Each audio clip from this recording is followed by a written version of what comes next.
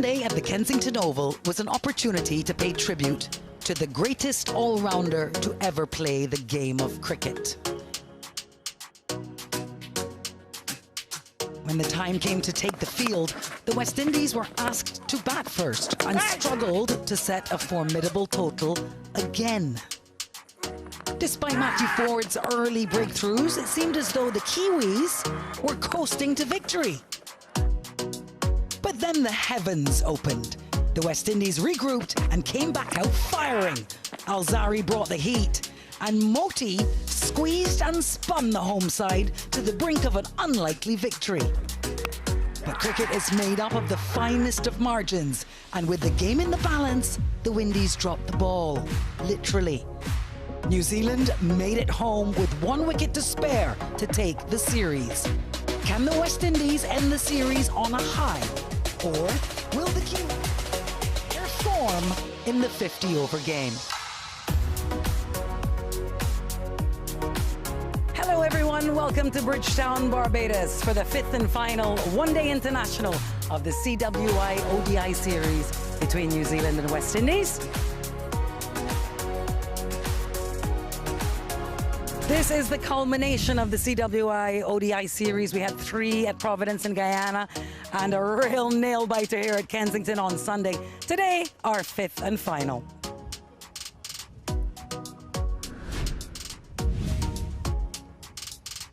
Hello everyone, welcome to a very warm, very breezy Kensington Oval as we get ready for the ODI number 5 in the CWI ODI series against New Zealand. A lot riding on it, I think, from a West Indian perspective. And Psyche, so let's jump right into it and we'll join Ian Bishop, who is in the middle for the toss. Nice wind blowing across Kensington Oval, keeping things nice and cool. Alongside me for this final ODI, Shea Hope, the captain of the West Indies, Mitch Santner, the New Zealand captain. Javagal Srinath is the match referee. Shea's got the coin. Heads. Heads is the call. And you would be? Shea, for the global audience, tell them again what you're going to do and why. We're going to be bowling first, as usually in the Caribbean tends to favor the team batting second, so I'm going to try to utilize that this time. It just slipped through your grasp, literally, the last game. How have the guys recovered? We had to put that one aside us. You know, I still commend the guys for the fight they show with that subpar total from a batting front. But there's only one day in between. We've got to turn ourselves up, turn ourselves around, and try to come better for this one. Any changes to your lineup for this game? Yes, one change. Amir Jangu unfortunately misses out. That left shoulder is still giving us some problems. Well, right shoulder, I think it is. And Shemar Hetmeyer comes back in. You're managing guys because there's another version of the game in a few days' time. How are the bodies feeling? Well, it's pretty tight schedule, so it's going to be very difficult on the guys, but something that we're trying to manage as best as we can. We understand that the conditions are going to be challenging, but we still got to fight as hard as we can for West Indies. And still important to put on a show for West Indian fans. Of course. Oh, it is. Every time you cross that line, you got to put the crest on your heart and ensure you're playing the best cricket you possibly can. So we're looking forward to another game today. All the best. Thank you. Mitch, you haven't had to set a total since the first game of this series in Guyana. How are you feeling? Yeah, I think we would have bowled first as well, but pitch looks good. Looks like there's a little bit more grass, so I think it's trying to do a job and set a good score up front and then see what we can do later on. Have you gotten what you wanted so far out of this tour here in the Caribbean? Yeah, we know it's always a challenge coming here. Conditions are a lot different to what we get back home, especially Guyana. So here it's a little bit better. Yeah, we've played some good cricket and there's been some close games. I guess it's always good to win the close ones, but yeah, definitely not a finished product, but another opportunity today. I know Mitch has gone home. Any changes for this game? Just one change. Matt Fisher, he's out for Christian Clark. All the very best to you and your squad. Cheers, Bishop.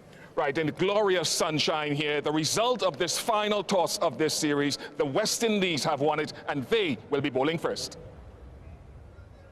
Thank you, Ian Bishop, and it's a warm welcome, literally very warm welcome to Darren Ganga and Stacey-Ann Adams. We heard the Kiwi captain there say, boy, it's always good to win the close ones. And what a close one they won on Sunday. Stacey. Yeah, indeed. So it was indeed close. You go back to that moment where they had that drop catch, the over before, just 3 runs to win, managed to get it. But it was such a brilliant game of cricket. I think we all enjoyed it equally.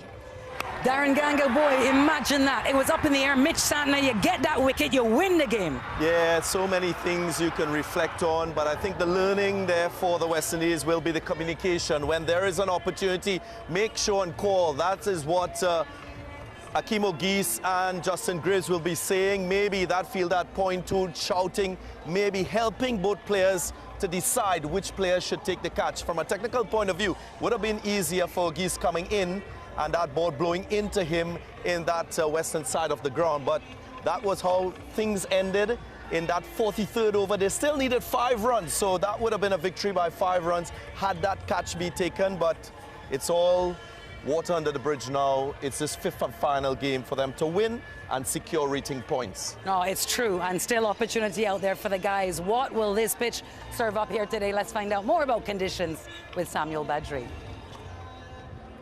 Quite hot today. It's windy as well, as you'd expect with that easterly breeze and that sort of open eastern side here at the Kensington Oval. Conditions are very good for this final one-day international. As I look at this surface here, it's a new one. It's not dissimilar to what we saw in game number 4. It's quite firm. It seems as though there is going to be runs on offer on the surface, but it played that 4th ODI quite in an untraditional sense in terms of the number of wickets taken by spinners since the start of 2023, not taking into account that 4th ODI.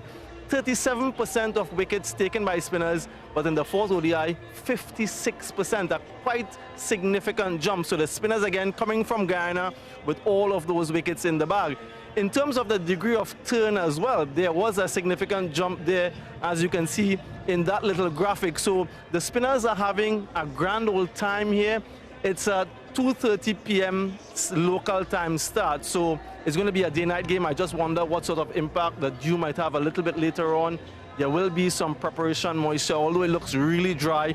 I do think, though, that there are lots of runs on offer, but you'll have to give yourself some time. As in any surface, apply yourself, get used to the conditions, and then score those runs. Bowlers, well, Alzari Joseph, he has the most wickets ever at this venue. He just loves bowling here.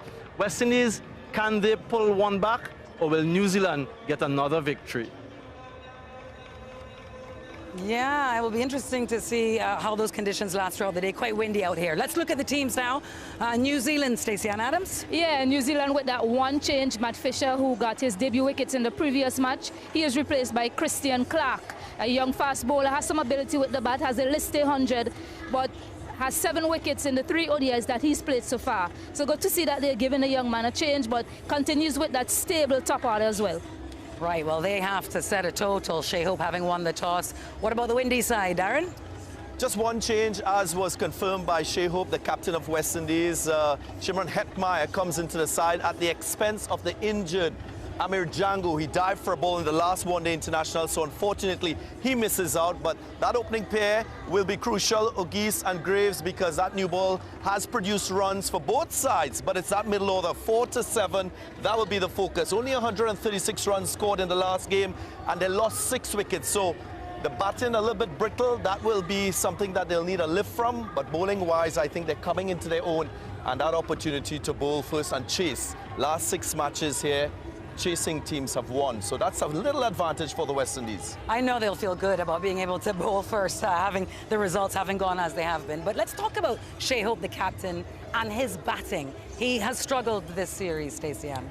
Yeah, particularly in the first, the second and third ODI rather, he was dismissed by the left arm spin of Jaden Lennox. So, I mean, you go back to that Sri Lanka series, T20 series, where Dunit Will Allegate dismissed him as well twice, but he's been bold, just pushing his hands at the ball, perhaps trying to get that single to the outside. He is a positive player. He wants to feel bat and ball, but I think what he can look to do today is perhaps just respect those good balls and just try and stay in a little bit longer and wait on those bad deliveries. Sounds like good advice. Shea Hope, you'll want to do something here today at Kensington, Darren. The very good players in world cricket like Shea, they find a way to counter their threats, and that's a clear threat with the ball turning away from him, the left-arm spinner arming the ball into him. He'll have to respect good deliveries a bit more, because his hands, as you saw in that graphic there, just going away from his body. kind of opening up his defense. Usually you hear coaches and other players talk about staying tight when you have a very good delivery. So I just expect Shea Hope to be a little more calculated. He's very good at judging length when it is short and when it is full, but that's an in-between length where he has to use his defense to keep that type of delivery out, because when good bowlers and bowlers operate on you, you have to show respect as well. So I think we will see a better Shea Hope, especially to left-arm spin, because as you mentioned, Stacey-Ann, in the last series, Walalage to another left-arm spinner got the better of him. Well, West Indies has a fair share of their own good spinners as well. Last time out, Gudakesh Moti got his maiden 5 in ODIs, and we caught up with him a little earlier. Gudakesh Moti, thanks for your time. Firstly, agonizing defeat, game went down to the wire. You had it in your grasp at one point. How have you guys recovered from that defeat as you get set for this final ODI? Yeah, as you said, it's a very tough one, and it's hard to recover from games like that coming down close, especially when you're playing against teams like New Zealand. When you had it in the bag and you threw it away. And in terms of discussions then, as you head into this one, what have those discussions been like to get you guys motivated for the final ODI? And it's more like sticking to the positive things that we did well in the game. So we're going forward, and we know what we have to do as a team. So getting points here against New Zealand is very important going down the road. I'm glad you mentioned that with positives. One of the great positives was your performance, both with bat and with ball. Tell us a little bit about how satisfying it was for you to contribute with bat and ball. I was say satisfying because we lost. I think I could have done a bit more with the bat. I'm getting out on 5-1. I think I could have pushed on a bit more, get to 50, get to 100 partnership with myself and Django. And with the ball, yeah, it was pleasing to get my first 5-wicket haul, but still not enough for the team. Yeah, maiden 5-wicket haul for you. This has traditionally been Kensington Oval. That is a fast bowler's paradise. You were able to get 5 wickets. What worked for you on this surface? Sticking to the length and be consistent on the wicket, because it was assisting the spin a bit, so I was just trying to stick to that. You are the senior spinner on this side. We have a youngster who made his debut during the series, Vital Laws. What sort of communication have you had with him? I think he's a very, very good bowler. He's now getting into it because he's for his debut series and he's bowling very well. And we had conversation going along throughout the series so far. So yeah, I think he's a very good one. He just have to be a bit more consistent, which he bowls. Yeah, he get the ball to spins a lot. Have you been sharing some sort of advice with him? Yeah, I've been sharing a lot with him because I played a lot in this ODI so far. So I've been sharing a lot, playing on different surfaces, what you expect to get on pitches that don't offer you much, the lengths and the line you have to bowl. So. Yeah, wonderful performance in that 4th ODI, and all the best today, Gudakesh. Yeah, worth noting there, and his first 5-wicket haul in ODIs and an 81-run partnership with Amir Django, and not satisfied. Unhappy, of course, not to get over the line. But after the rain break, he came out spinning a web, didn't he? Yeah, I mean, congratulations to him again with that 5-4 and the contribution he made with the bat. But he's a hard worker. You can tell by the way he's trying to upskill his game. He's added that wrist spin as well. Can't remember seeing a lot of that in that match. But I think he's learned a lot from coming from Guyana to here, and he's attacked the stumps a lot more. A number of deliveries, middle and leg of the batter, getting those bowled. And when you bowl on that length, it shows the value of bowling there, because when you bowl it there, you allow yourself to be in the game with more wicket-taking deliveries, and that is what worked really well for him in that match versus New Zealand. And not only was his cricket skill on show for Darren Ganga, but great to hear him talk about the good communication between him and the newbie Vital Laws. Yeah, he will be looked up upon because he's a senior spinner in this West Indian side. But I just want to go back to his success. Of course, he would have learned from what the other spinners in the series have done with that straight wicket-to-wicket lines. He showed that in that 4th One-Day International. And the real impact for me with that spell was the fact that he took batter number 4, batter number 5, batter number 6 when they had the game by the scruff. So for a bowler to come and intervene the game in the manner that he did, it shows that he is a potent left-hand spinner. He's finding his form again as an attacking spinner, because sometimes when you play white ball cricket, you can lose that sort of edge as a spinner. So I'm happy for Moti and his fifer. Well, it's a Tuesday morning here in Barbados. We're hoping for fans to be strolling into Kensington Oval to enjoy today. How do the Windies get themselves up? The series already sealed up. Well, they've spoken about playing for pride, and that's one way to look at it. I mean, they've won the toss today. Shehop will be very happy about that. They get a chance to bowl for us as they would like to, but just take this opportunity to just find their best rhythm, whether with bat or ball. They've already seen how outstanding they've been with ball in hand. I think they need to find that batting flow that they've been missing in this series. All right, well, Alzari Joseph also had a superb performance last game out at the death. He almost took us there as well, Darren. Yeah, he was part of that sort of movement that was happening with Moti. Great bowling changes from Shehop. I thought tactically he was good after that rain break, but for Alzari Joseph to once more come and have the confidence to get a wicket again in consecutive matches playing here, to reinforce his form in this venue, they'll expect the same from him bowling first today. Right, okay. Thank you so much, Darren Ganga. Thank you, Stacey Ann Adams. Guys, it is breezy, breezy, breezy here at Kensington. Almost took Stacey off her feet. So I wonder how that will play into the game today. We are looking forward to the 5th and final one-day international here at Kensington Oval. So that's upcoming. Can West Indies restore some sense of self, take something away from Barbados, or will it be Kiwis all the way and the Black Caps? Stay tuned. We got live action coming your way very shortly from Bridgetown.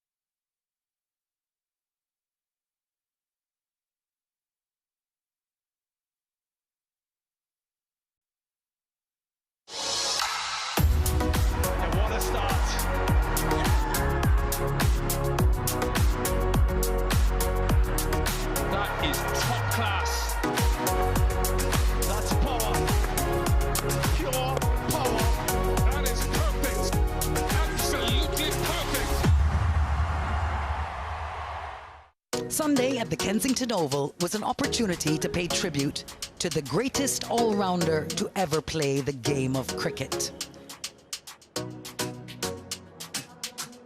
When the time came to take the field, the West Indies were asked to bat first and struggled to set a formidable total again. Despite Matthew Ford's early breakthroughs, it seemed as though the Kiwis were coasting to victory. But then the heavens opened. The West Indies regrouped and came back out firing. Alzari brought the heat, and Moti squeezed and spun the home side to the brink of an unlikely victory. But cricket is made up of the finest of margins, and with the game in the balance, the Windies dropped the ball, literally. New Zealand made it home with 1 wicket to spare to take the series. Can the West Indies end the series on a high? Or will the Kiwis continue their form in the 50-over game? And the weather seems very, very well set with the sunshine and a nice wind across the ground. 5th and final ODI between West Indies and New Zealand here at Kensington Oval in Barbados. New Zealand have already claimed an unassailable lead of 3-1, and so the West Indies find themselves rooted in that 10th position. New Zealand confirmed their superiority at number 2 in the ICC men's rankings, and that has a lot of significance on direct qualification. West Indies by September will find themselves most likely out of contention, as has been posted around the world in the last couple of days. Home of the great man, the coin fell in favor of the West Indies this time, and as they did in the first game of this series, they chose to bowl first.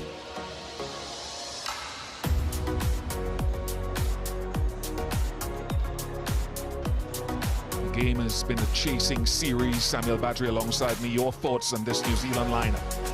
Yeah, hello Bish, hello everyone. Yeah, they'll be hoping that the top order can fire. They've shown glimpses in the games gone by, but no one really carrying on. Chapman with the 80 here in the last game. Latham has been solid.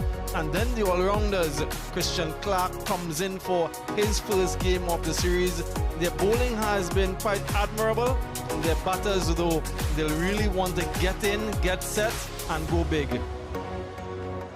West Indies with one change of their own, with Hetmeyer back in the squad at the expense of Amir Django, who injured himself in the previous game, the last game here at Kensington Oval. Alzari Joseph has been brilliant, Seals was outstanding, and Laws has had a series to remember in his first international call-up. Time to review that last ODI, the 4th ODI here at Kensington Oval a couple of days ago. Here is Gerard Morris Seeley.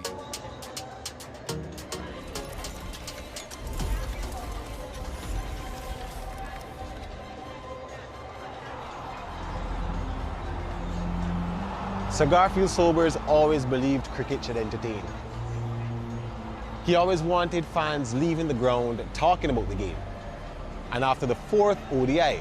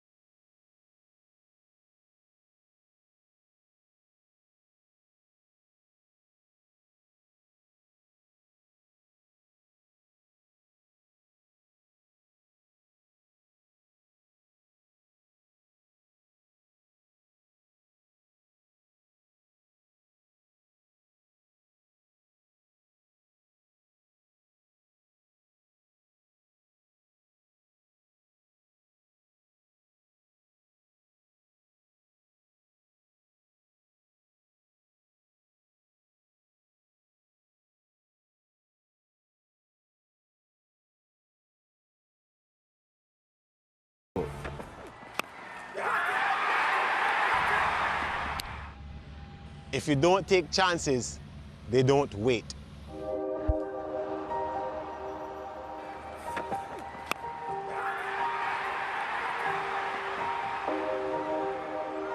The collision between Justin Graves and Akeem Auguste let the winning opportunity slip away. Oh! Dropped it! How dramatic is that? Mitchell Santner, fittingly the player of the match, stayed calm and guided New Zealand home by 1 wicket to seal the series.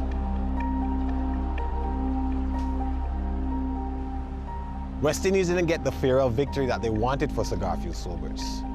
But maybe the greatest tribute wasn't the result, it was the fight. A game that swung until the final wicket. A crowd that stayed on the edge of its seat.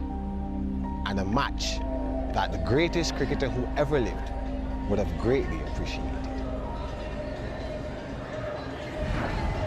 Thank you very much to Gerard, and that was a very emotional review. But at the top of that ODI, that 4th ODI, Justin Graves went. Akeem Auguste took a while to get himself going, get himself set, and did get a start. Casey Carty, though, tried to partner him, but he too fell. And then Shea Hope, in quick succession, Matt Fisher with his first ODI wicket. With Santner, Samuel Badri came into the attack and showed his way. Yeah, familiar sighting from a West Indian perspective. Not enough partnerships, wickets falling quickly. At one stage, they were 77 for 5. And looking as though they wouldn't even get to 150. Run out as well, direct hit. Santner was everywhere. It was Gudakesh Moti, though, along with Amir Jangu, who had a wonderful partnership to steer the West Indies to some level of respectability. The reintroduction of pace, though, brought the end of Jangu, the end of Moti rather. Jangu got on to his half-century, and soon thereafter, trying to go for a boundary, was dismissed, and the end came quite swiftly thereafter. Laws the last to go, 188 on the board.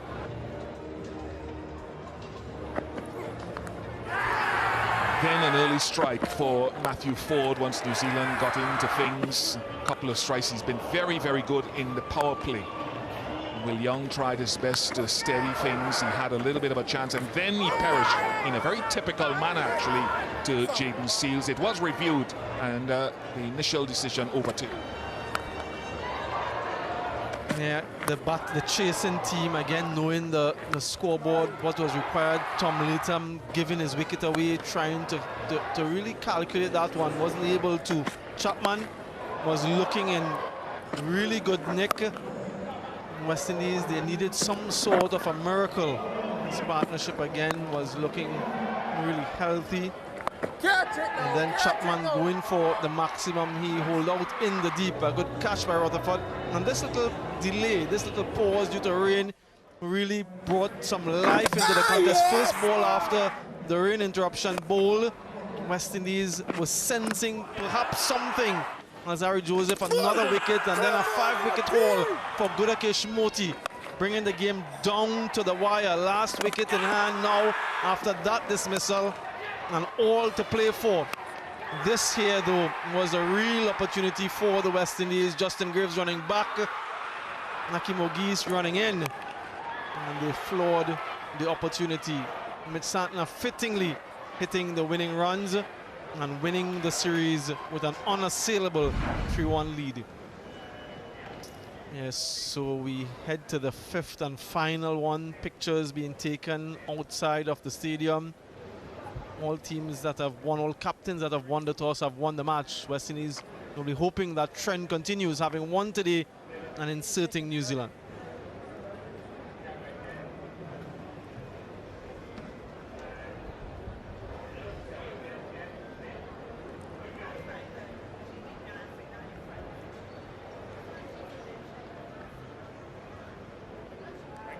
It's been very good in the power play in the last 8 months or so, holding a good length and just short of a good length. Can he get the ball to nip away from the left-hander in Henry Nicholls and occasionally straighten?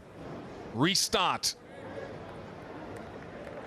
Deep fine leg and deep third with a strong wind if you're tuning in from a distance here at Kensington Oval, across the screen from left to right.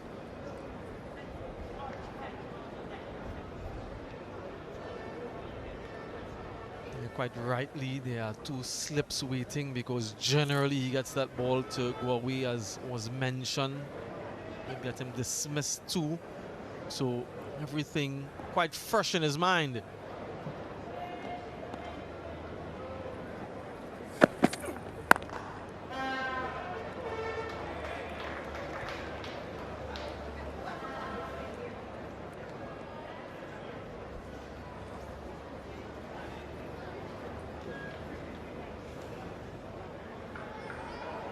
And the one time that New Zealand batted first in the series, in the very first game, they got, I think, 268. And since then, it has been West Indies batting first, being bowled out well inside their allotment of overs. Just wonder if New Zealand will utilize all of their 50.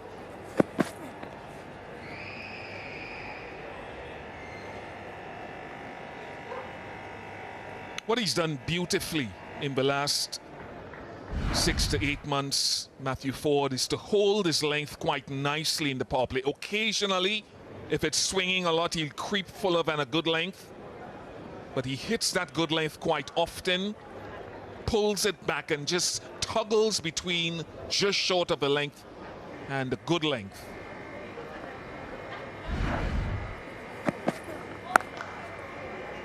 Nice gap finding to get things on the way. Henry Nicholls with nice touch. Yeah, there was a certain deliberateness about this particular stroke. Just not trying to hit the ball too hard, very cognizant of how he was dismissed a couple days ago. So just presenting the face of the bat and very much in control of that stroke. One of the slip has been dispensed with immediately.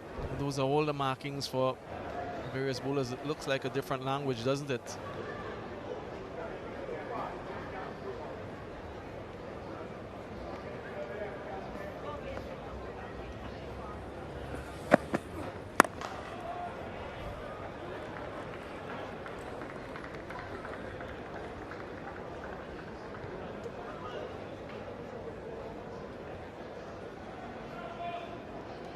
If they can each recognize which is theirs. They'll have their unique markings, no doubt.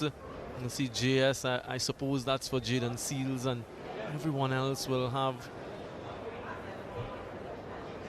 a little note.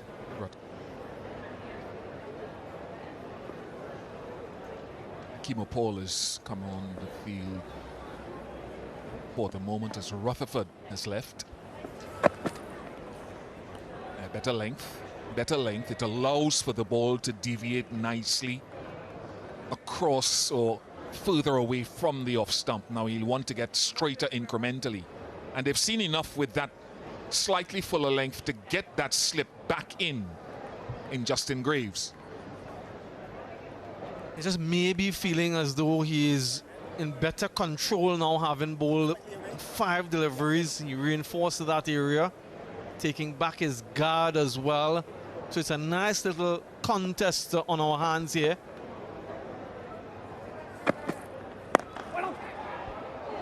Just not a hand on it, Casey Carty, but they'll get a couple.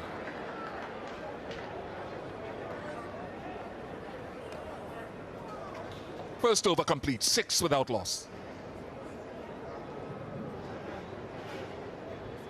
Ladies and gentlemen, you are reminded that the venue is strictly no smoking. Venue, and this is absolutely no smoking, not drinking within the venue.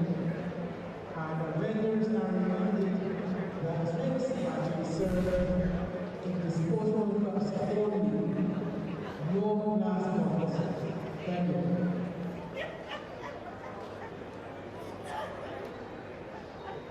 Wonderful to be here in Barbados for the final couple of games of this CWI ODI series. The weather has been pretty good for the most part. A little rain interruption that was critical in the 4th ODI. Today, beautiful. Jaden Seals will be hoping to get some away movement, mostly from Will Young.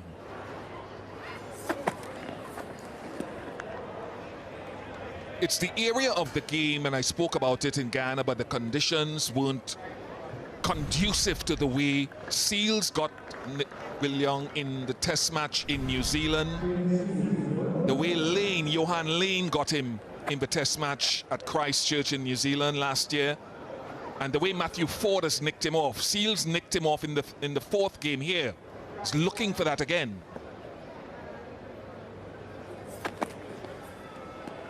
Yeah, just through that channel.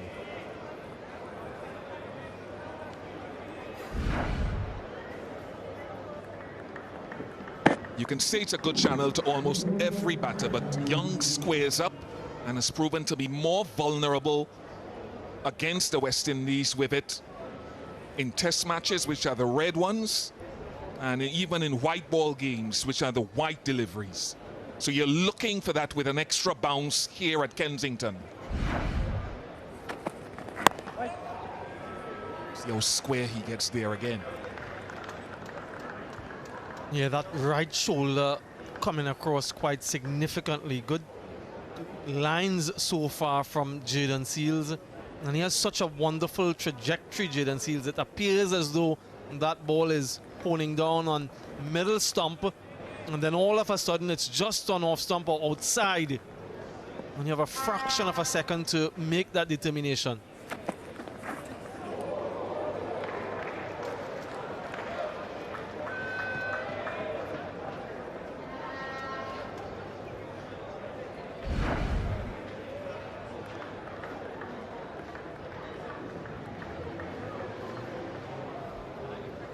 It's a good one. You can even afford occasionally to go fuller. Just go a little bit fuller past the top of a stump.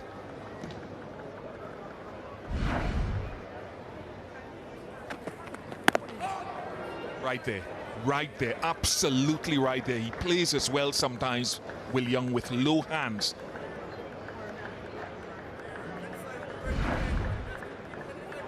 This is good. It really is good from Jaden Seals. Yeah, that bottom hand being struck.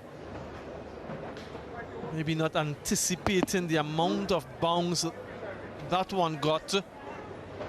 Good conglomeration of deliveries from Seals. It's been a good 5 so far.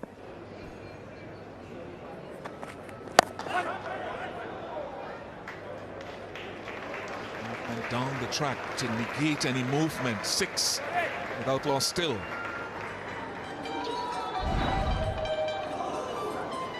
Let's look at how much of that ball bounces, how much extra. As a batter, you're hoping the ball hits the middle of the bat. That was some way off the middle. Hitting him that bottom hand.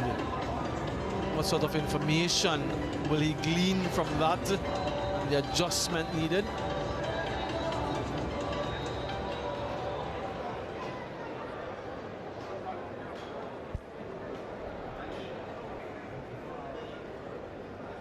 Standing outside his crease. That's why that man has gone there from second slip. And what they tried to do against Matthew Ford, because they encountered him in New Zealand, is to try to bat or take their position forward of the crease, or sometimes walk to him as they did in Guyana, just to negate his movement.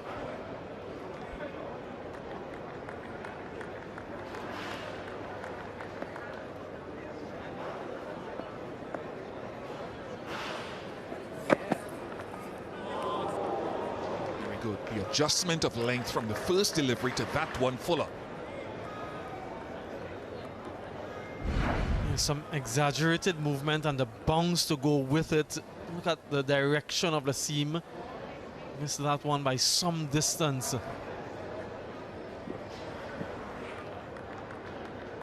Angling in from wide and then leaving the batter.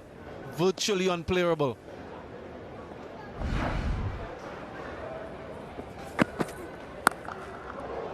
too short. Not sure how he's gone from just short of a good length to inside a good length to halfway down the track. Yeah, quickly onto that one, Nichols. And sometimes you just need a shot like this to hit the advertising board, to go along the surface. And then all of a sudden the swing ends. Smashed into that advertising board. With a lot of violence in that stroke. Only one thing he wanted there, boundary.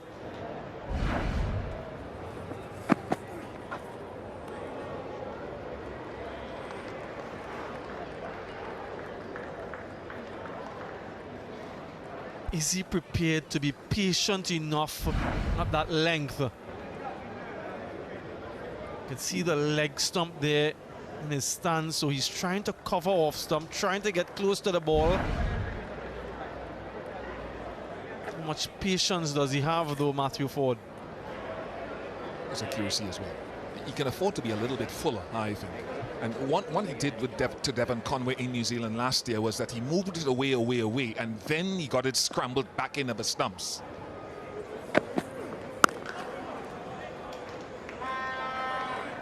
He had Devon Conway in his pocket, the excellent Devon Conway, because of that. He'd shape it away from around the wicket and then track it back.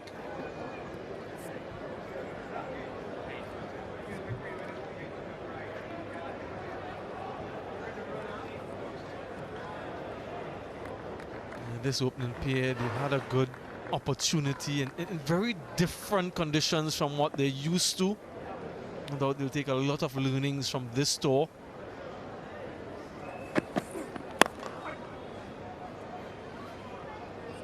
Ten without loss.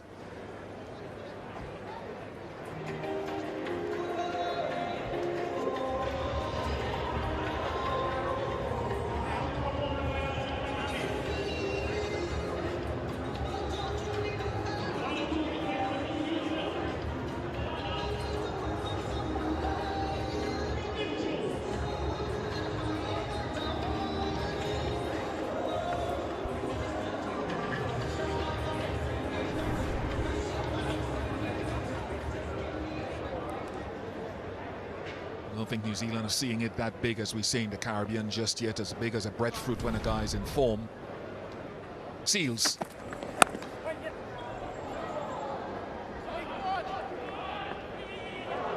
Speed.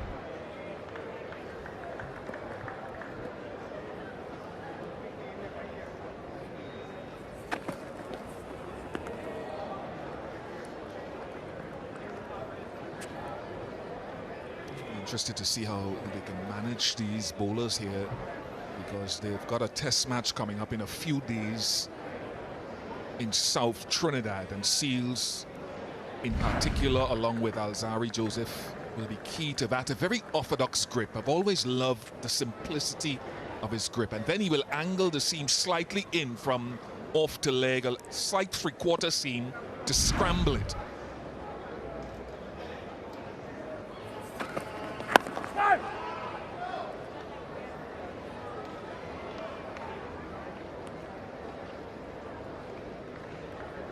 And we've seen some very low scores in power play one right across this series, whether there were matches in Guyana or what we've seen so far here. So it's been quite a challenge for the opening batters from both the teams, actually, to get going early. It speaks to the conditions that they've encountered, but very good opening bowling as well. There again, that line of discomfort for Young, even though he made a little advancement, still not able to get bat on ball. Very good from Seals.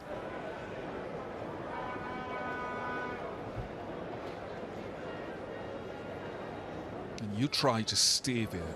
Force Will Young to make the running as he's trying to do. If he comes to it, and he gets it in his range and scores, so be it. But for now, same again. Short, nice. Top shot, very well controlled.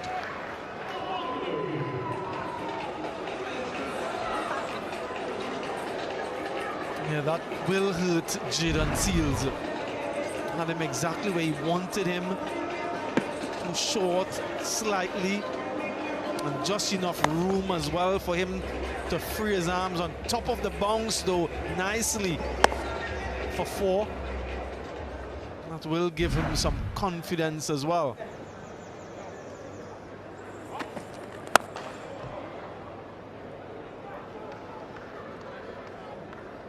$16 without loss.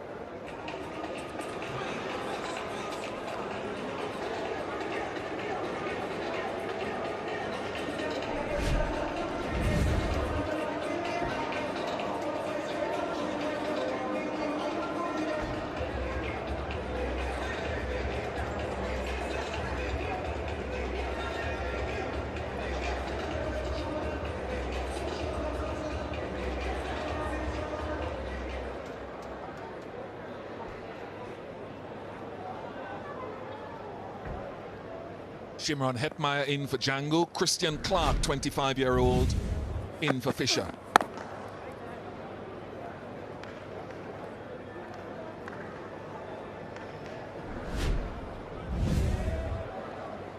Christian Clark, the young seam bowling all-rounder, has already played international cricket, but he was part and parcel of that 2020 Under-19 World Cup that defeated the West Indies and went on to the semi-final.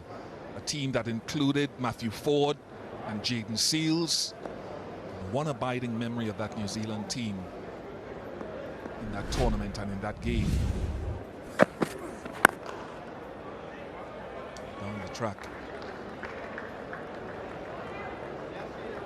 So when they gathered around the injured West Indian player, young Jamaican left-hander on 99, and lifted him off the field as he suffered from an injured foot. Christian Clark was a part of that group. Nice to see him here in the Caribbean.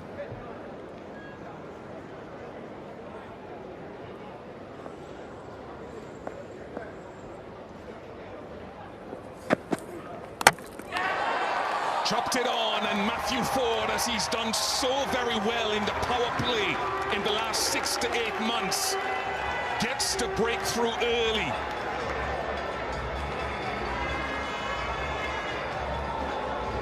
Ford gets Nichols again, looking for that cut shot, not bouncing as much as he would have expected, and onto the stumps. Delight for Ford, and delight for the West Indies. Early strike. Nichols for 10, 16 for 1.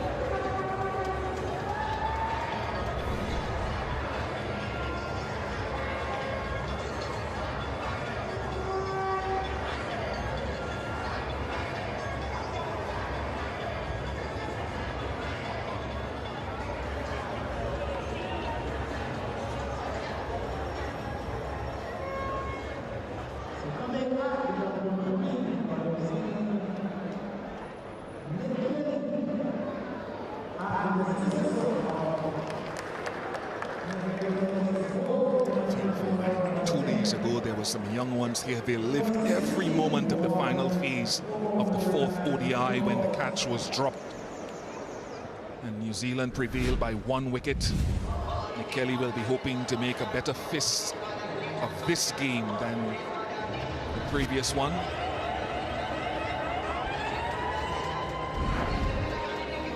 They punched one a few overs ago for 4 in front of square, looking to maybe hit that one in a similar direction.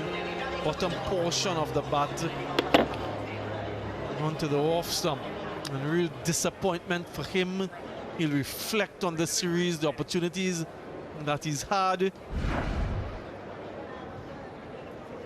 where he could have been better. But Ford, given West Indies precisely what they wanted, winning the toss, bowling first, early wicket.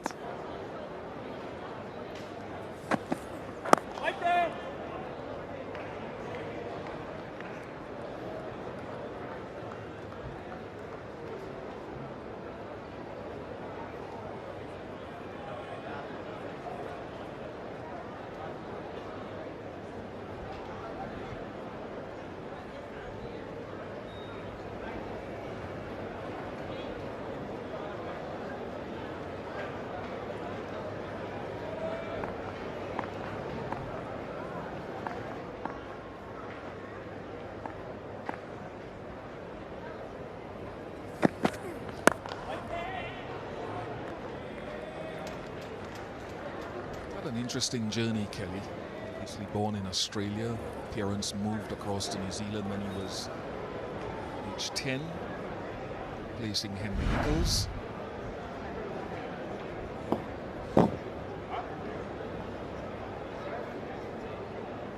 Important to see now where Kelly is standing in relation to where Nichols was. I think Kelly is even further out of his crease.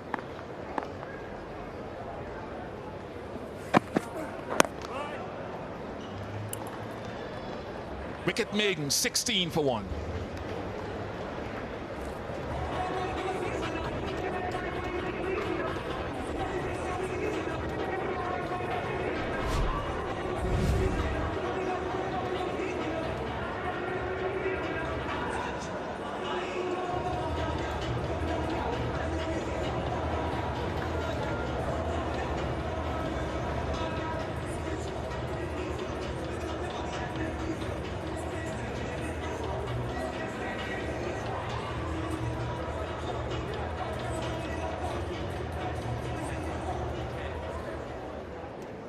No Matt Fisher today. He got his best ODI figures.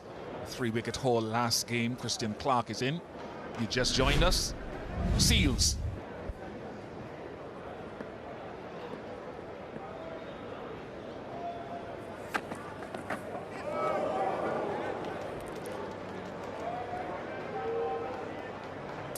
Yeah, that is what we've seen so far in this match.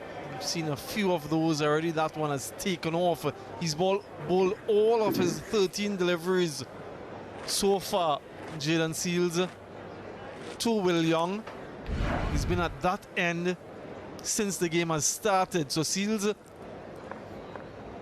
has had a target, something to track ball after ball.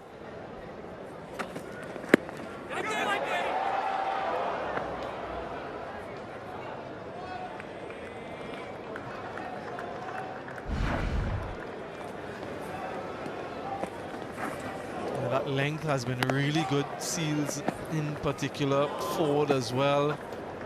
Not really given anything loose. So economical and also creating that wicket.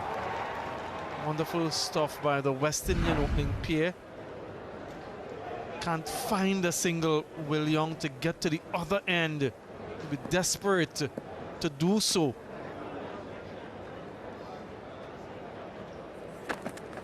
He'll be kicking himself there. He slaps his thigh. You don't see it on camera, Jayden Seals, because he's moved from an outstanding line to far too straight. Yeah, and credit to Will Young. He's been under pressure, but he's biding his time. He's fighting it out. He's showing great resilience, and he will get opportunities like this. There aren't any robots in cricket. You can't do that every single time. You might err from time to time, but if you're out there in the middle, you can capitalize.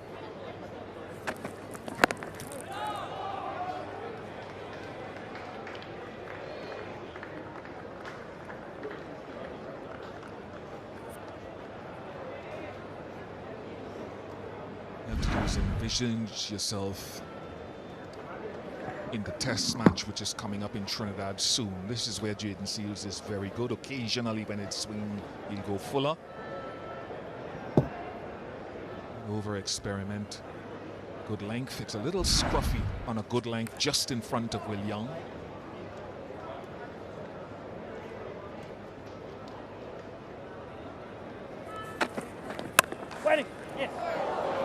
Nice as he did in the previous over. He's gotten a smidgen of room and played the most attractive punch.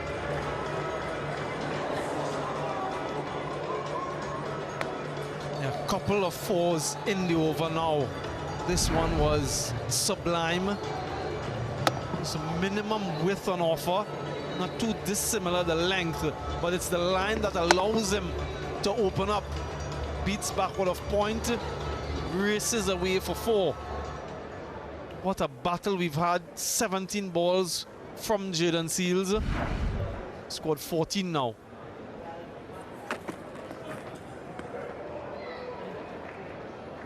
game is much more attractive with fast bowling, I would say. 24 for 1.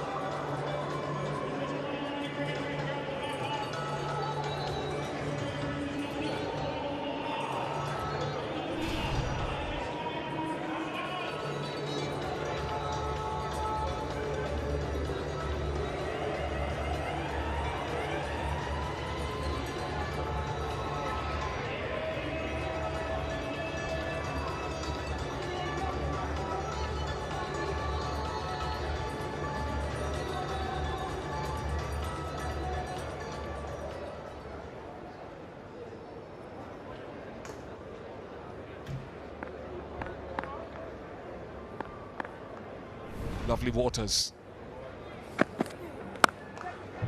Just over point. Kelly's flown off the mark here with that boundary.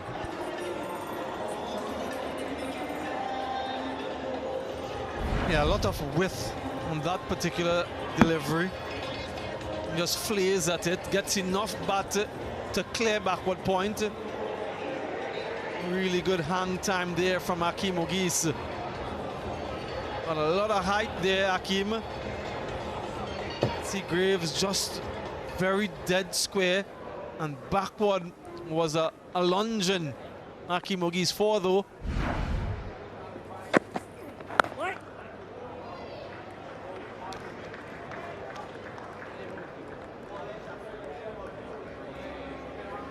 This really is quite strange, isn't it? Look again at that boundary to start the over, but Matthew Ford, he was jumping as well. Matthew Ford has not bowled to Will Young just yet, and we're into the 7th over of the contest.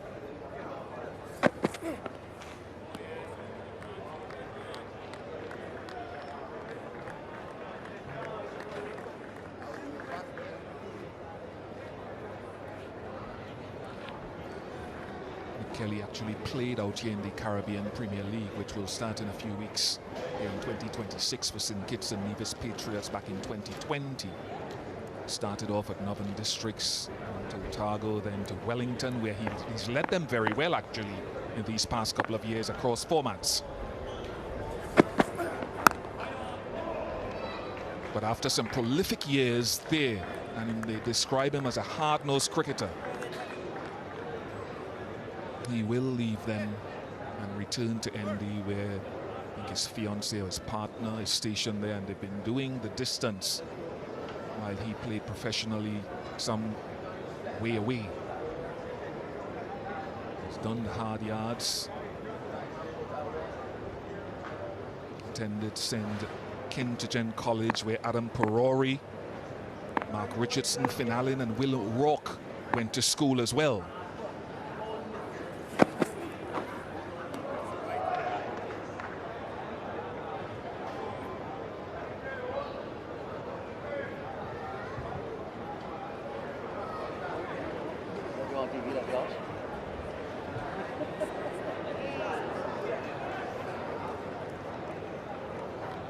When we get to see Alzari Joseph, he's been bowling brilliantly, absolutely brilliantly. Alzari Joseph, good pace, good energy, good control.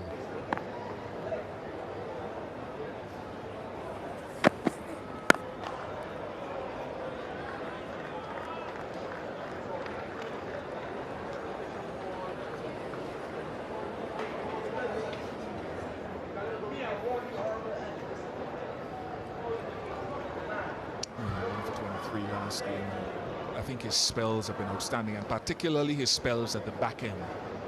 His length has been a little bit fuller. He's hardly used the short ball in this series. It's a good compliment to him. They all are loving the way he's gone.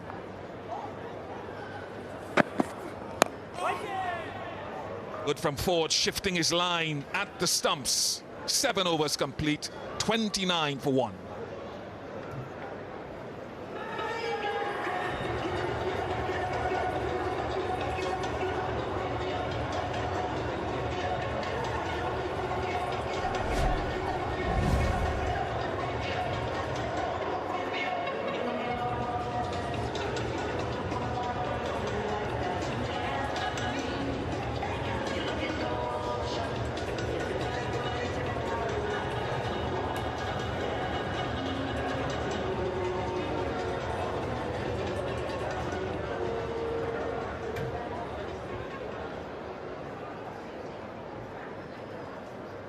29 for 1.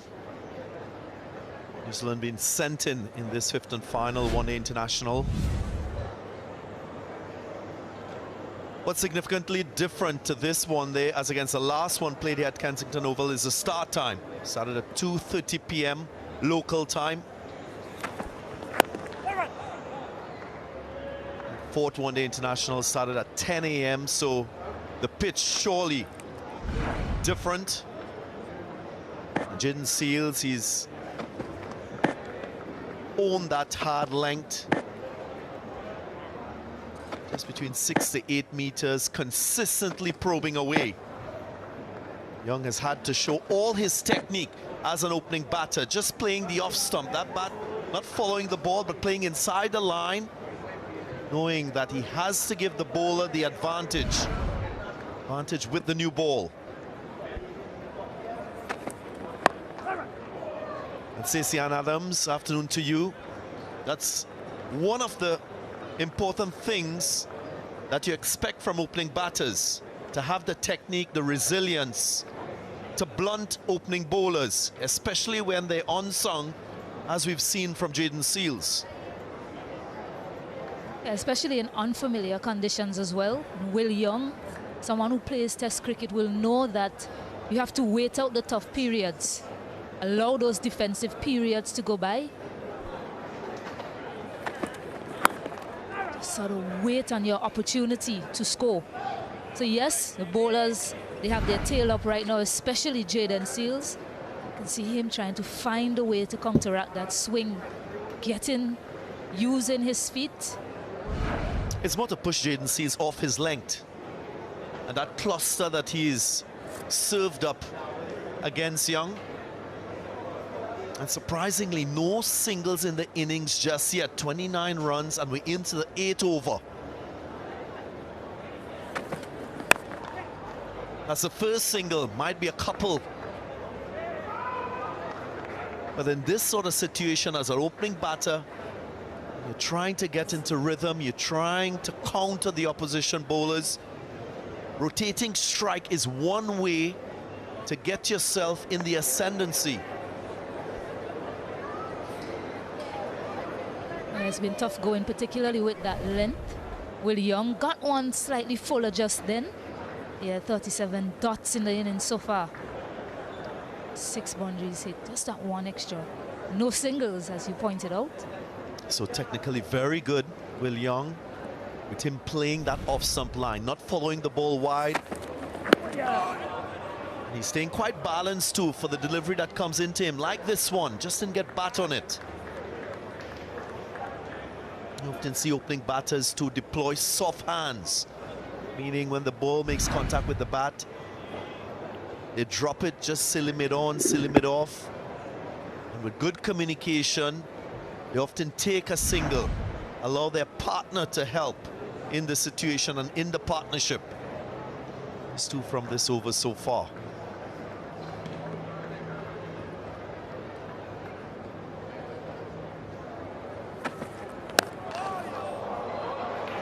That's terrific.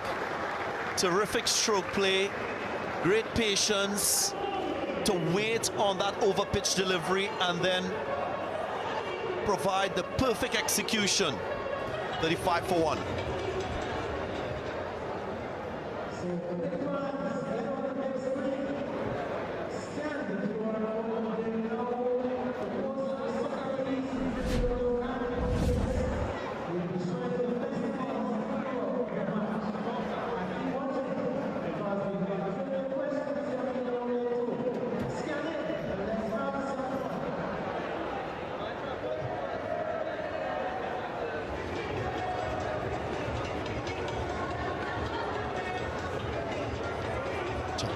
Eager to get out to the middle. He's got brilliant 80 in the last game. New Zealand just crossing the line, winning by 1 wicket.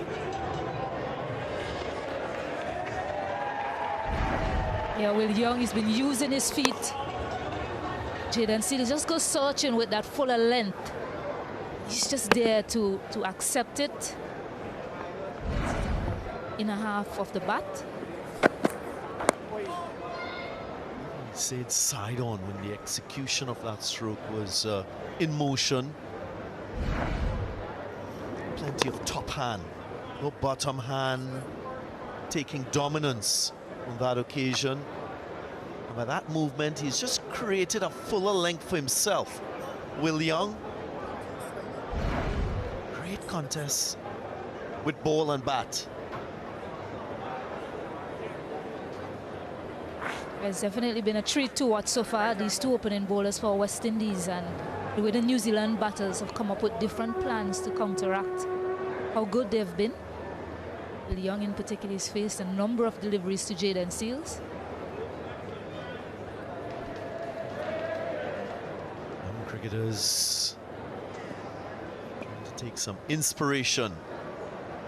Activities on the field. Too short. Pulled away by Young. He's been there from the start, so he understands the conditions much better now. It's not just because it was short. Yes, he had to put it away, but he found that gap as well. Two fielders in that region on the onside. Really good connection. Gap finding also. The fielder moved. It's the first time he's facing Matthew Ford in this inning, so just an indication as to how consistent the West Indian opening bowlers have been. Allowed the opening batters firstly to rotate strike, to share that responsibility of run scoring.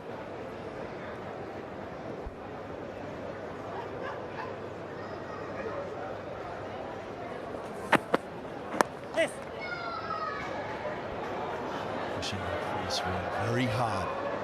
Comfortable couple runs. I was making the point earlier about the start time of this game. 2:30 p.m. local time. Whatever moisture and preparation at this late stage of the day will have been evaporated, so the surface will be a much better one for batting as compared to the pitch used in the fourth one-day international. We started at 10 a.m. So as a batter, you're already preparing your mind for a little more stroke play, for a little more pace off the surface. That is exactly what we've seen. So bowlers will have a narrower margin for error in this game.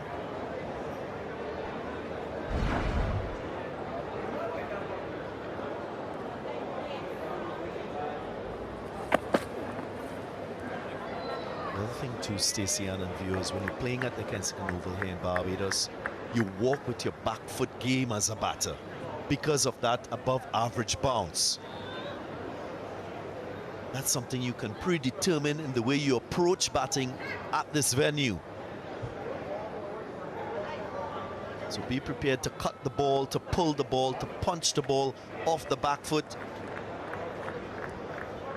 That's a viable way of scoring runs here. Talk about adjustment.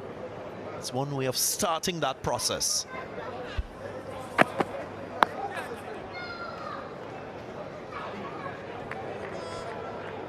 To your point about the surface as well, starting time. Think about the fact that tonight game, a day-night match, possibility of deformation, it also adds as well to the batting team. You're batting forward, it plays on your mind about the type of score that you'll have to get. What is a good score here?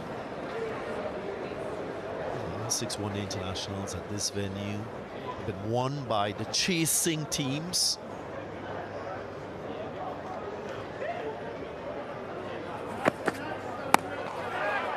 Miscued. Chance, chance. Just away from Gudakesh Moti. Matthew Ford frustrated. But that win surely pushing the ball further away from Moti. End of the over. 24 for 1.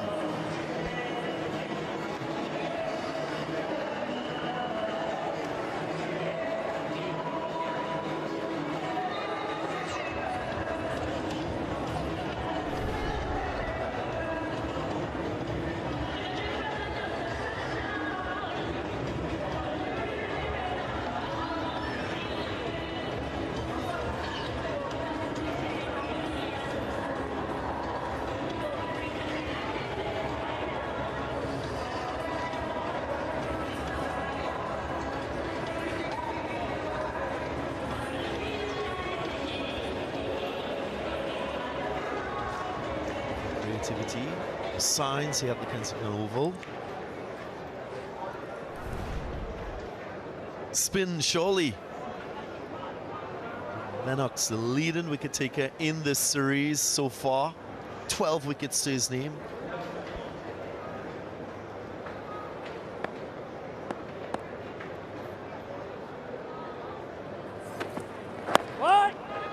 Yeah, what's interesting, I saw Fisher's name there as well. The opposite of spin for sure.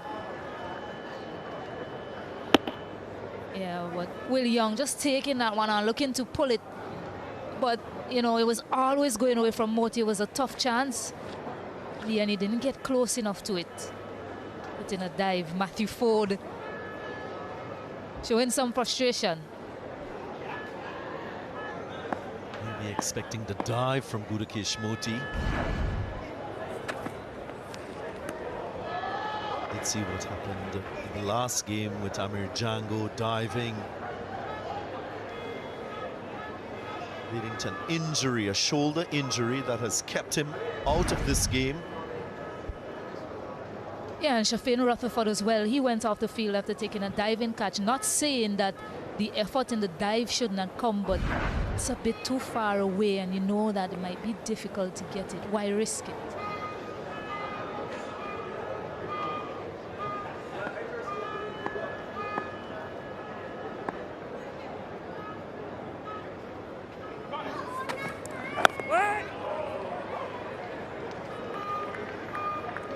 Django, unfortunately, after scoring 51 from 73 in that fourth one-day international, took out the dive, jarred his shoulder.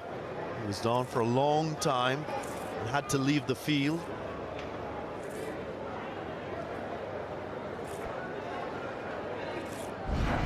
Hopefully he'll be fit again for the upcoming Test series against Pakistan. That's so important. Another injury possibility. John Campbell, Captain Ruston Chase. So West Indies certainly will be sweating on the fitness of some of their key players in that test match that's so close.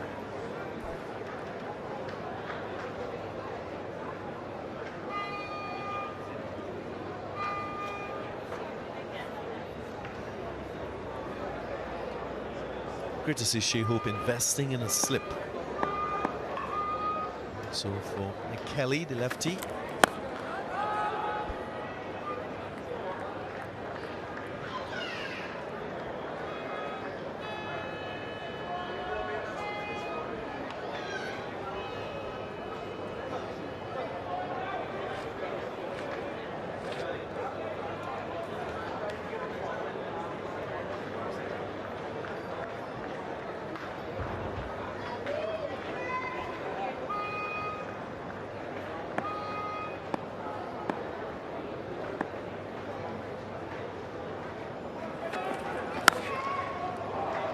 Glorious. A firm push through that extra cover region. Kelly will grow in confidence. End of the first power play, 48 for 1.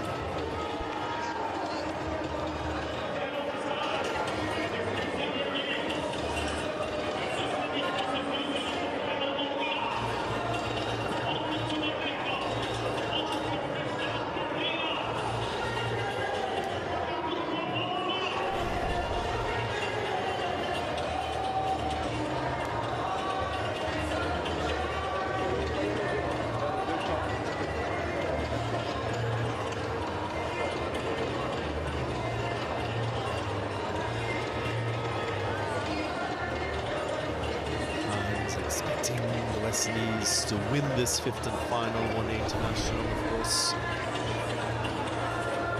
Attending here at the Kensington Oval, rallying around their favourite team.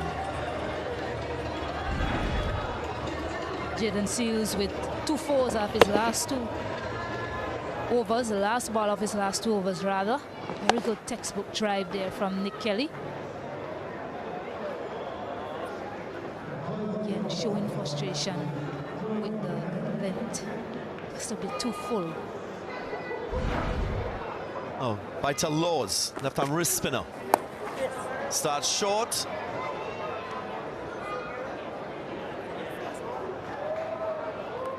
This attacking move from Shea Hope, going straight with his attacking spinner. Searching for another wicket. He hasn't picked up a wicket just yet in Barbados. Like this move, as he said, out of the power play as well. So he gets that protection. Extra protection, rather. I like that he has a slip in place as well.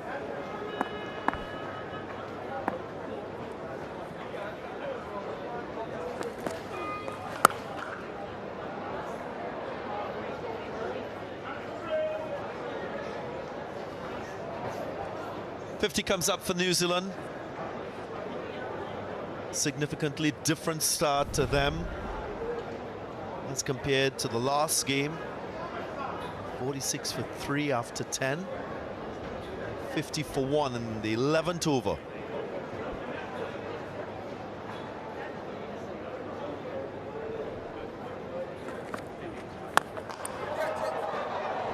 Use of the feet. You felt it will carry that long on fielder. And that's the deception that he creates. Laws, as you saw there, three wickets twice in this series. Shea Hope will be hoping he can repeat that sort of feat.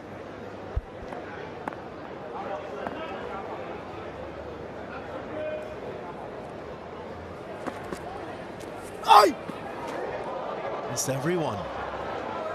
Shea Hope didn't get his glove onto that one. So 4 byes conceded.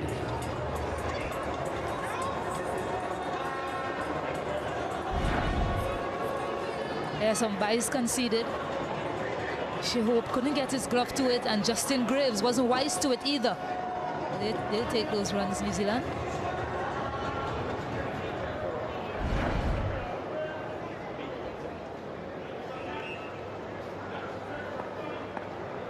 Can he get that line a little bit straighter?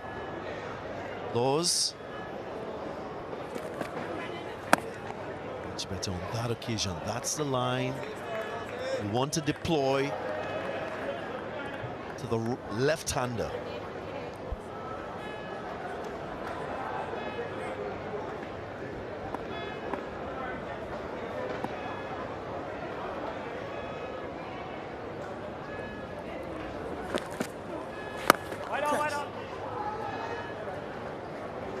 Seven from the over, 55 for 1.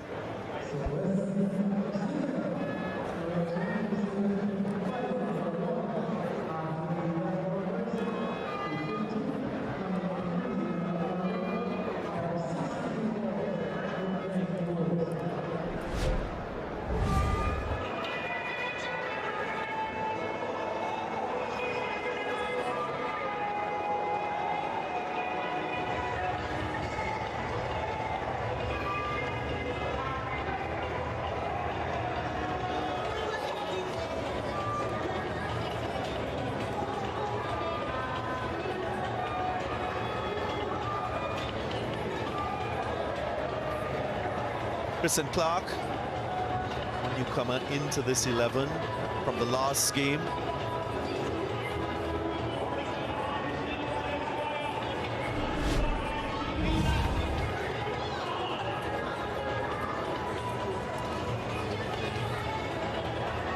Ideal innings in the circumstances.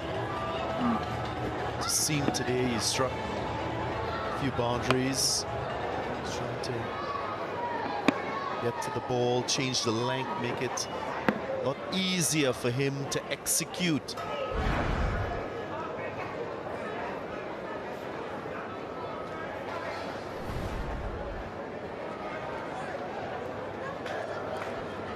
Now for Alzarri Joseph.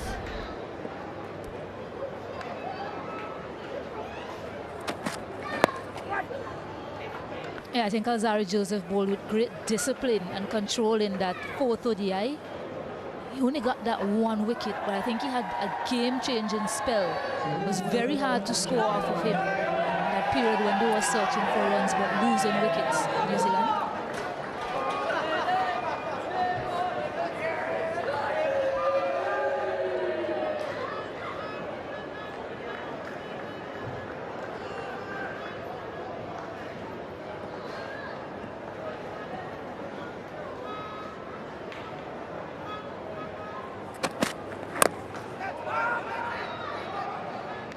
working in point. Justin Graves just airing around, preventing the single.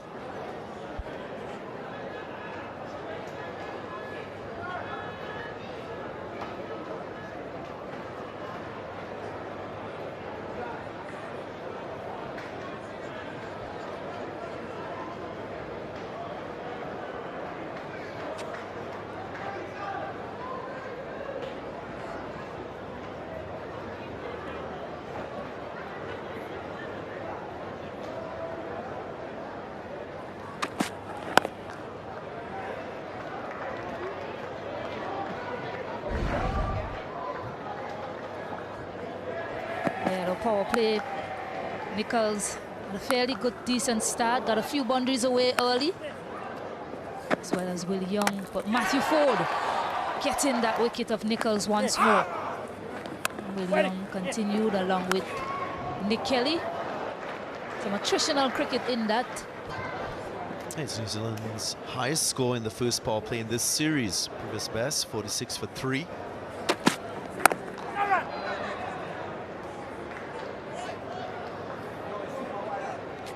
You look at this innings from Will Young, you can associate this with what you often see in test match cricket by opening batters.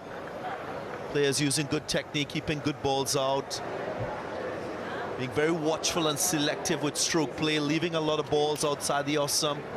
Those pitching off a good length. And he's happy to apply patience because he's making an investment in his innings. What eventually this Kiwi side will score batting first.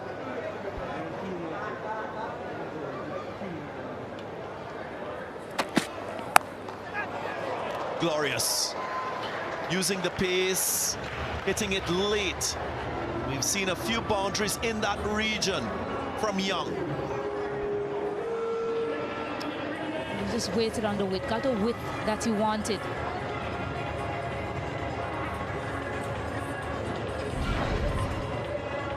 Just allowing him to free his arms. Waited on it to make its final deviation. Just got the back down, make that perfect connection. Will Young. Diving Justin Graves couldn't stop it. Don't trust the bounce, the pace. He's in good rhythm as well.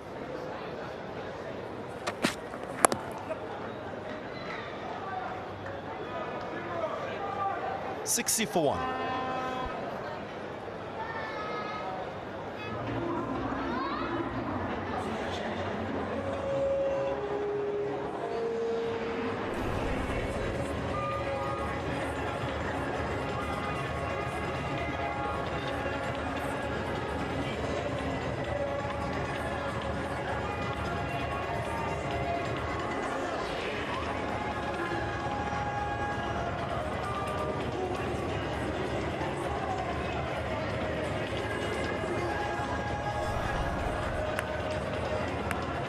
Majestic Kensington Oval here, Bridgetown, Barbados. The history. This venue, more history being created.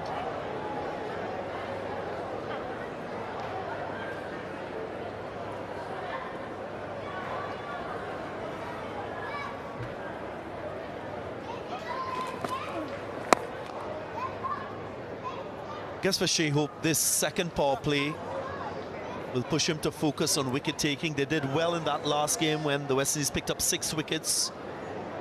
Brought themselves very close to winning that match.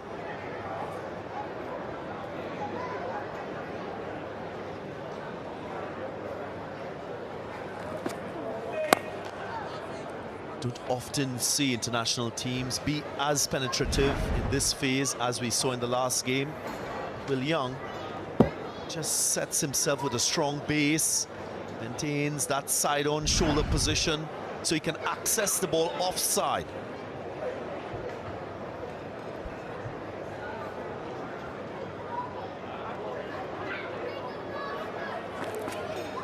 Oh, yeah. One thing too, Stacey and viewers, is he's a tall man, so it's much easier for him to get on top of the bounce, stand beside the ball. Go powerfully square of the wicket. Twins up again.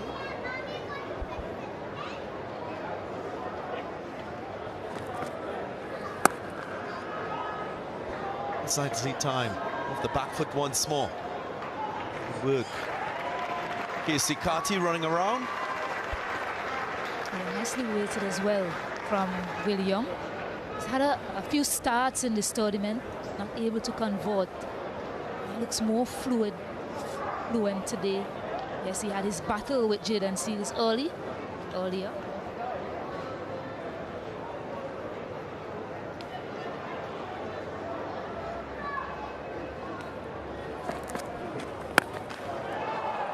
That's gone high.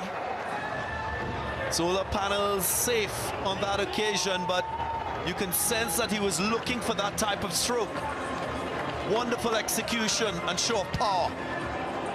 And that's what I was just talking about. You could sense that clarity in his approach, Will Young. And just the fact that he wants to have a big score before he leaves the series. Very good use of the feet. Good stability as well on contact to get it all the way for 650 partnership coming up between these two. He is playing that positive matchup. And Young, advantage, vital laws. The pitch of it sufficiently under the ball to get the elevation, hitting with the turn, minimal risk.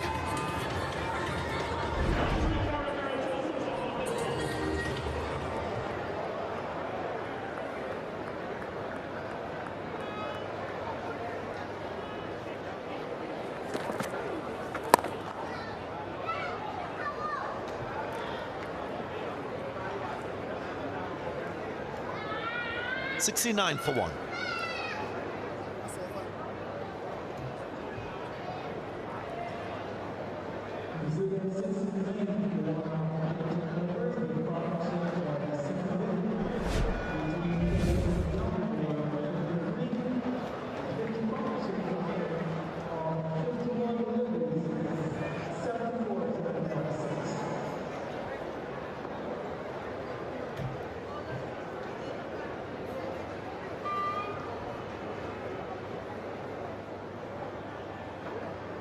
Rate over 5 against those tall bars.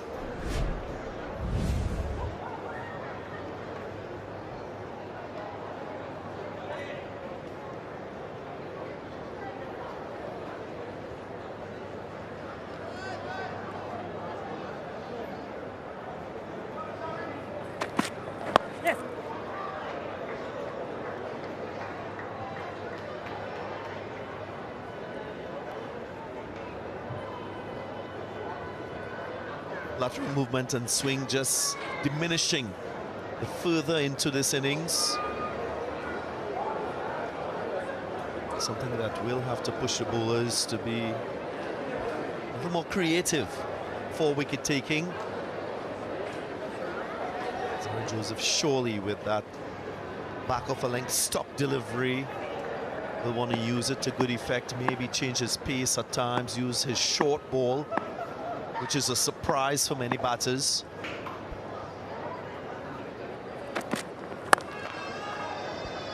He is one of the few West Indian bowlers that will make the surface work for him.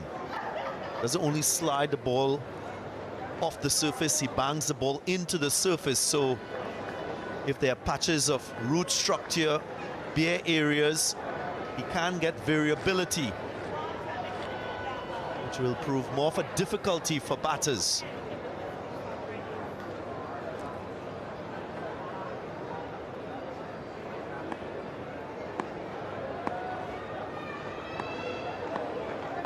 Don't often see Zara Joseph pitch the ball up. Oh! There's that bounce, there's that bounce. There's that pace too. That was a quick one. Some steep bunks. Really took the batter by surprise as well.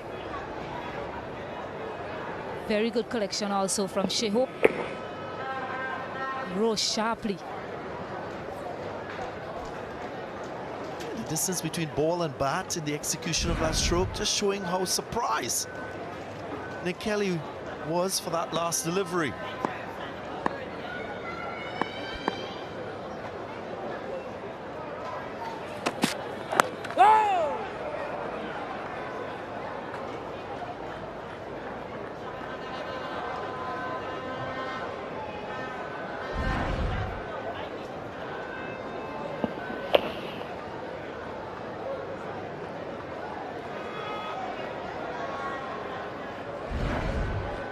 So maybe dragging off the batter's feet.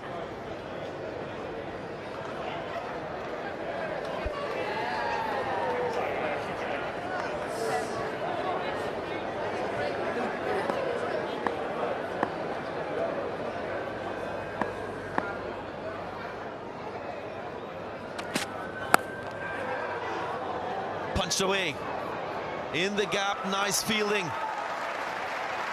Hakeem O'Gees with the dive, that's very impressive. He's done some outstanding work in the field in the series, Hakeem.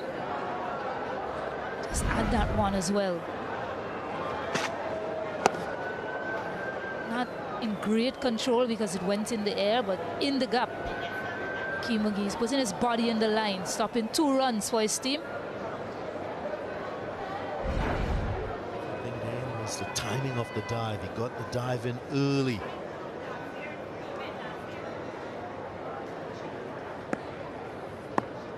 All right, 3 from the over, just 1 delivery remaining. Backward point region, an area of focus for Alzarri Joseph. He just sets Justin Graves in the right position.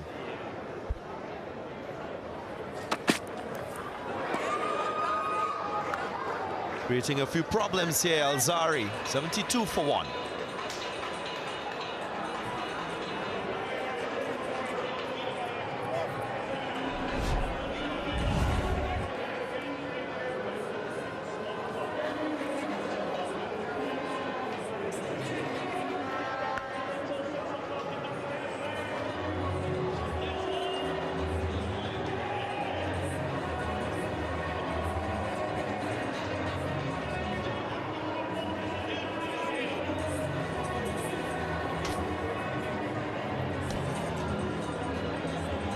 For 1 New Zealand, this 5th and final one-day international, the CWI ODI series against New Zealand. We're in Kensington Oval for the final matchup.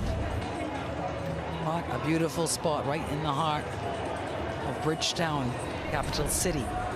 This guy had a fifer, his best bowling last time out. Would love a repeat here today. A decent start by the Kiwis, their highest power play 1 score for the series, 48 for 1.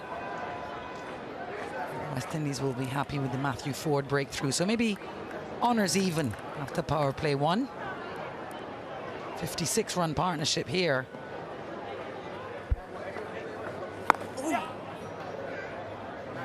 Looking like we've got 2 very decently set batters in the middle. Here, there's been some action already.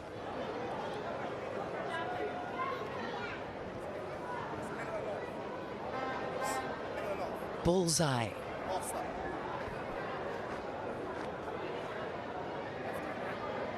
Hot but breezy conditions here in Bridgetown today. A real wind whipping across the oval. No doubt being taken into consideration by all out there.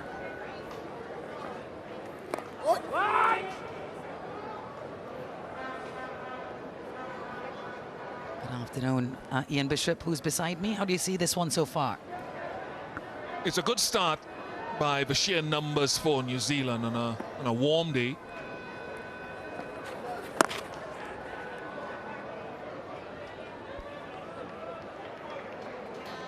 So they have a wonderful foundation to build on, and for Will Young on 46, he will know that there's still a lot of batting to do, because you're never sure here what is the ideal total batting first. So I'm glad to see the West Indies maintain a slip in position.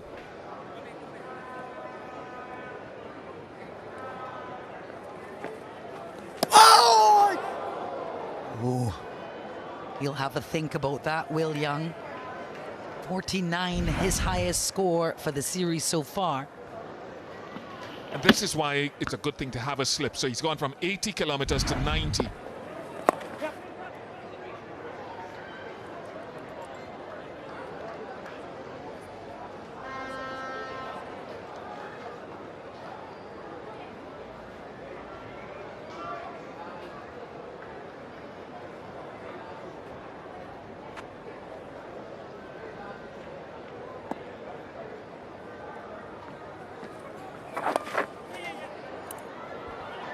Couldn't get down there.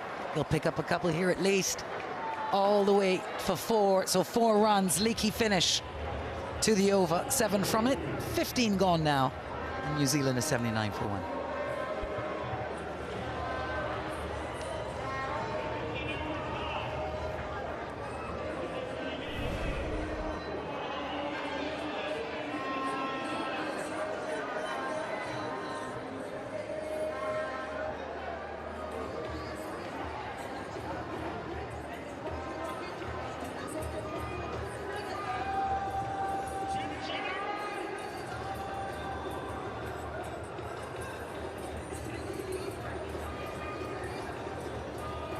Well, if it's cold in the part of the world you're in, maybe New Zealand, you won't like the look of this. Look away now. Gorgeous day in Barbados. Come visit anytime you like, especially when the cricket's on. Kensington Oval will be hosting the finals of the Caribbean Premier League, the CPL, this year for the first time.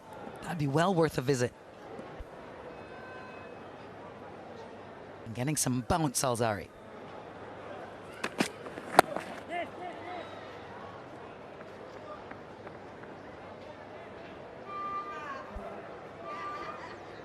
What do you make of these conditions here today, Ian Bishop, contrasting to what we've seen so far, no doubt? More amenable at the moment to batting than maybe the previous 3 games. The first game in Ghana, 260, 260 odd.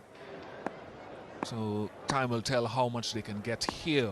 But it just looks more amenable than the previous 3 pitches.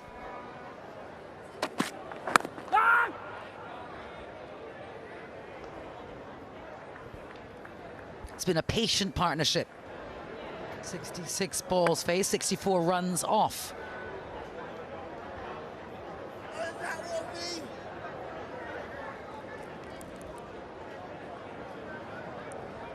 You can hear Matthew Ford through the stumps mics, having a bit of a giggle with Alex Wharf, it seems.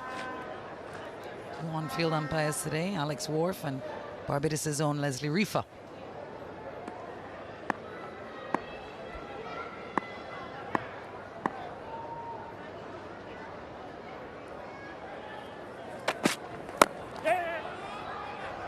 Hustling one here. Runs so well, New Zealand do. So many parts of the game so efficiently.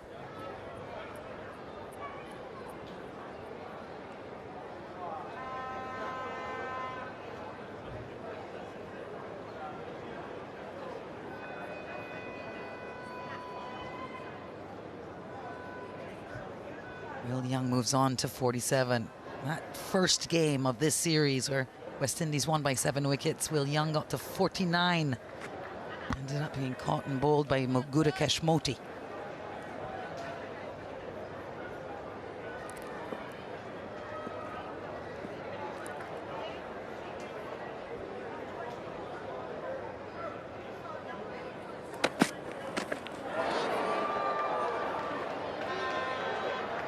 It's getting serious in the sun. Young ducking for cover, as he might well do.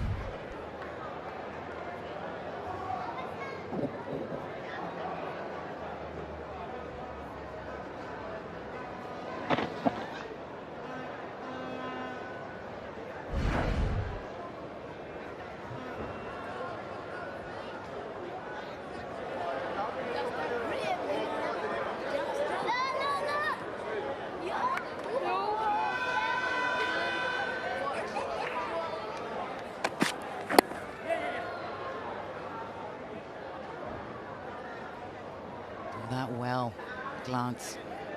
Behind square and steal the single. New Zealand takes the pressure off themselves. Running over and keep scoring. Really fancy breaking this partnership now, the Windies. And get the crowd here at Kensington Oval a bit more involved in the action. Only the second toss of the series Shea Hope won. So they want to take advantage.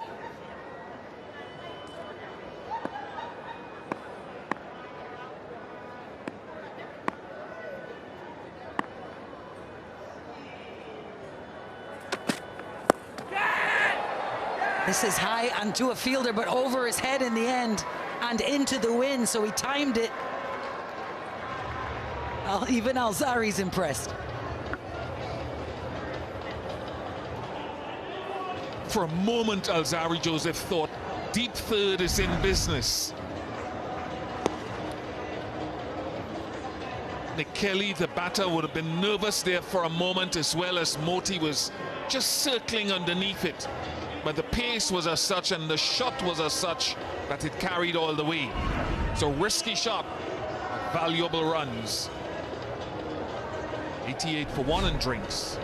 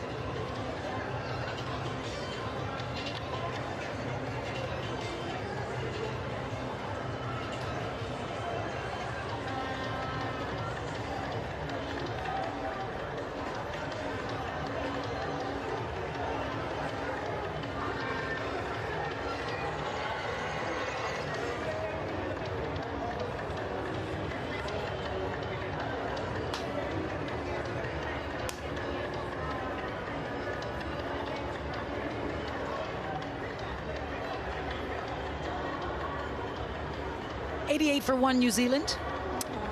Early wicket with Matthew Ford again. He gets Henry Nicholls for the second time. It was for a duck last game.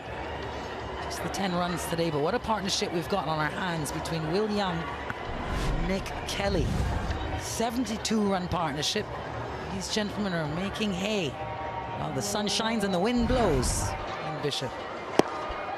Just before that drinks break, he thought he'd hit it straight to deep third, actually, Nick Kelly. He thought he was surely out, and when he saw it travel, it was a big, huge relief. So I'm wondering if he intended to get it squarer and away from deep third, because his body language there suggested he wasn't pleased initially with the shot.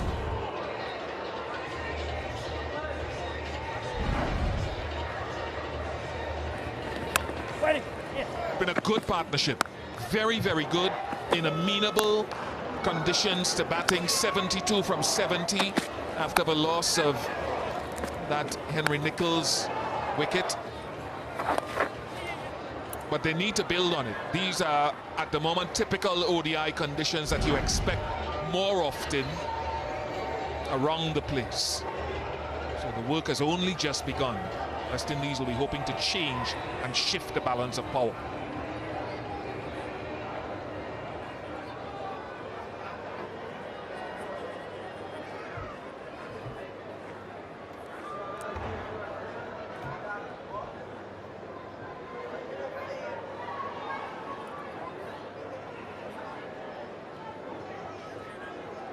Moti to continue from the Joel Garner end here.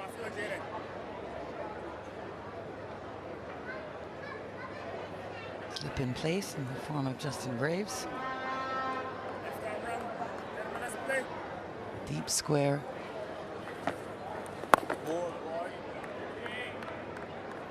And some lovely defense. Wants to take his time here, Will Young, as he eyes up his half century.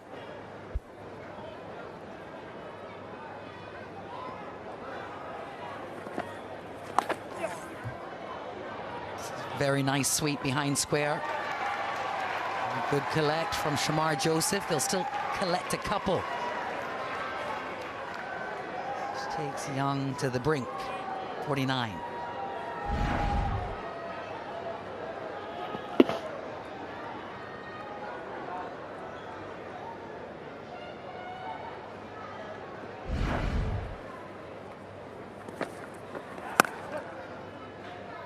And there it is, his half century. Will Young. It's his 12th ODI 50 to go with 400s, his first against West Indies in 8 innings.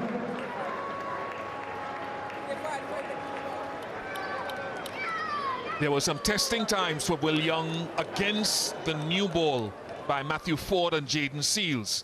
He played and missed, he counter-punched, he played and missed again.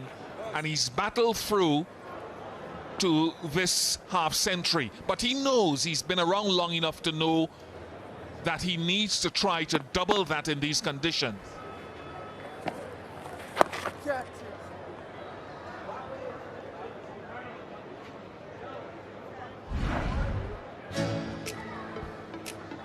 Yes, muted celebration, but he raises his bat to his teammates in the Garfield Sobers Pavilion and enjoyed by the Kiwi fans here at Kensington.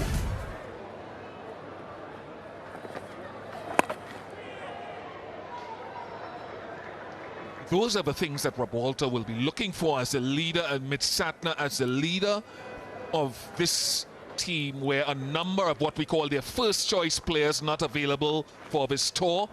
He'll be looking to see if guys can grab opportunity.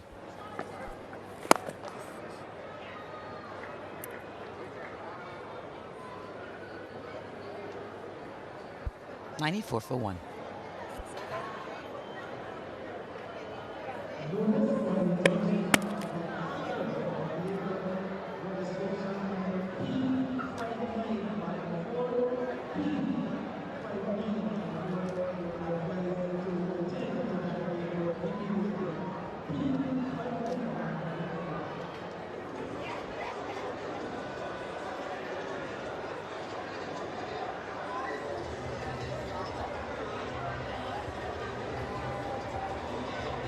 One wicket down, 94 runs on the board for New Zealand. Enjoying conditions here at Kensington Oval this Tuesday afternoon.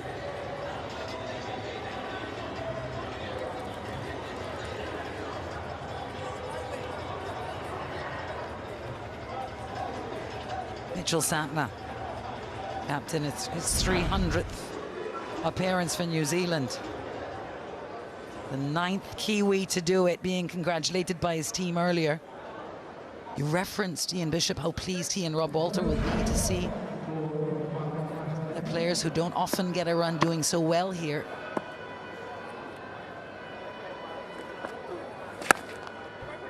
Vital Laws gives it a go from the Malcolm Marshall end now.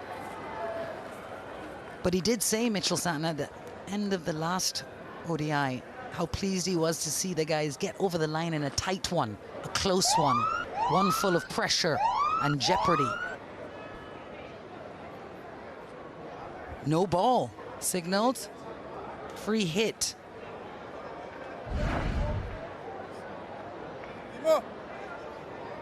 Front foot.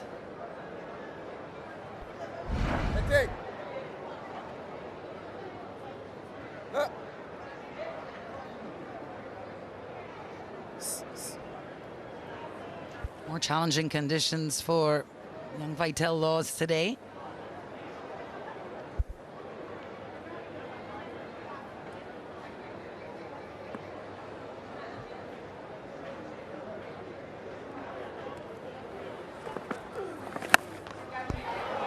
Well, he's given it all he can, but it's into the wind. And will just fall in front of Chemo Paul. And get out on a free hit.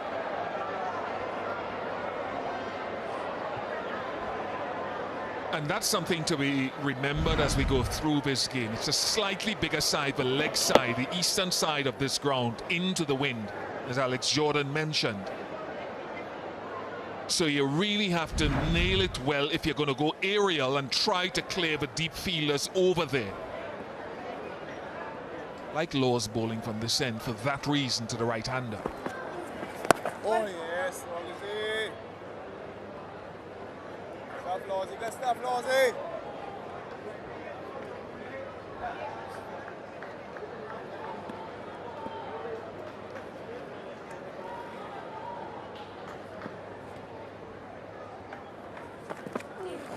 Oh. Yes. Reverse sweep behind square, but collected. That's where I thought he might have looked to go with the free hit, actually. I was saying off here, I wonder if he'll sort of switch hit, because there was no one beyond the inner circle in the offside square. And it's hitting with the wind.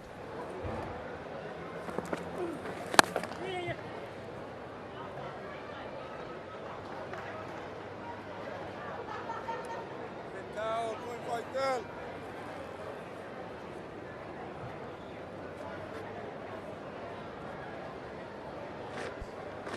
83-run partnership now.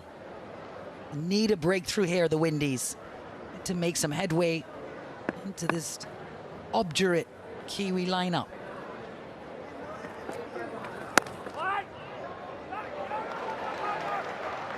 It's a good stop. There's Chemo Paul. Saved a run or two there. Good work by, I think Yogi's backing up. Now Chapman to come. We played very well in the last game with 80, Latham, Bracewell, Santner. So some power to come. But you're still looking at these two at the crease to take it deeper. 99 for 118 gone.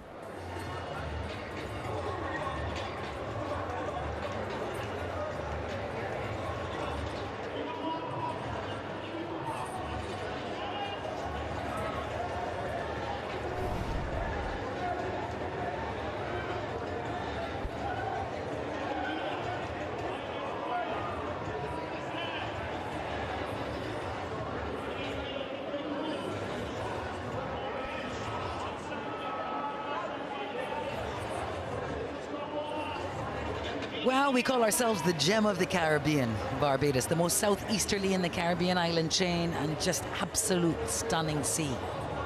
We've been in Barbados for these final two one-day internationals. CWI ODI series against New Zealand. I reckon a few of the off days that has been taken in University of Guyana. Wonderful to see them here. And thoughts, of course, with the people of Guyana. It's ready to celebrate. Oh yeah!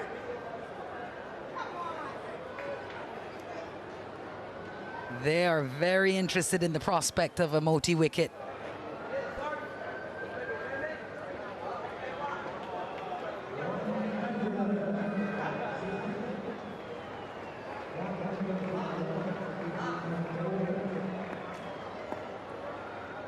$100 up for New Zealand.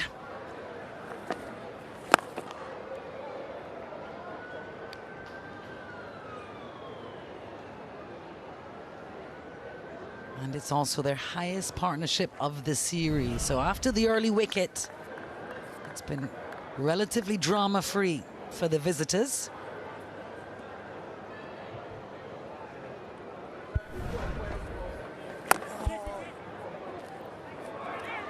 Chance. Well, it was a direct hit, so they'll have a look.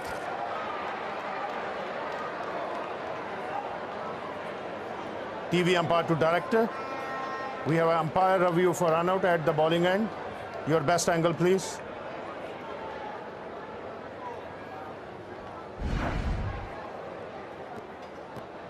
And keep rolling nice and slow.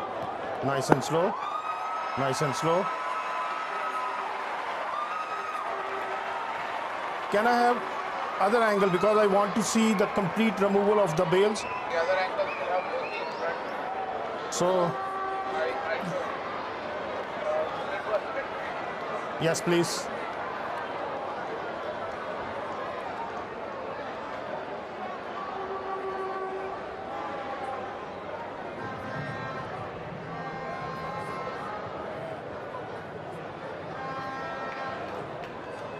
Stand by.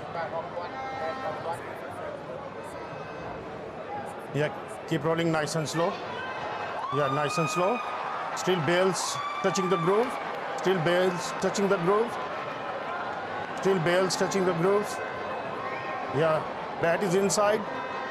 And still bales was touching the groove, so satisfied. My decision. Yeah, yep. One frame back. Can you go back? Can you go back? Please. Yeah. Yeah. Freeze here.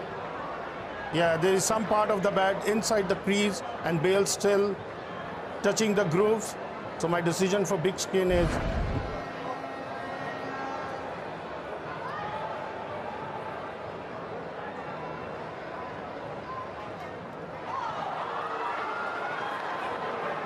You can hear the sound around Kensington Oval.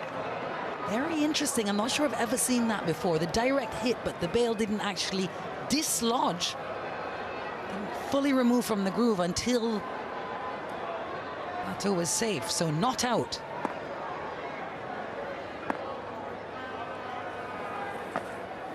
Oh.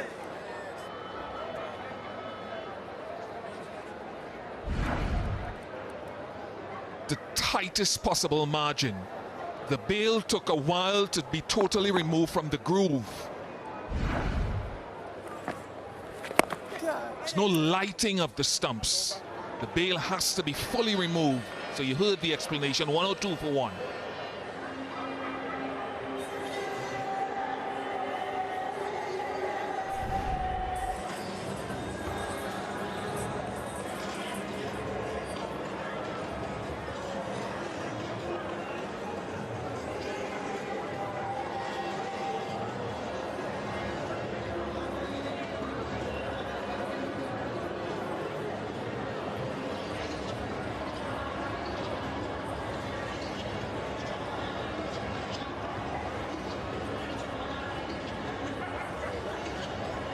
Boundaries for New Zealand, 102 for 1 here at Kensington Oval. Fifth and final ODI been sent in to set a total in this final encounter. 86-run partnership ongoing between Will Young and Nick Kelly.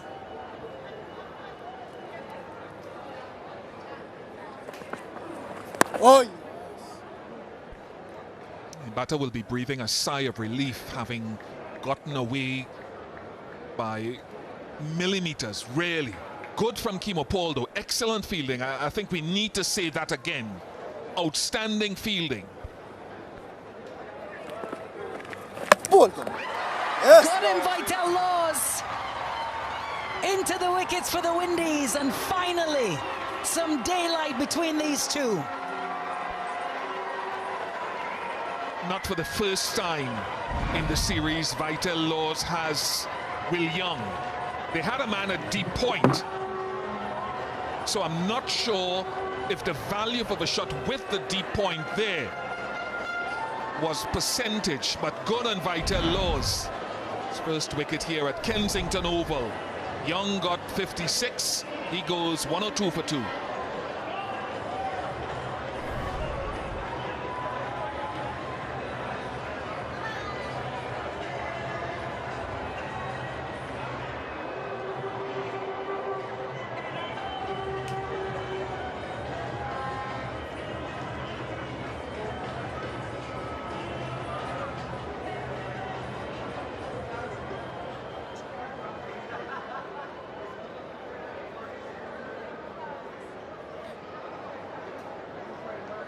Aggressive batter, Mark Chapman. 80 runs last time off. 82 balls.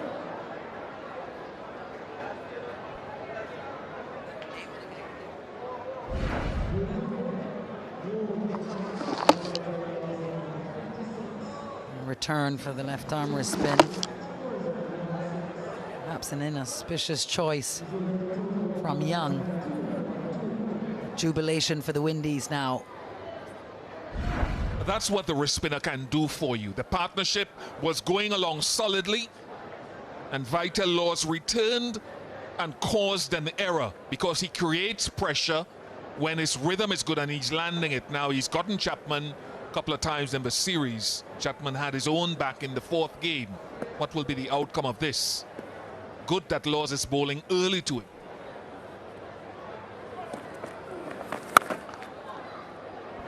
Cracked into the off and straight to the boundary. So signaled, sent from Mark Chapman to Vital Laws. The sound of his bat in the previous game, it was just different to most other batters. And the sound of the bat for this one, a touch short, also had that echo around the ground. So Laws has to be brave enough and go a little bit fuller.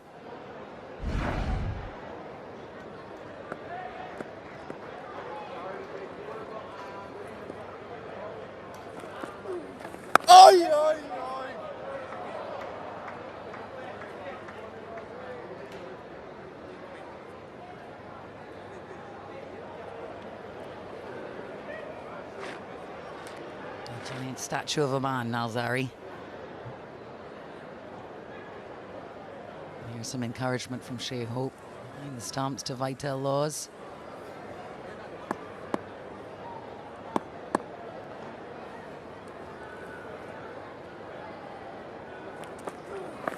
Oh, yes! Not picking, not necessarily picking.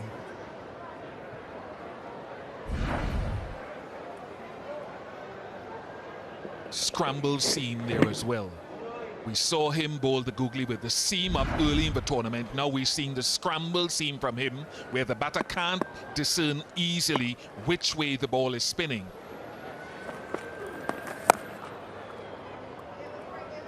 Good finish to the over as well. So 5 from it, 20 gone now, and New Zealand 107 for 2.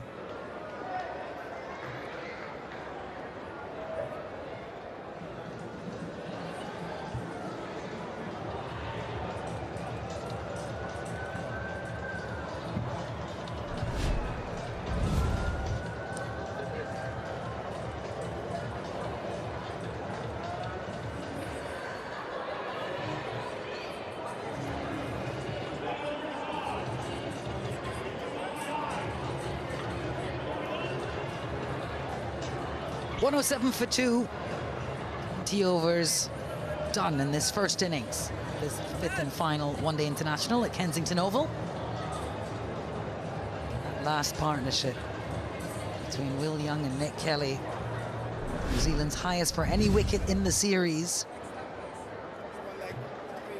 Hosts will be relieved to pick up a wicket. Vital Laws making the inroad, and Gudakesh Moti now.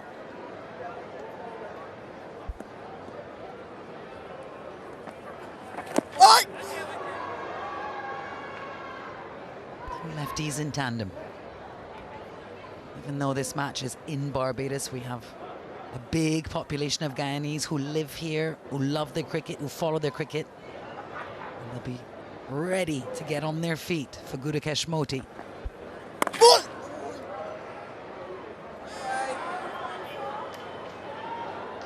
Hetmeyer diving in vain. And I was thinking just before the Will Young wicket came, whether Shea Hope would be tempted maybe to go back to one of his 5 frontline bowlers other than the 2 operating. He gave Laws another spell and another over, which is good. So he's got 5 frontliners that he's used so far. Now, I don't know that Justin Graves might be fit enough to operate his lovely seam bowling because he missed the start of a series with injury. Sherfin Rutherford has trundled a couple.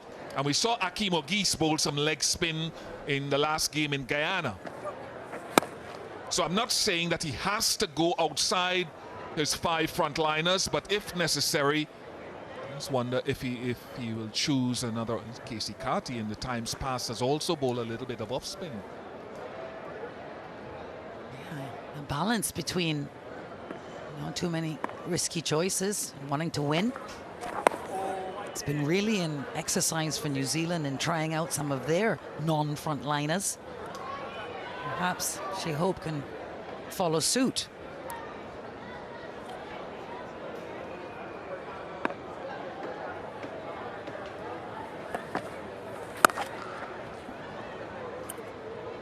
That's nicely played. 1-1-1 for 2. Nelson.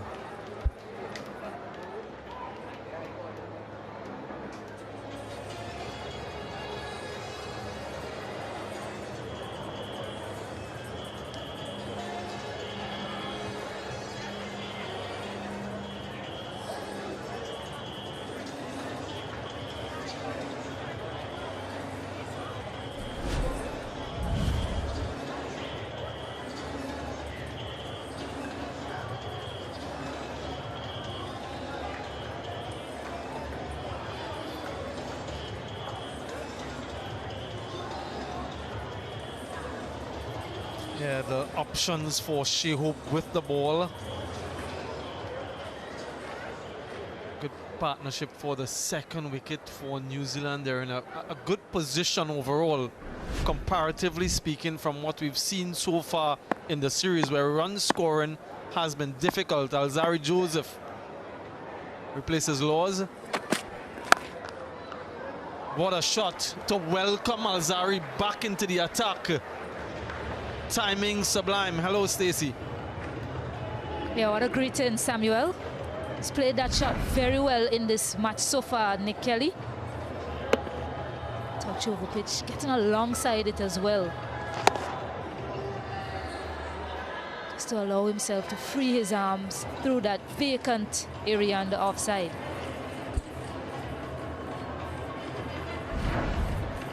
Has never gone wicketless at this venue. Alzarri Joseph has a phenomenal record here. We spoke about that. Trying to locate the ball in that white tarp. I present a challenge. Is it on top? Is it under? Is it in the middle? Right, we've got it. I do hope it's the same one that went there. The umpire will just ensure that it is. Right. Happy to resume, but yeah, Alzarri, his record here is impeccable. He changes the angle straight away. He's wrong the wicket now.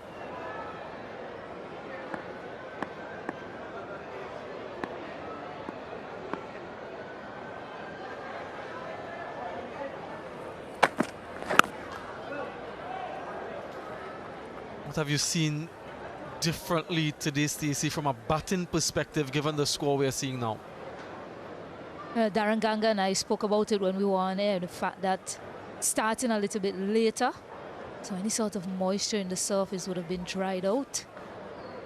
It's looking good for batting.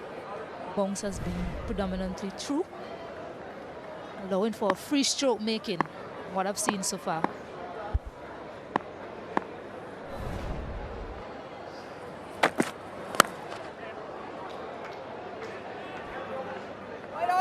Should just be a single. They were sprinting towards the initial thinking, and it's really good to see them pushing for every available run. And it's been a confident start from Mark Chapman, fresh from an 80 a couple days ago, so he'll feel as though he's in fine form. Zari is over the wicket to him. He's a no-nonsense type player.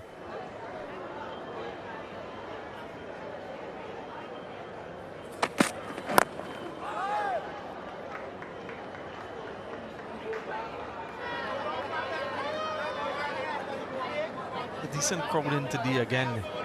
Nice to see it's free entry for patrons.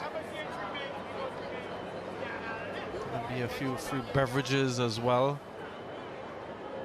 Notice a couple teams who are here as contingent, overseas contingent for the annual Sagari Sobers tournament. They don't have matches today. They have the opportunity to come and look at the West Indies team play.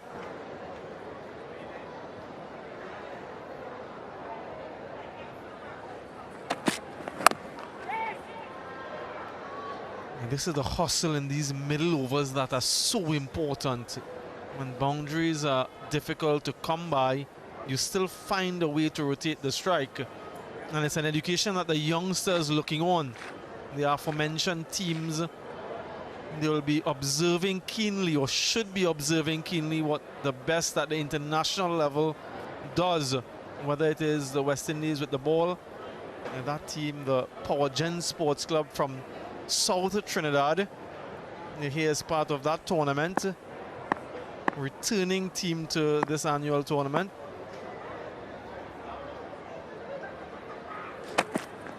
No! 6 runs from that over, 117 for 2.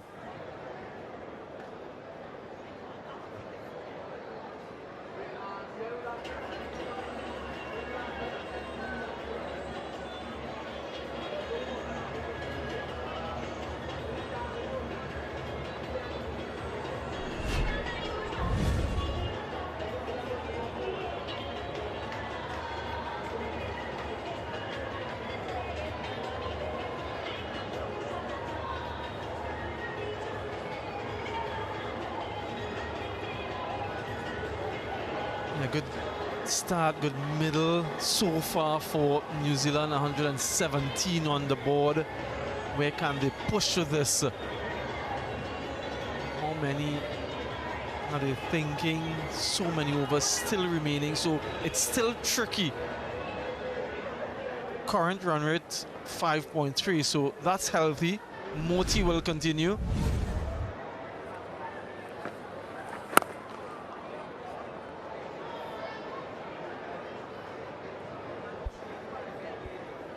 Yeah, 50 overs you're playing, and ideally you want to take these overs from 1 to 35 and just try and build on what you've done earlier to have that launching pad at the back end.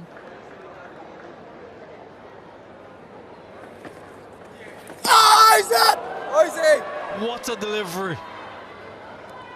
Just the shape of that delivery, Hope is keen. He heard something. He is trying to convince Moti. Is he confident? It doesn't seem so, but what a delivery from Gudakesh Moti. It was slower, much slower from what we've seen from him. Nice little drift and dip, and look at the turn as well. How did that miss the stump? Too much bounce.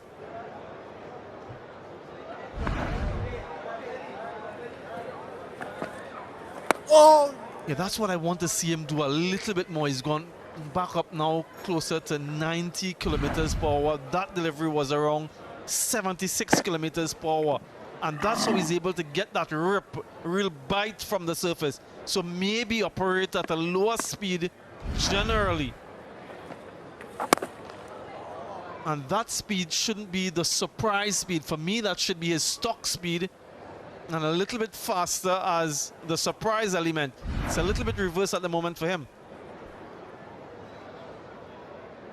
Yeah, Algeria just indicating that touch of his elbow with the ball. That's a song that Shea Hope heard.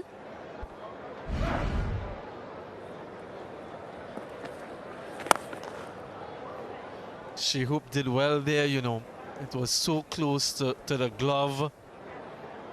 And he did hear something, but he resisted the temptation to take the review. All's well that ends well. If it did take the gloves, we'd be saying something differently now. Good testing over from Moti. You know, will challenge the boundary. In fact, I think it will get there.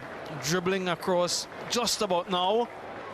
So the reverse sweep, not exactly where he wanted it, but gets the result he was after. 124 for 2.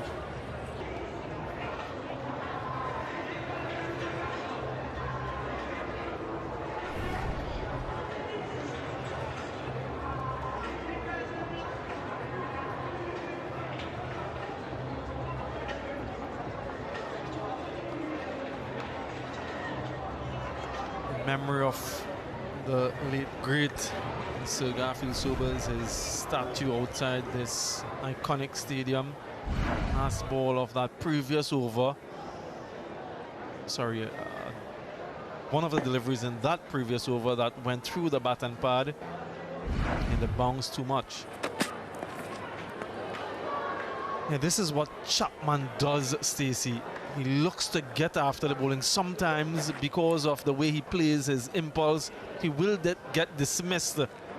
But if he gets going, he can change the course of a match. Yeah, a previous boundary, as you rightly said, Samuel, didn't get a great deal of bat on it, but got it fine enough to get past Shea Hope.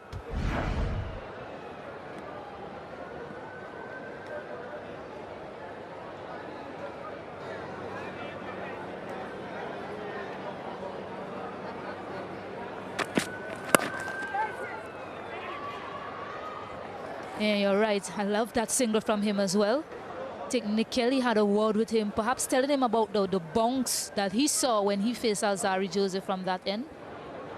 But yeah, Nick Kelly and Mark Chapman, both of them batting together, two of the only batters that hasn't played red ball cricket for New Zealand in this lineup.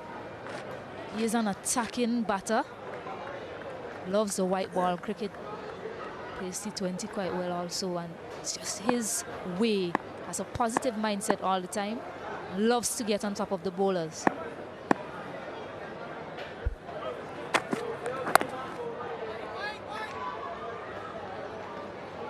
Yeah, I've always said that in any team, any batting lineup, you must have a variety of players. All the players cannot play with a similar style. You need to have those who can graft, who can fight it out. You need to have those who can really take the attack to the opposition. And when you combine that, you have a powerful batting lineup. From what we've seen so far from Kelly, he has good technique, he has good temperament.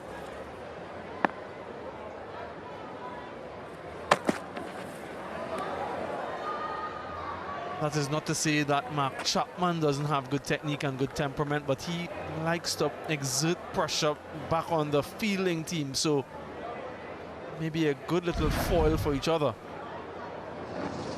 Yeah, certainly. That bounce once more proving to be problematic slightly for Nick Kelly. Aiming to get it over, perhaps over Akeem Ogis there at backward point.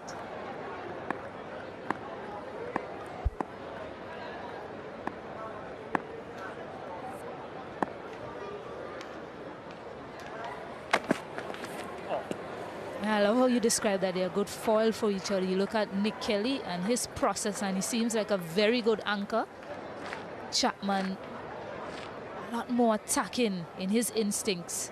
And that's what role clarity provides as well in a team setup.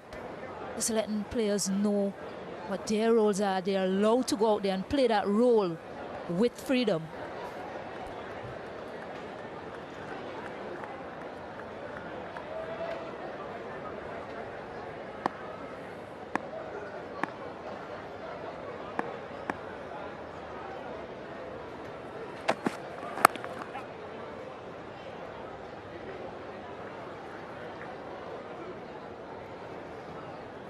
Just a couple of runs from that over, 126 for 2.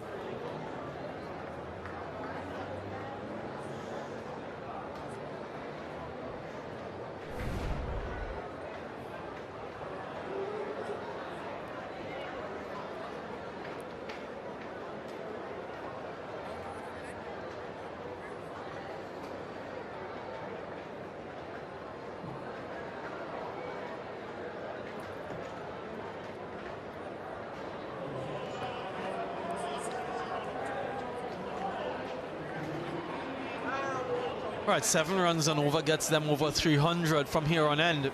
At the current rate, they're looking at 262. And if they are thinking 275 and beyond, 8 wickets in hand, if these two can bat another 8-10 overs, then that 300 might be possible. Right, switching ends again. Vital Laws now from the Joel Ghana end. Note he had a good probing over last over. Was struck for a 4 though. Right, Laws now. Get it! Yeah, that's in the air. And safely just in front. Nothing going his way, Vital Laws. He's still smiling though, but creating something similar, not dissimilar to the catch of that last wicket last game. That's exactly what I was thinking. It took me back to that 4th ODI. Couldn't get hands around it. Jaden Seals.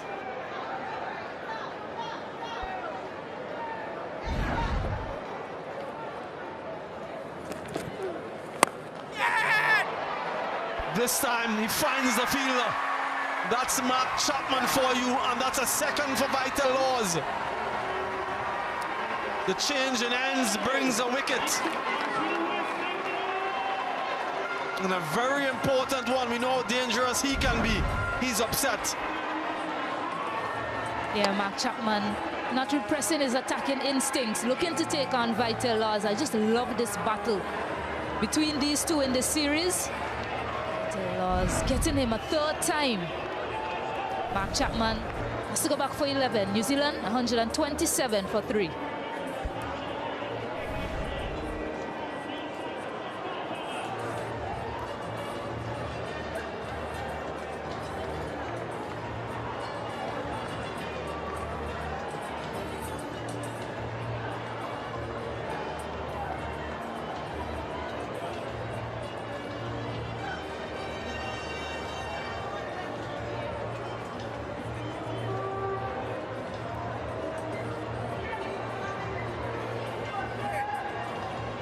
Yeah, this young man, it seems as though when he gets wicket, he gets them in threes. 2-3 wicket hauls already in the series, a couple now. Very experienced, vastly experienced Tom Latham out in the middle for New Zealand, so expect calmness and a level head with all of these overs remaining. This is why he's here. Yeah, tossed up. Just looking to take on Moti in the deep. Couldn't get the elevation, Mark Chapman. They love that. Vital Laws in with the wickets once more.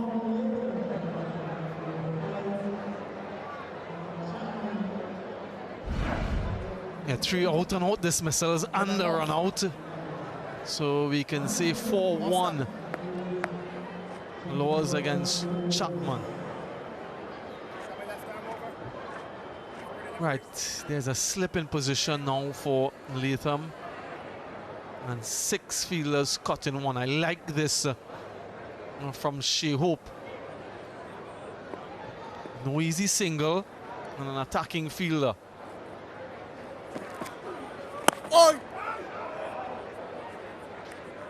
Been really impressed by Vital Laws and the control that he's exhibited.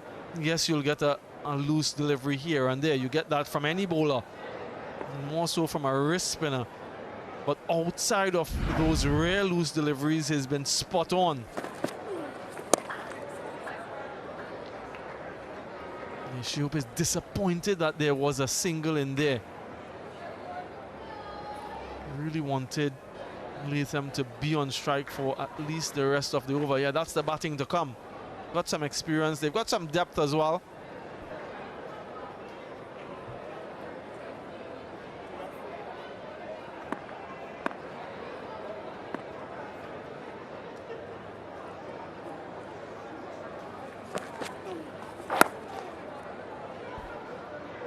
And that one was picked off the surface.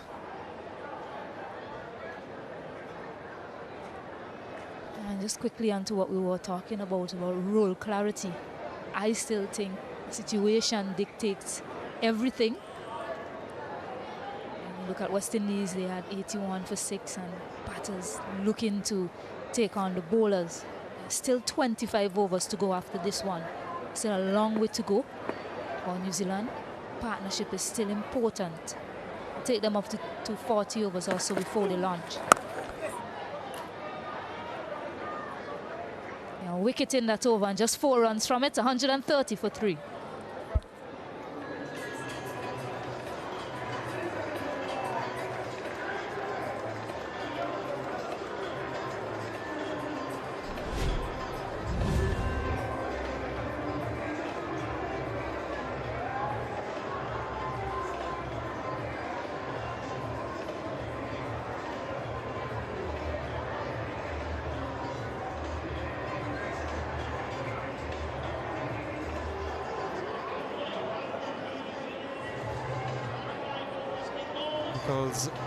Falling to forward again. Will Young with a half century. Chapman for 11. It's Kelly who's been quite resolute. Latham new to the crease.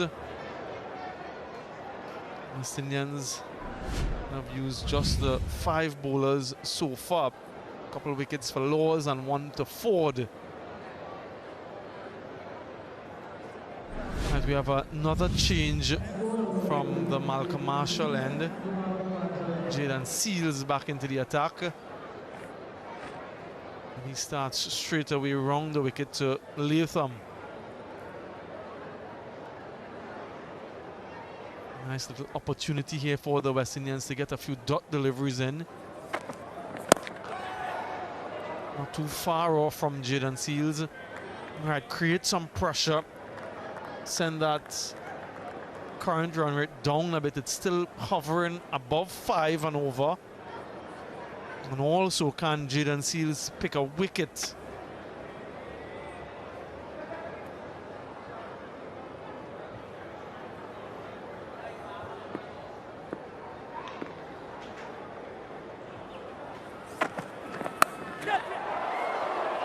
Genuine edge. He was thinking perhaps down in that direction, but definitely not so fine. Too fast to his left for Shea Hope. And a boundary. A few edges in the series. Didn't quite go to Hannah, has been put down. No one in slip, you don't really expect that at this time. Way out of his grasp. Shea Hope. Definitely not in control, Tom Latham.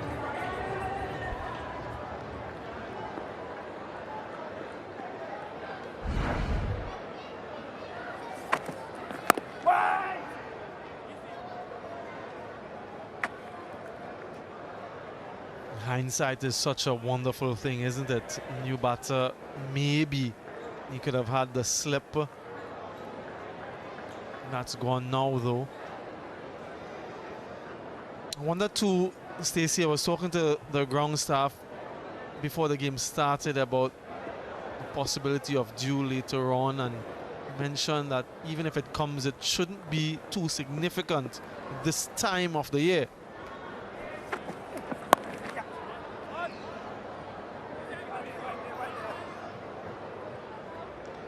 So it remains to be seen how conditions change in the second half.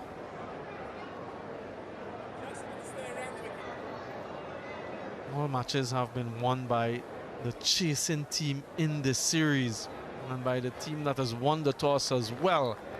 So will history continue to repeat itself, or can New Zealand find a way to win batting first and to win having lost the toss?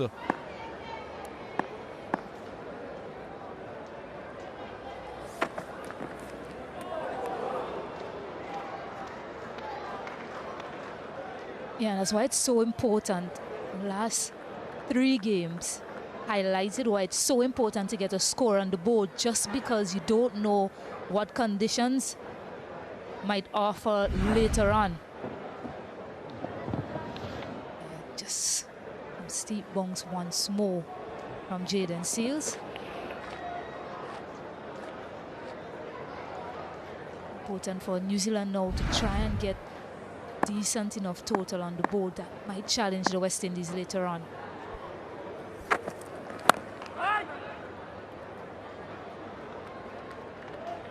.135 for 3.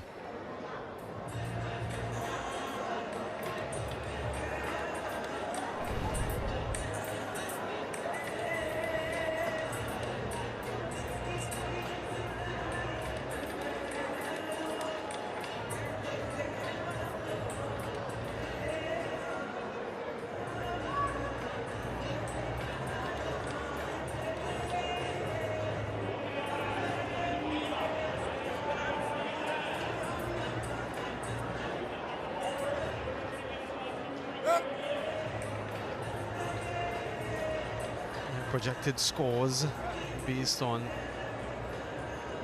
current run rate. It's 259 rather.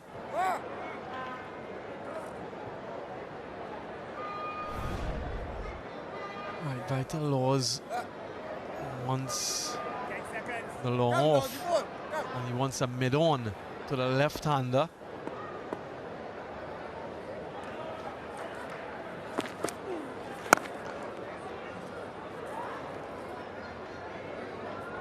Moves in that direction for a single.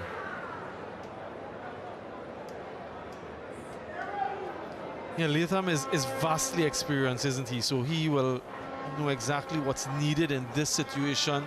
Uncharacteristic from him the way he was dismissed in the last game with that full toss. And he looked to occupy the crease, rotate the strike.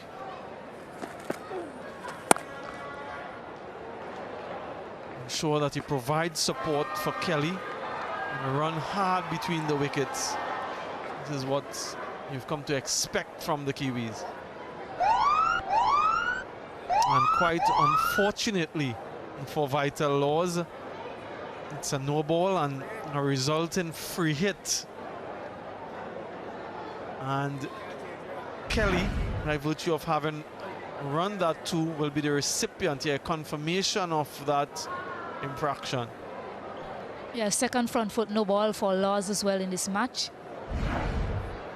The free hit resulted in 2 for the previous no ball. Let's see what Kelly can do with this one.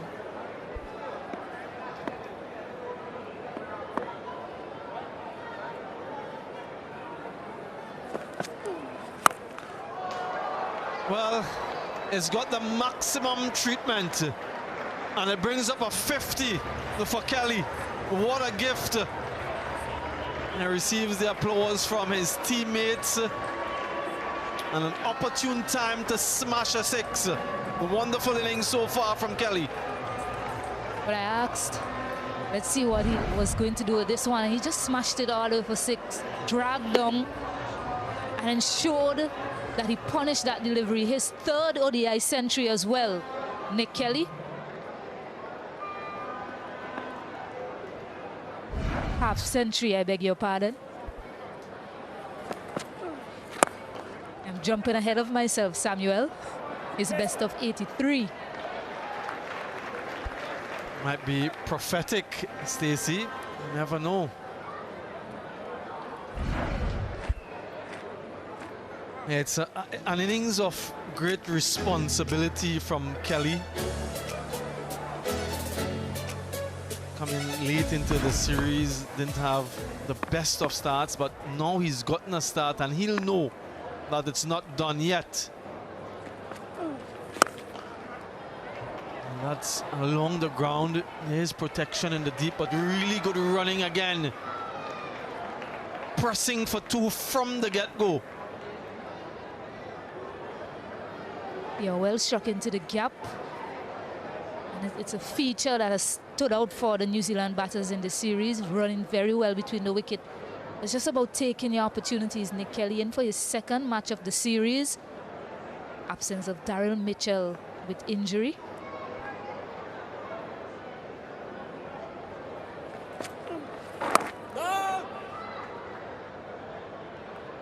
It's good that he can come off, fresh off of the bench, and contribute. Half century so far for New Zealand. 14 from the over so far, an expensive one from Laws.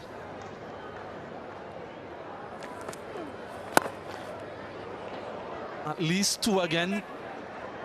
We'll bring up 150 for New Zealand. And make that 16 from the over, 151 for 3.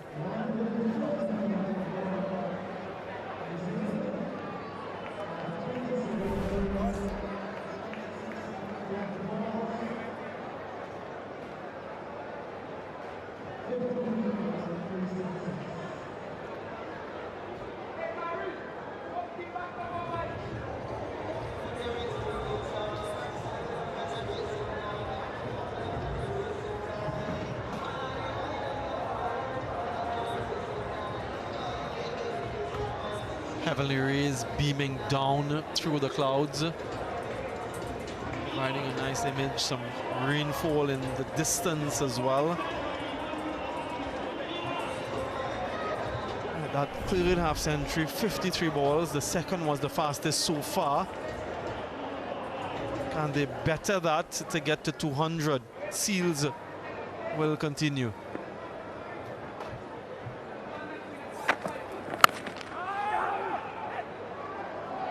Thought about a single, decided against it. Let's reflect on this inning, Stacey. Yeah, I mentioned grabbing his opportunity. Nick Kelly is driven very well between the covers. Thought he was gone there for a second, but it landed for a 6. He's been really good. Anything short, he's put it away as well. As you mentioned, someone who has good technique, good temperament, good flow. Looks as if he can accelerate when needed as well.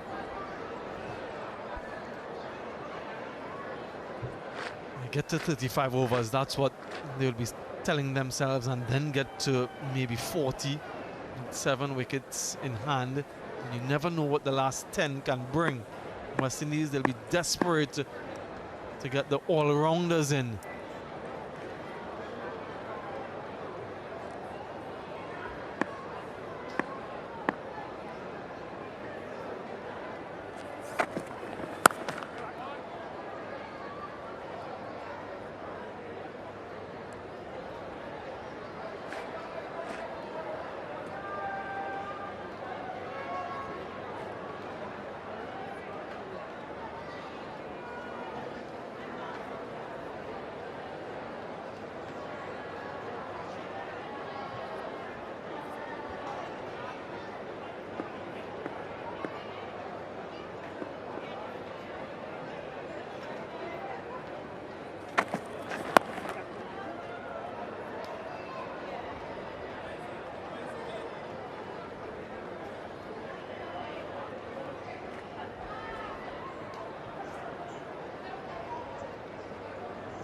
I had a chat with Moti before the start of the game, and I asked him about how they've recovered from that agonizing defeat. It takes so much out of you when you lose a match that closely, when you had an opportunity to win it and you didn't quite get over the line, as compared to when you lose a game badly, you forget about it quickly. But that loss must have hurt them. By his own admission, they took some time to get over it, and he wasn't even sure if they were over it as they headed into this one. And that's the nature of international sport, isn't it? You've got to get up and ready for the next assignment as quickly as possible. They come thick and fast.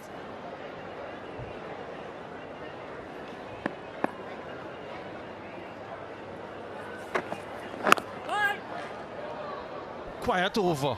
3 from it, 154 for 3.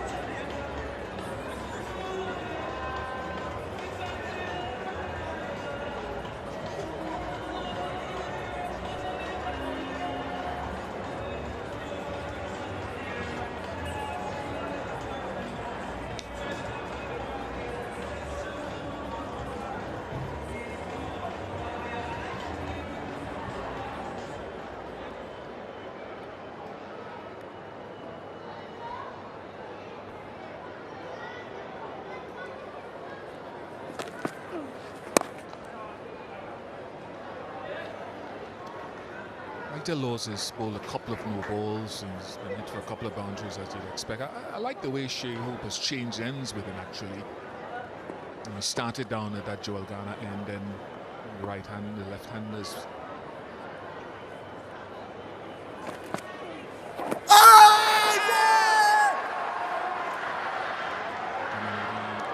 switched him around from end to end, and I think it's been very, very good for a young man in his debut series, Darren Gang.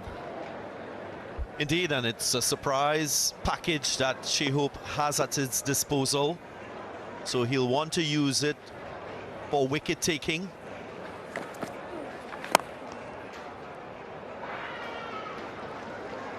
Create an issue 2 balls ago on that pitch, maybe in line with the leg stump or just outside. Shea Hope wasn't interested, so didn't go for the review. It'll be interesting to see where that delivery pitched.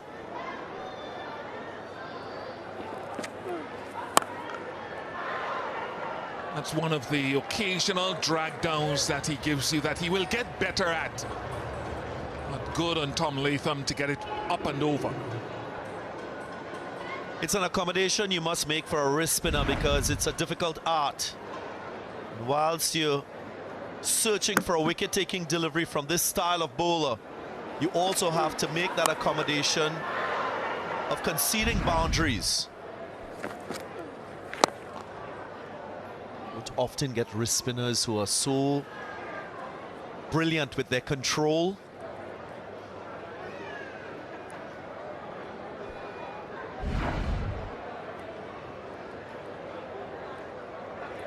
The reason he's played spin reasonably well, and particularly in Guyana, is getting right back and right forward, Tom Latham. The barren area is the in-between area right there. Great play of the spin. Tell you about that. Either get right back, and it's just short of that length, or get right forward. 159 for 3.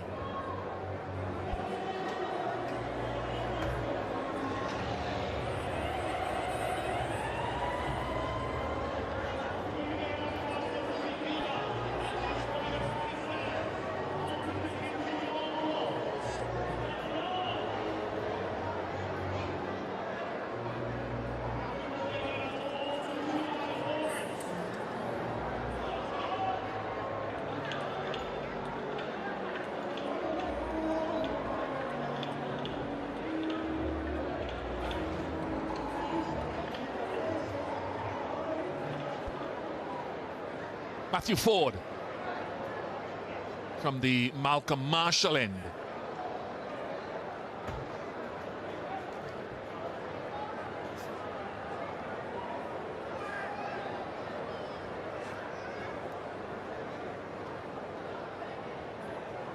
Four fielders allowed outside the circle, overs 11 to 40, all square or behind square.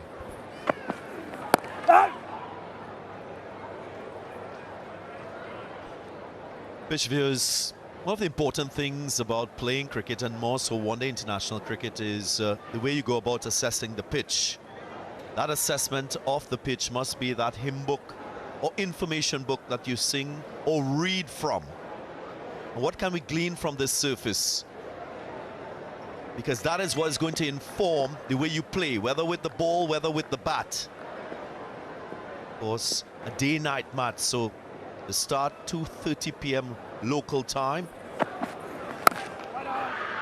And it's the second match here in Barbados at Kensington Oval. And what's significant to me is that bounce. So how should that influence a batter's play and the opposition bowlers? That bounce quite significant for this one-day international as compared to the fort. 13 centimeters, the difference.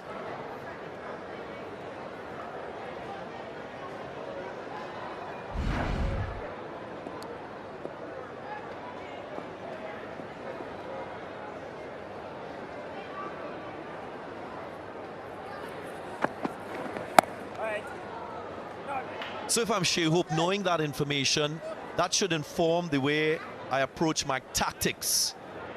Also from a bowling point of view, we saw Jaden Seals, Matthew Ford in that opening spell beat the bat a lot of times with the significant bounce, outside edge. But again, we haven't seen a lot of short pitch deliveries. One time that Matthew Ford bowled a short pitch delivery was Will Young, who miscued it. So to me, that's an option that hasn't really been used sufficiently from the West Indian fast bowlers, given the significant bounce we've seen.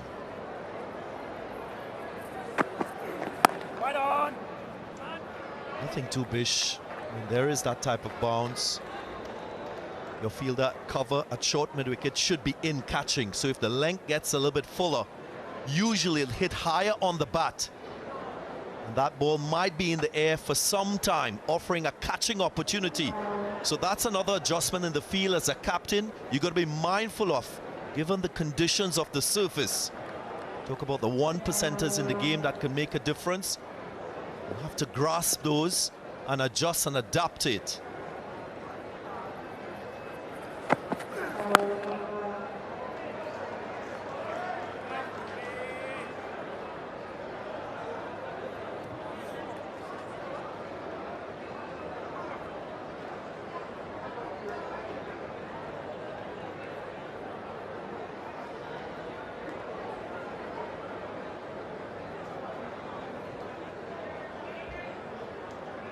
At the moment, those fielders in the inner ring, in that conventional position, not to in, not to back on that white line.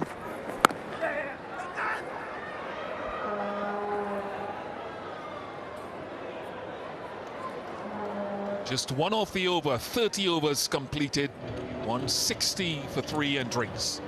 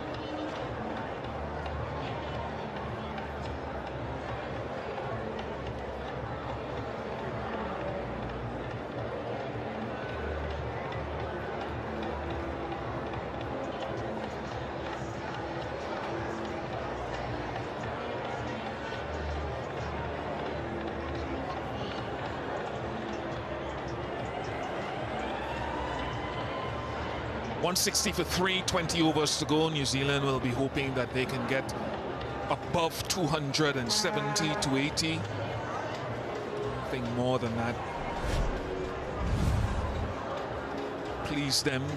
Ford with the first wicket of Henry Nicholls. A couple of wickets for Vital Laws. He's been superb, getting Mark Chapman in particular again. He missed the action. Let's have a reflection on the wickets. Nicholls was the first to go, trying to force a short of a length delivery, too close to him, just chopped on. Maybe better off punching that type of delivery with a vertical bat, pure vertical bat. But there was Ford that created the opening. Yes, then Laws using the premeditation from Young to good effect. Young making no contact, Laws finishing on the stump with that delivery. So good to see the young man in action before he induced another false stroke. Chapman just dragging this one to long on, using that bottom hand. Just fallen short of Jaden Seals in deep extra cover, and then chipping one straight to long on.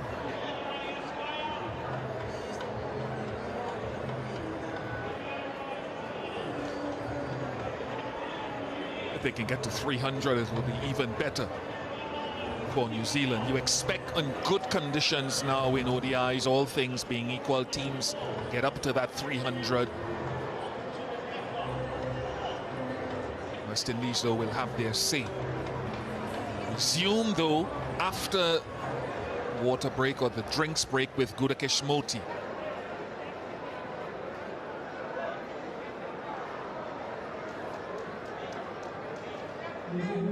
It's bowled well, Moti, without reward. He could have had a couple of wickets. He spun the ball. He's varied his pace nicely. And if the left-handers want to take him on, they have to take him on slightly into the wind.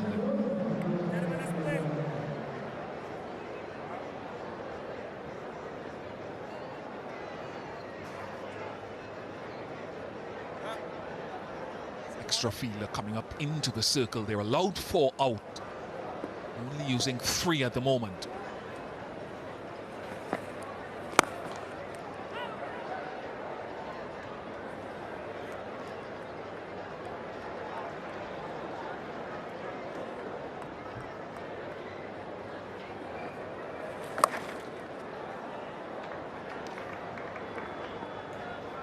Good work by Casey Carty.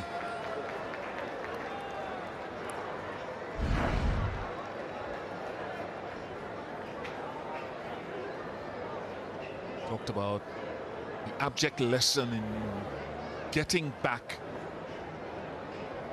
leaving that in-between area, that vacant territory, if you can. It doesn't mean that he's invincible, Tom Latham, but in very difficult conditions, his judgment has been quite good.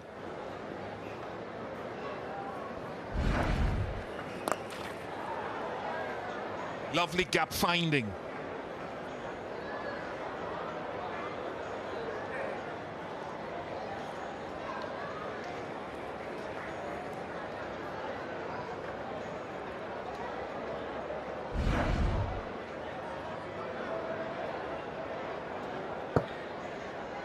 Great analysis on Tom Latham and what he's done well.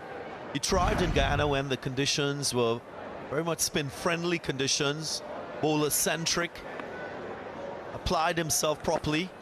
Oh!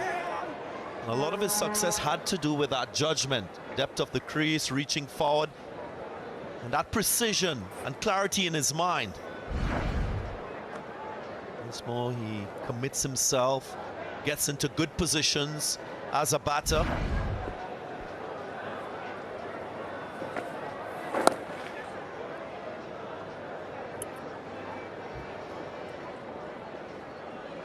.31 gone, 167 for 3.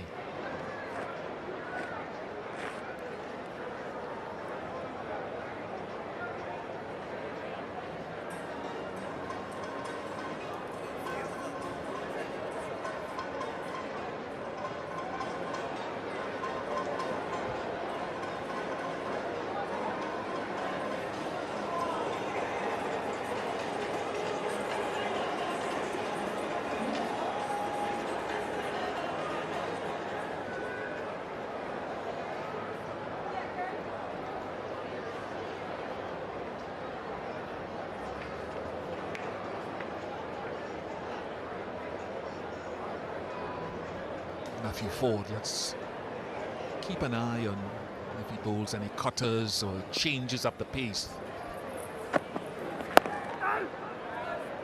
I think the other thing that you should say, or we could say, about Tom Latham is how well he's progressed in the red ball game. 17 test match centuries, that surely would have laid a foundation for what we're seeing from him in this ODI format of the game. Good batsmanship skills, his ability to play good fast pitch bowling and to play spin too. And he's a significant part of that middle order for this New Zealand side. That's one of the strengths of this team in this World Cup cycle. And one of the main reasons why they sit at the top, right at the top. And if you compare these two teams in this series, New Zealand, they've remained consistent in the way their number 4 to number 7 batters have produced runs and led them and their team to success.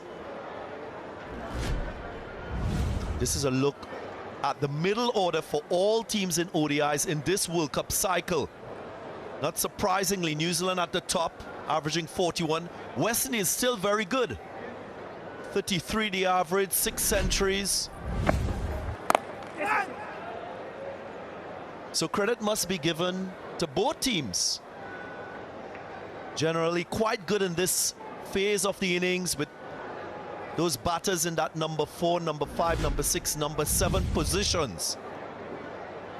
New Zealand conversion rate, brilliant. 800s.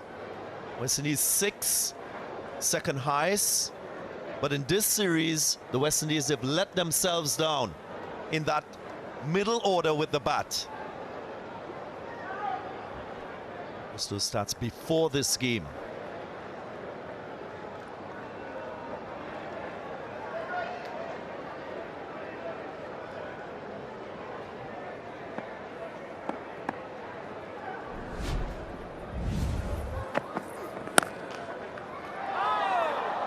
So again, just reinforces batters like Tom Latham, Daryl Mitchell, Michael Bracewell, players that drive that engine, so to speak, with the bat for New Zealand. West Indies in this series, they average just 21 in the middle order. So there's a lot of work for the West Indian batters to do.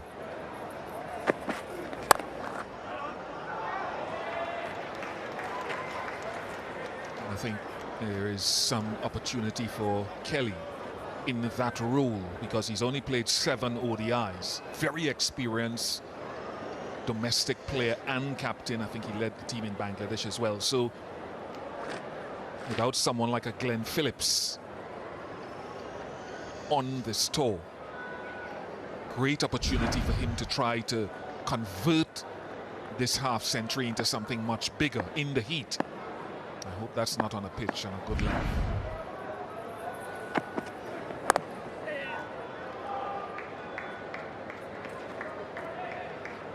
.169 for 3.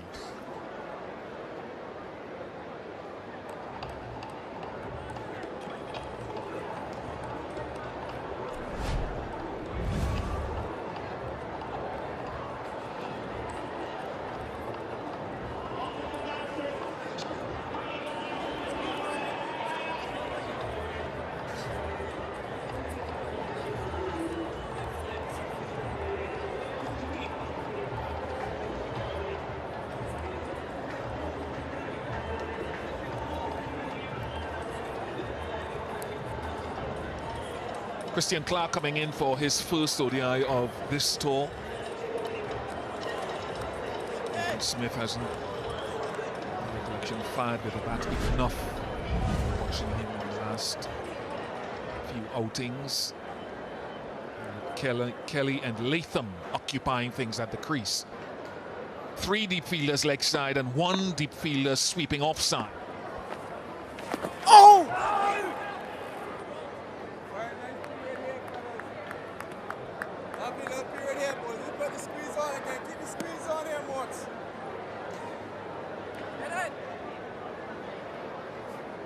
Pushing Jaden Seals a little bit to his right for that reverse sweep attempt.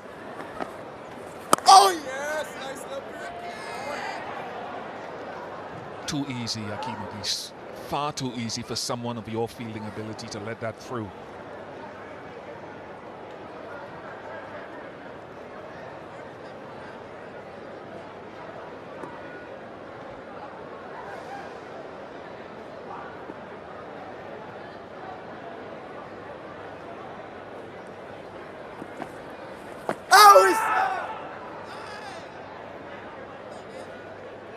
Waiting to see if Tom Latham takes out the conventional or unconventional sweeps. Bill Manning in the stands. And the reason why I say that is because of that bounce. When you sweep the ball, if you don't judge the bounce properly, it could present a catch to either Vital Laws or Zari Joseph. 1 in short fine leg, 1 in short third. He's got the smarts just to work the ball around. Use that vertical bat, don't go across the line. Tom Latham.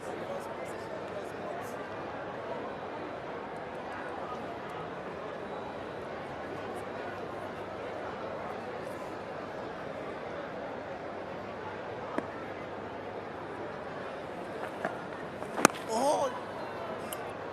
Just 2 off the over. 1-7-1 for 3.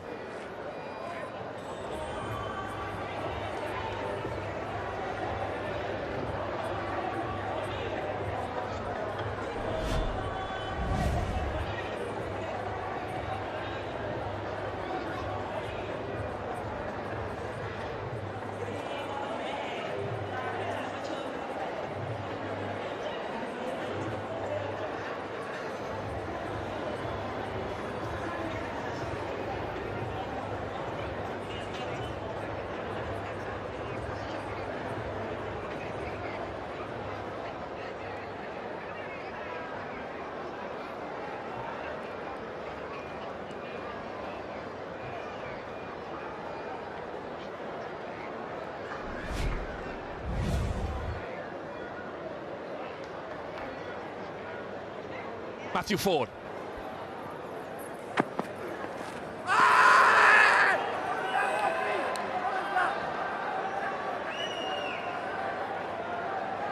Skipper is saying he didn't hear anything. Matthew Ford was a lone man appealing.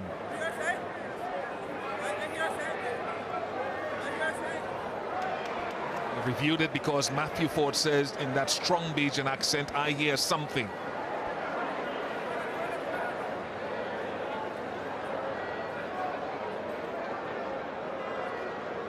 TV umpire to director. We have a player review for caught behind. Original decision is not out. It's a fair delivery, front on play.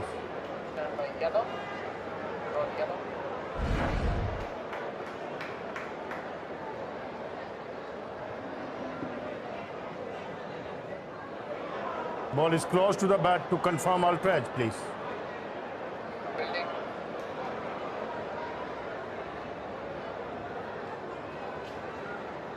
Stand by. Outrage is coming up. Yeah, keep rolling. Keep rolling. Flat line when ball passes the bat. Satisfied, no bat involved. Alex, stay with your original not out decision. You're on screen, make a signal, please.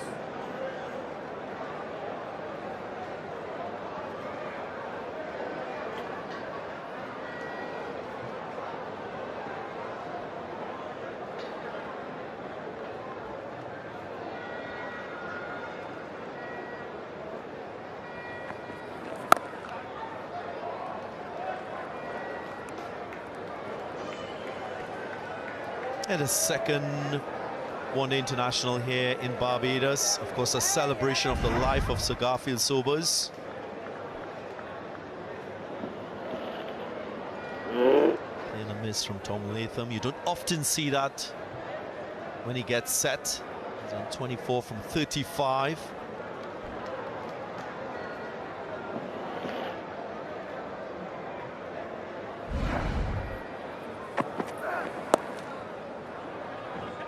And just saying with Sir Garfield Sobers, I was reading an article from a newspaper in Australia, of course paying its respect to the great man, and they spoke about him being a self-taught cricketer, one that was never coached. He was being interviewed, in parts of that article it was quite interesting when he mentioned that he never looked at batters and the outcomes that they achieve in terms of the boundaries that they struck. His focus was clearly on the batter's feet, the hands, the backlift. That were his primary concerns when he was watching players, watching batters.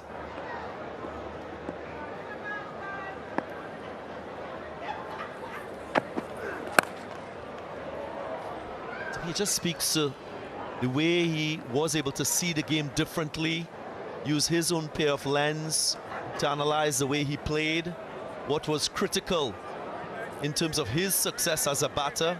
You know, he's been successful as a fielder, as a bowler. And we often look at the outcomes, but we don't look at the technical aspects of the game. that they are the important components for success when you're playing at any level.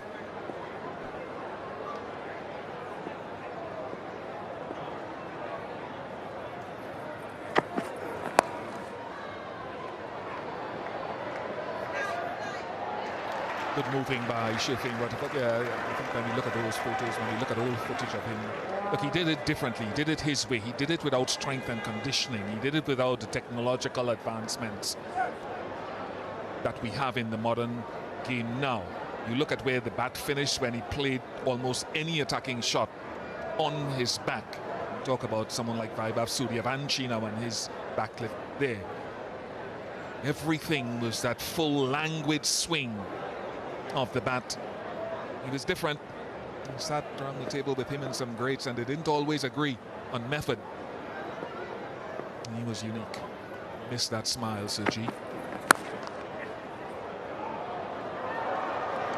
That is timing personified by Tom Latham.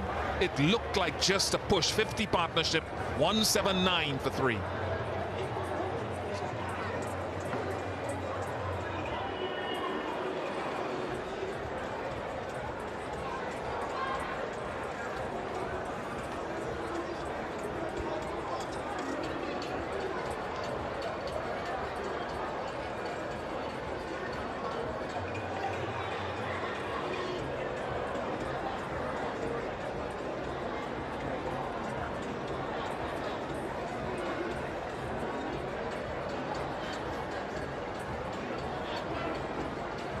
See that shot again, because we just talked about Sir Gary, the late Sir Gary, and the way his backlift was so full and flourishing.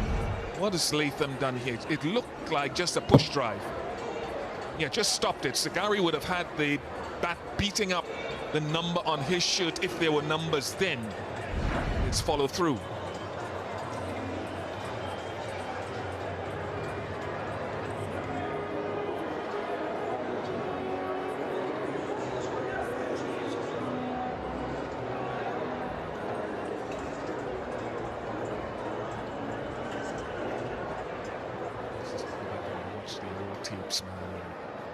Every attacking shot, back foot or front foot, was a full flourish of the bat.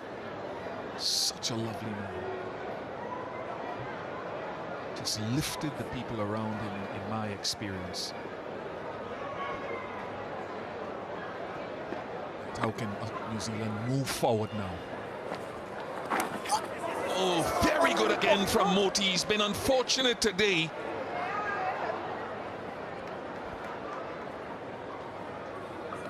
So close. You can't believe it. Nick Kelly was playing the wrong line, didn't cater for that turn.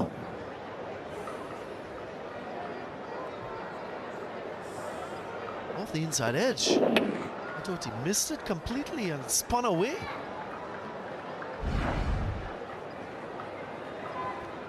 There's something else good about that as well from the bowler. Catch it! Not this time. Moti deserved this. He really has bowled well. Very easily done. It's the wicket that the West Indians were looking for. A 54-run partnership broken. After initial scare, it's Kelly using his feet and just slicing the ball to cover. Luckily the cover in, waiting for the chance and holding on. Graves, the fielder. So after another 50-plus score, another Kiwi batter doesn't go on to 3 figures. Solid hand from Nick Kelly, 181 for 4.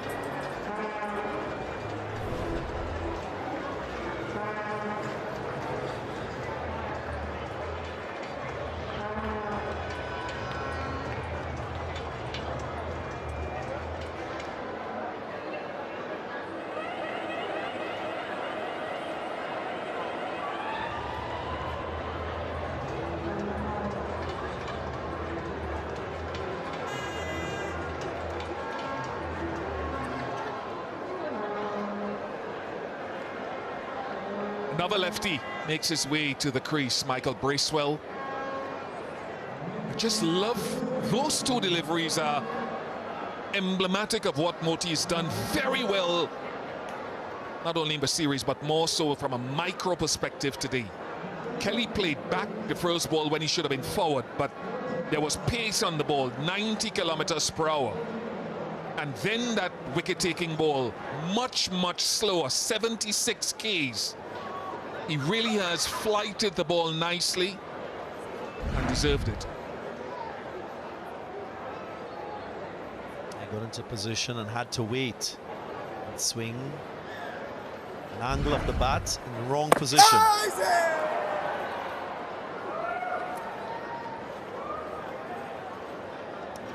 He'd lost this variation of pace for a while, Moti. It's very good to see him back, trusting himself. Here again, after a 97 kilometer per hour ball, Bracewell had to wait for that last one.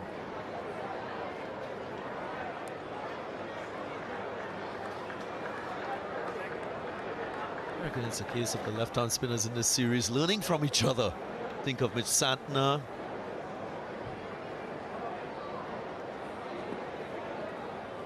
Jaden Lennox.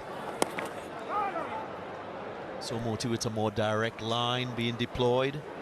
And now the pace variation. So great to see that attacking instinct coming back for Gudakesh Moti. A question for me after the series, what do we do with Vital Laws? Again, slower and spin. How do we continue to accelerate Vital Laws learning? 182 for 4.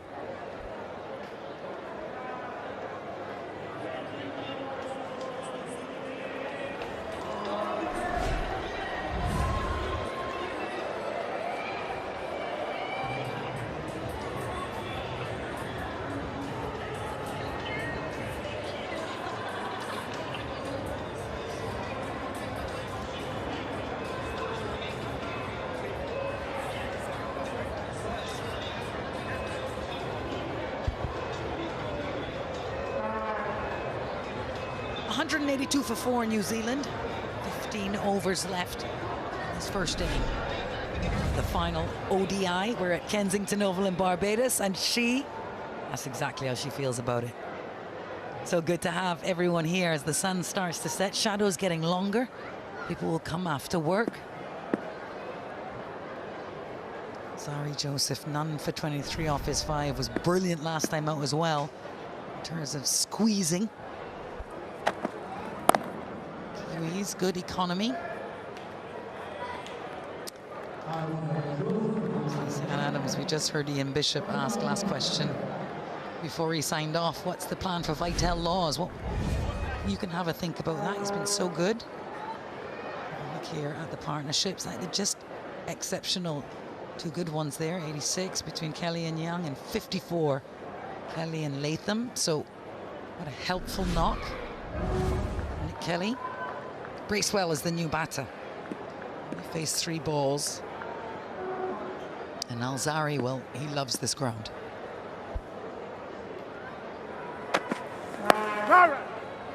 Yeah, some good partnerships for New Zealand. That's what we would have wanted. Losing the toss, having to bat first. To be able to construct the innings properly. Now it's about the finish. How do you finish? Can you finish well, get to 300 or close to that?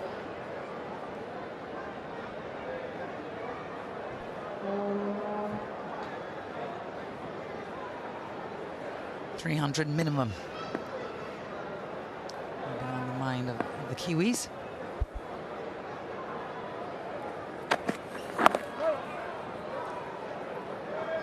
This is exactly what Alzari Joseph did on Sunday here at Kensington Oval. Only picked up the 1 wicket, but his economy is outstanding.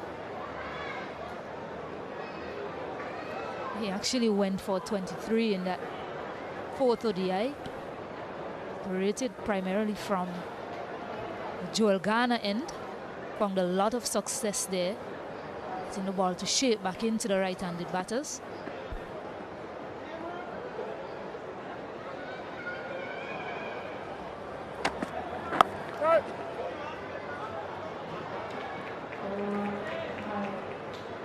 This is good. Encouragement all round. A round of applause from Shimron Hetmyer on the field there to Alzari. Pressure on Bracewell. Yeah, and you know how important it is to break this partnership. Get into someone like Christian Clark, who's in for his first match of the series, and Santner as well, who's only batted 2 times in the series. Pretty neat. Hello to the drone.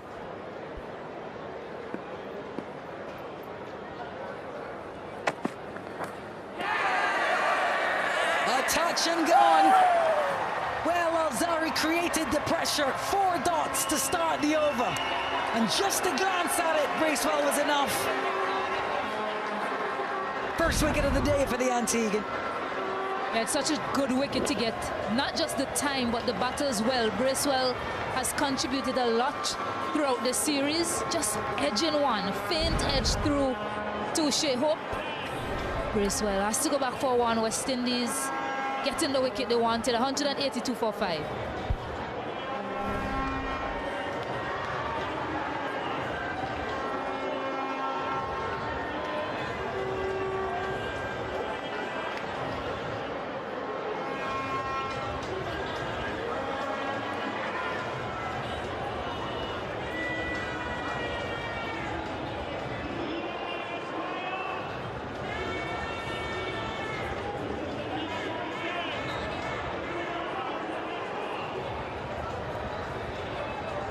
Well, he's been New Zealand's captain, fantastic all series long, Mitchell Santner.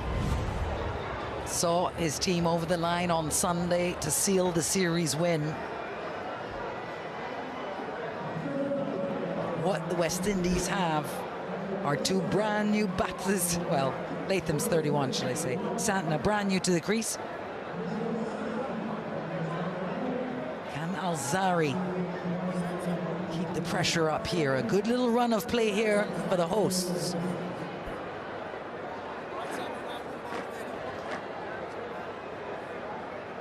Yeah, last 11 balls, 3 runs, but importantly, 2 wickets.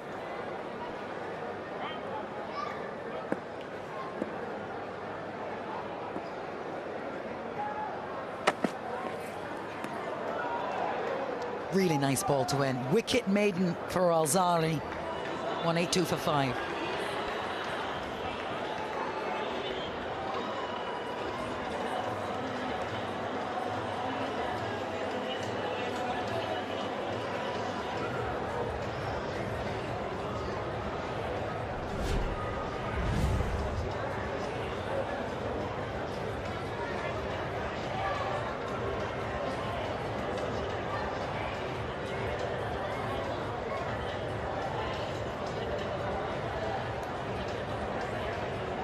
Sharing the wickets here, pace and spin.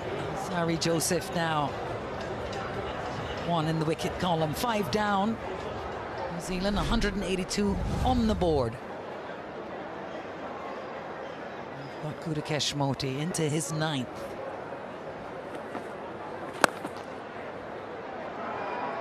Also really fast here.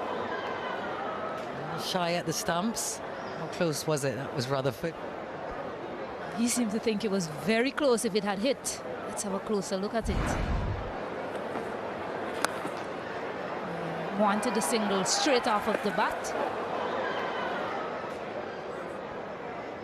They're pretty quick, those Kiwis. Really committed to the run.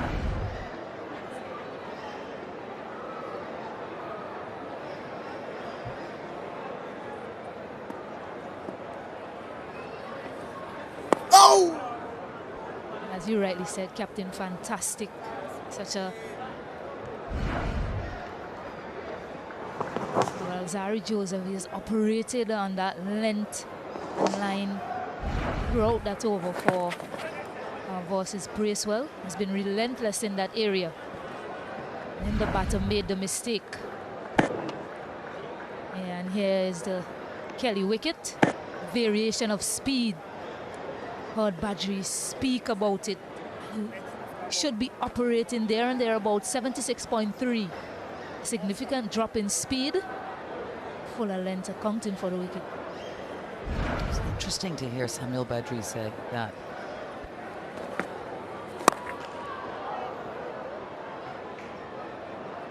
He wants the quicker one to be the surprise delivery.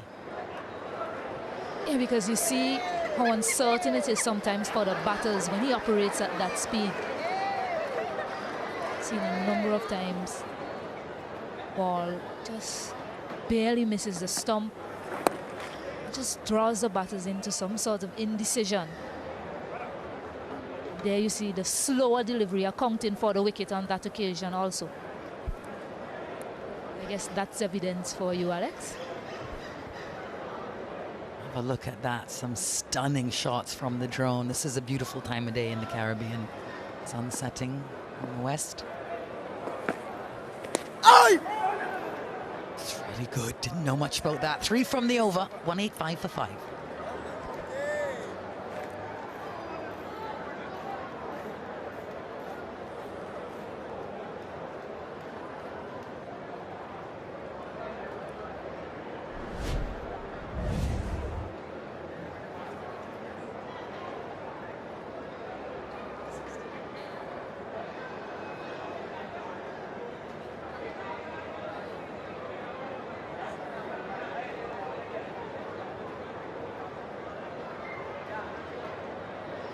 Well, that tall skyscraper, that was a 16-run over, the 27th. Took to Vital Laws. From a West Indian perspective, Stacey Ann Adams, I don't think they would be too unhappy with this as far. Both teams really, I don't think New Zealand will be too unhappy with the position they've found themselves in. They've managed to have a steady run rate, about 5 throughout the innings.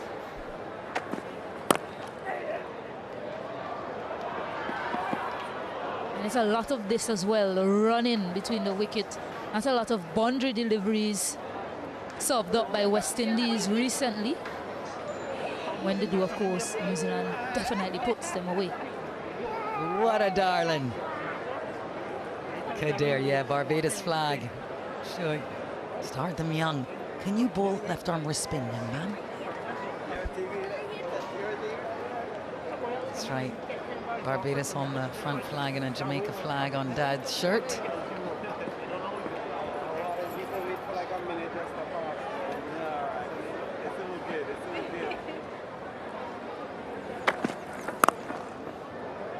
Mitchell Santner has really shown us the characteristics of good leadership on this series. To hear his players talk about him, to see how unselfishly he plays the game. Of course, his cricketing ability is obvious. We know this. But his ability to keep a steady head, a calm demeanor, well, that is singular.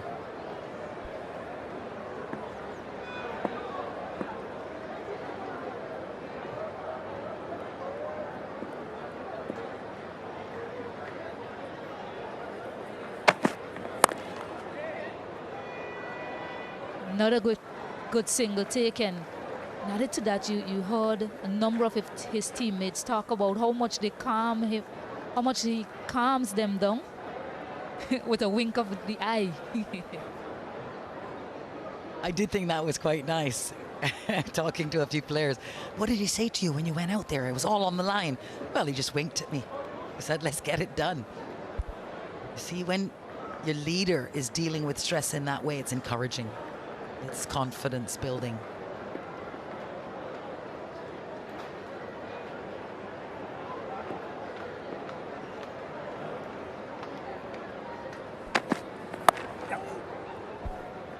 Yeah, Tom Latham, the red ball captain, on the other end. Of course, Mitch Santner, white ball captain. 2 senior Kiwis in the middle. They've had a good weekend, they have, in golf as well. It's a little nation, but they really overachieve. Yeah, definitely 2 level-headed cricketers in the middle. Good, strong leadership. So I suppose that dressing room will be quite calm right now.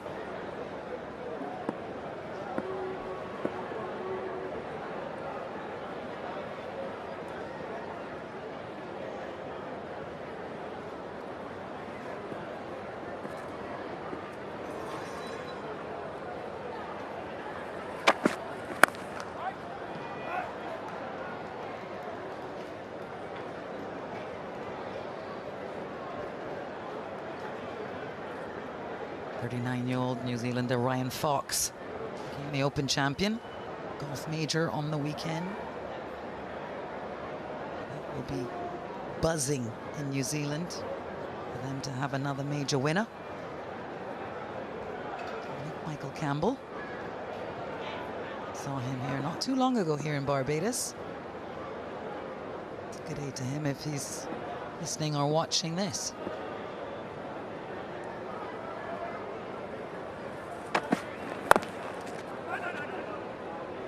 No to the single off the last, so just 3 from it. 188 for 5.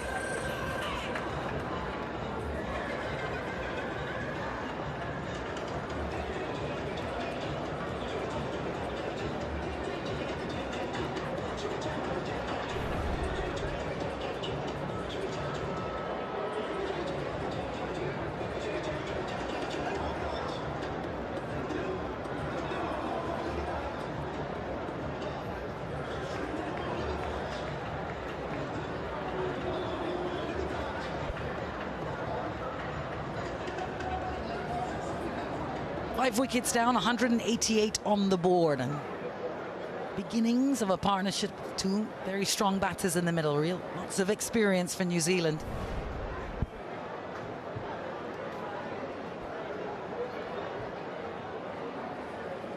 Couple of southpaws and captains.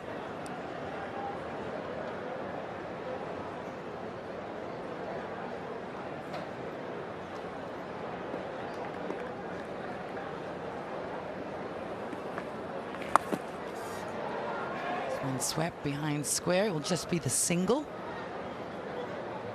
It's really one of the hallmarks of this New Zealand innings, is that it's not been a lot of risky shots, not a lot of risk taking, putting away the bad balls.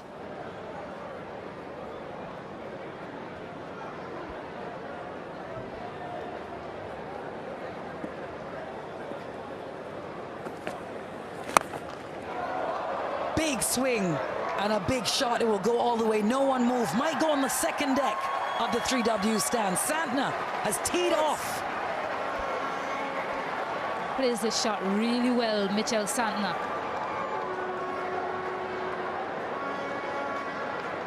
Himself sometimes had a look for his 10 deliveries, gets one in his half and puts it away.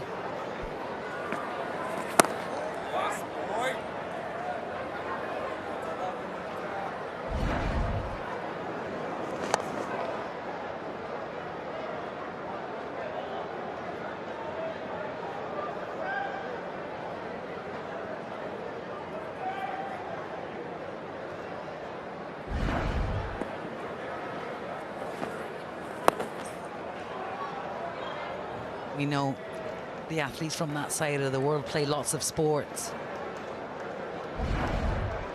Let's have another look at Mitch Santner, who is a +3 golfer himself. We were talking about their Open winner, Ryan Fox, and his grandfather, Merv Wallace. There's a catch there. Oh!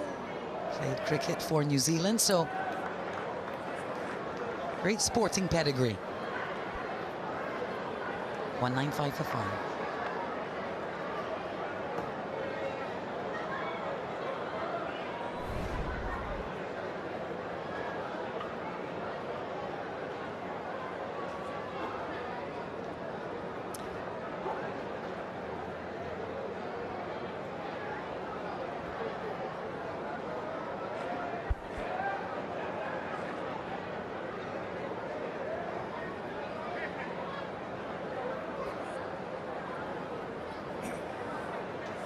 Well, the current run rate, 5 flat. 250 on this surface, probably would feel a bit under par.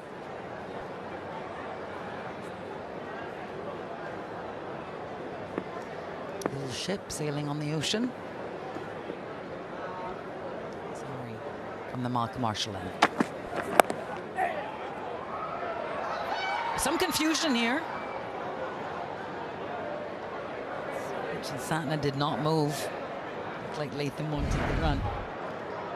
This is a couple balls back. A really typical big swing of the bat from Mitch Santner when he connects. A real good catch in the crowd. It was on the upper level. Impressive stuff.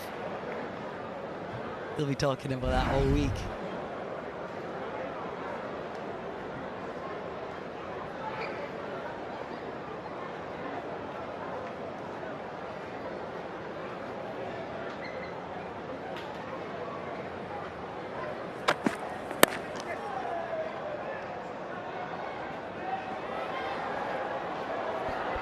A little bit of a fumble allows the brace.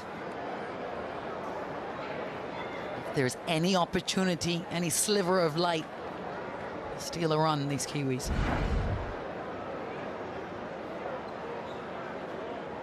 He had it, Hetmeyer. He just manages to lose it at the last second, and unimpressed Alzari Joseph as well.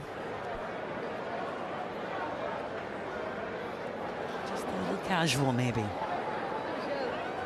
St. Lucian flag flying proudly in the stands.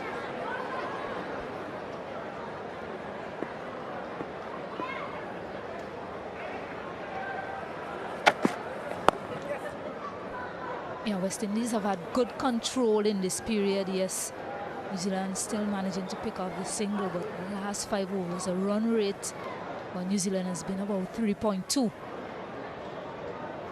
West Indies, of course, will be hoping that they can build on it, but New Zealand surely saying to themselves, we've had a fairly decent start, we don't want to throw that away. It's about building on that for the next 10 and a bit overs. That's right, Stacey, and it's a long game, isn't it? A lot of balls left for them to face. But the last 30 balls, on 17 for 1. So the Windies will take that.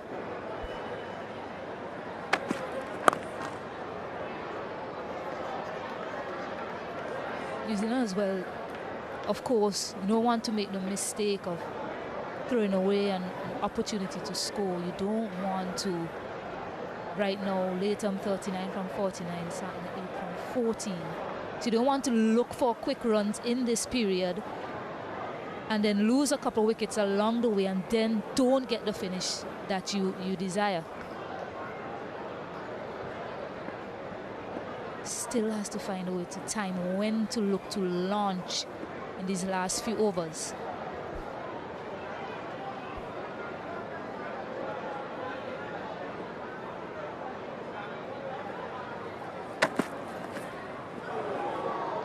Yeah, a couple of savvy operators in the middle there for New Zealand. They will have a very clear idea of how they want to go about this. Sling. Alzari. Nice speed as well, so intense, isn't he? Bit of a stare down. And Mitch Santner's response.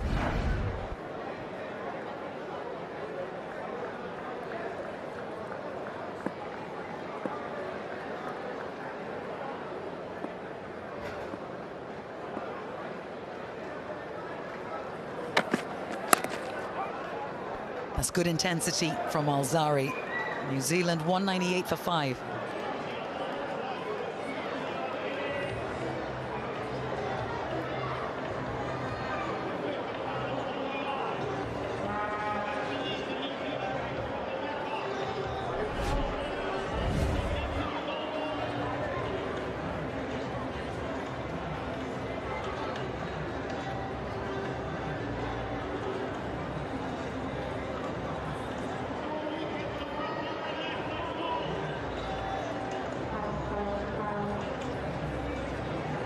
Final power play now. 10 overs left in this game, just shy of 200 runs on the board, New Zealand.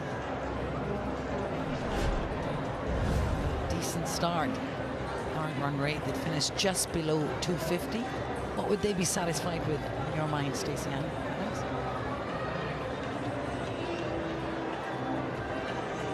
Difficult question to answer because you don't know what conditions will offer later on, if they'll be due. They got 268 in that first ODI, and West Indies chased that down quite easily. Ideally, they'll want to try and get more than that, but it's about just getting a score on the board, something that your bowlers can bowl to, basically. Enough room for them to find their right lengths and lines on the surface, create any sort of pressure as well. But now 198, they really try and aim to get another 80 or so in this period. That'll be ideal for me anyways.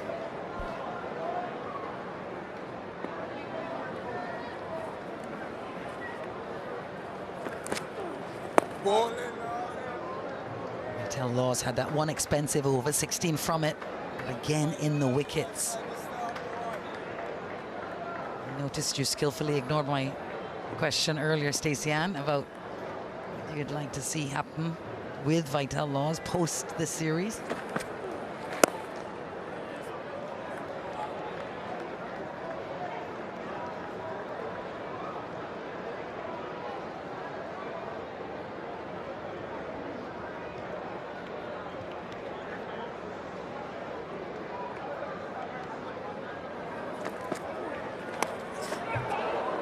Bit edgy there from Tom Latham. Seals is unable to stop it as well. I was just about to answer your question, Alex. And New Zealand picks up a boundary, and with that they get 200 on the board also.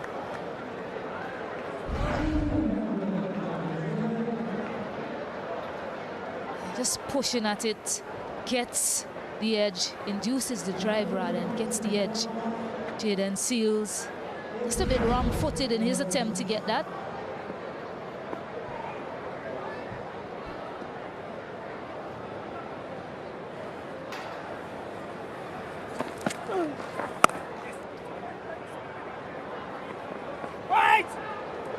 Thinking too, but yeah, you came into the series having not played a professional game, so ideally what you want is the continued support.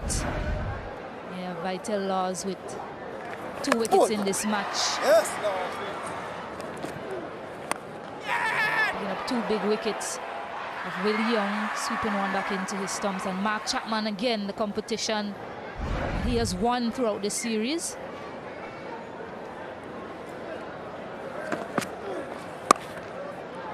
Yeah, well, just to continue, mention support. They've been supporting him with Nikita Miller. It's good that he's from Jamaica as well, so even when he goes back home, he'll still be able to play a pivotal part in his life as a coach. And then you also think professional cricket, if he can get into first class setup, list A setup as well, just so he can continue to build on his skills. 204 for 5.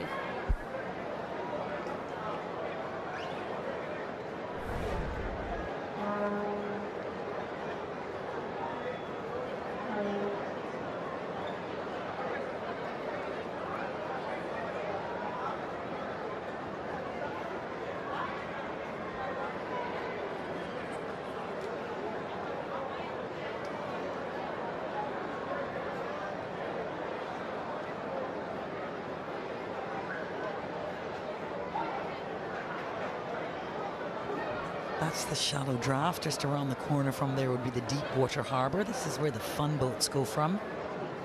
Barbados, and they go any time of day. There's day cruises and there's night cruises. 204 New Zealand. 9 overs left in their innings.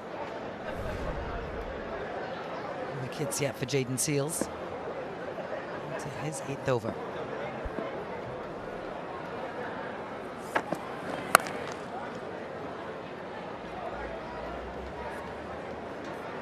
And it's not just Vital Laws. A number of young talent in West Indies cricket, both male and female, really needs that support. You see Jackie Pollard, he was one of the other outstanding bowlers in that under-19 World Cup.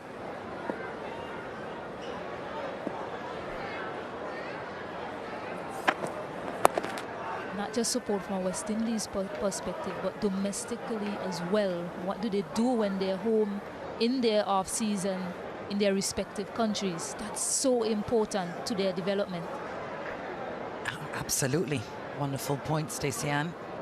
First-class cricket. How much can he get under his belt? I mean, that's the big difference here.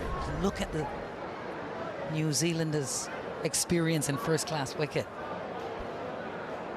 These are his wickets over the series. He's just been outstanding. Natural talent, a good head. One a little quick. Yeah, coming here in Barbados, I guess a lot of people would have been asking how he would perform on these sorts of surfaces. Yes, the first pitch offered some assistance for spin, but we've seen that he's able to bowl in conditions that offers a bit more for batters with his control and his selection of lengths and line.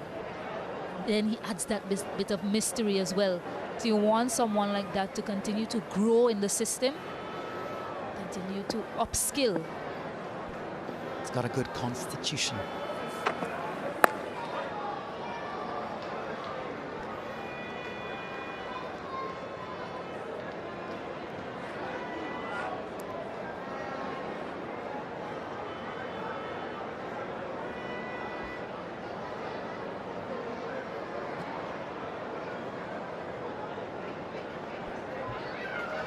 A 23-run partnership now between Santner and Latham. It will be on the mind of this West Indian attack. Don't want them to get too comfortable, and you don't want them to be there right to the end from a West Indian perspective.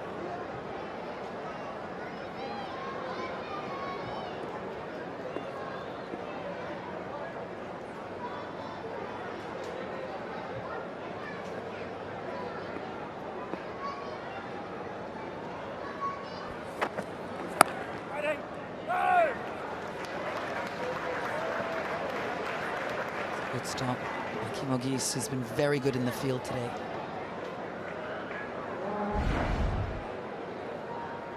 He was one of the pair involved in that unfortunate drop to lose the game on Sunday. Yeah, more than it being a drop catch, you have to say, thankfully, it wasn't more than that. Could have been a nasty incident had those two collided a little bit more head on. Yeah, no one hurt. Just dropped into some pace and hustled down Latham. It's the over just two from it. 206 for 4.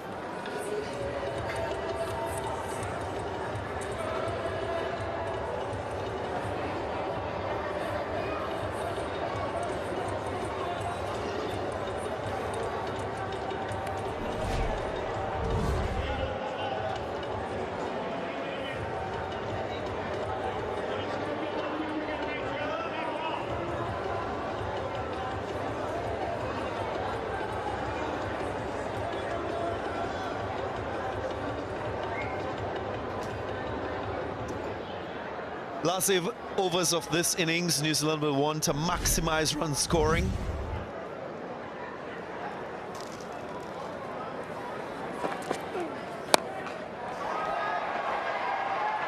Just wide of that long off fielder.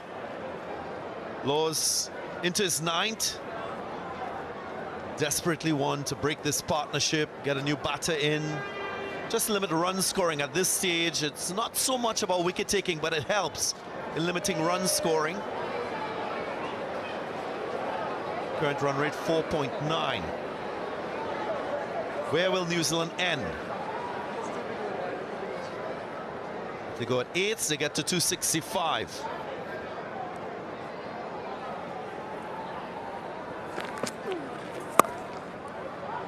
Punched away, you can sense that there's a little more aggression in the stroke play from these two. Afternoon to you, Samuel Badri. Yeah, hello DG, hello everyone. Little partnership of 26 here, but you're right, they'll be thinking upwards of 250 at least. Can they get to 275 though? Latham, 46, he's very well set. That middle period there, West Indies had a good spell of strangulation.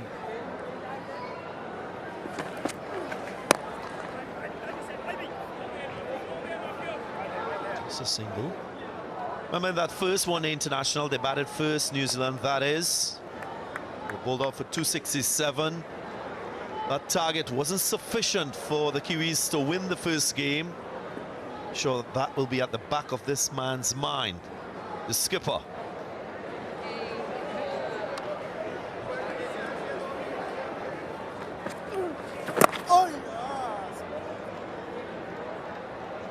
And it remains to be seen how things change in the second innings as we head into twilight. Picking off the surface again, this young man, Laws, continues to excel.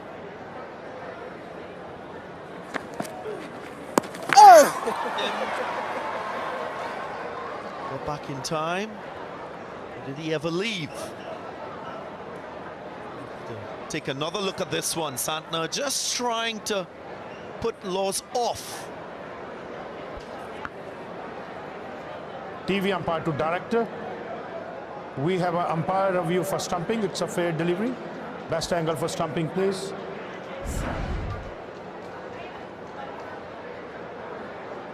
Yeah, foot is grounded. Still grounded. Still grounded. Then bails removed. Satisfied. My decision for big spin is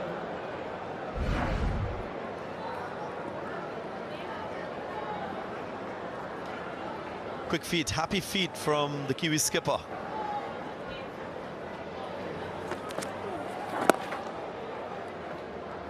Yeah, so good to have Laws bowl this, the 43rd. 3 from it, 209 for 5.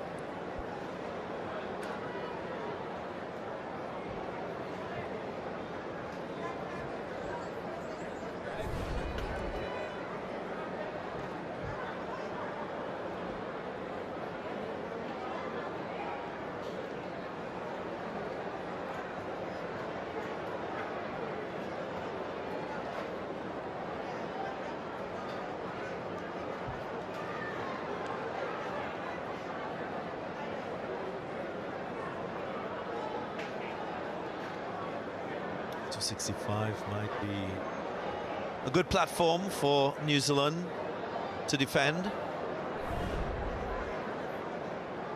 Seals is very consistent with his lines and lengths, making the adjustment to deep third. Going a little bit wider.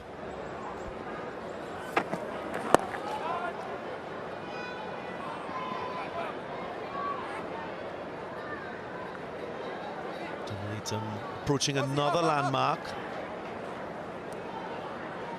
Striking at just over 80 in this innings, which is fair enough for these remaining overs. I just want to take that to over 100, as you often see when batters and teams close out innings.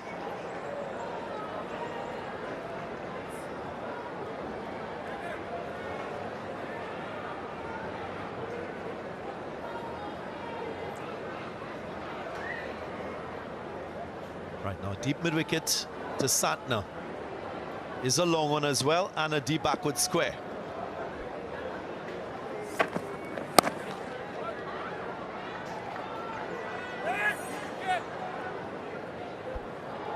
And what you'll get from New Zealand, though, most times is that they'll utilize all of the available overs, not something that the West Indians were able to do. Batting first, they were dismissed well inside their 50 overs, and that eventually cost them matches and indeed the series.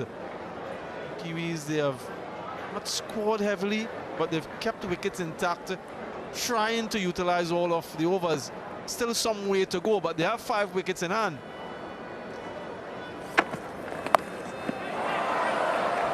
That's 50. Picked up, hoisted behind square, and he brings up a 27th half century in ODI cricket. Tom Latham, well played. It's something for the supporters to celebrate. The New Zealand supporters, only his second versus the West Indies, but using the angle and the pace and helping it for a maximum. Appreciated by his teammates. It's been an important innings. West Indies needed, New Zealand rather, needed some stability, and he's provided it. He's still there. And now he looked to, no doubt, accelerate. 54 from 60 balls, that strike rate will look to increase. That's beautiful. That's a brilliant stroke from a well-established batter in the world game. Not a lot of flourish, but efficiency exemplified. Yeah, if the previous shot was flamboyant, this is exquisite. Just a momentum into the shot and the timing and placement, perfect. Wonderful fusion of the two. All along the carpet for 4, 10 from 2. The surface looks a good one for batting. You can hit the ball on the up, take real command.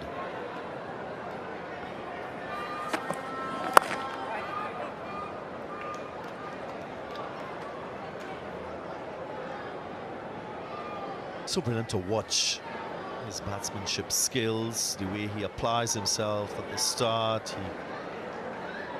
He works out which strokes are most effective in the particular type of conditions. Again, trying to steal the spotlight with his style and flair, but getting the job done.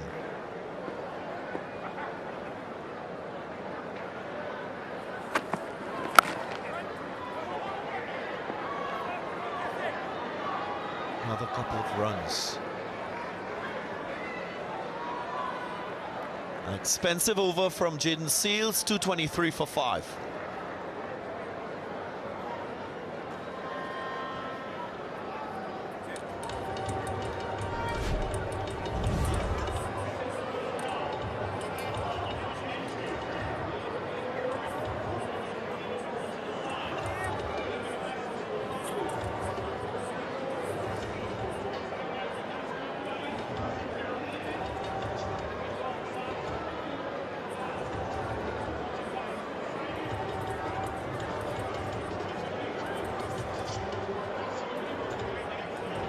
A great job for New Zealand to still preserve 5 wickets as we head into power play 3. Gives them plenty of insurance to go big. There is a amount of depth in that batting. Smith can hit a long ball, he can bat and contribute significantly. Clark too, quite capable.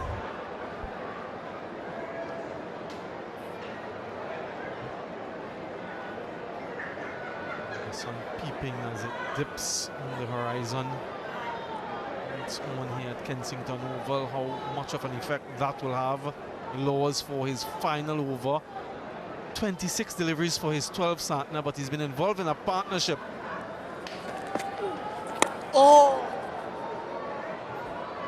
Knows the importance of using all of the deliveries, but you mentioned Latham DG and the way he's gone about his innings, his efficiency. He's one of those batters you look up on the scoreboard and you see he's gotten 35, 40, and you ask yourself, where did those runs come from? It really sneaks up on you. The way he accumulates, the way he runs between the wickets, he gets the occasional boundary. But he knows exactly what he's doing. Talk about his experience, his wealth of experience, and knowing in these conditions, in this situation, what type of innings he has to play. And so far, it's been good.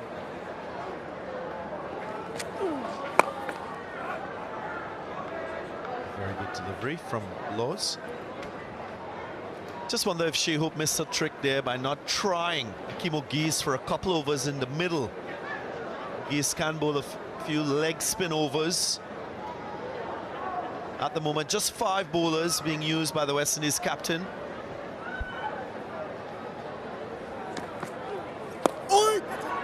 Lofted, just short of the field-in cover. Kimo Paul, the substitute fielder, took the dive out. Superman couldn't get there. Yeah, the presence of mind as well to acknowledge there are 2 runs on offer. Diving forward. You can't fault him for trying to go for the catch, but fielder in the deep had a significant way to come in, which allowed them to get 2 quite easily. Yeah, someone like Laws, another over up his sleeve in the last 10 would be crucial.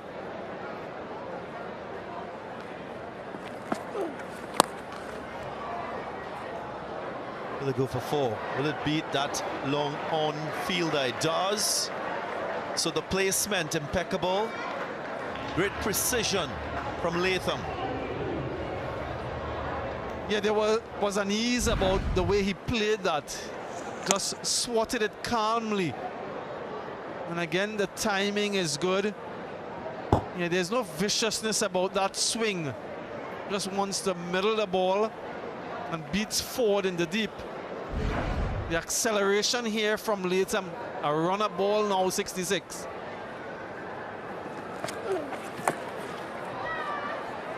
Doesn't beat the fielder, should be run out, should be run out.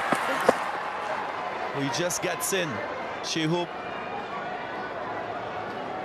just looking towards square leg, and the review is taken. TV umpire to director. We have an umpire review for run out at the batting end. Your best angle for run out, please. Yeah, keep rolling. Keep rolling. Yeah, freeze. Battery short of crease. Bails removed. Satisfied. My decision for big screen is.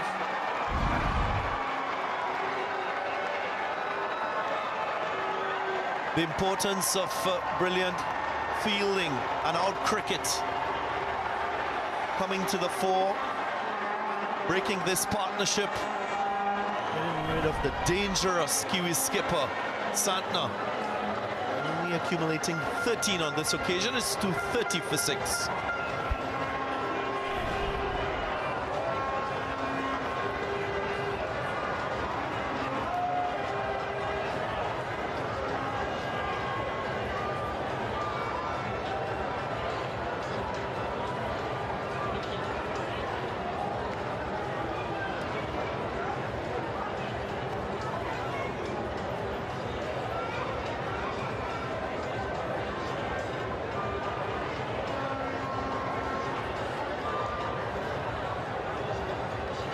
Smith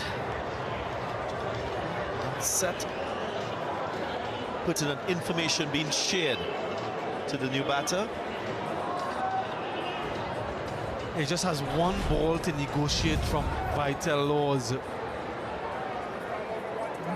Shea Hope would dearly wish he had one more.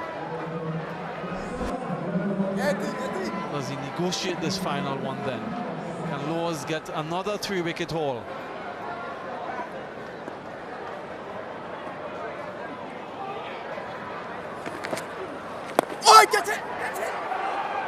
Bounce to short mid-wicket, Hetmire in the action. So Laws completing his quota of 10, 2 for 63. It's 230 for 6.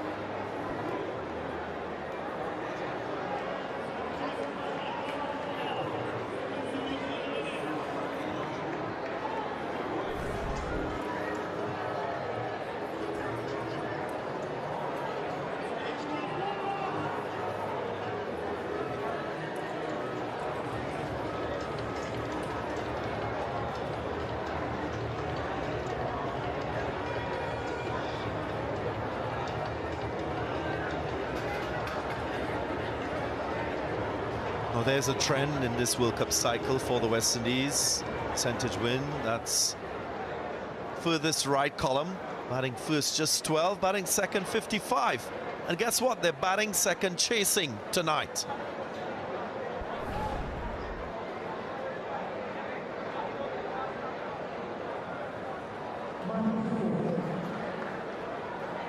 Short third, deep backward point, deep cover 2.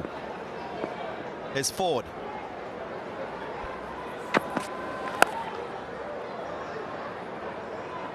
Yeah, that wicket of Santner, as we reflect on, maybe a half chance here, just falling short.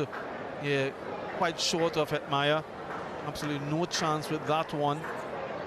Good decision to have that short mid-wicket though, because he was backward point, and at the last moment they made the shift. But that wicket of Santner just pushes back the real charge from New Zealand, maybe by an over or 2. Had he been there the last 5 overs, there would have been a real push. But now that he's not there, maybe they'll wait another over or 2 before they go all out. So important, those wickets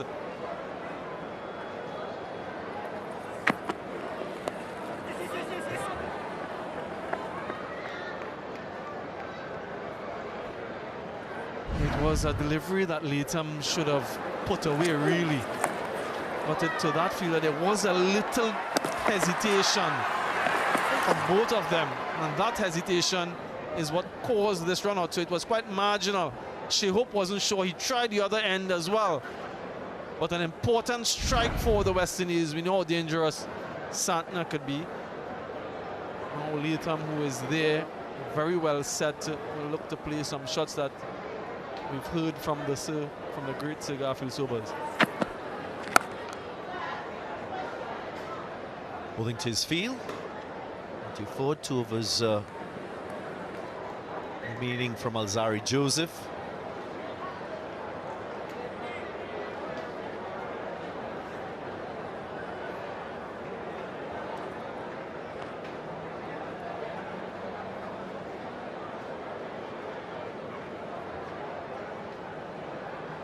.24s and 5 sixes in the innings so far for New Zealand. The way of run scoring will be uppermost in their minds. That's a top shot. Another muscular stroke down the ground, an over-pitch delivery from Matthew Ford. And Smith says, I'm here. Yeah, this is a wonderful shot, wonderful straight back over the bowler's head, targeting the side screen. One of the fielders who were in the deep can get close to that. That's the direction you want to go. So maybe a glimpse of what is to come in these remaining overs. This is worrisome from a West Indian perspective.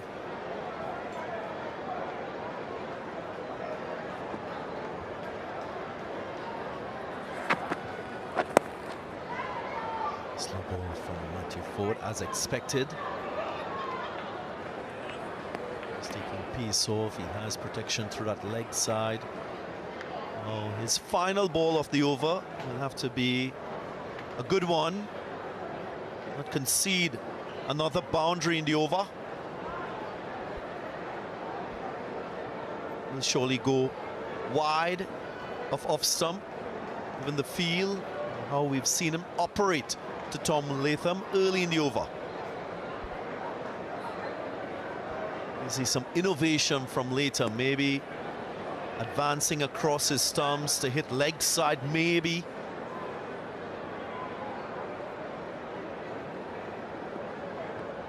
So this 4 overs remaining. Here's Ford. Did move, and he will want 2. He will want 2. He's quite rightly so sent back. So 9 from the over, 239 for 6.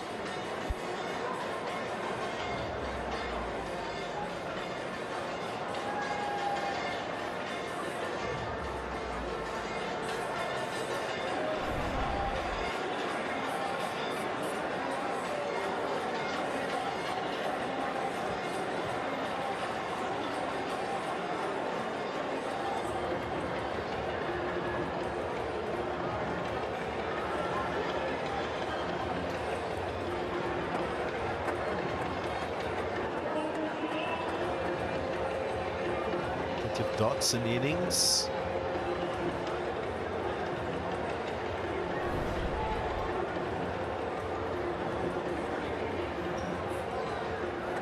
Different challenge. Alzari Joseph now with the ball. He'll bowl this, the 47th and the 49th. Deep backward square, deep mid-wicket, and there is a long on and a deep fine leg too. So that line has to be straight. Worked away, should be taken. O'Gees completes the catch. And Latham is disappointed with that stroke.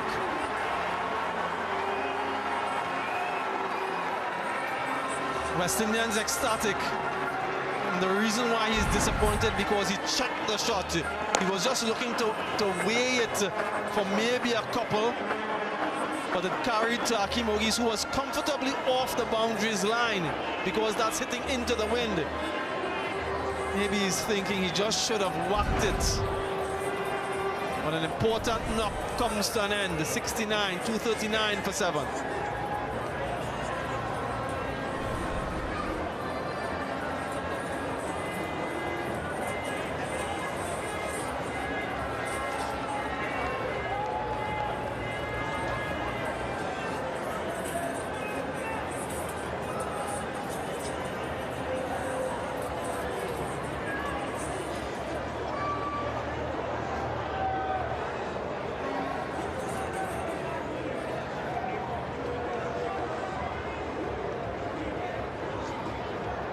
Christian Clark, one newcomer in this New Zealand 11. This fifth match. Didn't play in the series, so he gets his chance. Good average, has 100 in list day cricket, so don't underestimate his quality with the bat.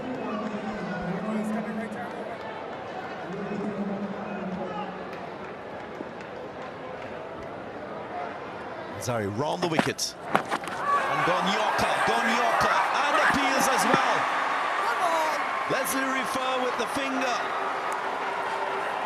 And the review is taken straight away.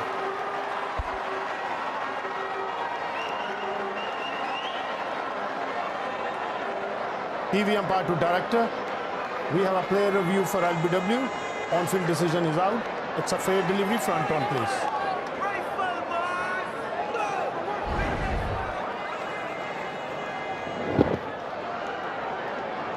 Appears to be no bat involved. To confirm ultra edge, please.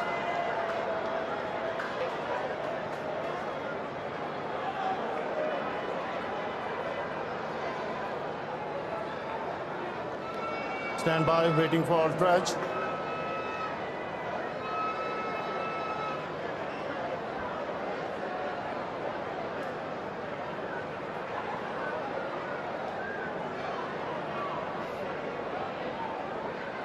Still stand by.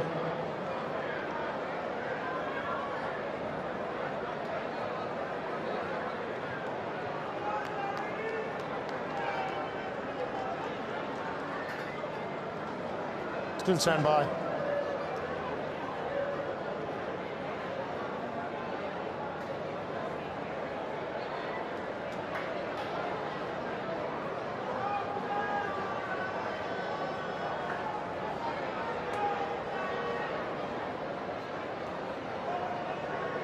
Stand by.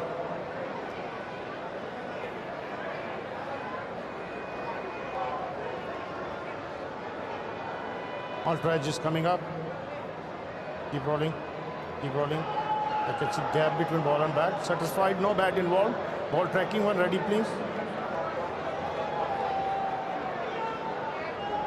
Original decision out. Pitching in line, impact in line. Wickets missing. Leslie, change your original out decision. Stand by. You're on screen. Make a signal, please. Occasion.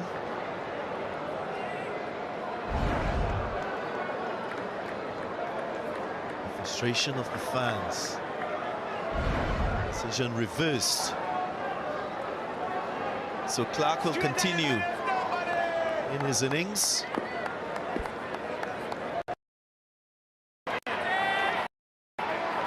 Worked away through that onside. Clark has a high score of 24, not out in one-day international. Healthy strike rate too. Yeah, that's a good seed to get first up. Full and straight, just angling down the leg side. I looked at it live and I thought it was doing too much. She doesn't agree. She wants to know what's wrong. What's wrong with Hawkeye? Why isn't that hitting the stump is what she's asking. It's just doing too much. Alzari smiles. He has a first-class century as well as a list day century, as you mentioned. So there is some batting acumen there.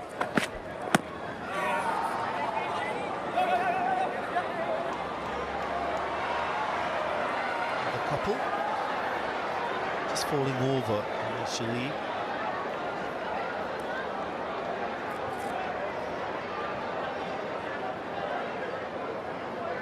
Joseph just working up some speed. Nice delivery, 141 clicks. Yeah, he's been so impressive, continues to grow in stature.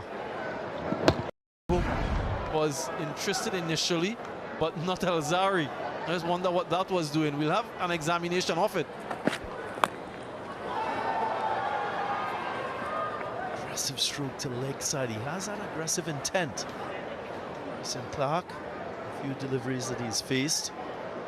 And let's have a look at that close call you mentioned, Sam. Missing two. Zari Joseph usually gets wide of the stump with his release, so the angle Very, very sharp.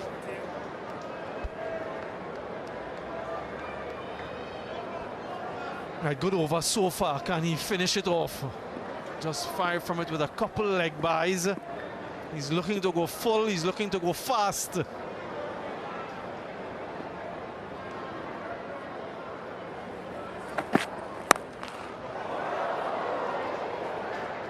Should be another couple of runs. So 7 from the over, 246 for 7.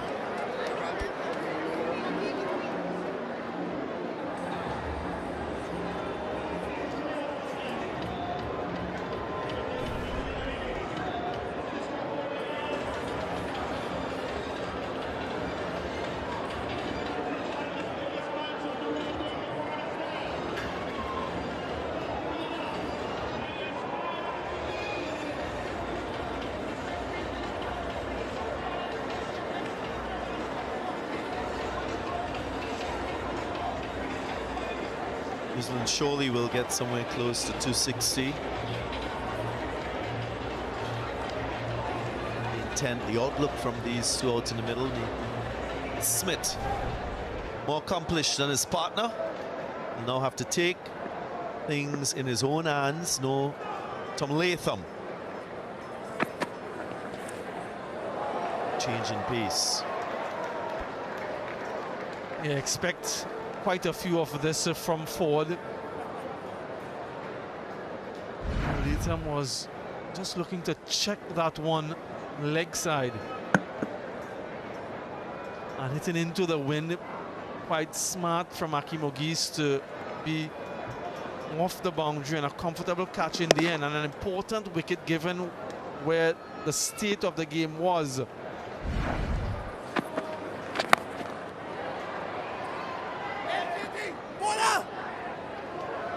It's risky, that's risky. That should be out. That's the refer will just confirm. TV umpire to director. We have an umpire review for run out at the batting end.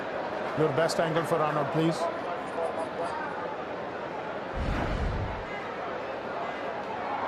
Yeah, I can see that is short of crease, bails removed. Satisfied. My decision for big screen is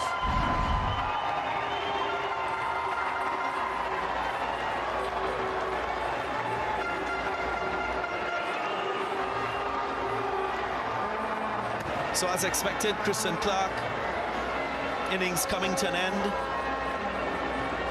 Always going to be high risk, going back for 2. His contribution 4, it's 247 for 8.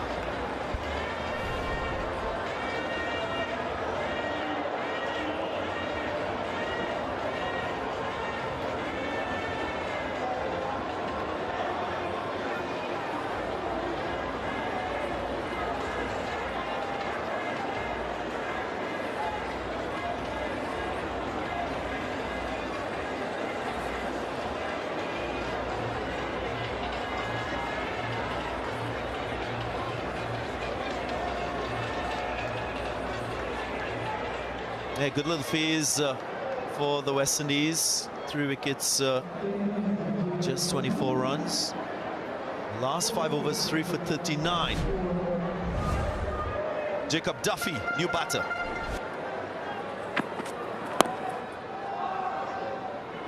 In that first game, New Zealand, they were bowled out in the 50th over. Now they run a similar risk. Yeah, just have a look at the way Shea Hope collects this. It was out anyway, so it doesn't matter. But I would prefer him collecting it in front of the stump, the contemporary way, and bringing the ball onto the stump. It saves you a split second, as opposed to collecting it and then bringing your gloves forward. You can see he collects it and then has to bring it forward. If he collects it in front of the stump, he's going in the direction of the ball. It reduces the time too.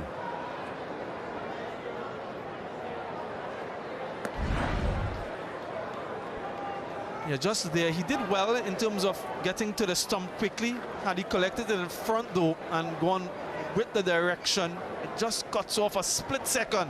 It doesn't matter in this dismissal. but sometimes, just sometimes, that split second helps.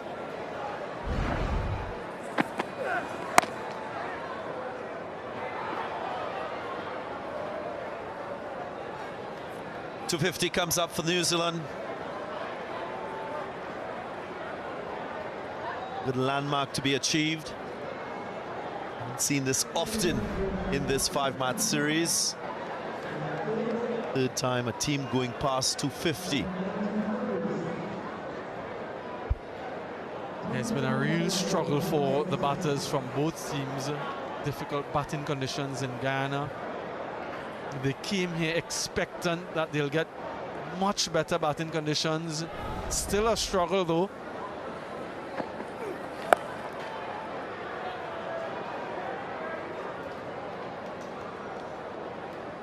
.251 for 8.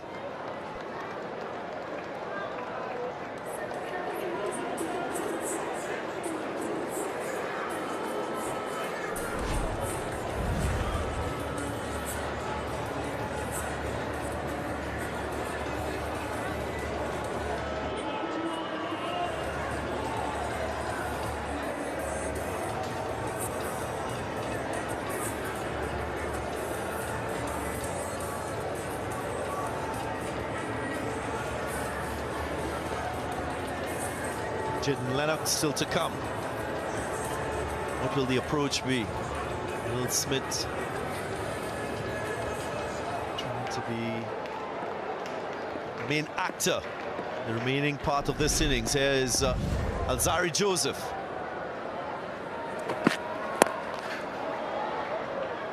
Takes a single off the first ball. So there is trust in Jacob Duffy.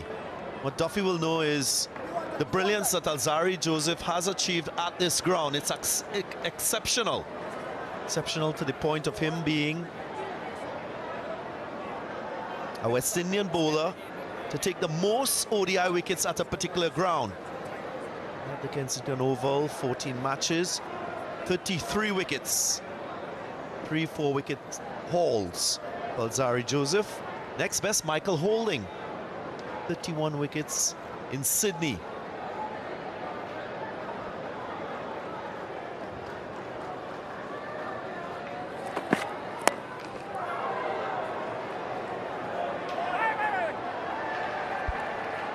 Yes, the wickets to matches ratio, that's super impressive. Only his 14th match and he's already gone to 33 wickets. Over 2 wickets an innings is what he averages here, and he's never gone wicketless any of the times that he's played here. So talk about a romance with a venue, Alzari and Kensington. 1 for 23 in the last game, his most economical spell in ODI cricket. Continues to lift the standards for himself. Playing here at the Kensington Oval. And here he goes. Wants to, he wants to. And he will get to comfortably in the end.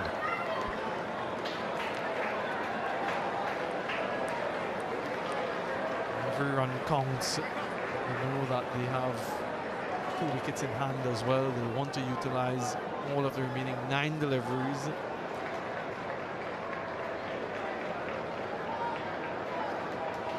You dropped off your flowers in recognition of the great man.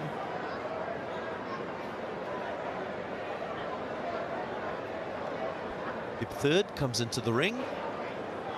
Strong leg side field, all boundary riders. Goes with that straight line, so there's a chance of the run out, but Alzari not interested.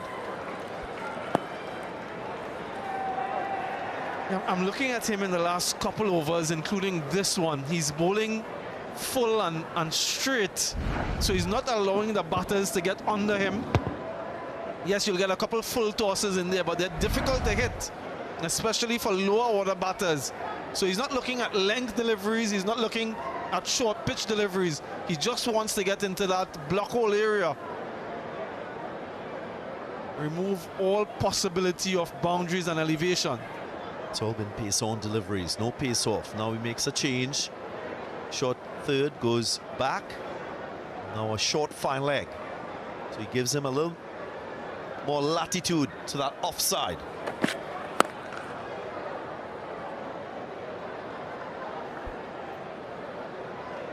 That was a deliberate change in length. It was a length delivery, so it allowed Duffy, if he wanted, if he was able to, he tried to heave it. Right, so final delivery from his spell now. How is he going to finish? 4 overs behind.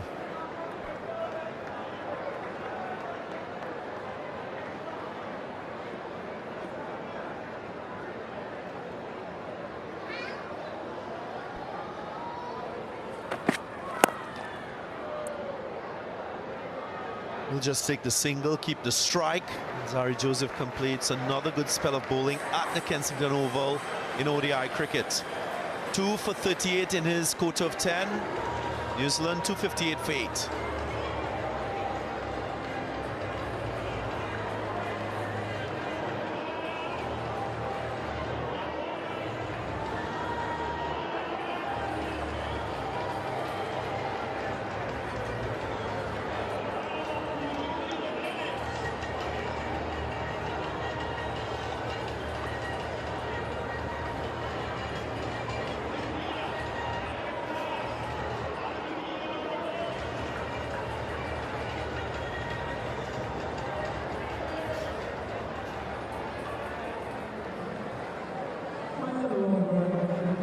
So because of the slow over rate, West Indies will need an additional fielder inside the ring for this, the 50th over. Jaden Seals will take responsibility. It starts with a wide, so small defining moment, you can say, for both teams. Yeah, he had to bring in the sweeper in the inner circle in confirmation of the West Indies post-2023 World Cup record chasing at home. They'll favor this opportunity to overhaul this target. So he doesn't have any sweeper offside, so he's trying to bowl a straight line.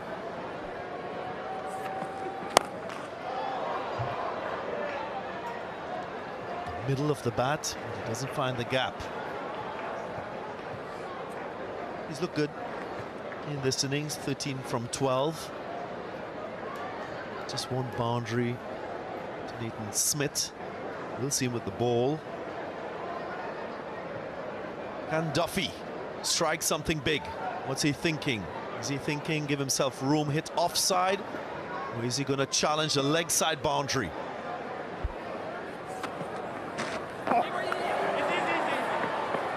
Deception from Jaden Seals.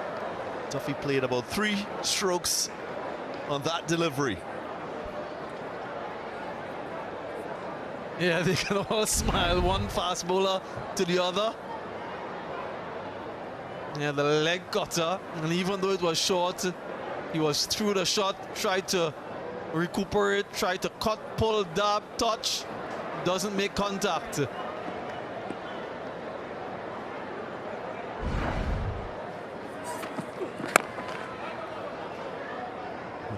Just a single. So very good from Jaden Seals. Showing his repertoire of skills with the ball.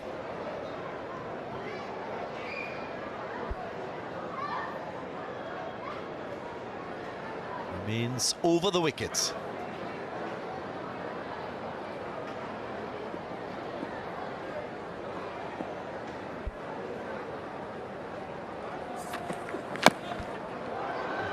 And he misses out. If he had the chance of using the pace, using the angle, maybe beat that fielder deep backward square. He's disappointed. And no boundaries in 4 overs now. 24 deliveries since we've had the last boundary. So it just underscores how good the West Indians have been in this final phase of the match. A couple deliveries to go. They're just having a discussion, maybe to reinforce what happens if he misses it completely, so that they're on the same page. Oh! Takes the reverse out. Not quite sure the angle of the bat allowed him to play that shot. It was premeditated by Smith. Yeah, I don't know if it had enough pace to beat the fielders on the circle, but another slower delivery, just a little bit too wide this time from Jaden Seals. So he had a lot of time to reset and then to go. He could have turned around, but again, missing it completely. But wide enough. Blade of the bat facing up.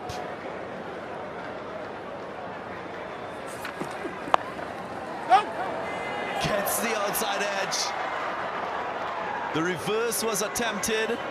He was searching for the gap offside. He got it leg side. But he's happy that the result is 4. Yeah, inadvertent. Beats the diving Casey Carty. And once it passes him, it's going to be 4. Not where he wanted it, but what he wanted. And that was the first boundary in the last 5 overs. All Jaden Seals can do there is smile. So 268, the highest score, batting first in this series. Last ball of the innings. Here is Jaden Seals. And it's clobbered. Clobbered into the fielder's hand. That strong wind just allowing it to blow back into the boundary. And Justin Graves making no mistake. Seals getting his first wicket in the innings. And the West Indies finish on a mini high. New Zealand 268 for 9. Yeah, the first team, though, to have batted out all of the 50 overs batting first. The fielder was pushing himself back and in the end had to come forward. Justin Graves, it was in the deep. But the strong wind, as you mentioned, DG, just pushing that ball back into play. And New Zealand do not end with an exclamation point. In fact, West Indies end with a wicket. A couple half centuries, 3 half centuries in there. In fact, Young, Kelly and Latham really stabilizing the New Zealand innings and getting them up to 268 for 9. We won't know how good it is until the end of the second innings. All bowlers amongst the wickets. Laws, he was good with his penetration and his variation. Alzari Joseph, exceptional. 2 for 38. Matthew Ford picked up an early wicket, as he's done in recent times. Jaden Seals ended with a wicket to himself. So what that means, the West Indies will have to chase this target. Shea Hope will feel very confident because that record chasing at home has been exceptional.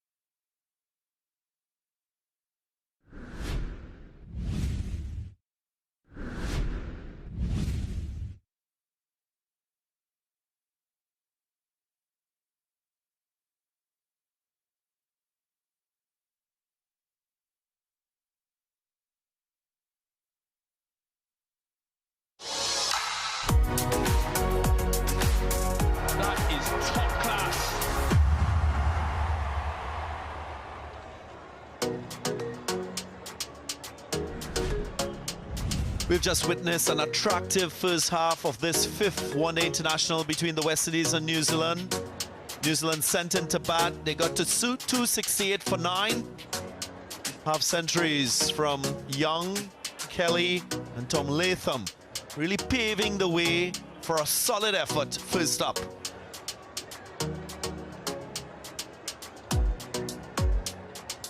Plenty of attractive strokes in that effort too.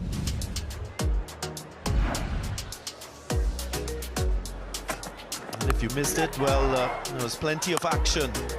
Latham just ensuring that the Kiwis were able to hold things in that middle phase of the innings and to the end. His experience coming to the fore, really dominating proceedings with the bat.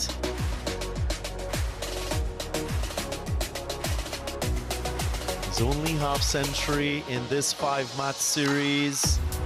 He's played some solid innings previously, but this one the best of the lot on this tour.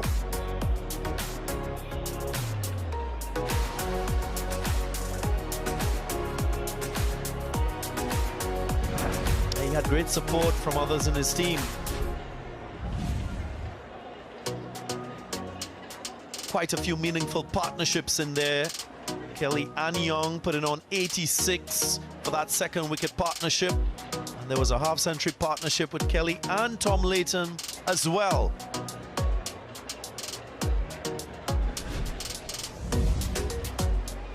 And the West Indies, from a bowling perspective, they will shower praise on Alzari Joseph once more at Kensington Oval, producing the goods, 2 for 38.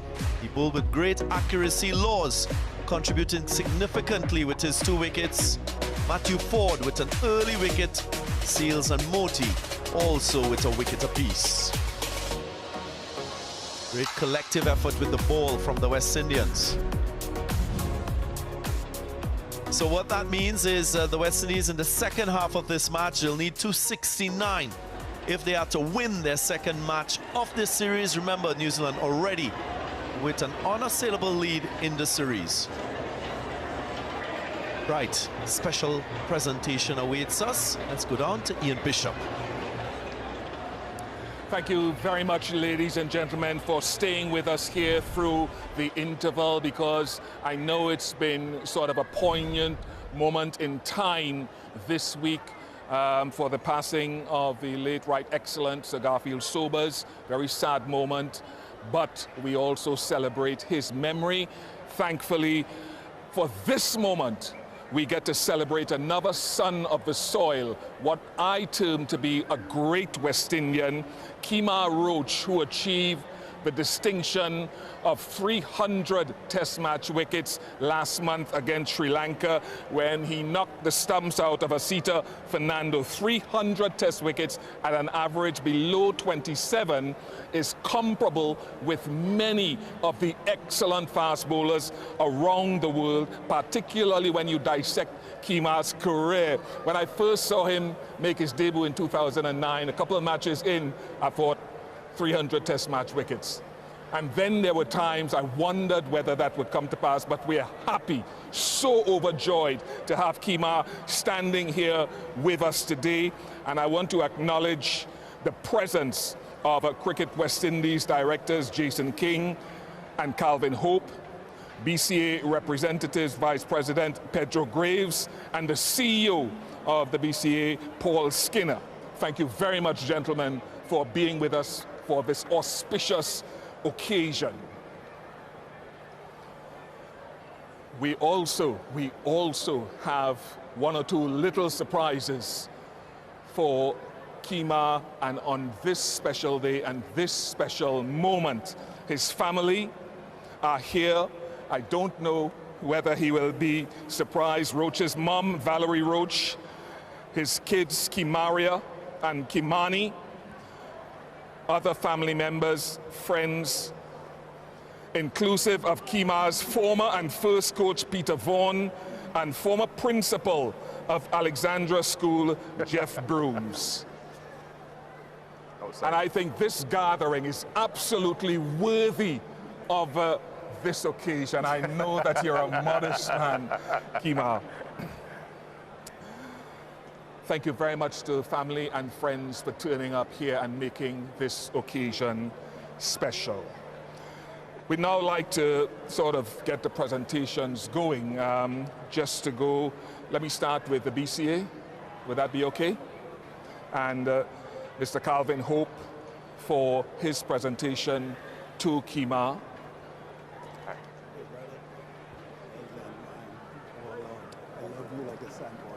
Commemorative gift.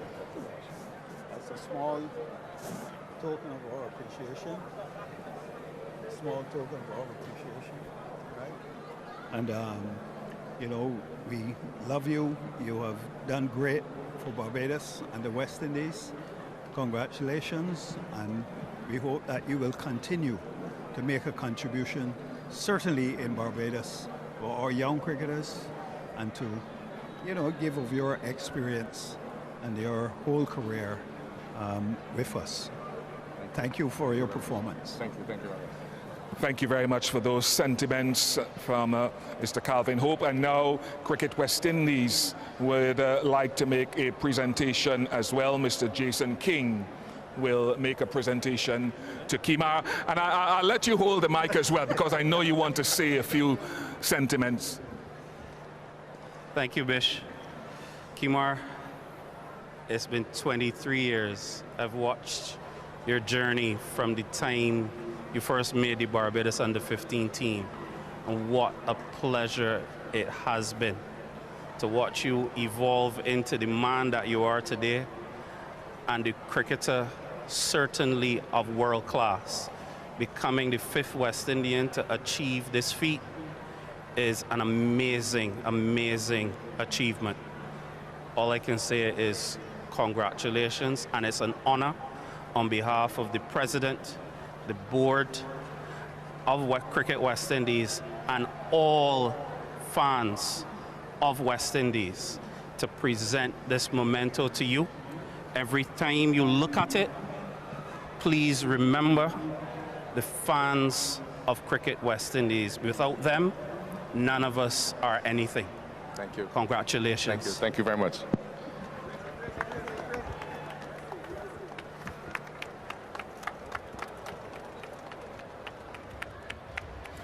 Thank you very much to Mr. King.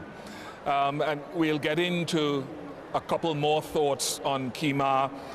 First of all, I just want to dissect and just remind everyone that pre the accident, unfortunate accident, 32 games, 122 wickets at 30. Post that accident, from 2017 onwards, 52 games, 178 wickets at 24.5. Absolute world class from Kemar Roach. Reinvented himself like no other. Mr. Jeff Brooms and Mr. Peter Vaughan will now collectively come in and share their thoughts on Kemar's career.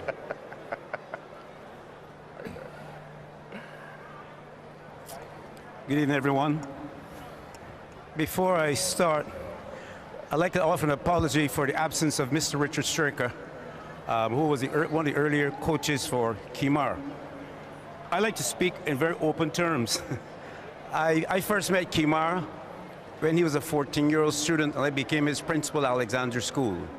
One thing I can say for him, he experienced my love and care, but he also experienced my serious level of discipline.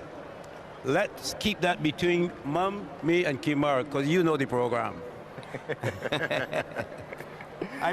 First of all, nothing that came about in Kemar's life could have come up with the absolute support he received, first from his mum and his stepdad, way back. I remember telling me many times that his stepdad took him to cricket and showed him the ropes. I know his mum, she gave him the guidance and support. I know also the hundreds of times that she threatened to ban him from cricket. And she would say, I also threatened a few times too. But Mum, I want to say thank you for not following through with those threats with this hard-ears boy. Look what he is now, 300 wickets plus, 300 test wickets plus. We're very proud of him. Yes, right. Now, Peter Vaughan. There is no closer contact in Kemar's life than Mr. Peter Vaughan, who Kemar came to Alexander School in 1999, and Peter Vaughan was his coach and games master. What Peter said to me from the very first PE lesson, he was impressed by Kimar's athleticism, fierce competitiveness, and his rocket arm in throwing drills. And so Mr. Vaughan has always been there. From those early days, after joining the school team, Kimar fancied himself as a better batsman than bowler. And Peter Vaughan made one serious mistake. He put him to bat at number 4. And that was a mixing concrete. If they brought Brian Lara into the Alexander team, Kimar would have insisted that Lara had to concede to him the better batsman, as he would put it. And I'm glad he did stick to the batting, although he has saved us on the West Indies on quite a few occasions with his batting. Well done, Kimar. Thank you. Peter Vaughan, I must give you your due. To my mind, you are the majestic school cricket coach, and a lot of what he's saying, Kimar, came directly from Peter Vaughan. You see Kimar's tenacity, Peter Vaughan in there. You see his commitment to cause and team, Peter Vaughan in there. You see his ultimate focus, Peter Vaughan in there. You see his putting team before person, Peter Vaughan in there. But then there's some others who shaped him. Corey Cullimore, his mentor, his absolute mentor. I remember Corey saying, just Kimar, in my presence, success does not come, it has to be earned. And Kimar has lived that. Along with Corey, we have people like Jason Worrell, Jamal Smith. Jason Worrell was his school captain. Jamal Smith, Bert, was his teammate. Kirk Edwards, and his partner in crime, and all other things. Matt and Jeff Badenloo, Tremaine Reese. Tremaine, they are inseparable and have been from school days. My only disappointment when I walked into the box this evening, Kimar turned to the other fellas and said, "You ever get flogged by Mr. Brooms?" Tremaine, I told you to forget that. Kimar has forgotten his lashes. You should forget yours. His talent, when I saw Kimar, his talent so impressed me that with the permission of the West Indies manager, Mr. Tony Howard, and the support of my friend Gerald Bartley from Antigua, I took Kimar to Antigua to be a net bowler for the West Indies team. Gerald provided the accommodation. Kimar said, Corey said he could share his room, but that didn't happen. At the end of that stint, Bennett King, the West Indies coach, came to me and said, "I am so impressed with this young man's pace and accuracy. This 17-year-old boy will make his mark in the West Indies team sometime in the future." And indeed, he has made his mark in the West Indies team. 300 test wickets on. Congratulations, my son. Thank you. Yeah. Now, I will wrap up now by simply saying, Kimar, you belong to the West Indies, you belong to Barbados and our cricket legacy. And of course, you belong to two outstanding institutions in the north of the island, Ignatius Bayer and Alexander School. We thank you. Congratulations. Thank you.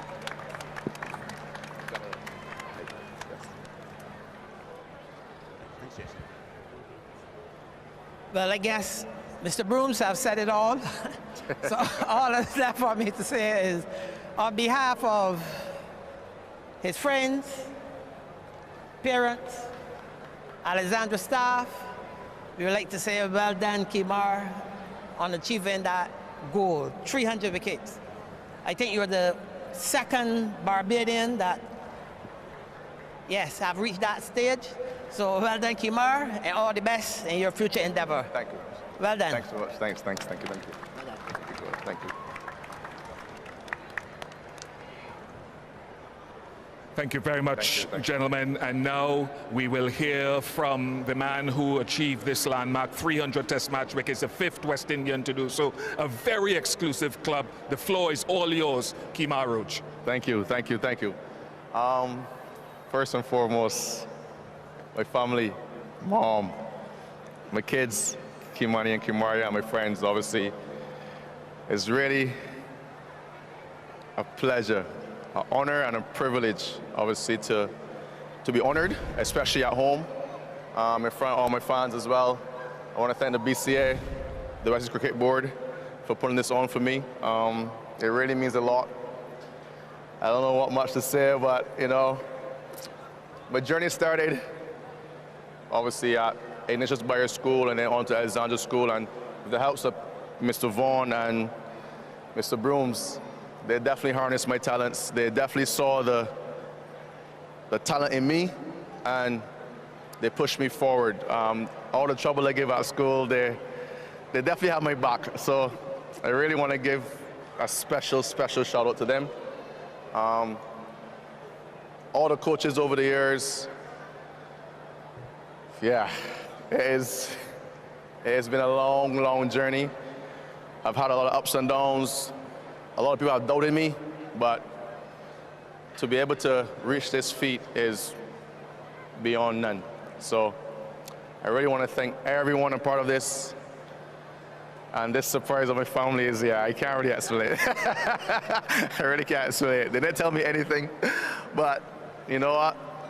For moments like this, these are the people that mean the most to me, so I'm happy that they're all here. So thank you for everyone coming out, supporting, and hopefully the guys can give you a win tonight, and we can finish this night the way it should be finished, with a fantastic victory. Thank you, thank you.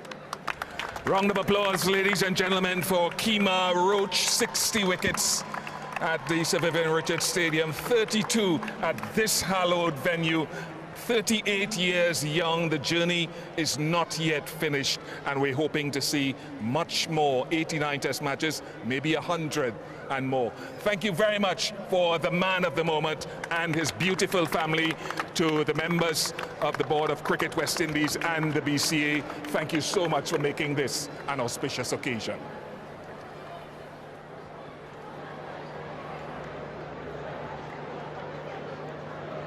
A champion West Indian fast bowler celebrated Kemar Roach right here at the Kensington Oval, his home venue, as we reflect on the first half of this 5th one-day international between the New Zealand one-day team and the West Indies. New Zealand getting to 268 for 9. Great effort by the West Indies to pull things back in that last power play.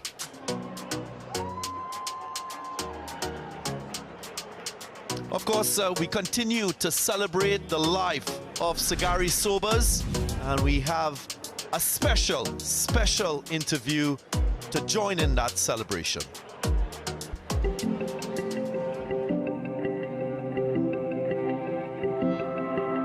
Oh boy, well, I met Sir Gary as a boy, when I was a boy. I was about 12 years old, and he had taken up golf, but he was in his cricketing prime.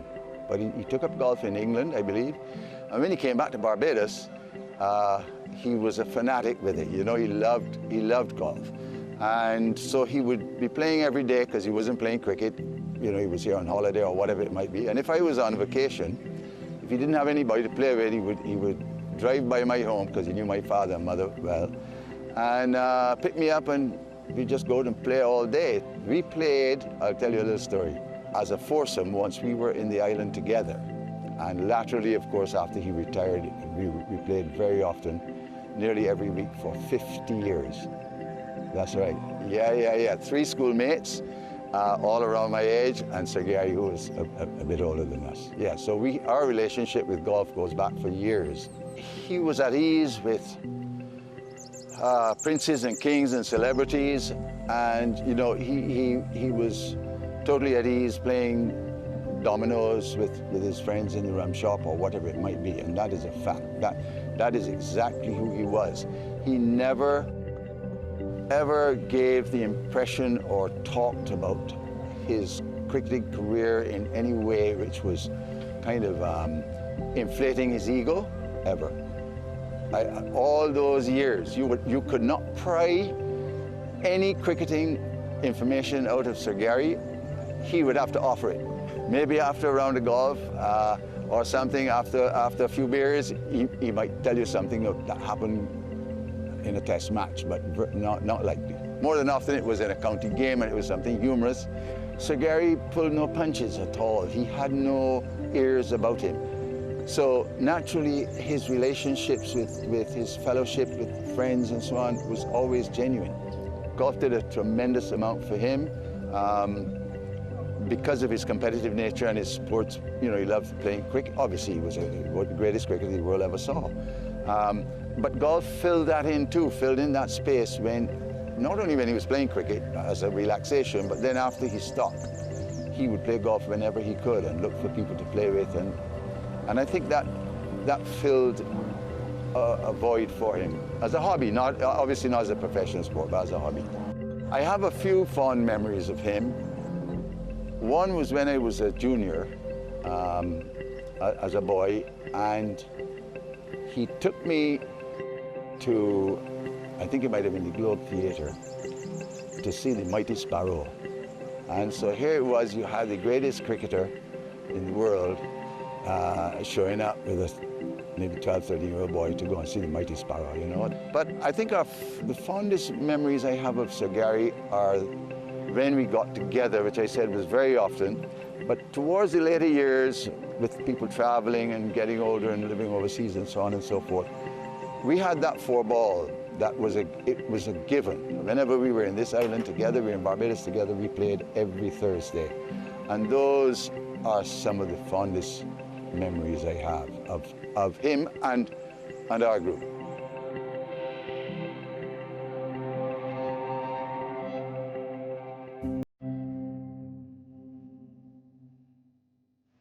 He wasn't the first guy to pick up a bat, but he's certainly going to be one of the first names that you hear when you speak about cricket.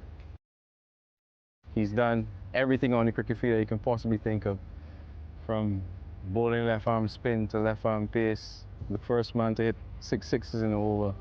So anything you can think about cricket related, you can mention Sir Gary's name. If I could remember as a kid, hearing my father talk about Sir Garfield Sobers and his contribution to West Indies and to the world at large is legendary, impactful, inspiring. These are 3 words I could associate with Sir Gary. Coming up, always wanted to have the impact Sir Garfield Sobers had on the game as well, batting, bowling, and in the field.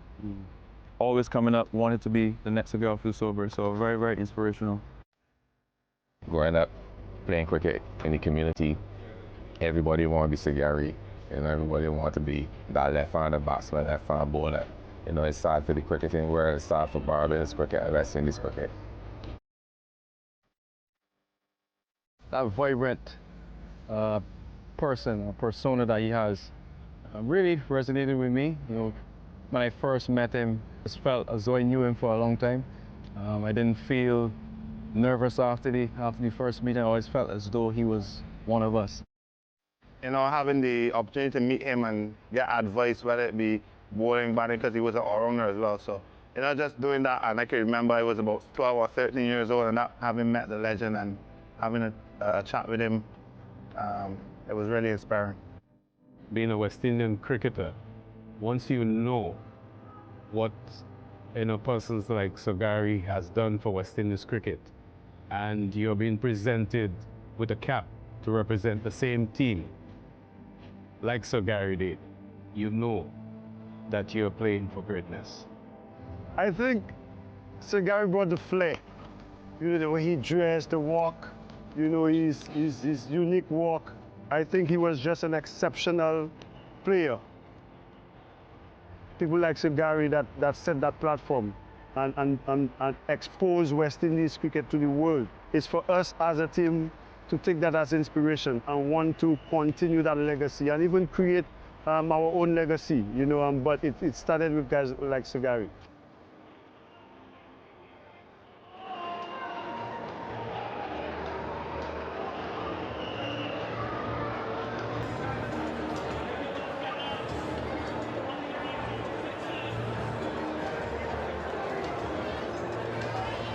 Time for the chase. West Indian openers getting set. Last game of this 5-match series. Justin Graves at the top. Imo Geese will have that responsibility to start things off positively. Geese in particular, he's looked very good, he's gotten starts. Plays with a lot of fluency, but he will know that he has to bat deep.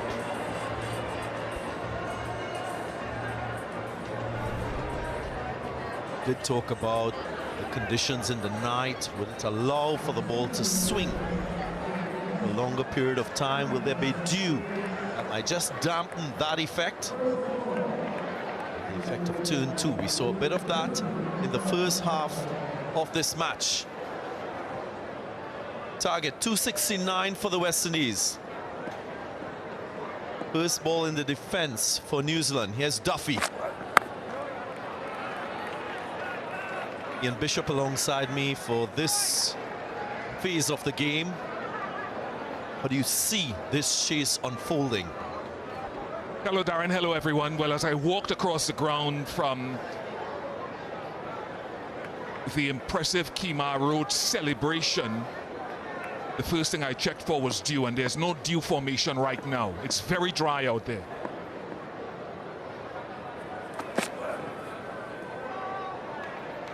What I'd like to see from a West Indies perspective, you know that New Zealand are going to be professional. The ball might still grip if Santner, for example, bowls it slowly. It's for one of the top 3, if they get the opportunity to go big. Hakeem Ogis, as you rightly said, is getting starts. Justin Graves knows the conditions here. Casey Carty has been in good touch. Go big.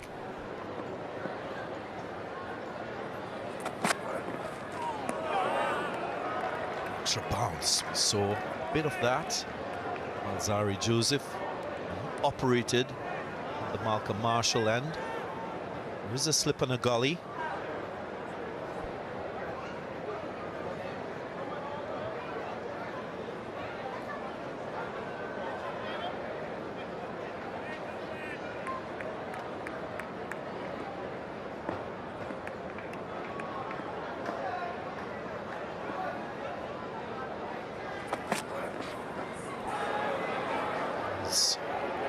Delivery again.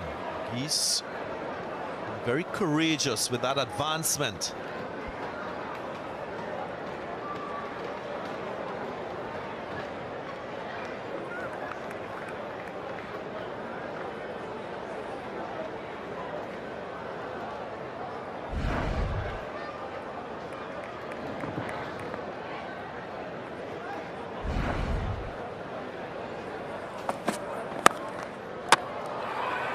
Straight. Nice looking stroke from Ogis. Didn't try to overhit it. Just allowed the ball to come to him. He was expecting a little more swing.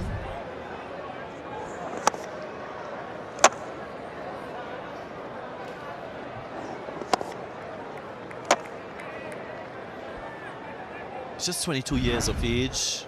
They talk about his newness to this level of cricket.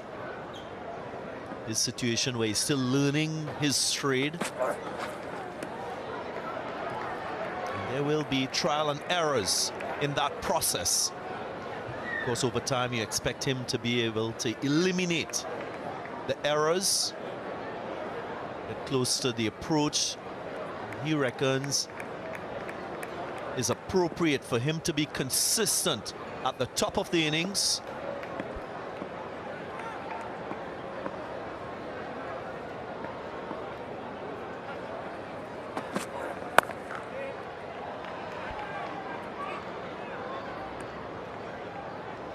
Time's gone by. We've seen him get off to a flying start and then go into a little trough where you can clearly see frustration. All part of the learning process for the young left-hander.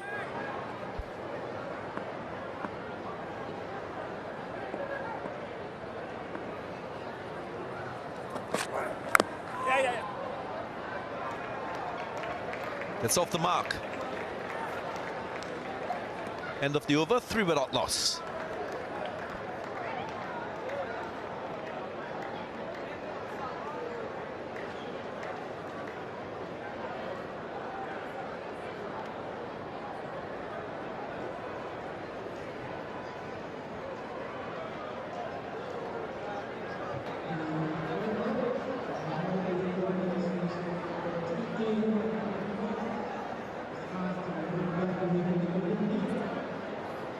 We can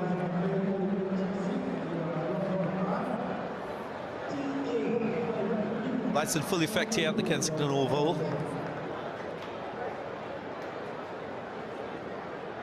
Will pair for New Zealand. Nathan Smith will partner Jacob Duffy.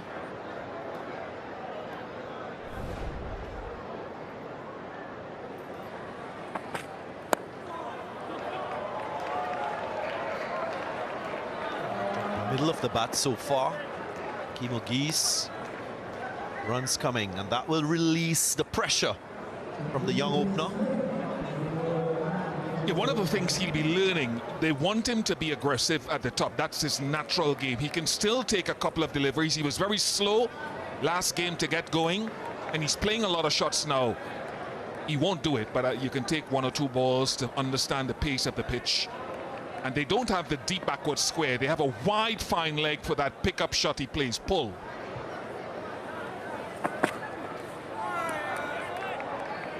That sort of thing. Find the pace of the pitch.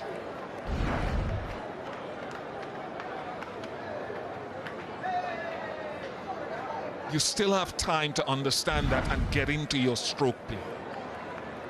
And again, they've got that gully for that little release shot he plays down towards third.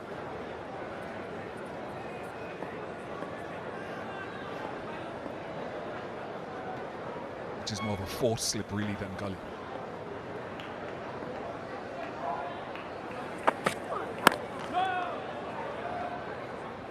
Just reflecting on that innings from Will Young, New Zealand opener. Just wonder with the impressionable mind that Kimo Geese might have, being so early in life in his career, how would something like that influence him and his approach? Even what you just said, sometimes there's need for you to show a greater amount of respect up close, although your primary role is to be aggressive.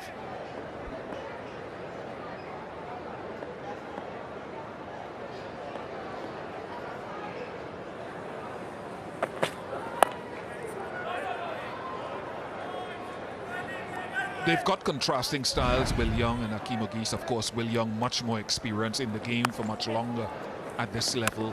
So he understands his game a little bit more. He weathered some impressive new ball bowling and then tried to seize the initiative. But take a little while, a couple of balls, maybe an over or two to understand the pace of the pitch. And he will learn this, Kimo Geese. He will learn this as he goes along. He has obvious talent, but you want to see it coming to fruition.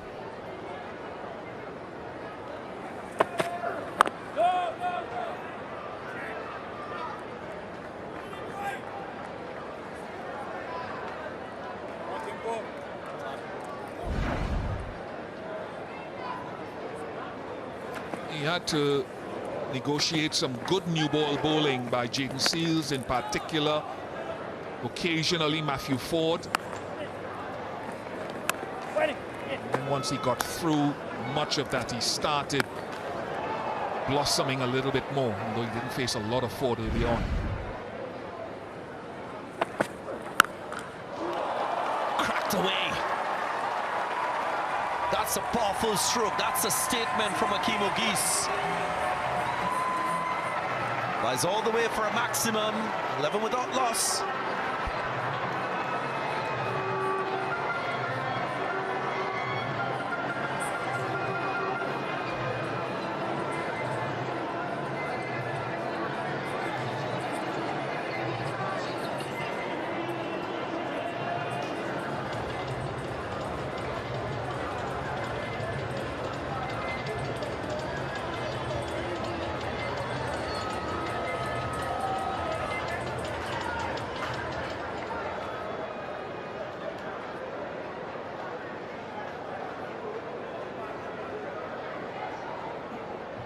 Two slips now for Justin Graves.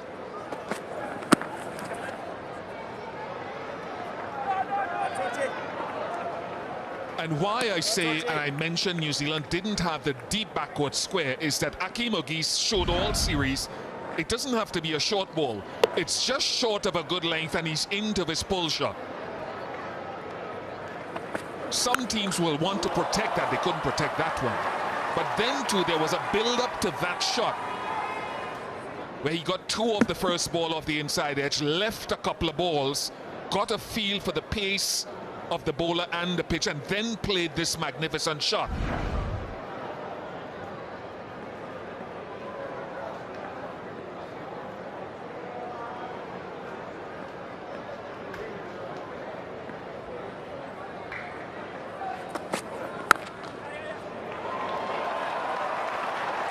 It's beautiful. Will get 4. It deserves 4.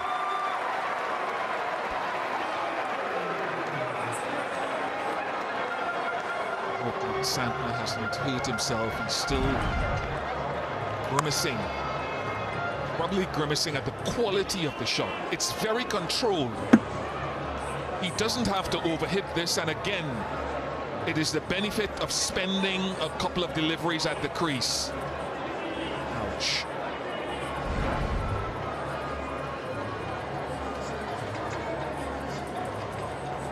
He tumbled into that hard part of the perimeter of the field.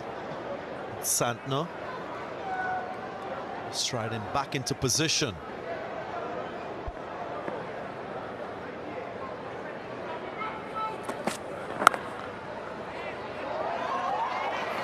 Single.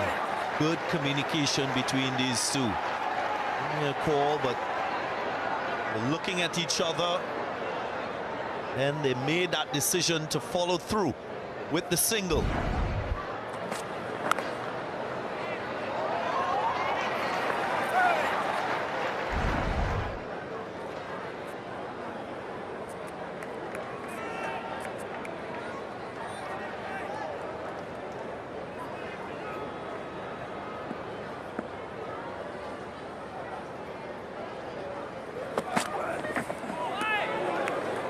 Sliced him. Inward movement from Duffy. As expected, he'll do something with the ball, especially that new ball.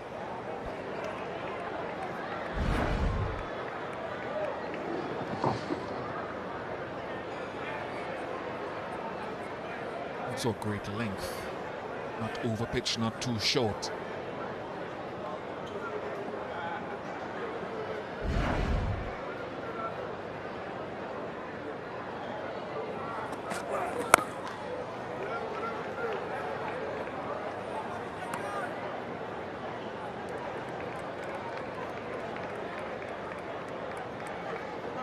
Justin Graves, he was dismissed for 10 in the last match here at the Kensington Oval.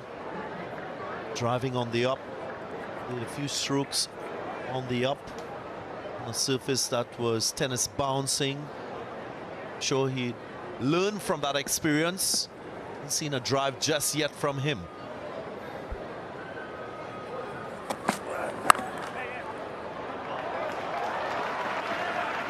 It's crisply.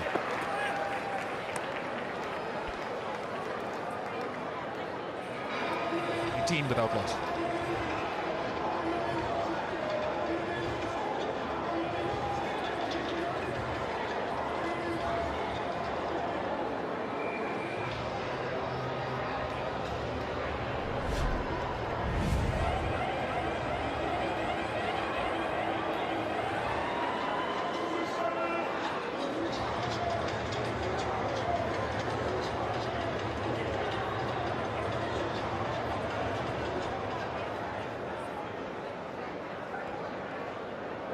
Returns for West Indies playing 11 in ODI cricket. Returns with the bat. Casey Carty 41, Shehu 50. Sharon Hetmeyer with another opportunity, averaging 31.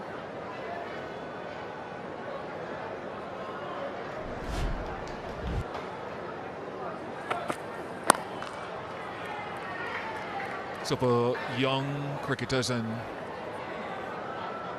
those not so young, the principle that I was talking about, and it doesn't always have to be adapted. That's the first ball, inside edge. Then he left. He decided that's a good length.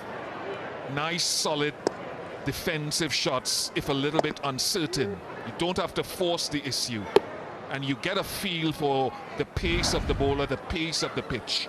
Sometimes you need to do that. Not all the time, but sometimes.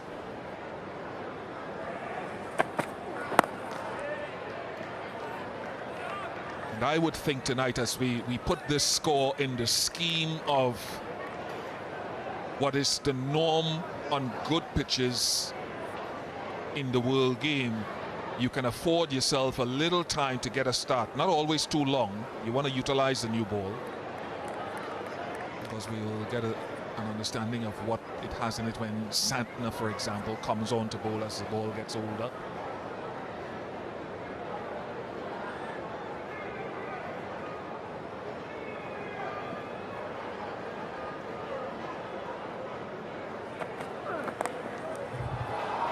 Swiveled on that length delivery. There's a clear intent to pounce on anything fractionally short.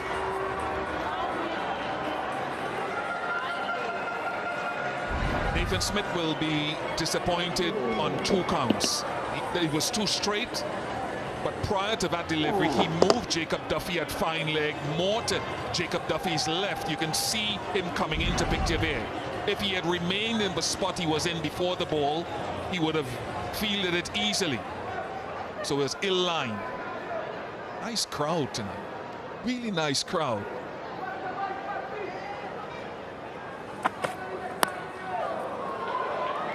Thick outside edge. And the dive comes out.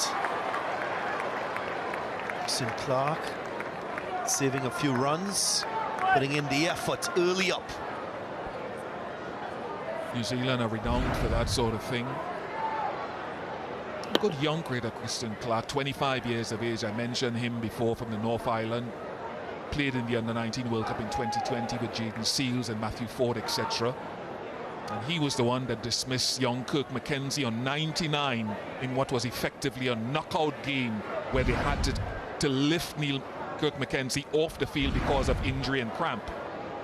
He's active, and that is brilliant, as you would expect from all fast bowlers.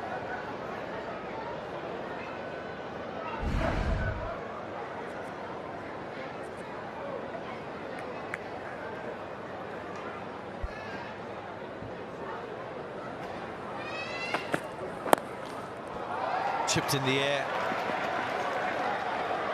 Wants to, he will get to.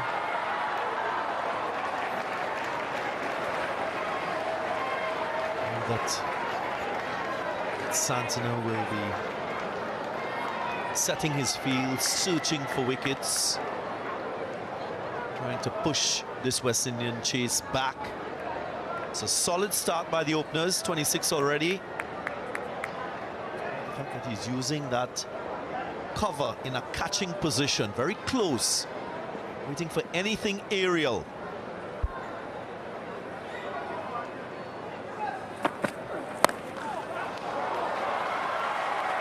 Once more, sufficient bat to get 4, and again the length from bowlers on this surface has to be a little bit fuller.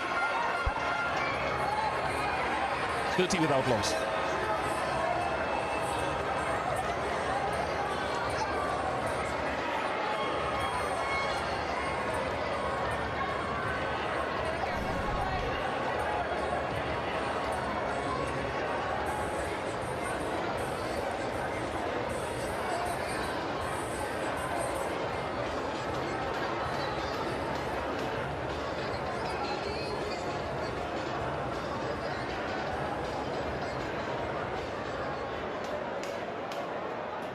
Not sure this is by coincidence. Of course, as we did mention, most teams are very happy seeing a target when they're chasing. The West Indies have been brilliant in ODIs at home in this World Cup cycle. High probability of a win when they're in this position.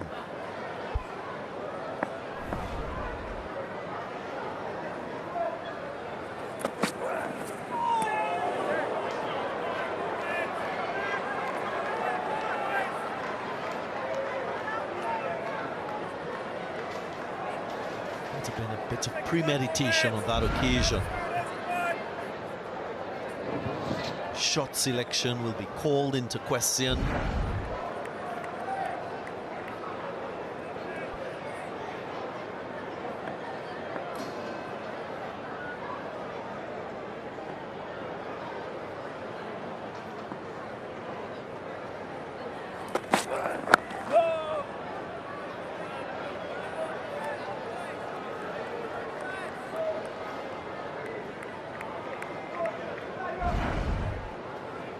Justin Graves with a couple boundaries.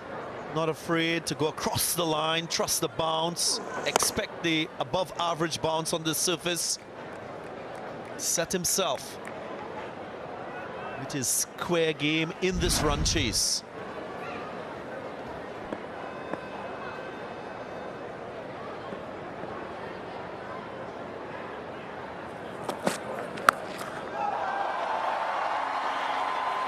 It's very impressive. In full control, the young man, keeping it down, hitting it in front of the fielder. Absolutely right. And even though they've got the backward square leg deep for him, and you're hitting it from that line and hitting it as he did with the 6 that he hit earlier, he's timing it and seeing it well.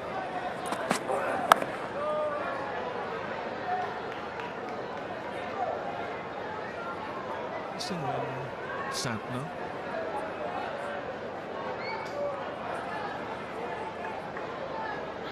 He goes with the change of bowling. He's got Christian Clark, Seamer, who can come into the attack. Also got himself, who can bowl early. Bracewell doesn't mind bowling in the power play.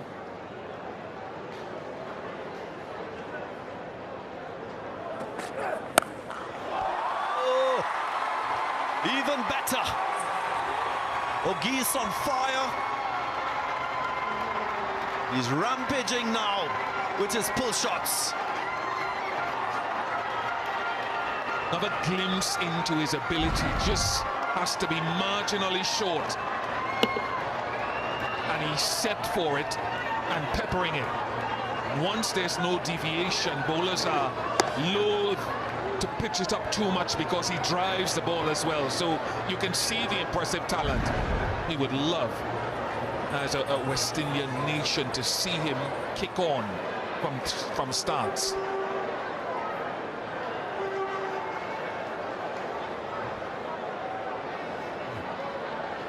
What's in the mind of Mitch Santner? Will there be a change in the field? He's contemplating taking out fielder in that slip cordon. Fielder stays. It's offside. Go for 4, but importantly in the gap. End of the 5th, 42 without lost.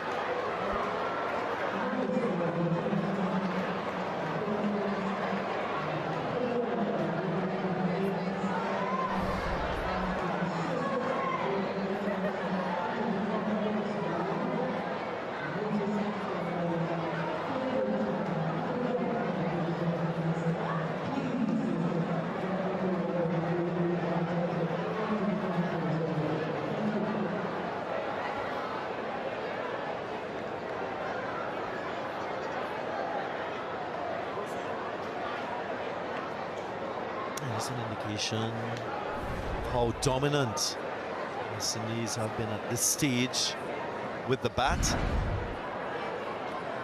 He's a young man, he's got a lot of fire in him. A lot of passion for this game. He's shown that with the few strokes that he's played so far in this innings. And add this. Even better from Justin Graves. He joins in with the boundary scoring. Very strong on the pull shot, like Akeem O'Gee's. Generally doesn't get a large stride forward, and he stands tall a lot of the time to play strokes. Dominated list A cricket in the last 3-4 years at the top of the order here in the Caribbean, and he relishes this role.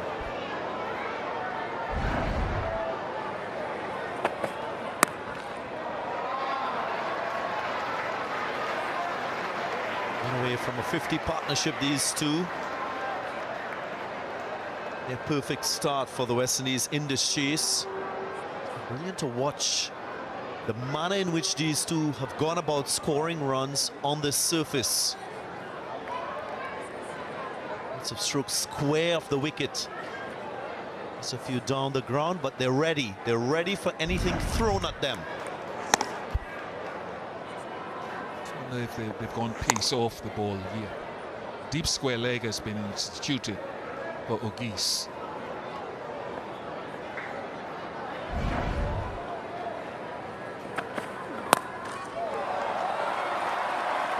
There's that courage from the young man.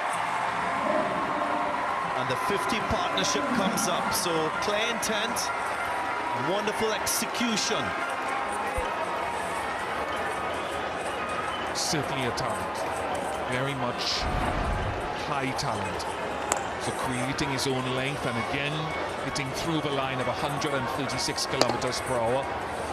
And I think you have to try to bowl what we would call, Fisher did it well the other day, bowl cross seam, or you can bowl little cutters here, but Santner definitely has to make a change, I would think, after this over.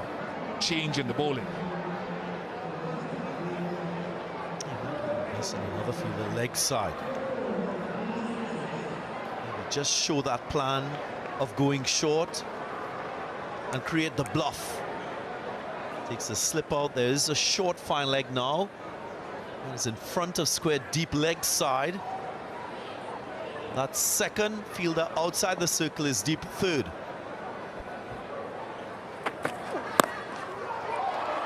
On the up. And with the class of a batter beyond his age.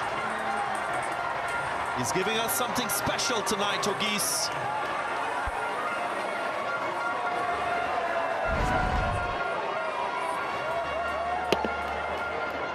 High-class shot. That wasn't a bad ball. It wasn't a half volley. But again, his pace on the ball.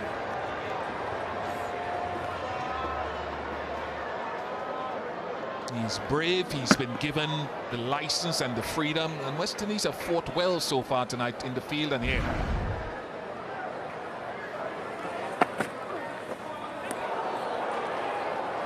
And after it. More composure required there, yes.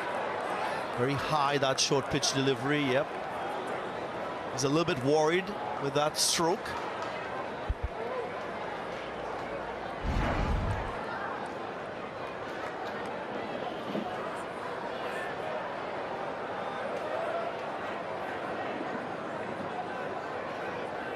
And that stroke just indicates that he's batting on instinct. Needs to a little more calculated there, Ogis. He's succumbed to maybe a change in pace from Nathan Smith. So experience trumping youthfulness on this occasion. Absolutely. We get a chance from our replay to see whether there was any change. It's just a little bit of a wobble seam.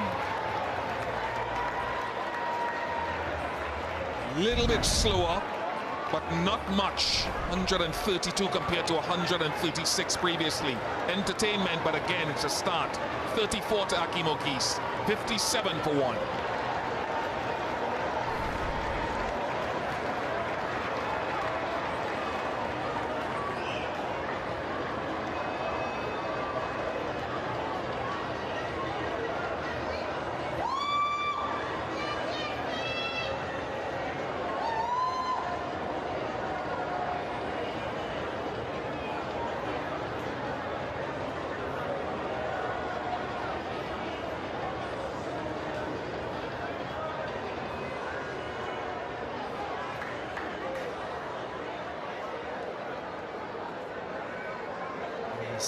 Sharp, entertaining innings coming to an end. Akeem Ogis is being deceived by a delivery from Nathan Smith. So the breakthrough coming for New Zealand.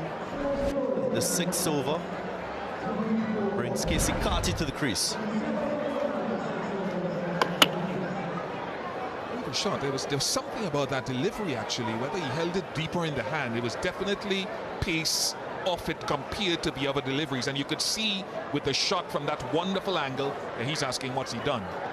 Actually just skidded off the very bottom of the bat.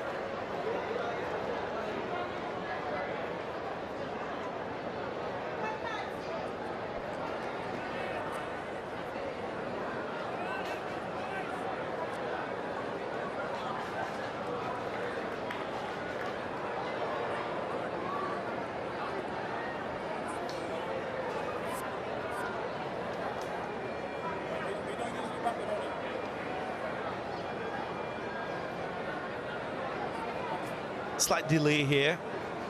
I mean, that second one international, the West Indies got to 58. 58 without loss at the end of 10 overs, already 57 for 1. And we're just about to start the 7th over.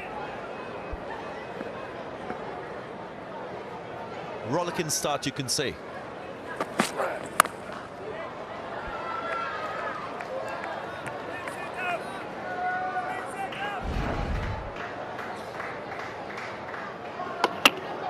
The bottom inside of the bat. Good length as well. He drove one down the ground for 4, maybe of a similar length. He needs to learn how to convert starts.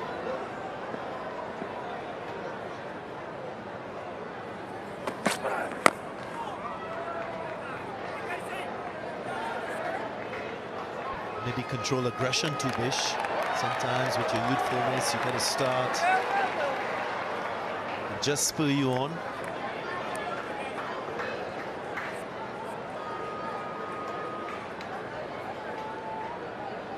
Overthrow on that occasion.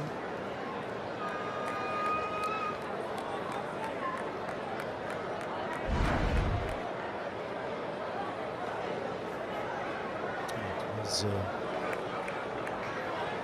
throw into the wicketkeeper, the wicketkeeper's end.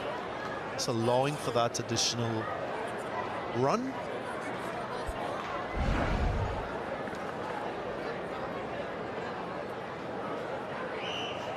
Now Kati has been very good in this series at number 3.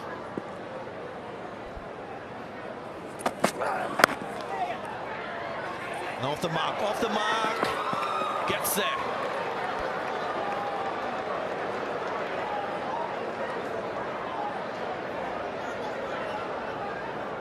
Got there just in part, I think, was the feeling. Not too sure about the single though. An accurate throw. It would have been very, very short. Casey Carty had that hit the stumps.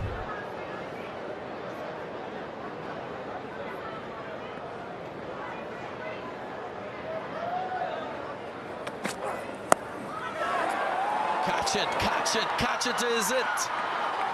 And the catch is taken. So not quite sure that Justin Graves wanted it so square. He was maybe looking finer, but the pace just sufficient to carry. Just when I thought the West Indies would have forced them into maybe making a change of bowling. I think it's come at him as well. It was tight in its line in as much as the pace, and Nathan Smith takes a good catch. And from a dominating phase of the first 7 overs, New Zealand have struck back with 2 quick wickets in successive overs. 22 to Justin Graves, 59 for 2.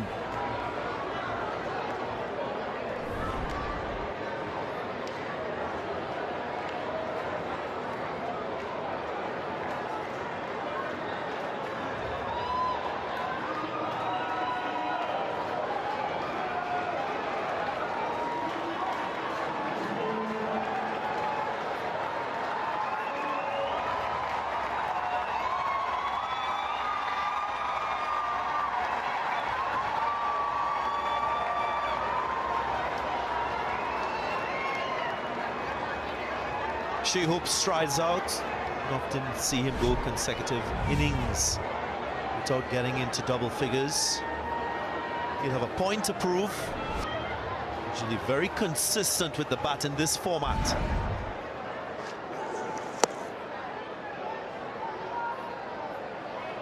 High and at him, and he can't believe it, and Graves will be disappointed to have gotten a start and not kicked on. I want to see someone magnify their innings, go big if you get a start. That's, to me, that's going to be one of the keys.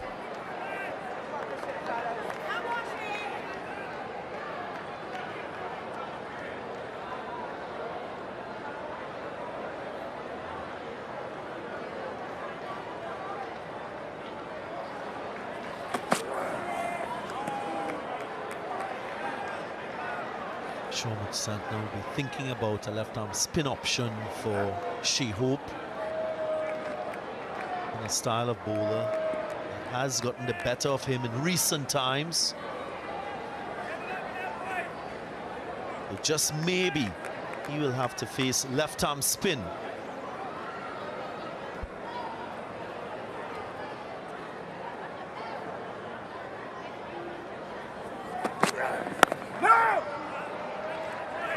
Two from the over, 59 for 2.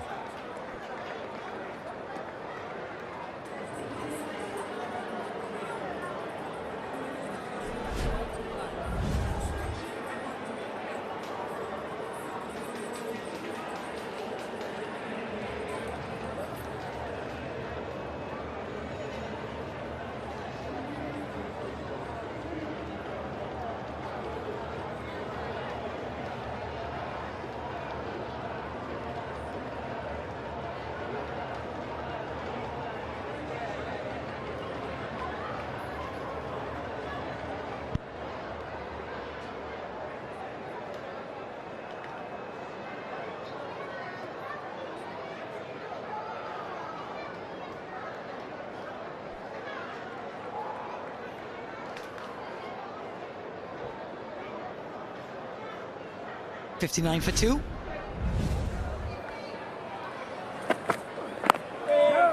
Well, it's been a rollicking start to this chase. Under the lights here at Kensington Oval. Wickets in consecutive overs for New Zealand. Harty and Hope now brand new to the crease. Quite extraordinary. Really had been going at a pace, Samuel Badri. How have they ended up here? Yeah, hello AJ, hello everyone. Yeah, that word you use, rollicking, it has been quite high octane, this opening partnership.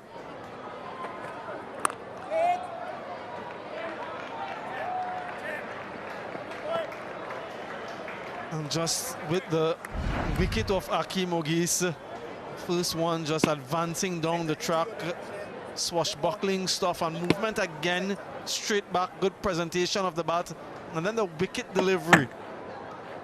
All on a similar length and 3 different strokes played.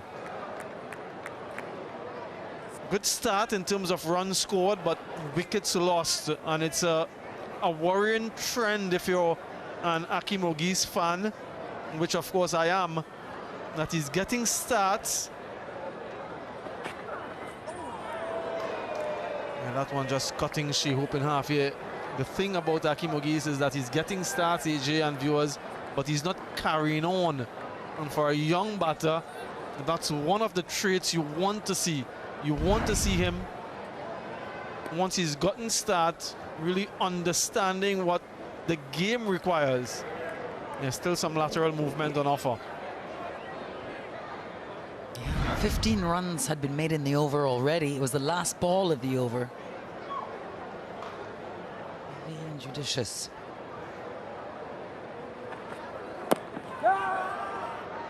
Well, they've got quite a crowd here at Kensington Oval. Barbadians will have left work and get the news that West Indies has a total to chase and have made their way down to Kensington Oval. So a nice crowd around here. A beautiful atmosphere at Kensington Oval under the lights. This is the last of the matches of the CWI ODI series. Not too long a break before Indies have a couple of tests against Pakistan and Trinidad.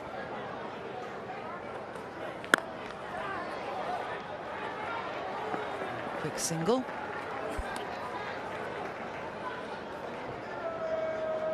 It was a swashbuckling innings from Akeem Ogis. It was very entertaining. Those in the crowd, they were wailing and ahhing all the way through this innings, but it was too brief, all too brief and all too familiar. And I just wonder if sometimes he gets lost in the moment and with all of the extravagance, that he's not really focused on what his team requires at that point in time. Yeah, the context of the game.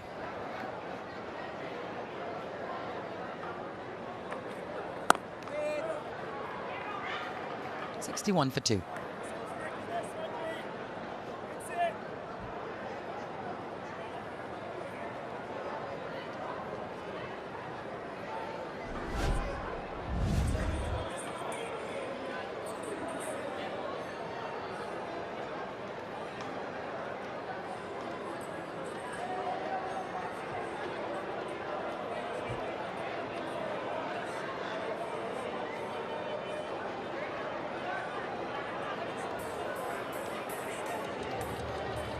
Well, you see that West Indian worm gone off to a good start, but 2 wickets very quickly, one after the other. Familiar struggles for the Windies.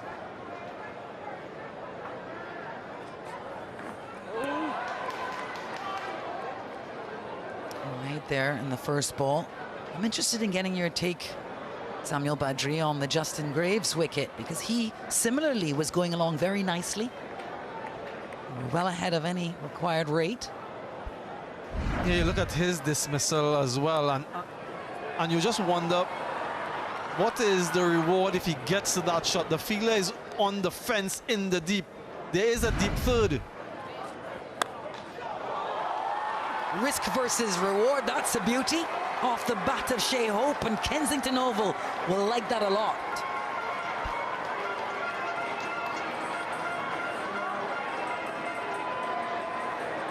Yeah, he will want to sign off this series on a high note to his adoring fans at his home ground. It was this partnership in the first ODI that took the game away from New Zealand, chasing 267 then.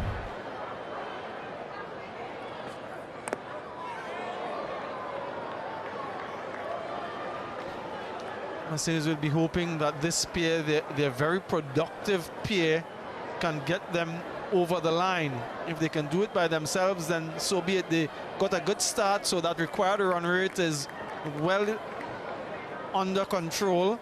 So they have the luxury of time and getting themselves set. They will have a test of spin not too long from now, though.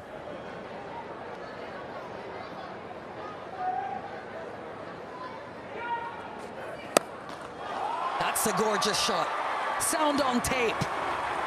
Back-to-back boundaries for Shea Hope. This one, a maximum.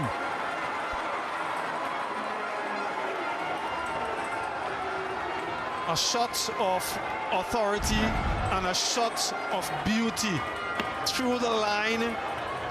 That was not a half volley, folks. That's hit on the up. And all the way for 6. That's Shea Hope in full flow. Don't bother to look back.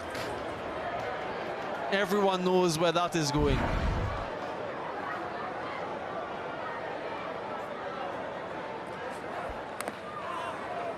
Wow. Collective sigh here. They'll pick up a couple. Be very interesting to see how they get through the next couple of overs. There's that 6 again. 6 Shea Hope. You can put that in the textbooks. As you say, required rate under 5. 2 wickets down. We'll have a trial by spin a little later on.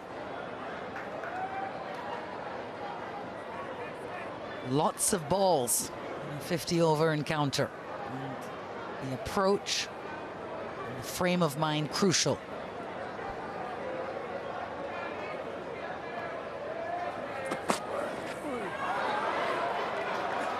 Cross-seam delivery.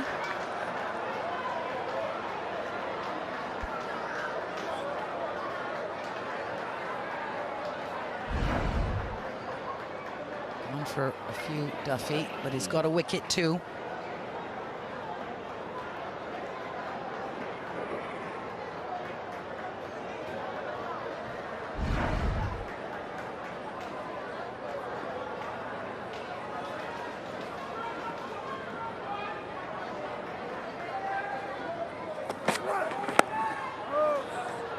Productive for the West Indies, 13 from it, 74 for 2.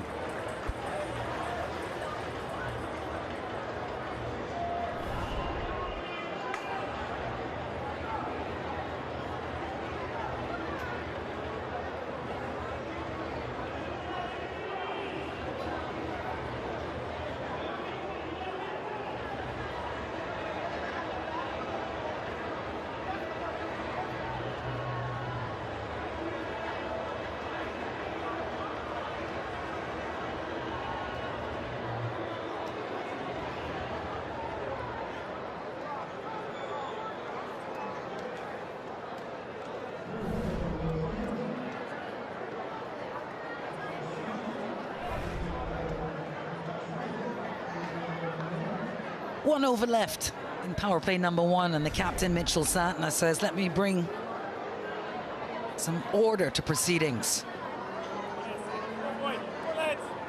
Gets himself into the attack. Joel Garner end.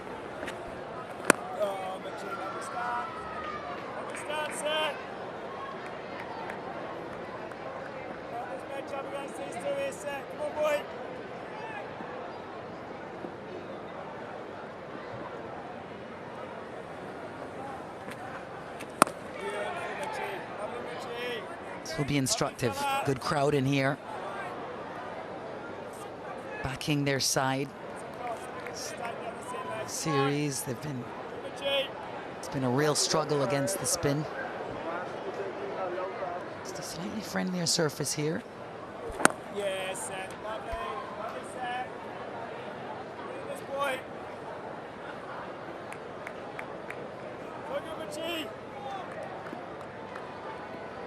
Famous 3W stand. Yes, set. Yes, set. Many different ways to watch at Kensington, whether you're in one of those hospitality boxes at the top of the 3W stand, top floors, or party stand, which is more casual. Oh.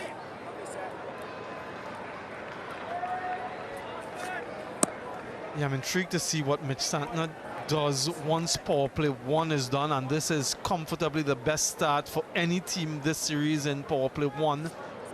How does he create some element of pressure in that phase with the option of having additional fielders outside? Can he maintain more fielders in the inner circle than required? Power play 1 finished 75 for 2.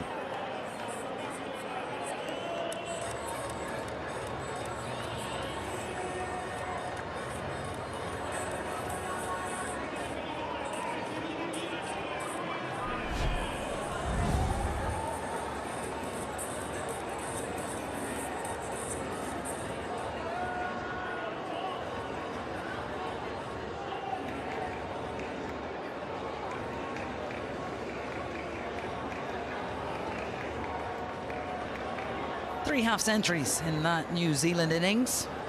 Couple of wickets for Alzari, Tel Laws, and 1 apiece Ford and Moti. 75 for 2 now in the chase.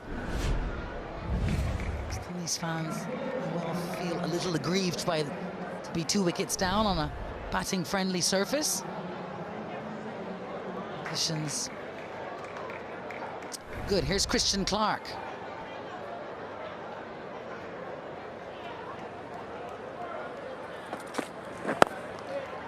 First ball for him this series here in the Caribbean. Yeah, frenetic start by the West Indians. Boundaries galore, both sides of the wicket, right and left-handers in full flow. Just when things were going all their way, a couple strikes in consecutive overs. Oggies first and then Graves.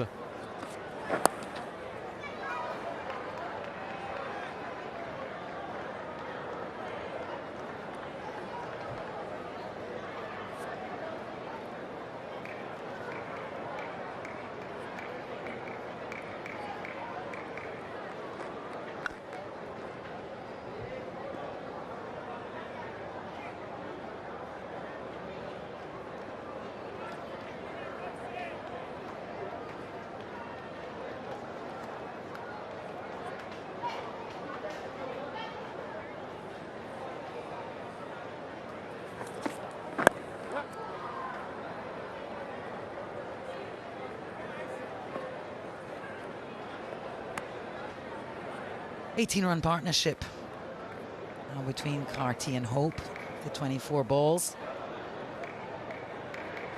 Want to consolidate this. He's been good, Kesey Carty, this series.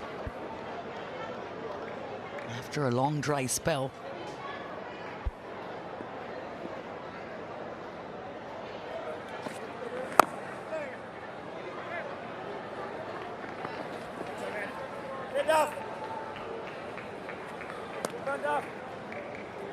One of the things that he'd be looking to do in addition to augment those numbers is to challenge himself against the spin in terms of strike rotation. It's an area where he needs to improve, particularly through the middle overs.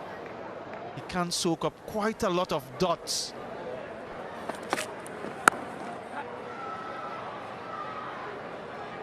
So in this situation, yes, he can afford to do that, but I'd be challenging myself if I was him to look to get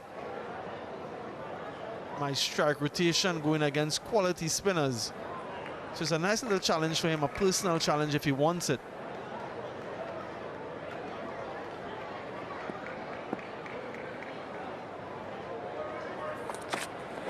No! 79 for 2.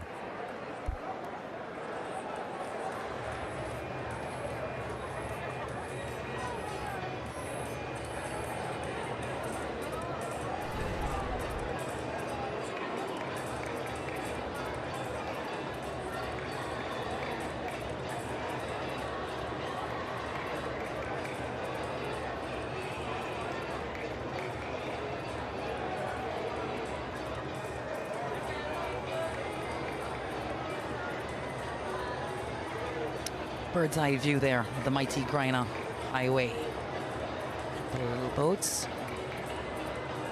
No time for all of that. We've been working hard. And that score comparison shows you West Indies 20 odd runs ahead, 2 wickets down. None for one off his first Santner.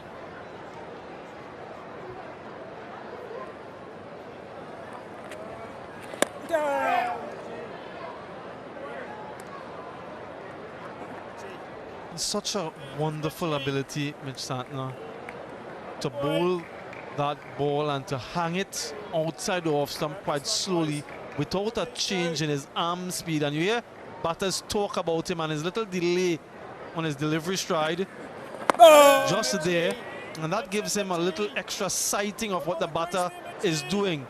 But it says no change in arm speed, and just able to hit those lengths and vary the pace so nicely, what makes him so difficult, very subtle. Oh, Mitchie. That's so nice. So nice, Mitchie. You can see there the changes in speed this over, quite significant. And you talk to batters, and I've spoken to some of them, and they say they can't discern any change in his action. So it's very difficult to pick anything up from it. Oh, This is the challenge you mentioned, Samuel Badri, for Kisi Karti. One extra slow. Just 80 clicks.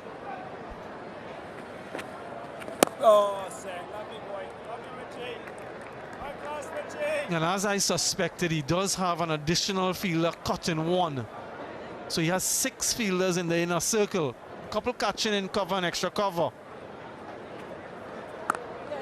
And once a single, non-existent. So just a single from the over, 80 for 2.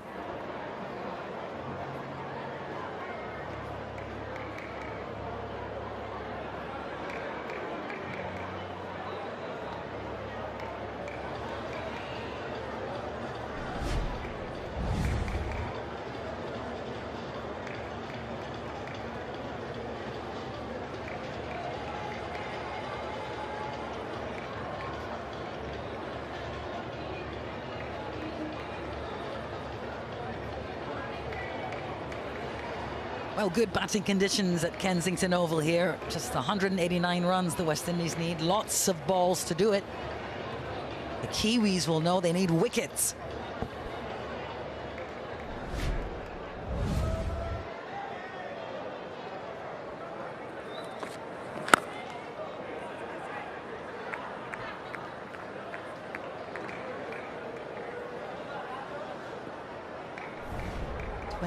Runs ahead, the Windies.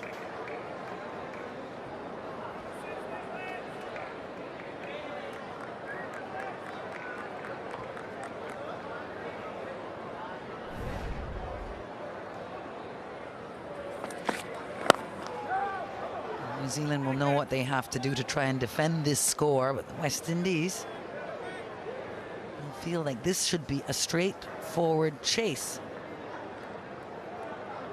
In good batting conditions on a home ground with an after-work crowd around Kensington rooting for them.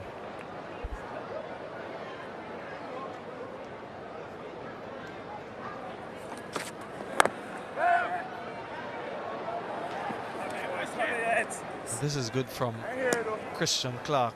He just has the 5 fielders cut in one. So unlike what Santner did with himself with the additional fielder, he's utilizing the 4 fielders outside of the inner circle. So he has to be very precise in what he's doing to bowl dot deliveries. I just wonder where he's thinking about getting that wicket from. Shai Hope is so important a scalp to get. So maybe it's that LBW bowl because he's bowling nice and straight at the moment. Made his ODI debut in January against India.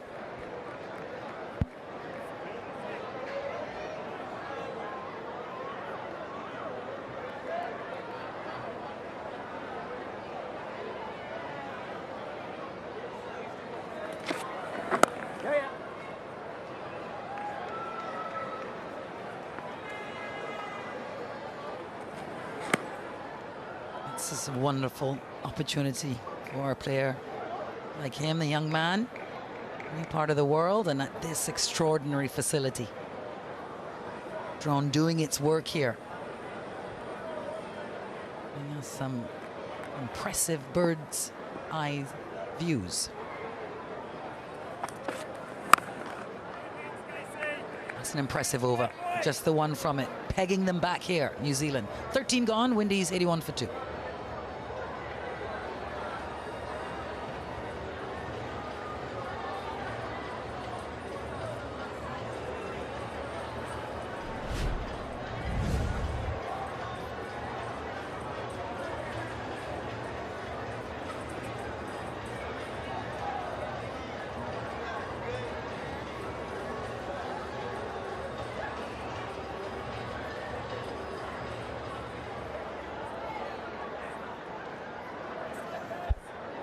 Well, the West Indies scored their highest score after 10 overs against New Zealand since 2015. They were 75 for 2, now 81 for 2. Oh, that's so nice. So nice set.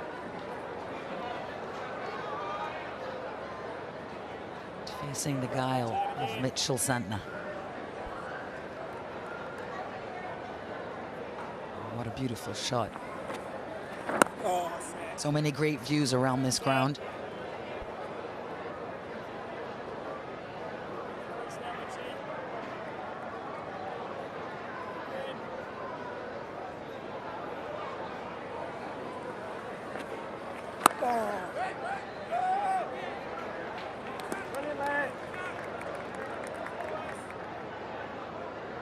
Again, those additional fielders or that additional fielder in the inner circle resulting in dot deliveries so far.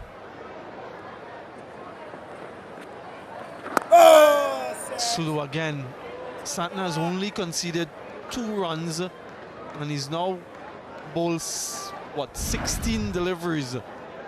There is that loop and very, very slow. Wonderful guile.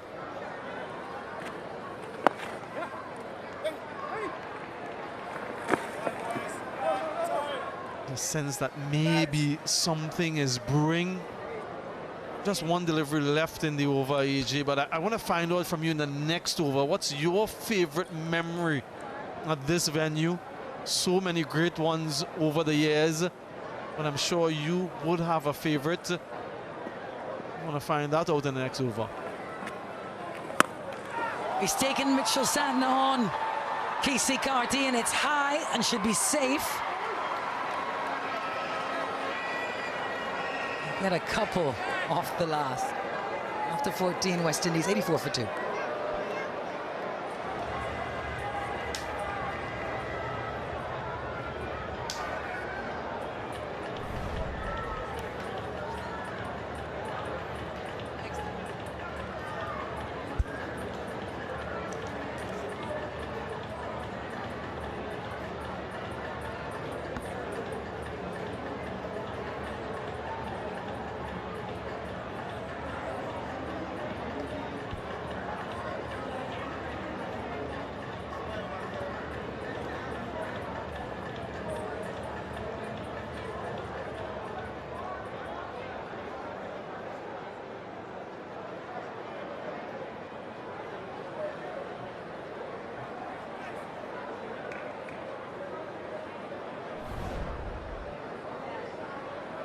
Christian Clark.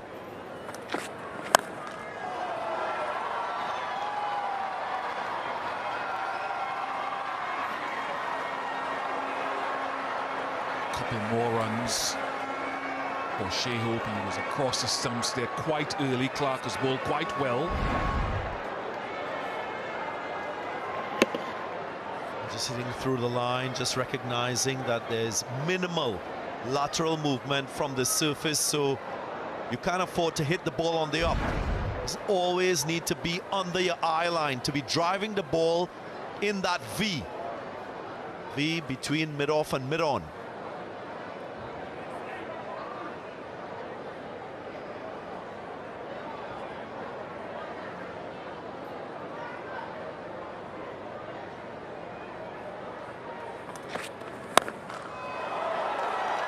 Very nice. Reflecting where Shea Hope is standing at the stumps. In fact, when he triggers, he's almost outside of stump. The pace from Clark is not expressed, so you have a little more time as a batter when facing a bowler like Christian Clark, who hovers around 124, 126 in speed. Can't afford to impose yourself on that type of bowler and hit in front of square. Take full control. What they're doing brilliantly is putting him under pressure in his first game in this series.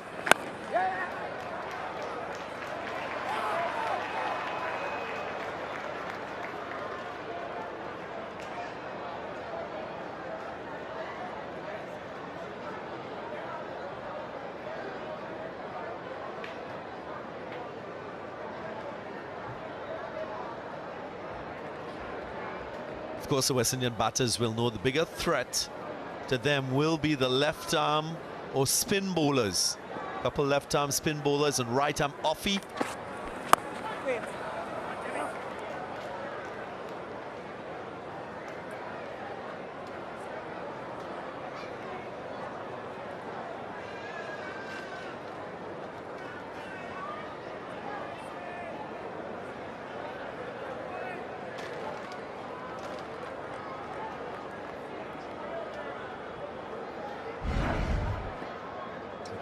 Last ball, a little cutter.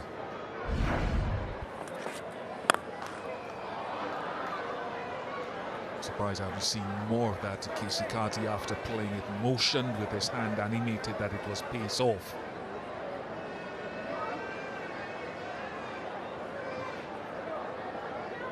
Good game on hand, to be honest, and the crowd are into it, even though the series has already been taken by New Zealand. It's a more impressive crowd than the fourth game, and they're into the activity.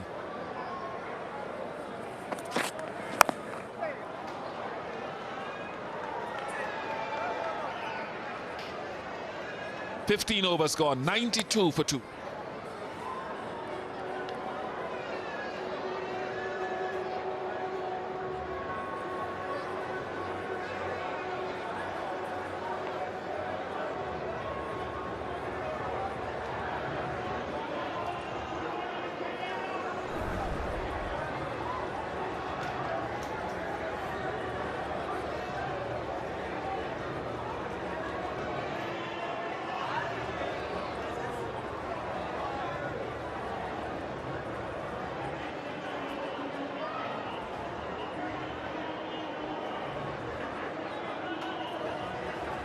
West Indies will be hoping to build on this.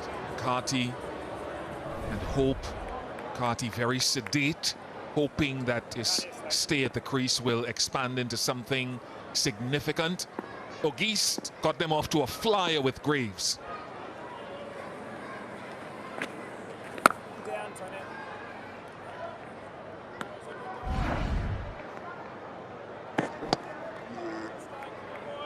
Santner varies his pace.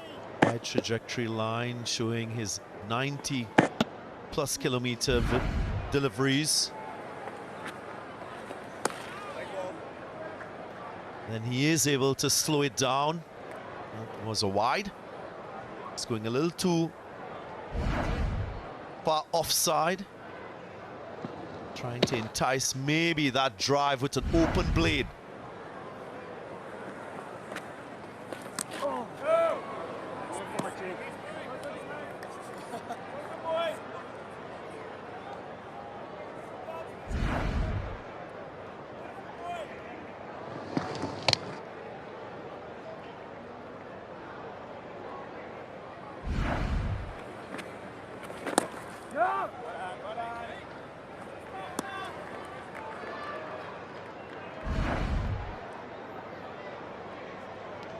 Was that sound of the outside edge? No sound. Oh, that's so nice. No edge. I was wondering if I was hearing things with our director downstairs. I didn't see an edge, and I hear people calling for edge. I saw nothing, heard nothing. Sorry downstairs, but I was about to go down to Specsavers actually and check my glasses.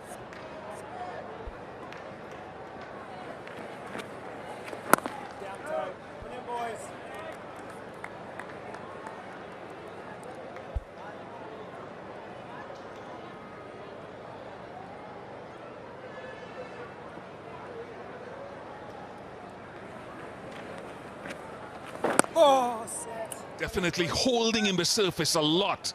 16 gone, 94 for 2. And drinks.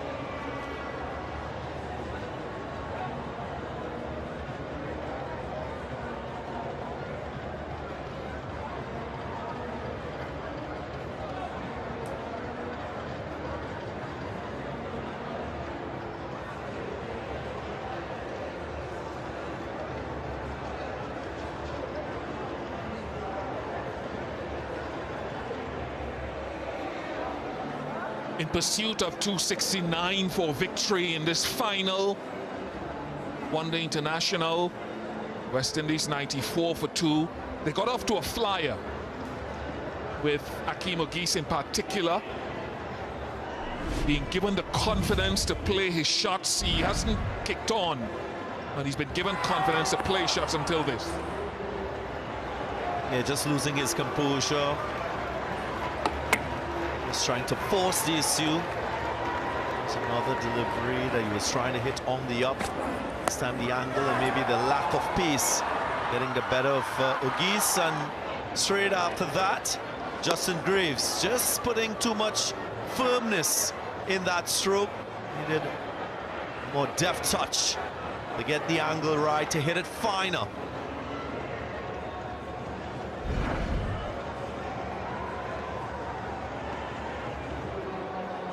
So still work to do, 175 more required.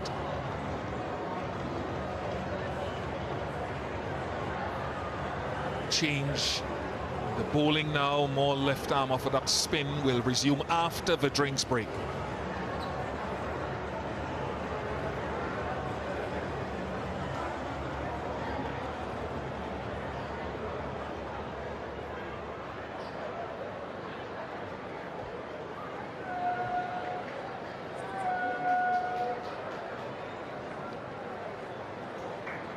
Bowled very well, particularly in the Guyana leg of this series. Couple of sits here, lads. Couple of sits, boys. 11 wickets in the series for him. Can he find some grip? Lovely start, Lino. Good start, boy.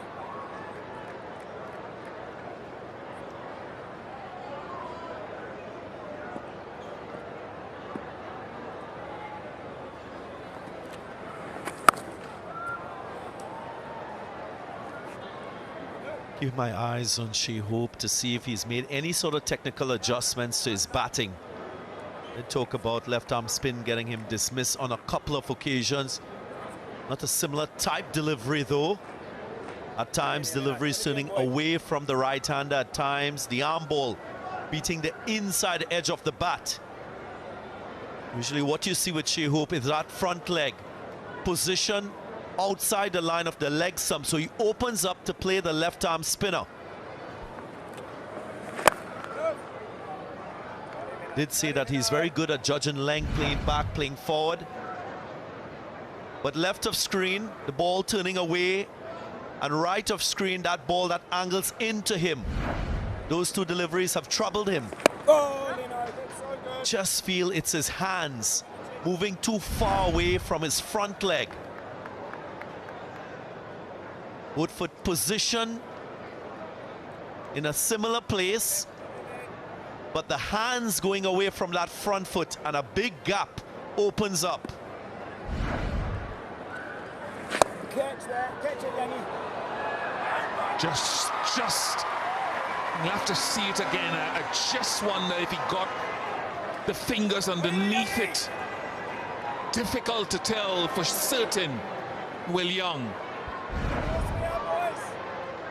In the night as well, the trajectory of the catch, so hard to judge. Oh, Lino.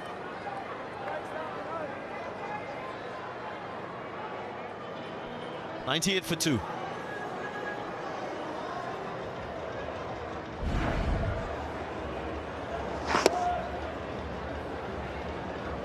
Just pushed it and try to hit it over cover for 6. Chipping it into the gap. The timing too perfect on that occasion. Casey Carty.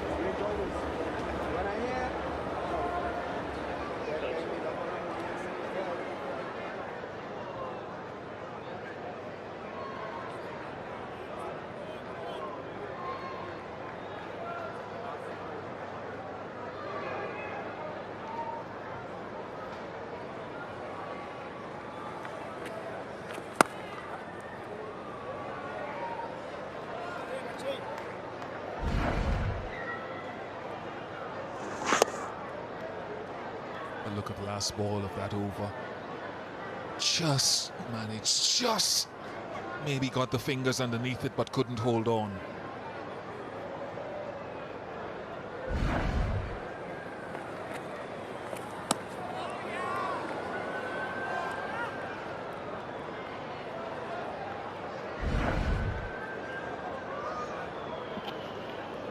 Very slow at 80 kilometers per hour and bit into the surface.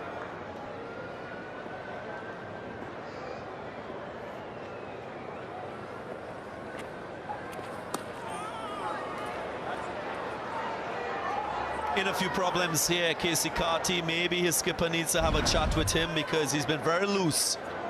Loose with delivery, spinning away from him outside the off stump, not negotiating the degree of turn.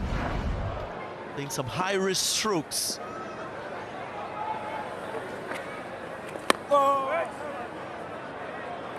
At times, as a right-handed batter, you're worried about your front foot getting too far across. So when that front foot is placed down the wicket and the ball pitches wide outside the off stump, you're far away from reaching the ball. You're not in a controlling position.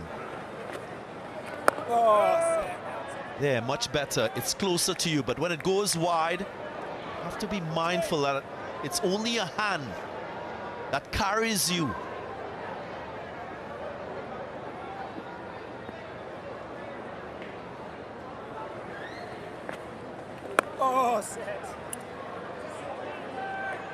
Outstanding over from Mitch Santner. 99 for 2.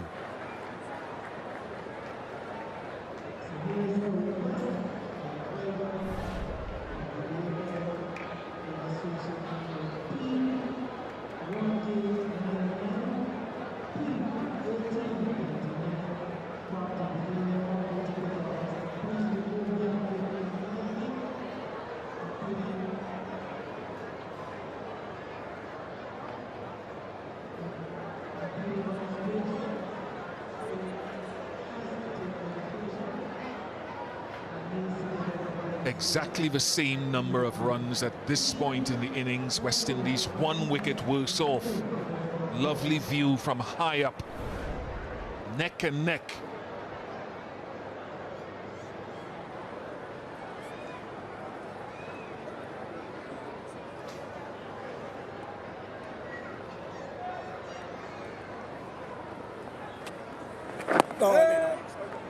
Have a look at that analysis with Shea Hope and the issues he's had with the left-arm spinners. Just would like him to respect good deliveries, deliveries that are in that area where he can play neither back nor forward. At times his hands still tries to go at the ball. He's very comfortable there. 100 comes up for the West Indies.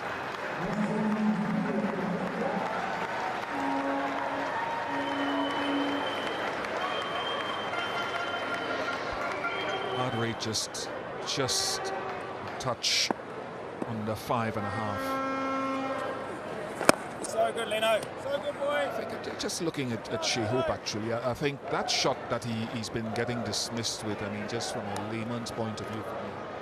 Remember the CPL, late in the CPL last year, including the final, he looks to open the face to get his single through extra cover. And that's why the hands come away, because he's looking to squirt it through the offside. That is a little bit better. Akil Hussain ran past his outside edge. Usama Mir ran past his outside edge in the CPL last year.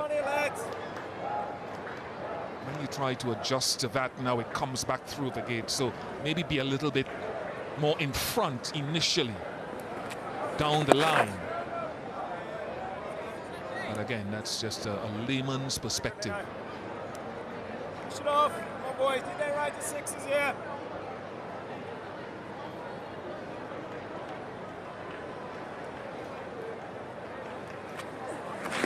Lovely, Lynn. Lovely, boy. It's nice. Full face. 102 for 2.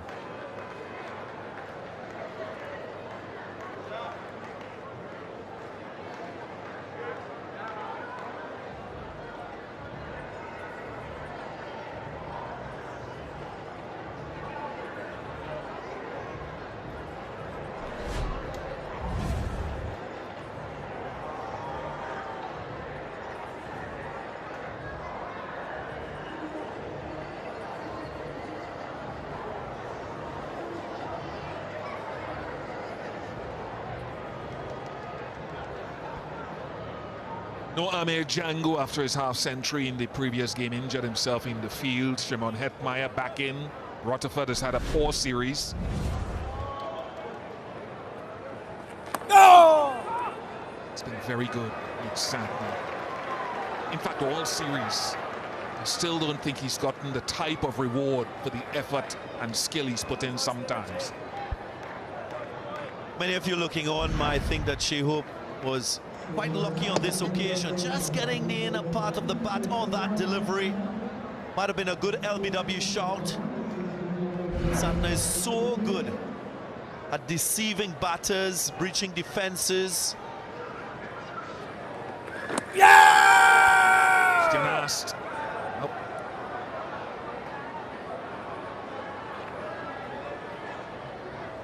Might have been a delivery that he would have played on the front foot. Shai-Hope opting to stay back. Again, highlighting the little bit of confusion that he has in his batting to left-arm spin bowlers.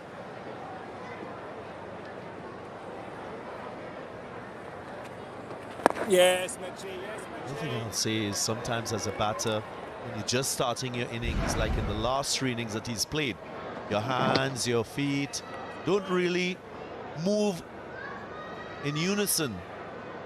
But after a while, like 43 balls, you tend to get that rhythm, you tend to get yourself in better positions. You see the ball much better, and that's the case with Shai-Hope right now. Clearly see he's working hard. Perspiration all over, he's well set. He is one of those batters, when he spends a bit of time out in the middle, when he has a start, he usually converts to something big.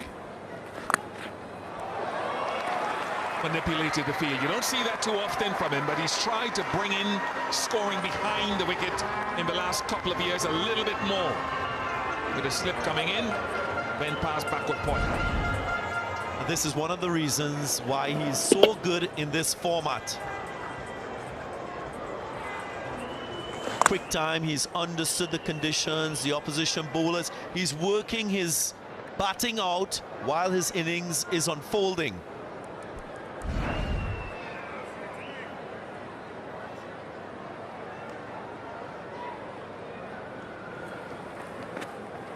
Oh, 108 for 2 after 20.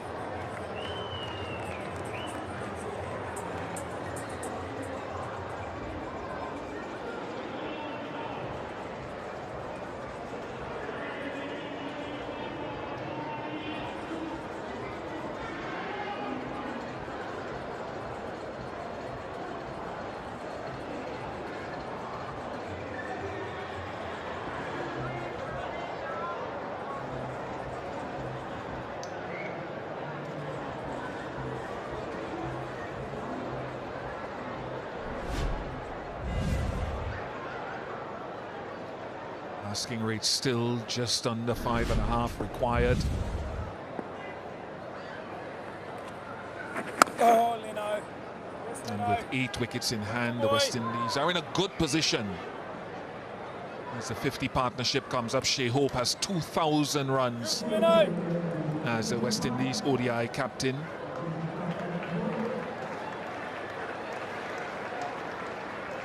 Boys, give him the sixes, lads. What are we doing here then?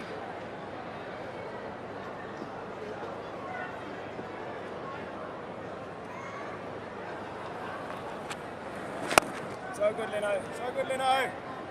These two put on 131 in that first one-day international that the West Indies won, so there is some level of understanding and chemistry when they're confronted with a chase. A very similar effort starting again. Oh. Good spot, Lino. Lovely spot, boy.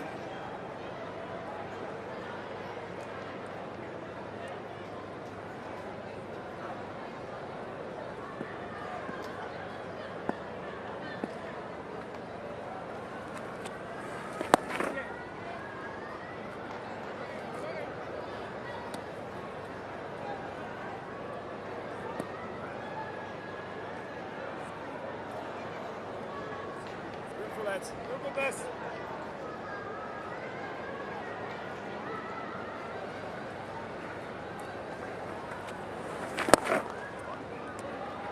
So good, Lynn. Just like the way both of them go about process of run scoring, of building partnerships, growing partnerships. They manage risks well.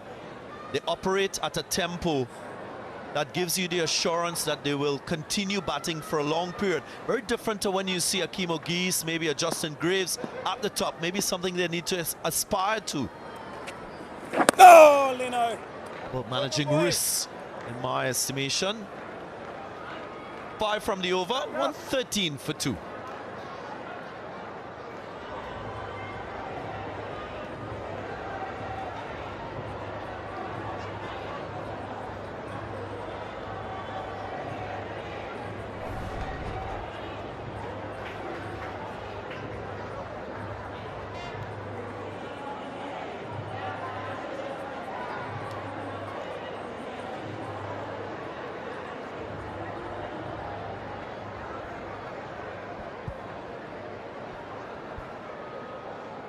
Not much in it at this stage of the innings. Just a couple runs ahead the West Indians after 21 overs. Yes, Santner continues to be frugal. Stacey and Adams alongside me. Stacey, where's the balance of power at the moment?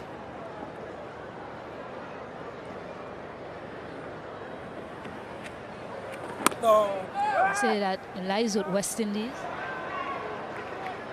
These two looking comfortable out there. Batted a number of deliveries as well. Yeah, there is a degree of difficulty with these two spinners in operation. Because of that brisk start that West Indies got, these two are able to absorb some pressure. Required run rate still below 6 runs per over.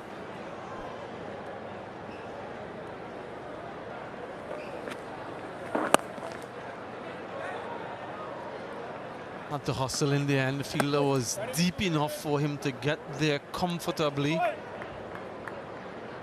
Have another spin bowling option in Michael Bracewell. But with the two right-handers, he's opting for left-hand orthodox. Desperate for a wicket to get a left-hander in.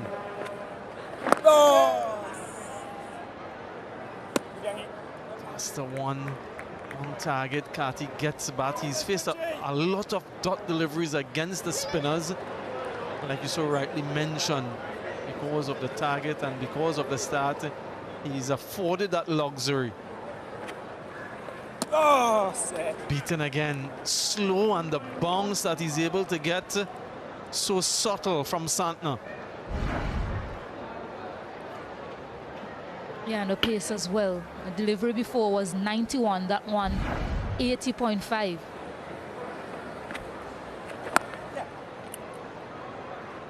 Mixing up his pace well, Santner. A relatively cheap over from him. 116 for 2.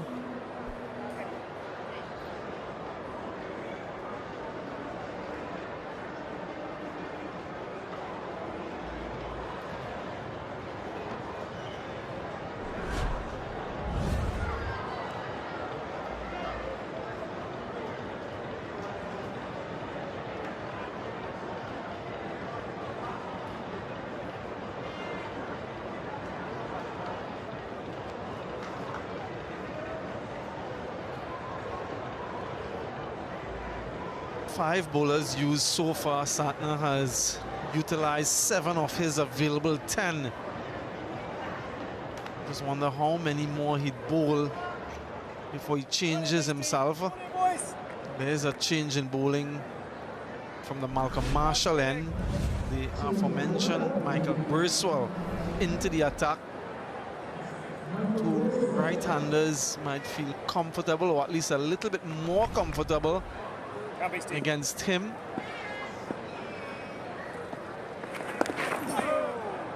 Ups for the reverse straight away. Just one fielder backward of point, so there is some reward if you're able to get enough bat on it. Change in personnel on the leg side, but there are two fielders backward of square of the umpire, short mid wicket, so no easy single there. He's able to get it in front, but that's the line of attack you'll expect from Bracewell. So Santner has a conundrum here. Does he bring an additional fielder in, or is he prepared to accept the strike rotation and maybe get a couple dot deliveries in the over? How many is he willing to give up in an over in search for a wicket and to create pressure? Still 5 in the inner circle.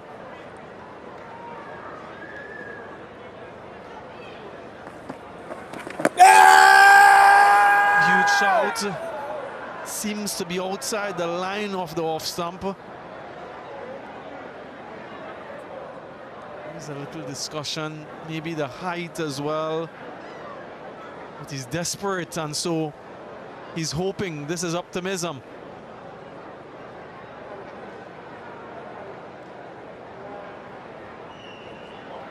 PV umpire to director. We have a player review for LBW. Original decision is not out. It's a fair delivery, front on place.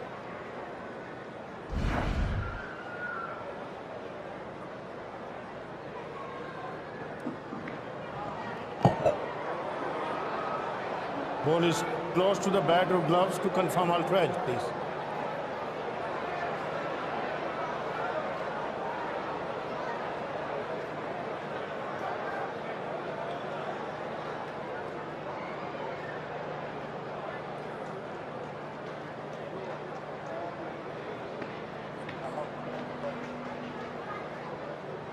Outrage is coming up. Yeah, keep rolling, nice and slow.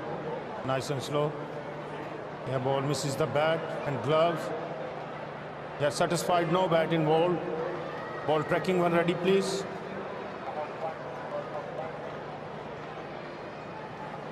Original decision not out. Pitching outside off. Impact umpire's call. Wickets umpire's call.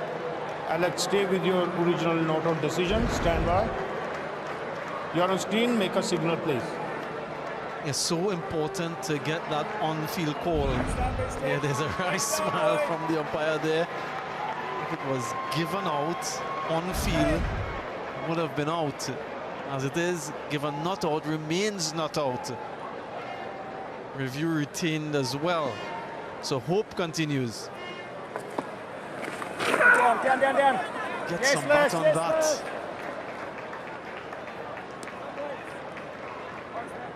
Yeah, the excitement was generated by how deep he was in his crease. So I think Latham encouraged Santner to take the review.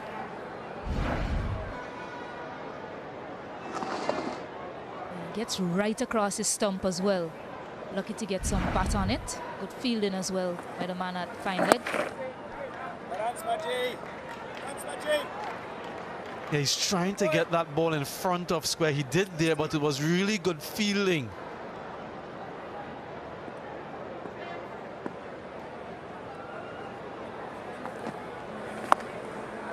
Nathan. This time he sweeps, he finds the fielder even more comfortably stopped. 118 for 2.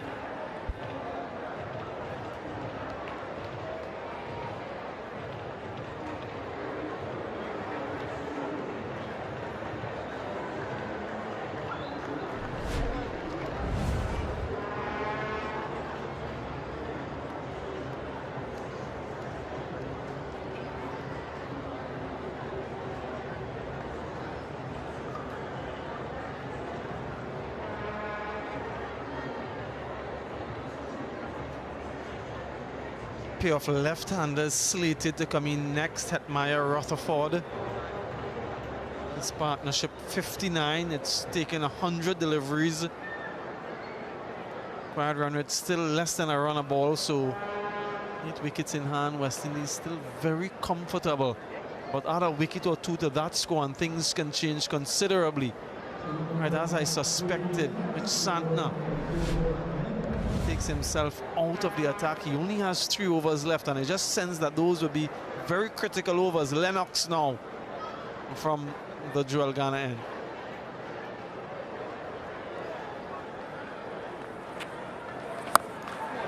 Starts with a short one, and Sheho picks out the man in the deep, almost with pinpoint accuracy. There he can smile.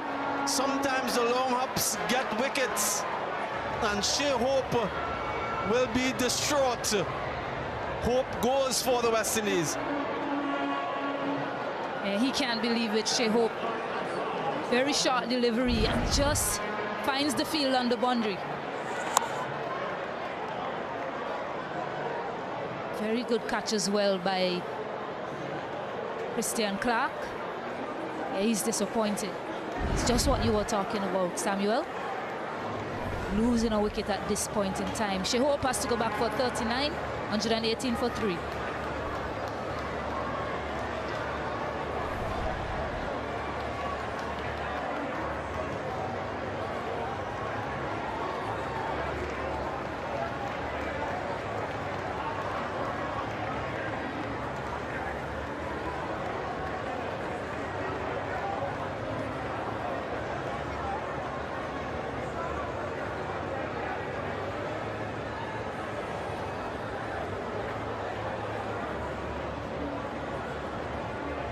Just mentioning how comfortable the West Indies were, but add a wicket or two to the total and things can change considerably.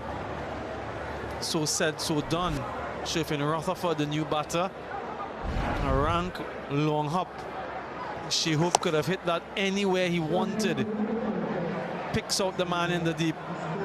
You can see the support for the Kiwis and distraught for the West Indians. Yeah, he'll take that. He adds to his tally, Lennox. What a series he's had. Of wickets he's gotten. Most of them either LBW or bowl. He needed some help for that one. All right, Rutherford. What's the field? 5 fielders got in 1.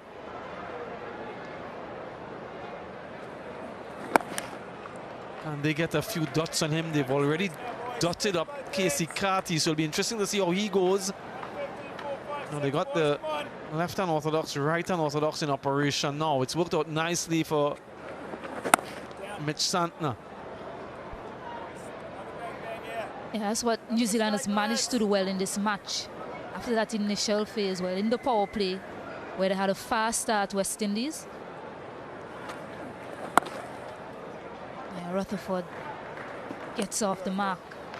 But in this middle phase, with the spinners, New Zealand had a stronger hold on the scoring rate.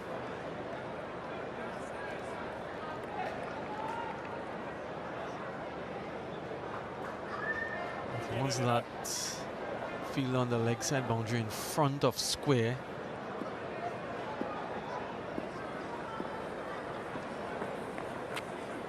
Oh, down, Yanni. Another dot delivery. That's 25 dots out of 36 against the spin from Casey Carty.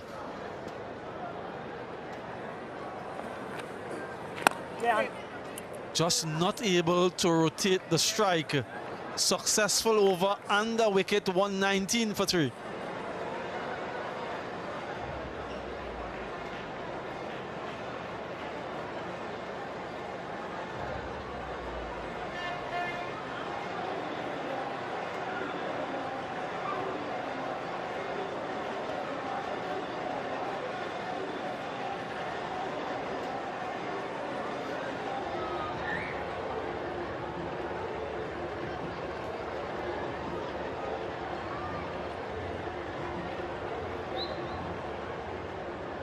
Hetmeyer back into the 11 today for this final match, and then into the all-rounders, Ford, Moti, etc.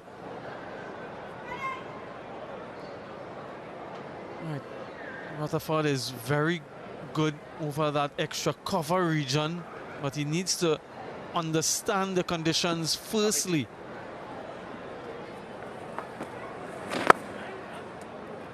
Three times in the series, Lennox has gotten the wicket of Shea Hope. Couple bowl, and that last one a drag down delivery. And not too far from that field at backward point. He'll get at least a couple. Should get 3. Gets there eventually. He's aiming for that extra cover region, so not in control of this, Stacey.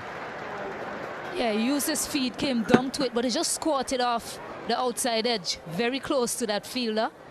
Diving around from backward point. But a good stop again from Jaden Lennox. Saved 1 run for his team. Now Carty is in the frame. How can he continue the runs flow? Can he get a single off this ball at least?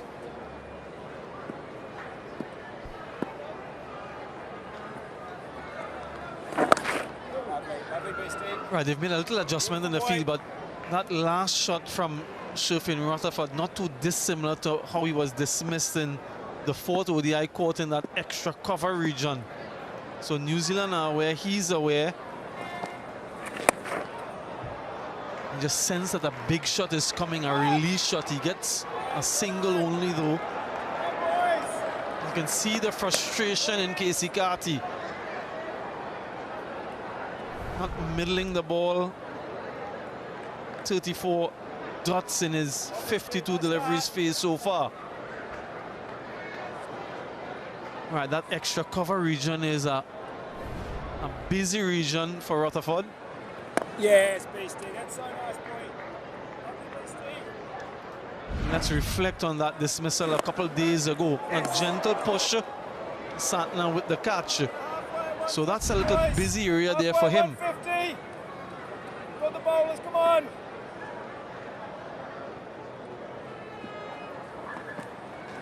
Catch. Push again. Dot though, 123 for 3. Half the innings done.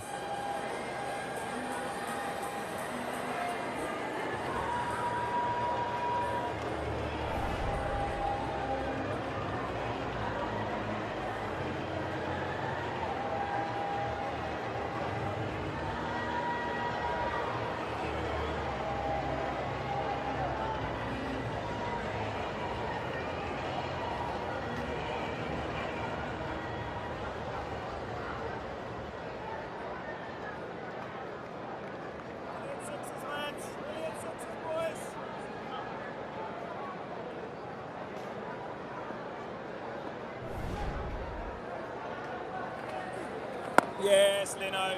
Yes, Leno. Lovely boy. Yes, Leno. So good boy. Just feel as though something's about to give here with Casey Carty. Yes, there it is. Leno. Clean them up. Another ball for Jaden Lennox, and you can just sense the frustration. So many dot deliveries, couldn't find a single, and he perishes. He was struggling out there. Casey Carty was looking for that release shot. Just decided to throw his hands at that one in hope. And again, Jaden Lennox attacking the stump. Carty has to go back for an indifferent 20 of 54 deliveries. West Indies 123 for 4.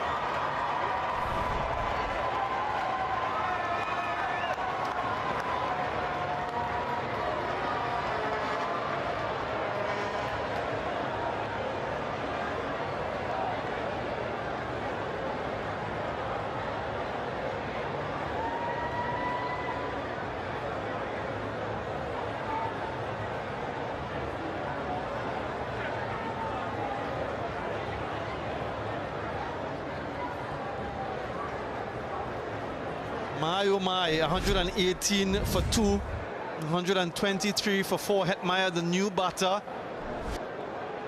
It's been a real struggle for Casey Carty in the innings.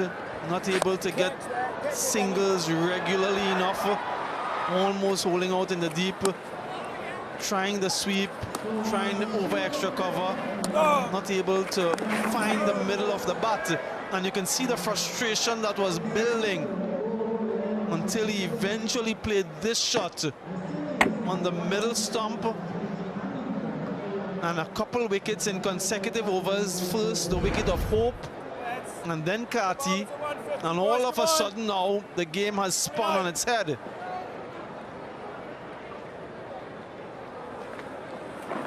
Catch it! And 2 left-handers at the crease now.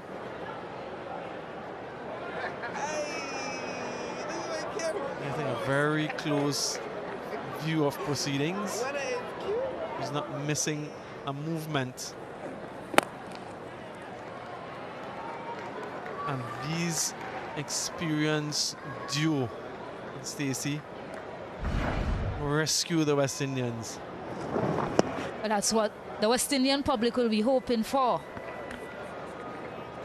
Been a little bit perturbed there, Hetmeyer. Yes, we know. Yes, we know. Good boy.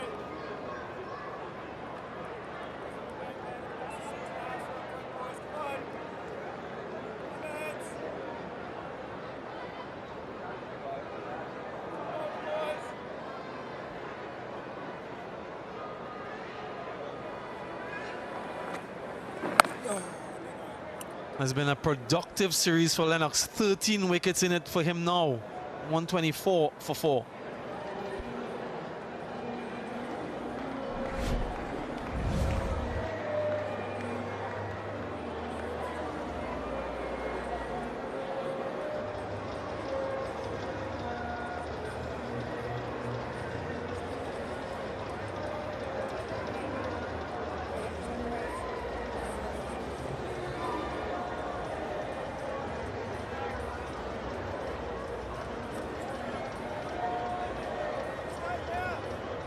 We've seen some spectacular collapses from the West Indies in this series. We're witnessing another. Rutherford and Hetmeyer will have to absorb some pressure.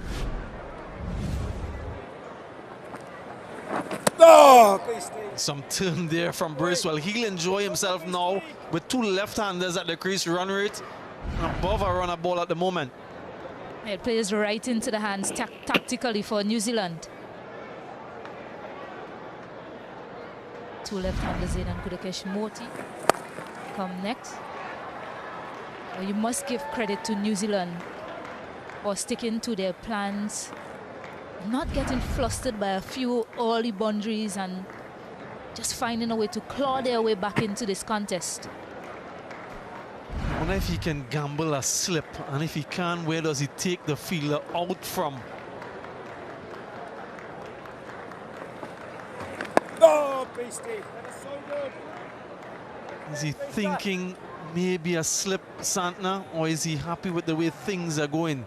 Maybe take that short third and bring him in a catching position. Gamble for a couple deliveries. Does he need to?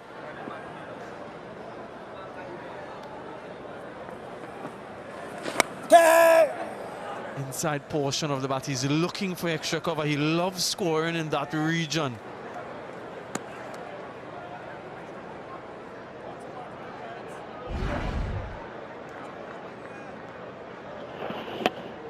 Definitely not in control. Inside edge. On to the leg side. Could have gone anywhere. Luckily, not to a fielder. Catch that!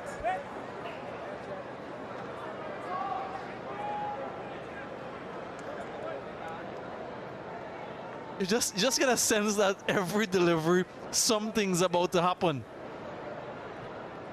Just imagine the supporters in here at Kensington Oval and what they're experiencing. So good, Beastie. And that was a team end to the over. 126 for 4.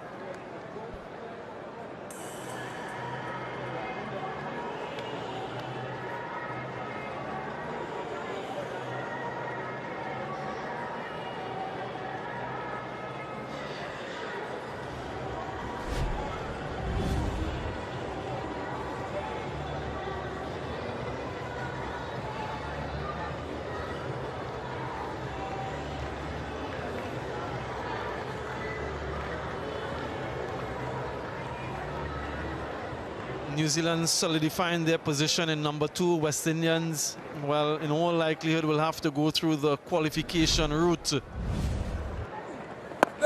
They've done themselves no favors in this series with everything on the line.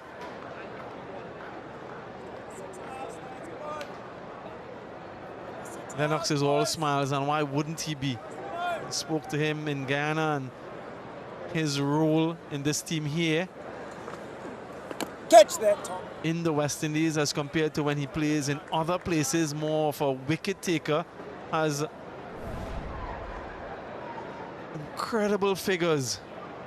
5 for 19 in the second ODI. A forfeit to follow that. Wait. He's really displayed his wicket-taking prowess. Lennox picking up a wicket in every match of the series so far. Important wicket as well when you think of how he has taken down Shehope in the series. Someone who has really been the backbone for West Indies. Oh, Leno, so good, Leno. High class, Leno.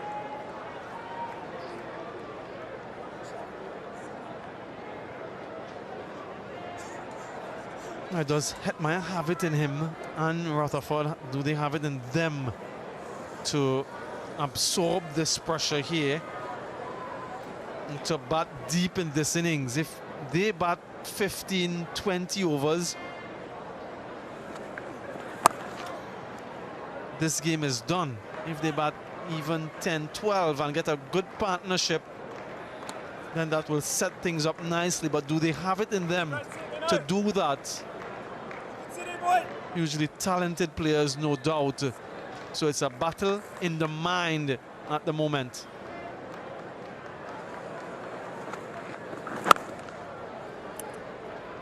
Yes, just get yourselves acclimatized and comfortable. 28 gone, 129 for 4.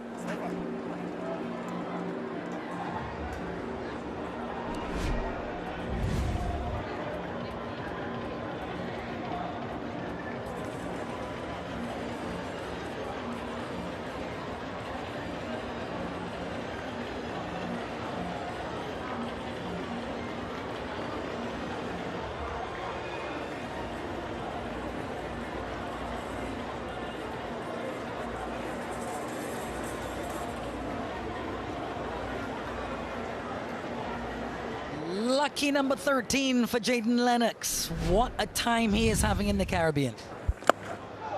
It's a big swing and it's in the air, very high, settles himself and puts it down. Had to look up into the lights.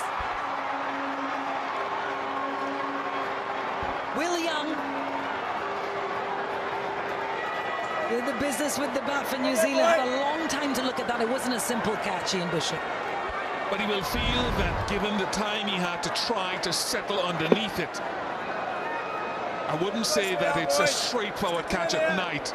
He was never steady. And he'll be very disappointed. He had a difficult chance early up. So remember that with Rutherford on 7. Oh!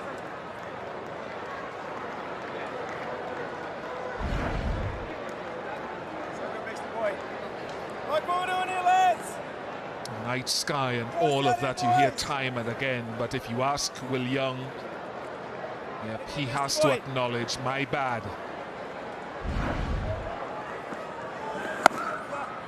Very high standards for themselves, as they should. Well, the West Indies in power play number 1, so the first 10 overs, were 75 for 2. In the 18 overs since, they've gone 51 for 2. And themselves in a bit of trouble here.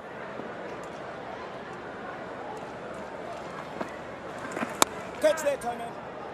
Jimron Hetmeyer and Shafeen Rutherford. Guyanese nationals in the middle. This was the opportunity. Yeah, something for Kensington to cheer.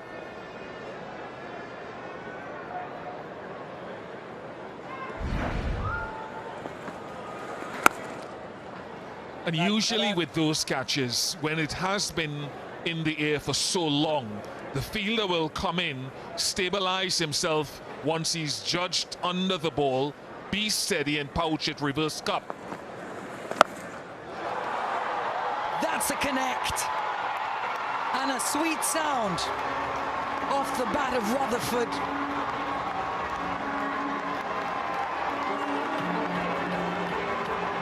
Three 9 for 4.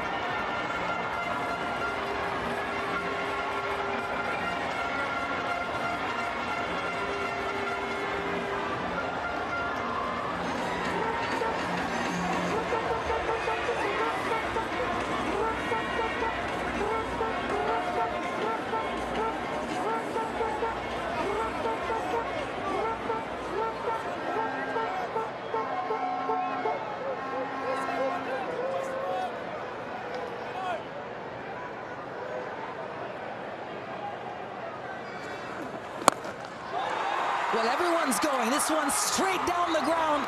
And Shimron Hetmyer comes to the party now with a 6 off the first ball.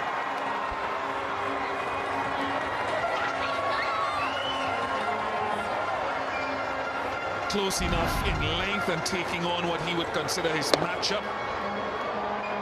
But they need, both himself and Rutherford need to carry this deeper.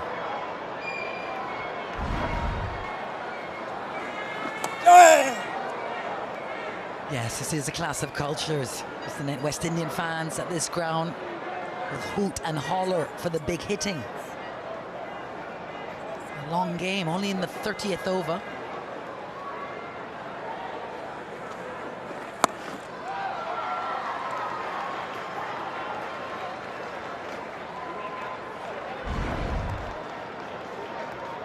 This was the Rutherford 6, the last ball of the previous over. Square. All of that into the Greenwich and Haynes stand.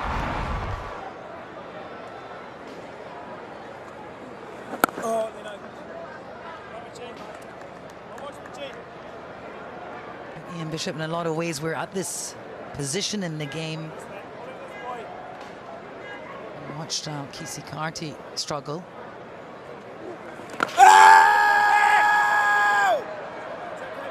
Latham interested in that.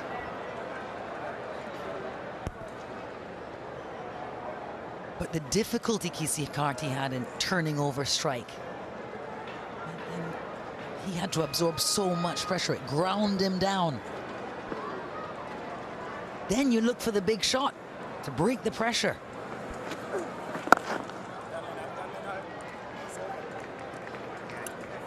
Seven from the over. 30 gone, 146 for 4.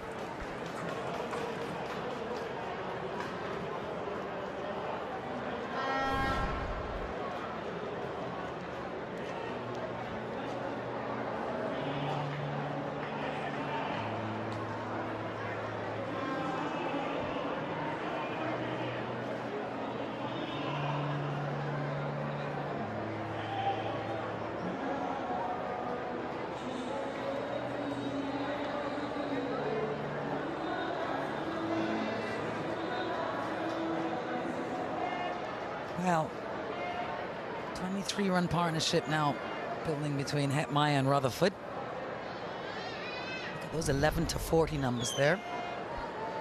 Overs.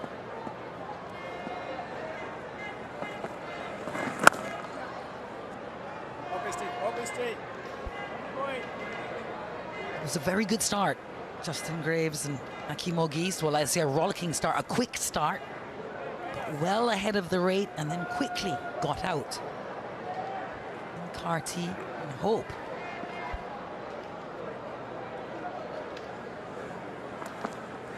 Oh, beastie. Kesey Carty's inability to rotate strike left him at 20 off 54. Ian Bishop. It's something that he has to get better at. Yes, he likes to invest time into his innings, but sometimes if you don't sort of catch up, as they say in the game, whether that's a correct term, you fall flat. So he has to learn to be able to break his wrist, manipulate the ball into gaps, even when the ball is turning, so that he doesn't only rely on the boundary shot.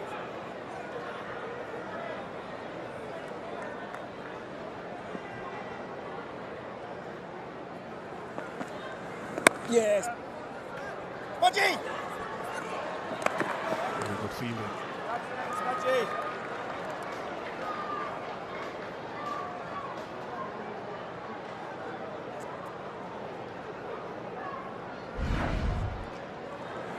Yes. Smudgy! Yeah, brilliant stop. Sharp. So good, beastie. Outstanding fella. Will Young will be a little bit nervous at the moment because the Fuller ball was top-edged and dropped, and one slightly shorter. He managed actually to latch on to it quite nicely. 4.75 meters the last one, where you'd think the opposite.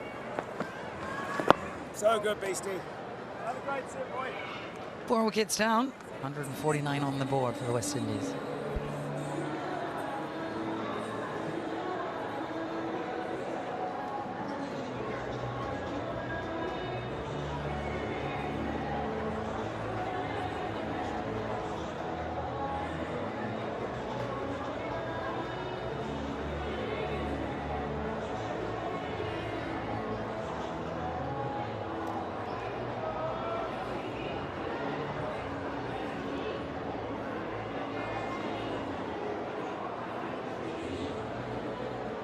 More than a run of ball required now for the West Indies to seal this 5th one-day international. Jaden Lennox, 2 for 24. 7.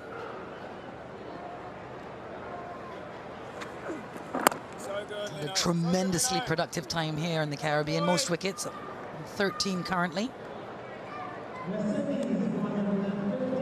150 up for the West Indies. Smatter of applause around the ground.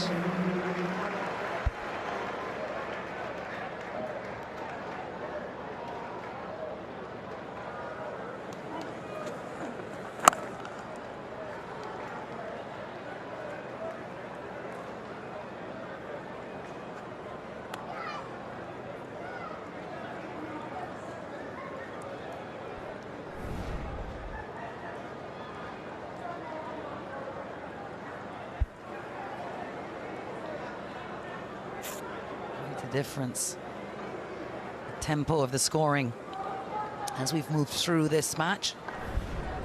Encounter and a reasonably familiar story, struggling against the spin and then boundary balls.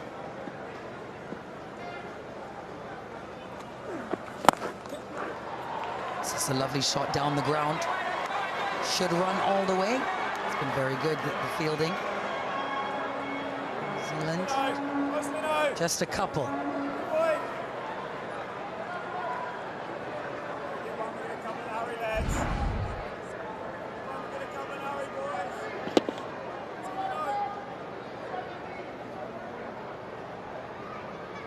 Just a sight to watch Hetmeyer when he's in the full flow.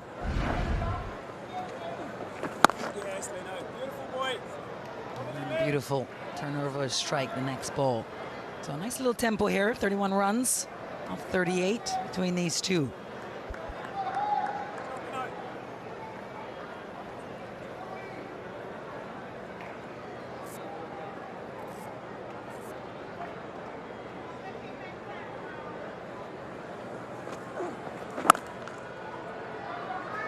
It's good placement and stress-free. 6 runs off the over and a ball to bowl.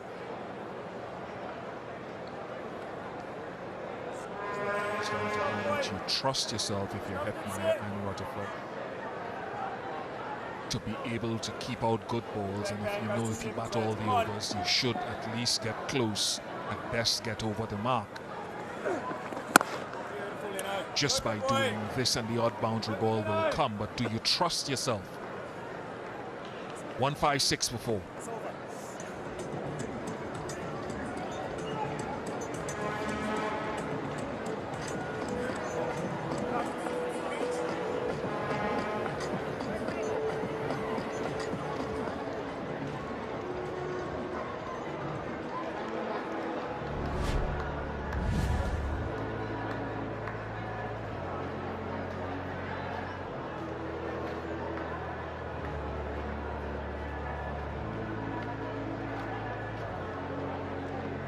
Well, a measure of stability brought to this chase. The Guyanese duo, Hetmeyer and Rutherford. 113 runs required. Just over a run a ball. Bracewell.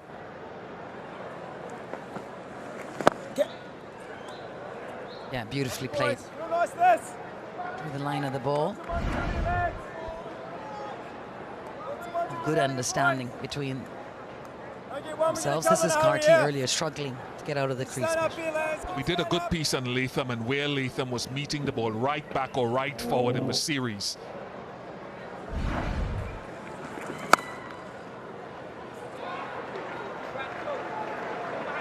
One of the things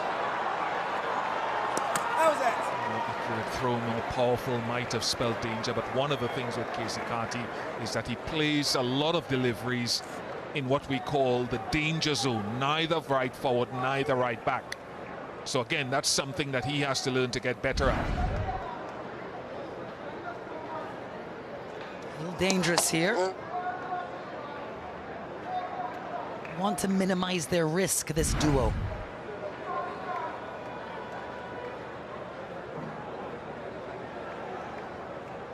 What on earth is going on there? Who's in charge of those children? There's a glass of Morby. We call it Morby in Trinidad. Hope so. Get in, Beastie. And again, boy. Is that one mistake we're after, lad? Bit of peach, come on. Yes, Beastie. Boy. Good fella. The Kiwis will be relying on the West Indies to play a rash shot, to lose patience, to go for too much, and there's no need. Yes, Beastie. So good, boy. Beautiful. So good, Beastie. More defensive. 32 for none in the last 30 balls. The crowd gathered here will be pleased to see that. Used his feet, chipped down the ground. And an absolute colossus over the boundary. Sherfain Rutherford.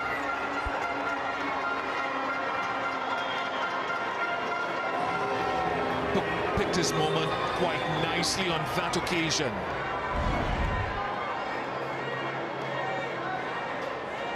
Bracewell wants to get the ball spinning away from him and force him to take a risk to leave his crease or go across anticipated spin. So on that occasion, he got enough of it and got it well. Can they keep going? Can they keep going for another 7 overs? At least. Yeah, beautifully played, and a single off the last. So productive, 10 from the over, and 6-6 for 4.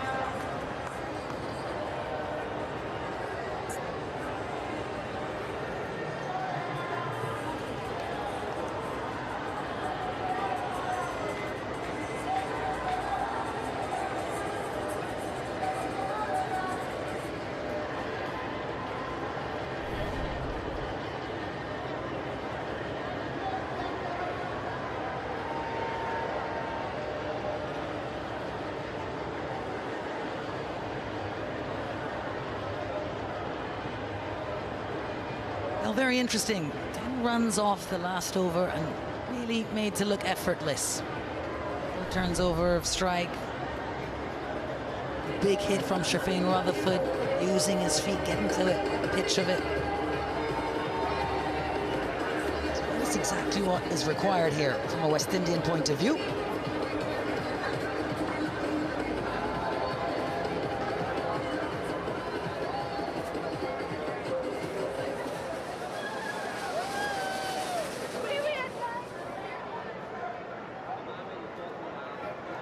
A real treat for this Barbadian crowd on hand tonight to have international cricket here at Kensington Oval.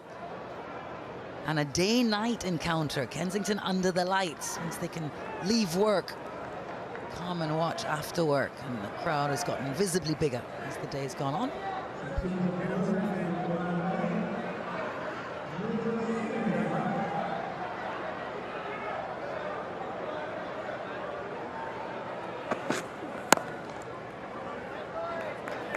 And with the change in the pace of the bowling now with Nathan Smith back,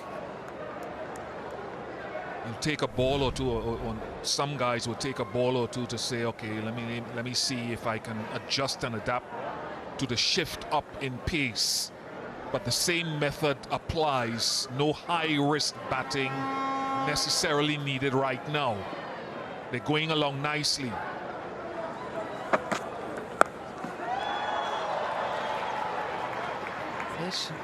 Safely.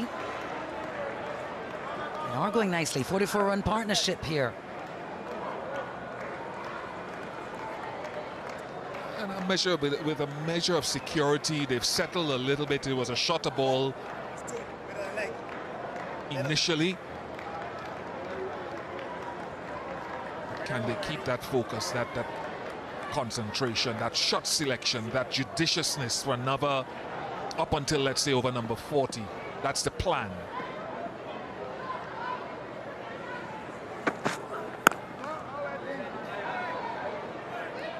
very good. Can afford to be patient here and smart what they go after. So Darren Sammy and Shea Hope deep in discussion, no doubt crunching the numbers.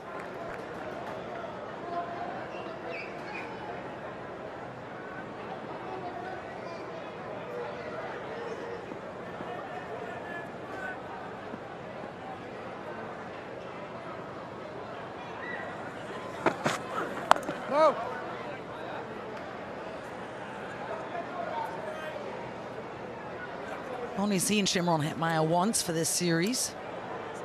Brief stay, Providence. Before that, it's been a year since he played ODI cricket.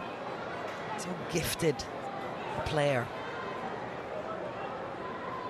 So wonderful to watch when he's in the full flow. Need all his concentration here today, beside his country mate.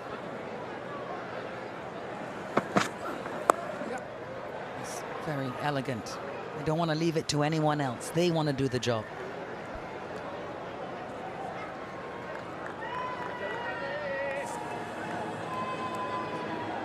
Especially a crowd that is coming, of course, with free entry. One or two cameramen have strayed into the ground. But they've been very energized, the crowd, even in a game, I suppose you could say it's inconsequential to the outcome of a series, but it's still international representation. Buckle down again. Buckle down, manage your risk.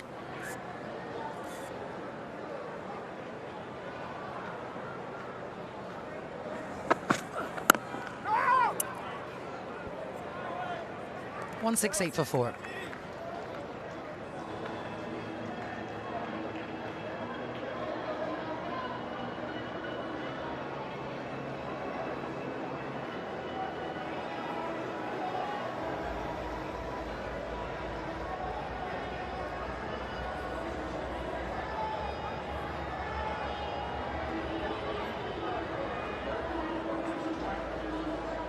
Some people have an easy night, an easy life.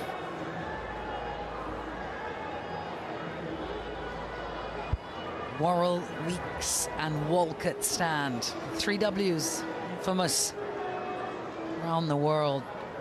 Quality. We stand on the shoulders of giants in the West Indies. A new ball maybe for Bracewell.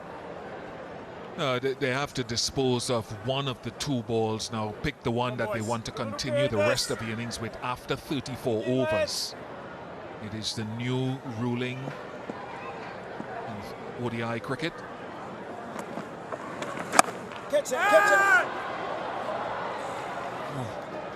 He lands safely, luckily for Shimron Hetmeyer.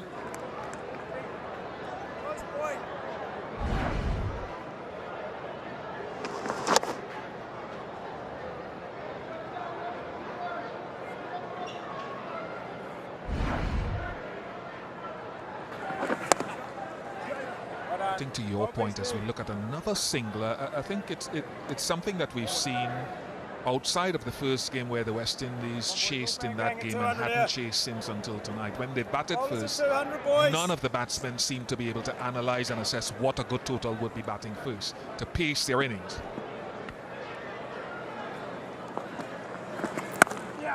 The principle here, again, if you're chasing, is to understand where do we want to be at, let's say, 35 overs, 40 overs, and what we can get at the back end with Moti with a good score the other night, Alzari Joseph can play, etc. So understanding how to pace the innings, same principle. Oh, beastie. Lovely boy. Lovely beastie.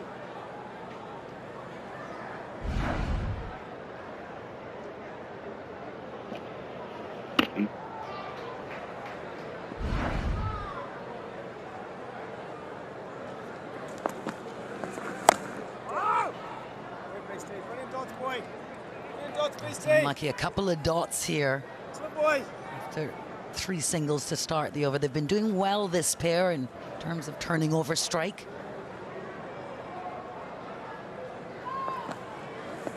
Oh, such a good set piece, too. Well, that's 35 overs done. West Indies 171 for 4. I think everybody needs a drink. Leave the kids out of this.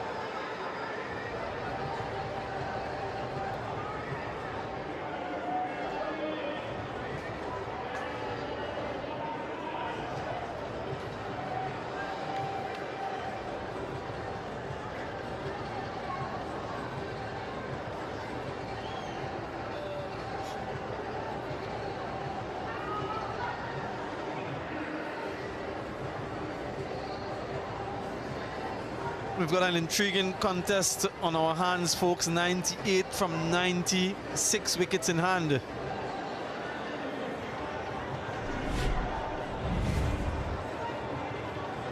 During the mid-innings interval, we had the commemoration of Kemar Roach going down in the pantheon of West Indian greats, the 5th West Indian to 300 Test match wickets, a surprise with members of his family, his secondary school principal, his early coaches. A wonderful ceremony hosted in honor of the legend that is Kemar Roach.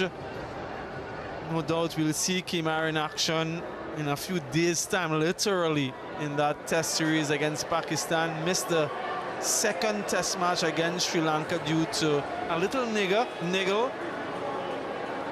Hopefully, he's all fit and raring to go to start that Pakistan series. And to be commemorated at your home ground in front of fans at this iconic venue. I'm sure it will be remembered by Kemar for a long, long time. Right, confirmation of that upcoming series, the first test at Taruba. Brian Lara Cricket Academy will be hosting test match cricket for the first time, and then the second test at the Queen's Park Oval in Port of Spain. And that's imminent.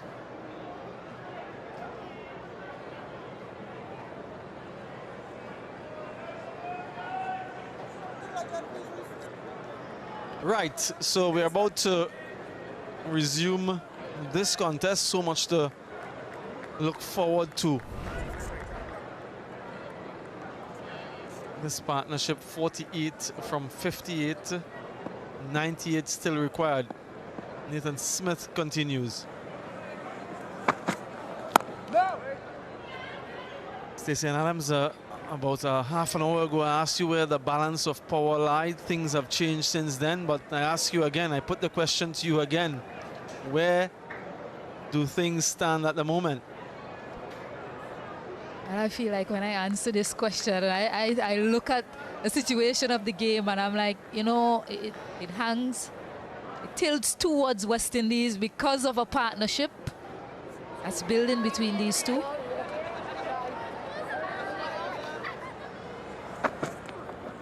Last time I said that 2 wickets fell quickly, which changed the complexion of the game. White signal. Testing out the middle of the deck. Nathan Smith. Just too high. Yeah, but these two, they have done very well after losing 2 quick wickets in Shea Hope and Casey Carty.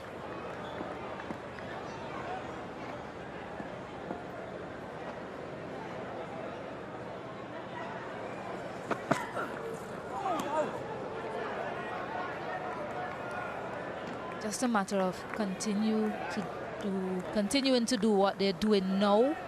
It's absorbing some pressure, respecting some good bowling. The boundary balls aren't there to hit. Find a way to get singles around that. Yeah, and expect some change-ups as well during this phase of the innings. And they have to be cognizant, Stacey, of that required run rate. It's hovering just under 7 at the moment. So yes, they want to manage risk, but they also need to keep scoring. He's latched onto that. Will challenge the boundary. He'll get a couple. So he's cognizant of that required run rate. Just can't afford to not score. It's also after a break, so they need to get themselves going again. Partnership over 50 now. Yeah, that is what some pressure can produce. You go searching for a big shot. Luckily for him, he got it into the gap. Square enough. In between those 2 fielders.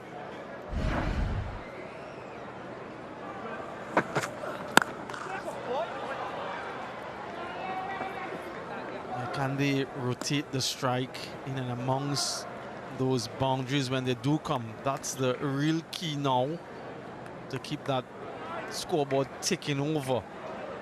New Zealand will know that they get another wicket here. They're into the all-rounders and they can exert some pressure. Santner still has 3 overs remaining. That partnership of 57 for the first wicket in quick time.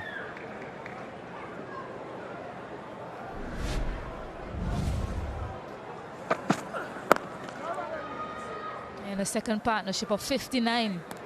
50 and more for West Indies, a lot slower, and that is when the spinners were in operation, Mitchell Santner and Jaden Lennox. That pressure eventually led to wickets falling.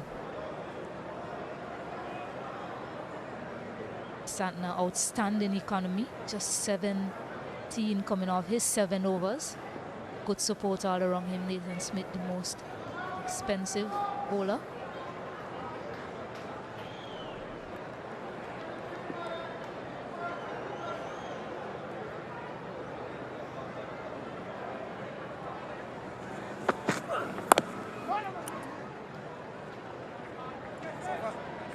From that over, 175 for 4.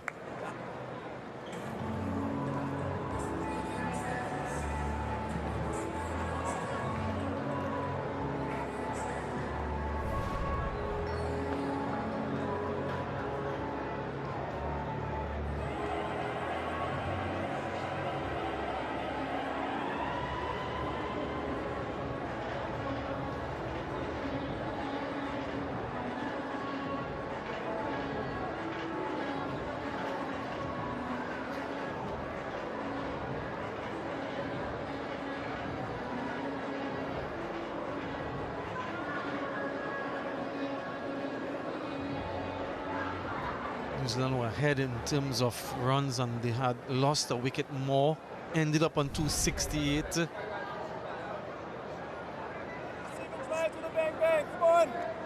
Maya has looked energetic at the crease. Bracewell continues.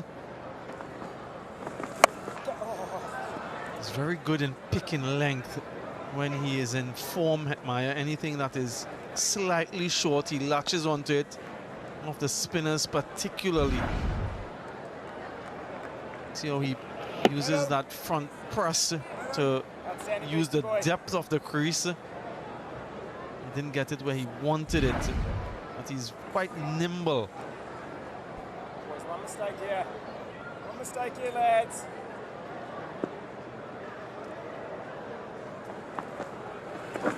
So good, Beastie. So good, boy. High class, Beastie.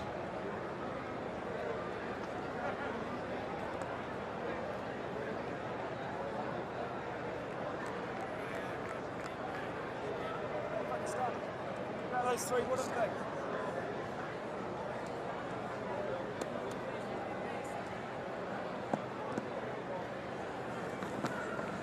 Oh, Beastie! Love you, Beastie! Beautiful boy! Excitement there from Latham. A little bit quicker from Bracewell.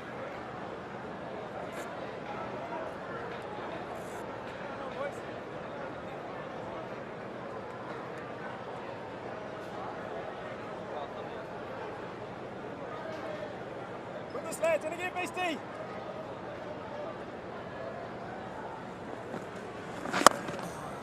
Yeah, that's it, as straight as a die from Rutherford. That's raw power from the southpaw. He's absolutely nailed that, Rutherford. Once he gets up in his head, it's just a bit too full. And go straight, importantly. Goes again. Does he get enough? Just enough. All the way for 6. Despairing dive. Yeah, they're happy. Back-to-back boundaries, but I think his heart would have been in his hands for a little bit there. It was dangerously close to the fielder, Christian Clark. Just enough to get it over the rope, barely. Using his feet on that occasion to get closer to it. Just landing over.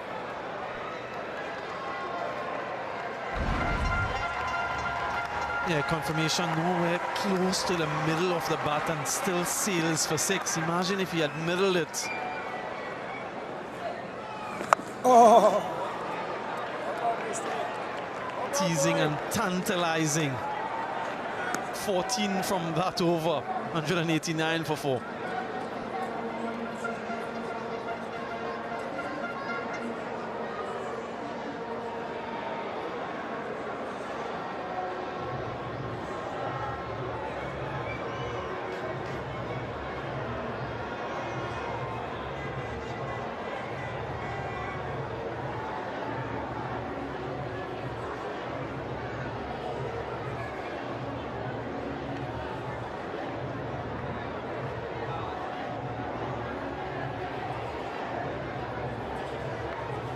Fans, they've stayed in, they're expecting a West Indian victory, those who are supporting the West Indies, and Santner makes a return. These could be critical overs here. He's up against 2 left-handers. Go on, deep mid-wicket, deep backward square, his boundary rider's leg side. That's crunched for 6. What a welcome to Santner. He's showing his full authority, Rutherford. He's got his eye in Rutherford and he's prepared to take on the bowlers. The first 6 hit off of Santner in this entire series as well. Picked length really well, got deep in his crease to make the contact. Rutherford has the power to get over and beyond.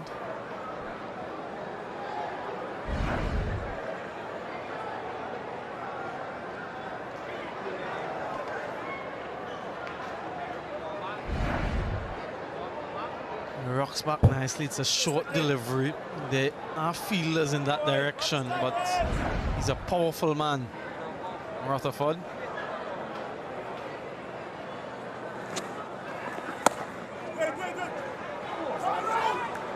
Very well fielded. Had that beaten him, it would have been a sure boundary. This partnership, 72 from 73 balls. It's been a wonderful fight back by the West Indians. Counter-attacking by the Guyanese duo. some intelligence in and amongst all of it. Yeah, good cricket from him. He's got the run rate required below 6 runs per over now. Eases a bit of pressure on the 2 batters out in the middle.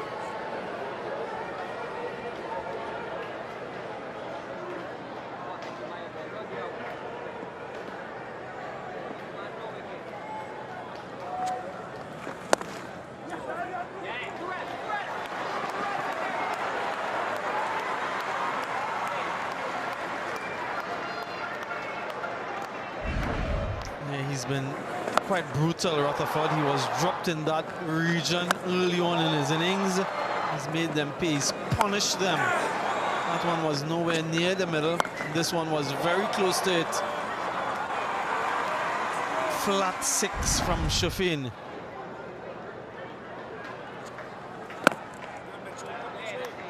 He was on 7 when that chance went down. He's added 41 since. In quick time as well.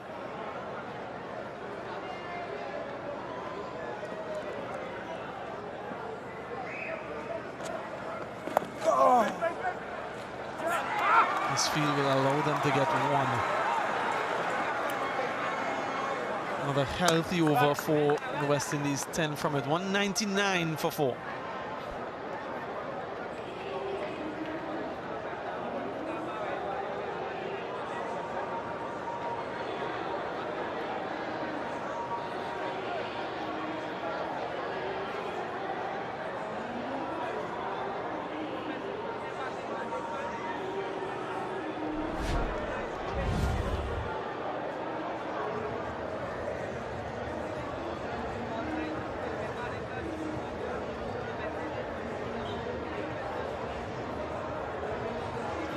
This partnership, the best of the innings so far for the West Indies, and in quick time as well.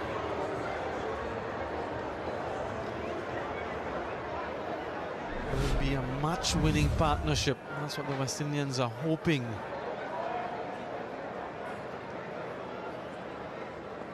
Bristol again. Yes, Beastie. He's yes, banking on Beastie. the off spinner Yes, to boy. break this partnership. Wicketless so far, Bracewell, but he only needs 1 to get New Zealand back in the contest. And he figures, Santner that is, that Bracewell is likely to do so.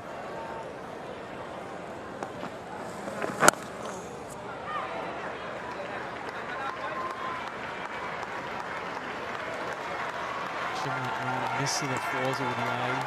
200 comes up for the West Indians. They upload it. He's backing for this one, looking to remind us all of how skillful and talented he is.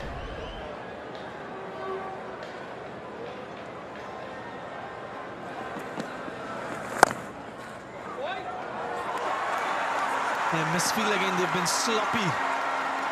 Brings up the first half century in the series for Sherfin Rutherford. It's a welcome score for him. He's been unproductive for a while now after a very good start to his one-day international career. So it's a welcome return to form for him. He looks to the heavens. Well played so far. Plays it late, gets it in the gap, and yeah, Misfield once more. Runs away to the boundary. That's a half century that will certainly please not just him. Headmeyer so excited for him. But also the West Indies camp. Lean period in the series so far.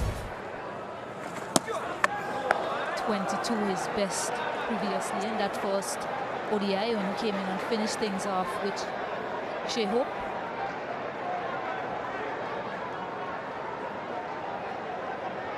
Good to see that he's battled through, and initial tough period was dropped on 7 to get to 52.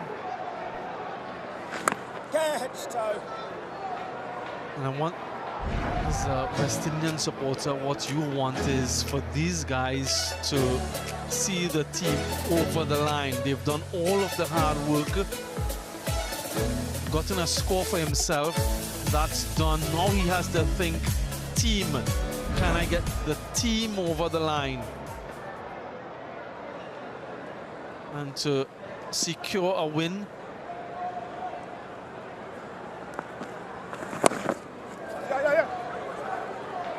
Another fumble.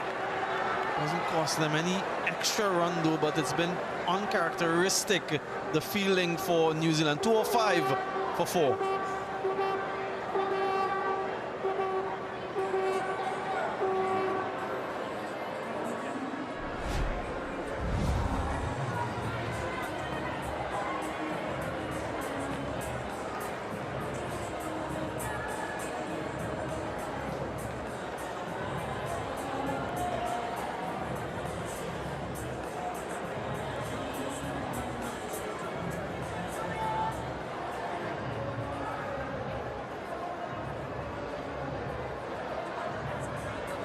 Rutherford unbeaten on 53-64 from 66. 2 4s and 4 6s in this innings, Stacey. Yeah, Shafin Rutherford, we already mentioned he was dropped earlier. In that same over, he launched a 6. 4 6s and 2 4s.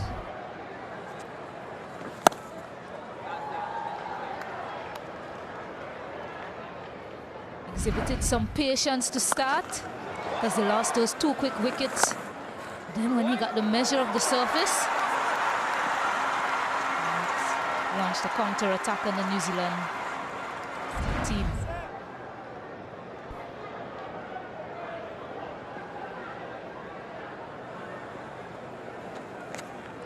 Oh, Mitchie. Just to go back to what you said earlier, Samuel, about finishing for the team, I think the 2 teams, a number of batters, they'll feel they're guilty of that. Getting starts and just throwing it away and not finishing for the team.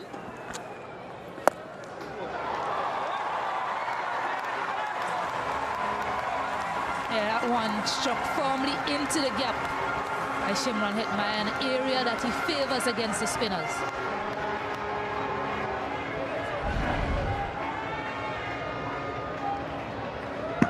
Bisects the 2 fielders in the deep.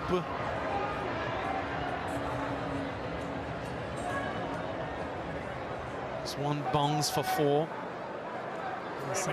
Maybe the last throw at the die here for him. Trying to get a wicket, desperate for one to get his team back in this contest.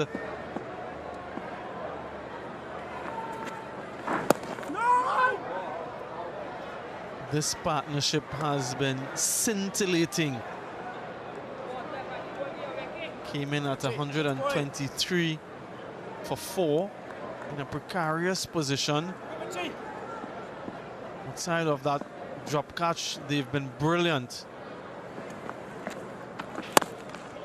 Just goes to show that you can't give quality players opportunities in this lovely sport. They can make you pay, as Rutherford has done. Yeah, but the real win for the West Indies, if they do go on to win this match, notwithstanding, it's for me, if these 2 or at least one of these 2 can be there to the very end. That's the type of mentality you want to inculcate. Quick single. The very best in the game, that's what they do. They take their team over the line. 212 for 4.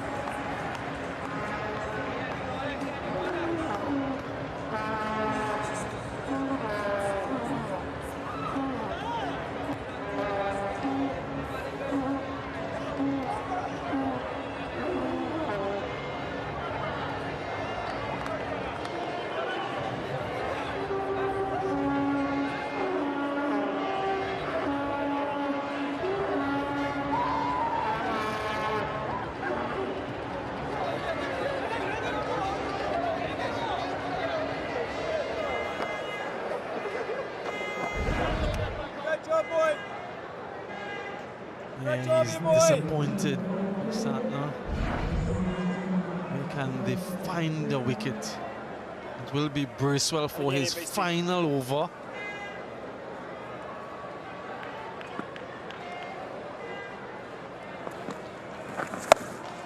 That's gone. That's out of here. That's top tier. Onto the roof.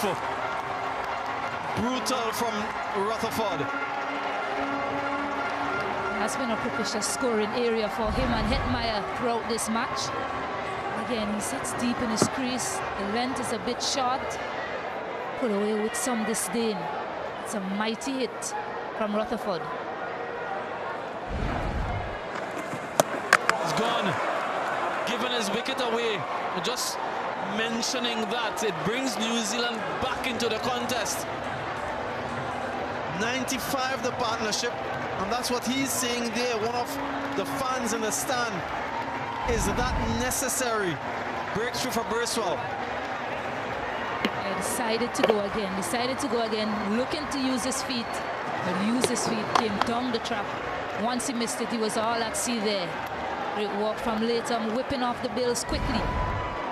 So the breakthrough that New Zealand was after. Shafane Rutherford, well played, 61. West Indies 218 for 5.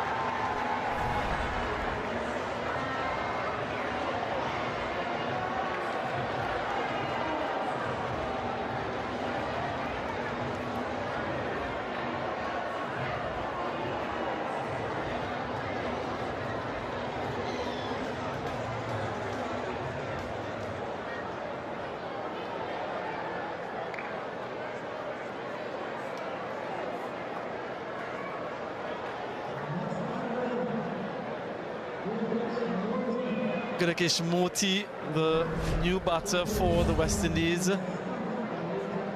Very good knock in that fourth ODI right here a couple of days ago. This is why he's here. Gift of a wicket. Burswell persisted. Santner persisted with him. And eventually he gets the reward. Slip in position. Another quick wicket here. And who knows?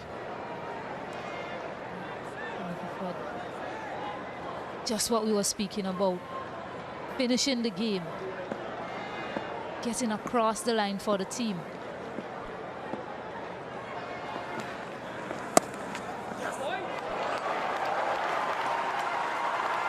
That will need some chase. Moti off the mark.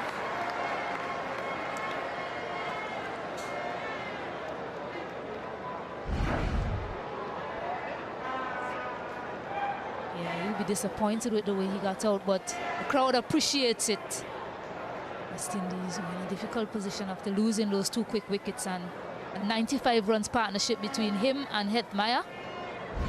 He's in a much better position. Try and take this one. New Zealand definitely still fighting.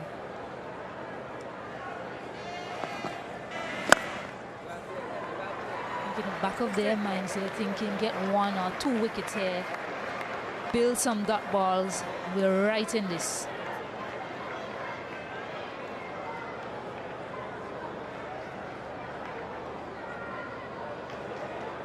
Saw a couple of days ago, Stacey and viewers, how difficult it was to get those last few runs when New Zealand were batting.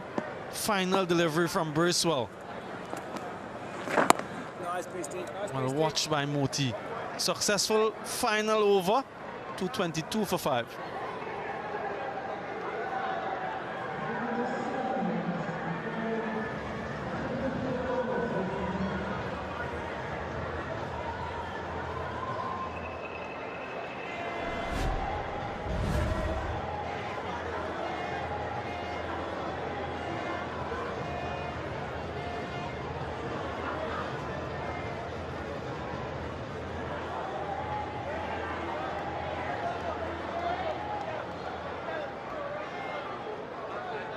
Every one of the West Indian batters getting starts.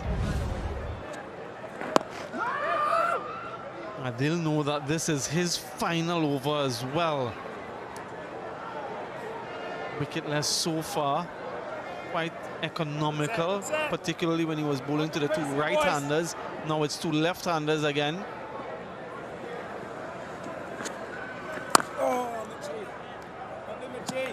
he be the talisman and find one, Santner?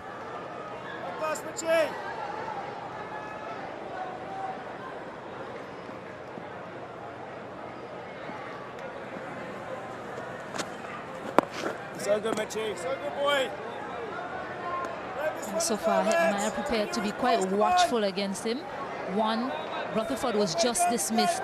Then he has in the back of his mind that this is Santner's last over. Don't need to gift him a wicket. And I suspect that's exactly what Moti came down the wicket to remind him. Just 3 deliveries remaining. If he bowls a maiden, that's fine.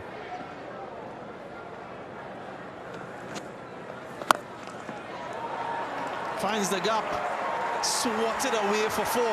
I don't know if that's what Moti told him to do.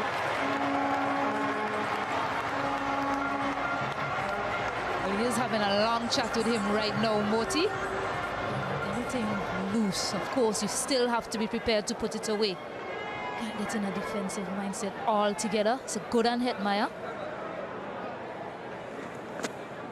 Oh, set. So good, boy. I want him to be able to get a loose one. Set. It's on you, boys.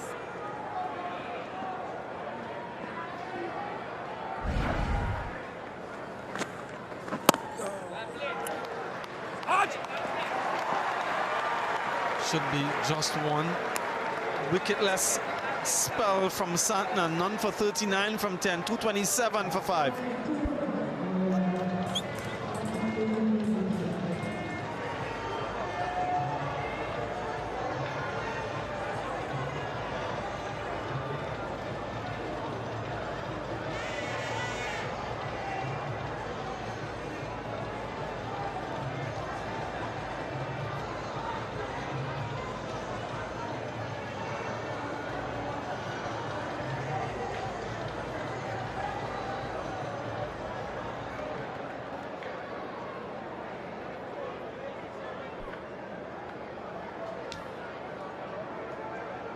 Less than a runner ball required. 42 from 48.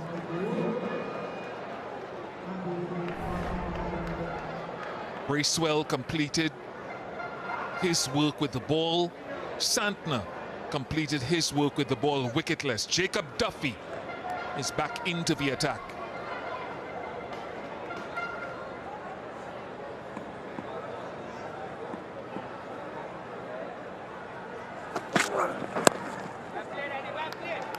Call is for 2. They've done well. There's been some sensible batting of late, and some not so much.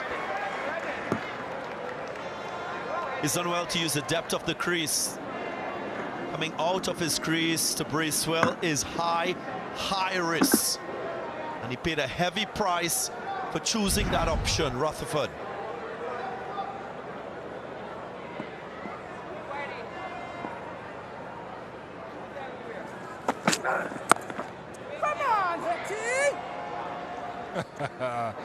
I don't know if you heard that wherever you're watching from around the world. Shimron Hetmeyer said, "Come on, Hetty, find the gap." I added, "Find the gap." What he'll also know is, previous to this innings, his last 50-plus score was 18 innings ago in this format of the game. So, as an international player, when you set yourself high standards, that sort of situation weighs on your mind.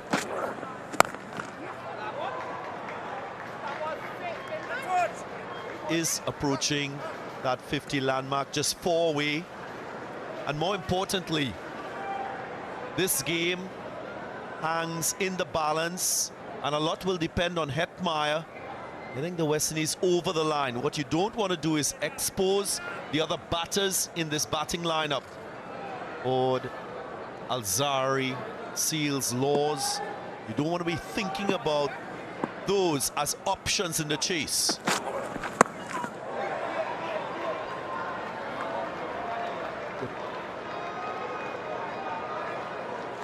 I think there's a simple way, and this is my methodology. If I sat in a dressing room in times past, there's a simple way the Hetman to go about this. Forget about the individual milestone. Just say, if I am there at the end of the innings when the winning run is hit, then I will have accomplished my own personal milestone. So it's about thinking team. That's the theory. He might do differently. Sounded good. Very good.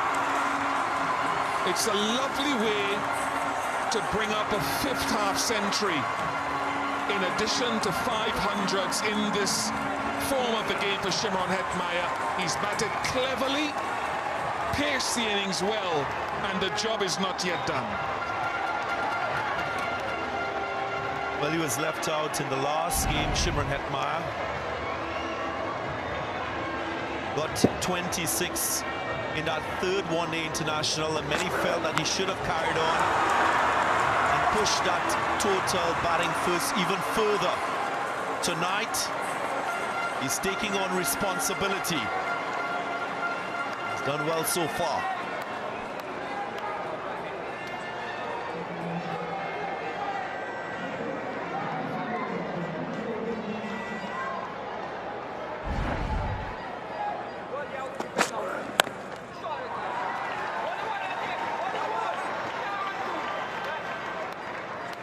Routine strike, 43 gone, 238 for 5.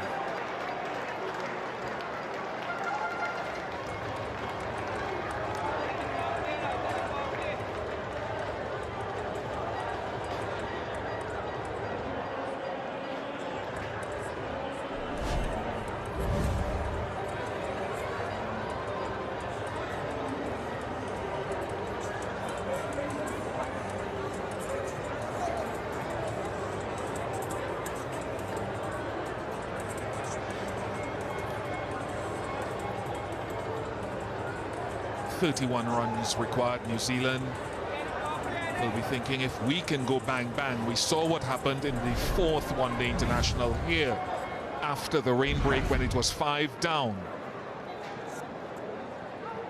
And I love that this crowd has come out here tonight. Yes, it's free entry, but it's a game that doesn't have a great deal going for it in terms of rankings. But they've seen Hetmyer get a 50, and they want to see the West Indies get over the line, so they're interested. Great crowd, great energy. Jaden Lennox is back.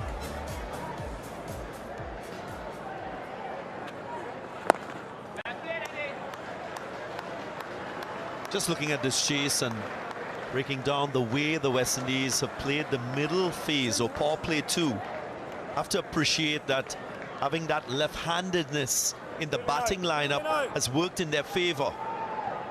Think of Shafin Rutherford and his innings, Shimron Hetmyer, now Moti. All batters who were able to negate that left-arm spin option off Santner, off Lennox.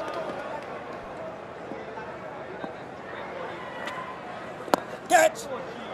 Straight to him, soft. Against the left-arm spin of Lennox, who continues to stretch his lead as the highest wicket taker in the series. Is this the door opening again? Moti can't believe it. A simple delivery on the line of middle and leg. He's hitting with the turn, and he's unable to keep it all along the ground. Didn't look like there was any intention of him hitting it aerial. Nevertheless, he goes back for 4. It's 239 for 6.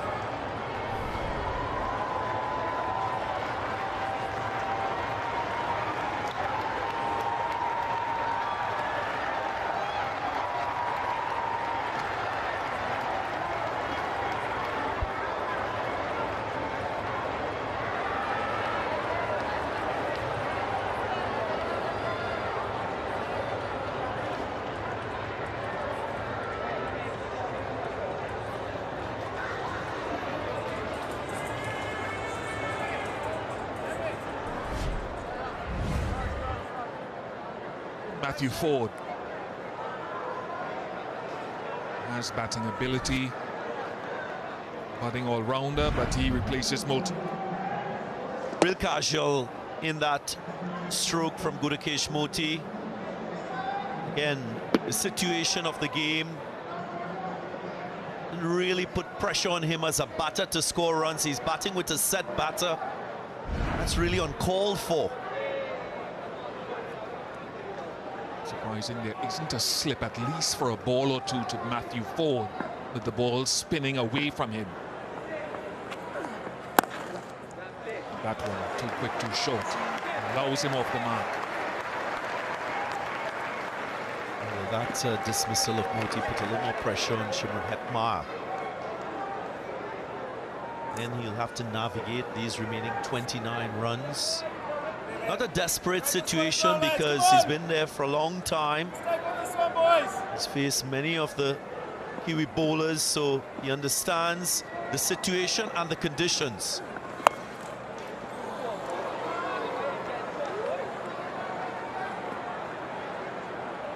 I just wonder if that dropped in front of Mitchell Santner. So I'd love to see it again.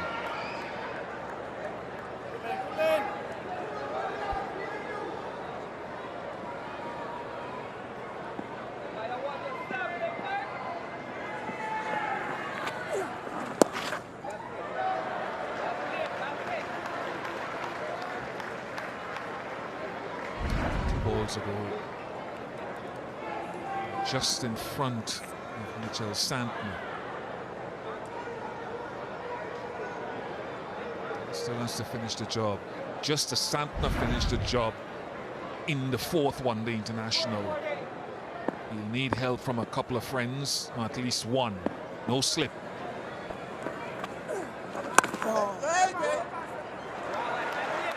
Attacking the stumps, Jaden Alex. 44 overs gone, 242 for 6.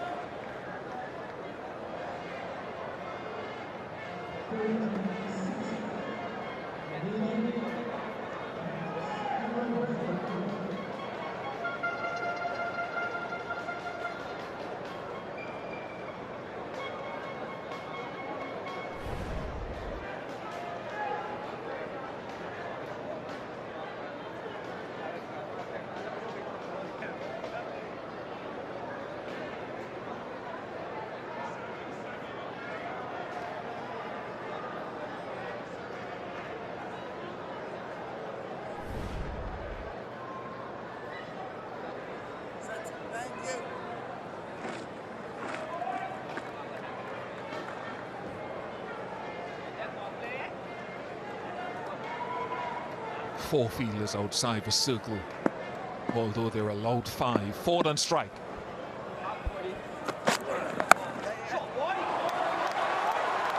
Classy. Looks as though it's good fielding from Nathan Smith. He's a buzz in the outfield. And they can compete. New Zealand, despite they already in the ascendancy with a lead in this series, take nothing for granted. It's a type of effort just to save a couple of runs. Maybe not. It's that left hand touching the rope, and the right hand was touching the ball.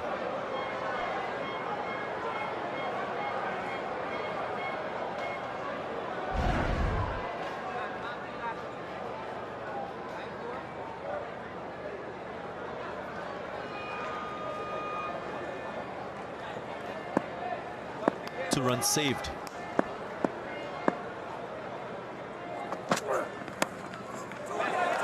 Touch, more work down a deep 3rd this time. Not stopping it. They're on their feet and cheering it on. Any victory, they'll take any victory for their regional team. There was that measure of control. Appreciate how he angled his bat.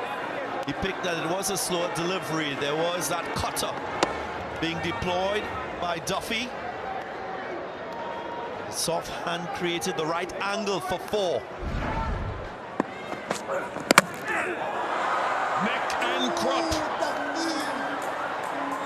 Absolutely from Jacob Duffy, and Hetmeyer is on his haunches. It could get dicey.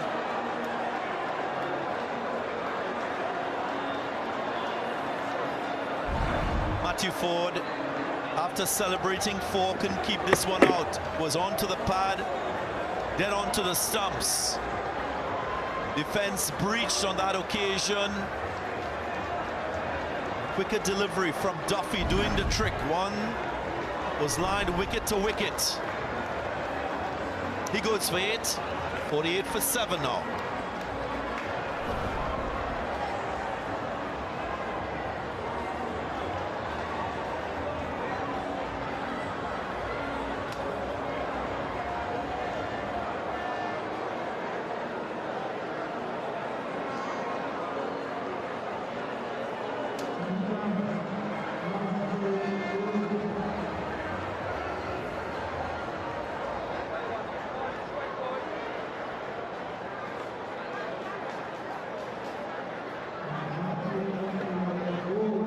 Alzarri Joseph comes to the crease to replace Matthew Ford.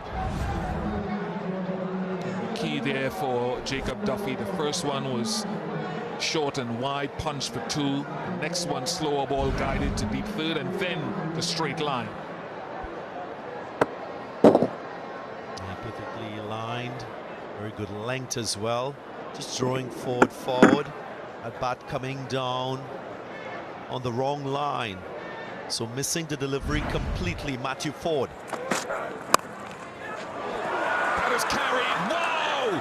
That is carried. How this has changed. Like the color of a chameleon. She cannot believe it. And I suspect not many can. Well, I was just about to say before the start of this over that Shimron Hetmyer should adopt damage control, communicate more with his batters from the other end, try to take more strike. That's the second incident that has cost the West Indies another wicket in this over. Now they're threatened to be bowled out by the Kiwis. More pressure on Hetmyer. Alzarri Joseph doesn't add anything to the score. It's 248 for 8.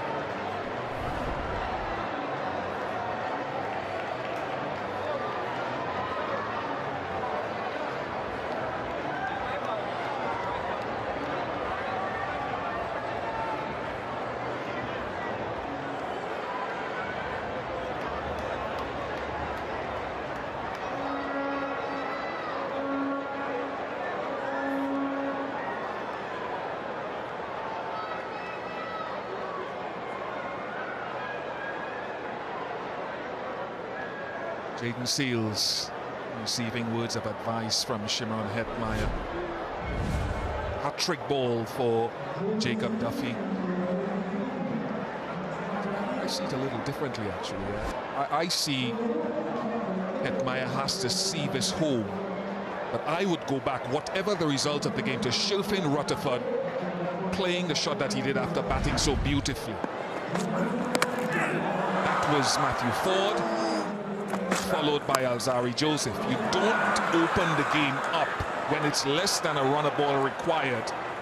You play the situation for the team. So, look, there's still life in the game. Hat-trick ball. Will he target the stumps? It's well negotiated. My eyes on Shimron Hetmyer, the encouragement that he gives to Jaden Seals. Alzarri Joseph wanting to field ball on bat.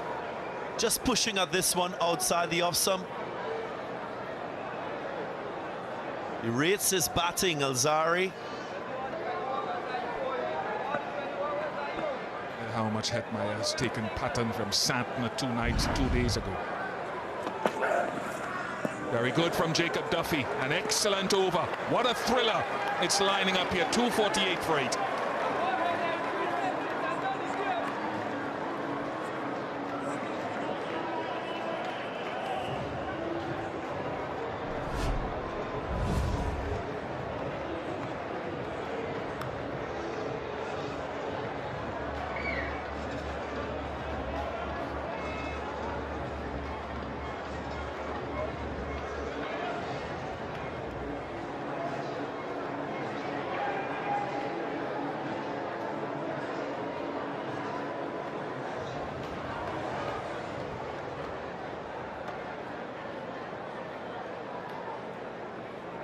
21 required.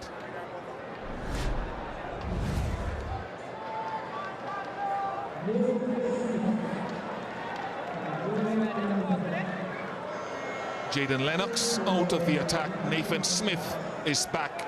How does Hetmeyer, can he control this? Can he manage his risk? What Santner did, and you don't have to go that way, was that he took up the majority of the first part of the over. And the West Indies will appreciate that wide. Definitely wide.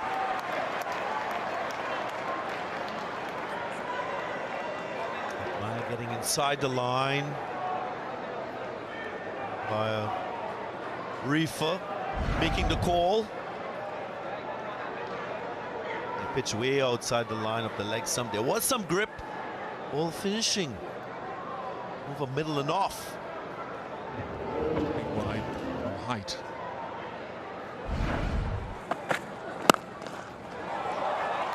Don't run. Manage the over, manage your risk. I'm looking at this bowling change and I'm thinking to myself, if this is the right call by Mitch Santner, just taken off Jaden Lennox. From that Joel Garner end, he's brought on pace. Maybe he was thinking about that positive matchup with Hetmeyer. Hitting with the turn, trying to finish the game. He's been bold, he's gone with seam.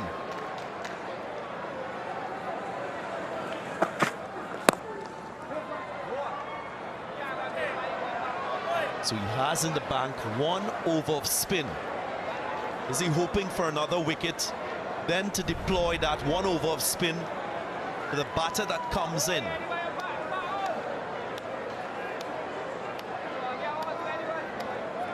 Maybe that over from Jacob Duffy, just giving enough for him to be convinced that seam is the way to go to get these remaining 2 wickets.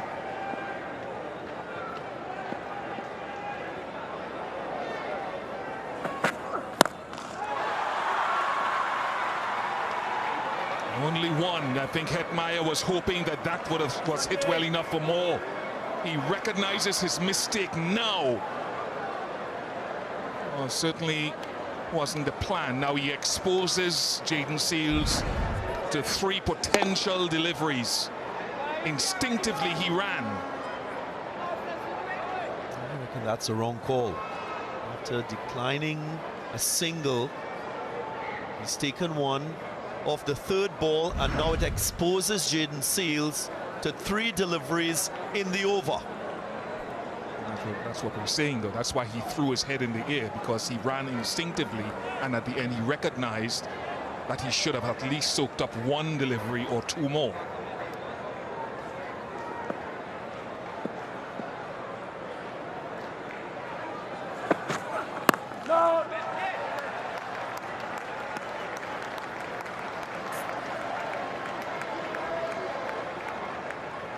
He's talking to Jaden Seals, offering a bit of advice.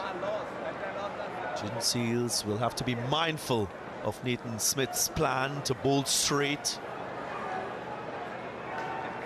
Maybe vary his pace as well.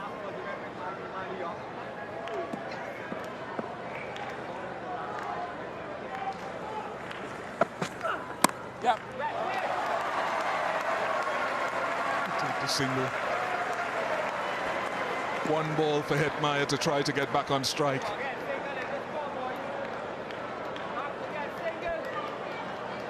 Hetmeyer might try to hit a 6. But to be fair, when you look at Jaden Seals, his batting has come along this season. Made some vital contributions to Trinidad and Tobago Red Force in their journey to winning the 4-day championship title. So there should be confidence in his batting, but what you want with a plan is for it to be consistently executed at this stage of the innings and in this situation.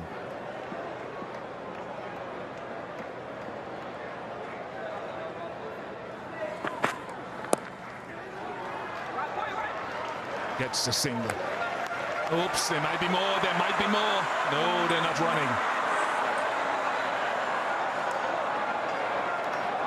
This is fascinating. 46 overs gone, 252 for 8.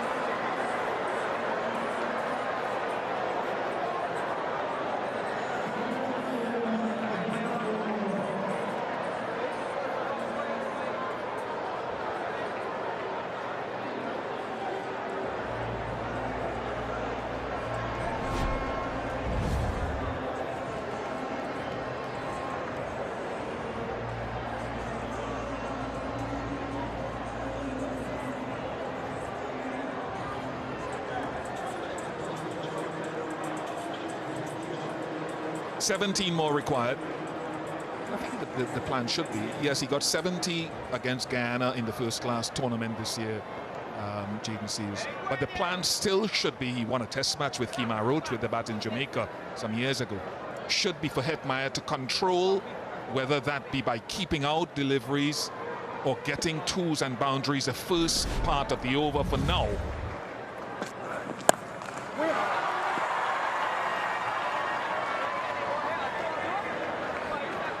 The other thing to Bish and viewers is if you bat 4 deliveries and you lure a captain into bringing the field in, then it gives you an opportunity of the 5th and 6th ball to get an easy boundary with fielders coming into the circle. So that's another way of approaching scoring these remaining 17 runs. So it's up to Hetmeyer to understand how he approaches attacking the over early on and then getting strike at the end.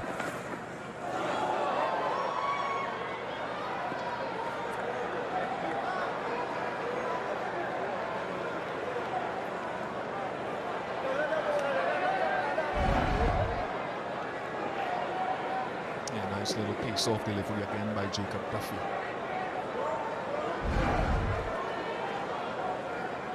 Outside the off stump, rolling the fingers over, cutting it further away.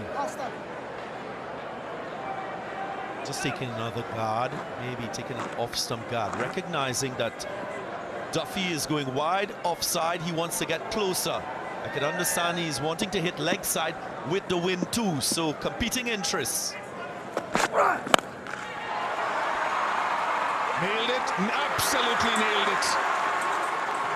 So strong, and he's played a finishing role in the shortest formats for some years now, all the way for 6. That intentional tug, the strong bottom hand required in this instance. Duffy missing his length, offering up a low full toss. It's not easy to dispatch that type of delivery.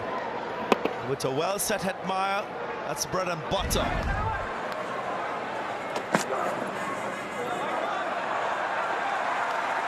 Pressure of trying to stay away from his ability to hit onside too wide.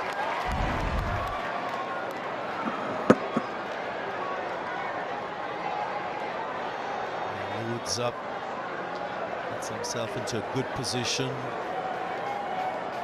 It's a strong area for striking boundaries. Hetmeyer wide of long on. How often have we seen that in white ball cricket from him? Just the sound tells you what that is. He's taken the responsibility of this innings like a champion with 4 remaining for the West Indies to get. You need to give Hetmeyer plenty of credit for it's in this situation. Unlike Shafeen Rutherford, he's come and he's established himself as that person to finish the game on the right side for the West Indies. He is a game changer in the shortest format of the game. Now here in this situation, we're in exactly the same, just 4 now required. More pressure on New Zealand.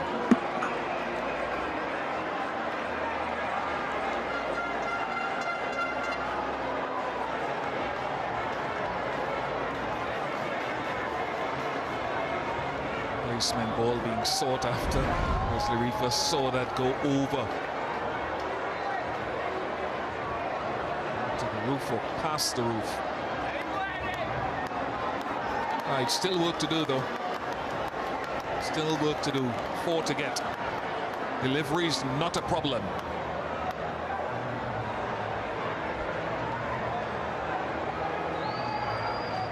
This plan continue. This wide off-stump plan continue. As a captain in this situation, you think about alternatives, contingencies.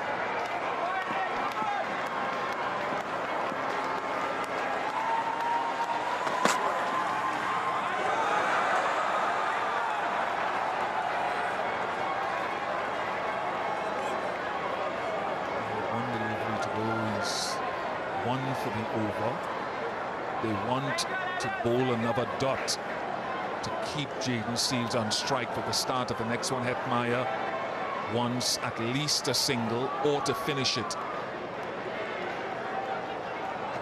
Discussion here with the skipper and Duffy. Need to invest in a couple fielders in that circle to cut the single. What's the delivery to bowl in this situation? Is it a Yorker? Back your senior bowler to nail the Yorker. Get 2 fielders in that cover region and short mid-wicket. This is the moment. He does it.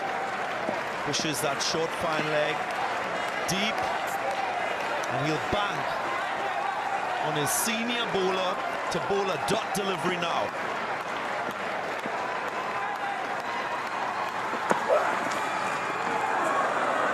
Dot accomplished. Jaden Seals is on strike. 4 to get. 265 for 8.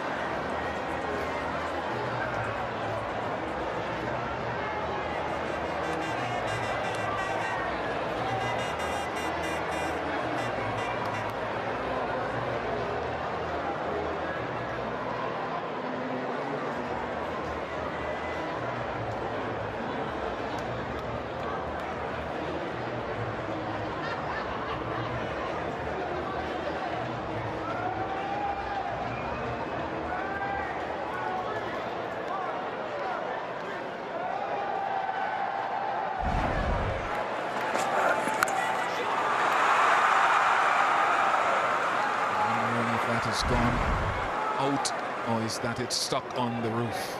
Ball had to be changed. Solar panels are still in good fettle. Working tomorrow. But now Jaden Seals on strike. All the fielders are in the inner ring. All of them.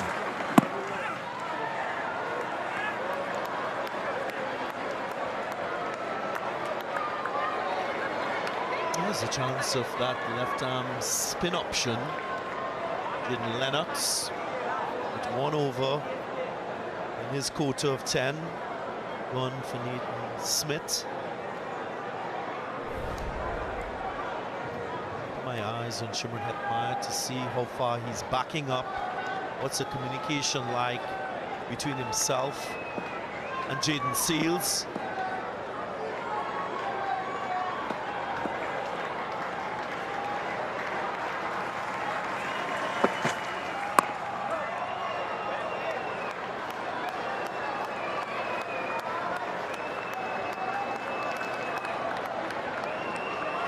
In this situation as a bowler bowling that over, what's going through your mind? You're looking to your array of skills. There's some guys who are very good Yorkers who, for them, it would be a Yorker. For Nathan Smith, perhaps just banging the ball on a length or short of a good length, but it has to be just inside the off stump, keep the stumps in play, because if he glances or deflects it past the inner ring, it's runs.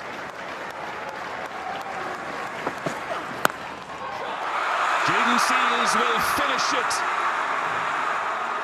and he will flex his muscle to the joy of Hetmeyer and those loyal fans who have turned up for this final one-day international to see their team close out the series with a win. It has been a chasing series.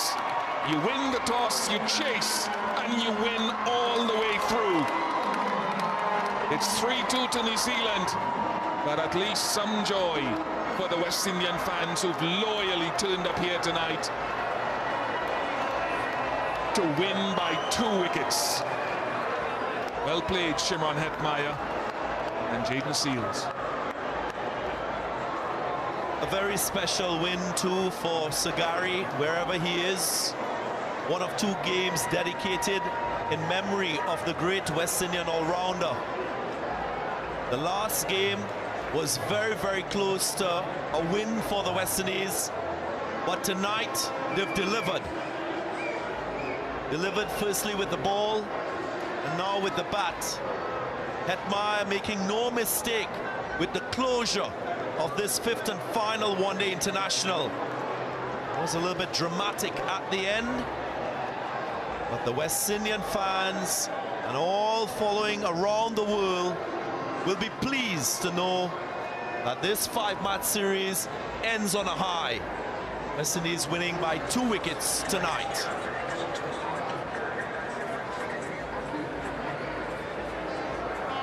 They bowled well at the back end, the West Indies. New Zealand looked as though they were on target for something around 280 to 90, even more. They weren't able to get more than 70 in the back 10. West Indies got off to a flyer courtesy Akeem Ogis, and then that half-century partnership between Hetmeyer and Rutherford. But it was he who stayed until the end that was able to control the outcome tonight, and that was Shimron Hetmeyer.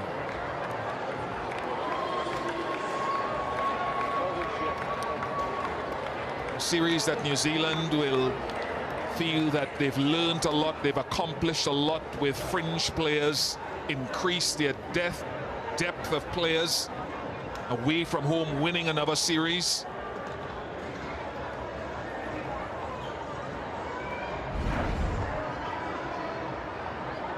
And it was Jaden Seals with the overpitch delivery. Real half volley, not very good from Nathan Smith, but had to be put away to joy and delight of those here who journey to Kensington Oval for the series closer. They love their cricket in the Caribbean. All they want is a bit of success. It's another win chasing for the West Indies at home in ODI cricket. And another great moment to pay homage to this brilliant West Indian. West Indies in the chase had starts in those top 5, top 6 batters. Hetmeyer returning to form. Rutherford too, after 8 innings at the ODI level, getting to a half-century. And they finally crossed the line here at the Kensington Oval in Barbados.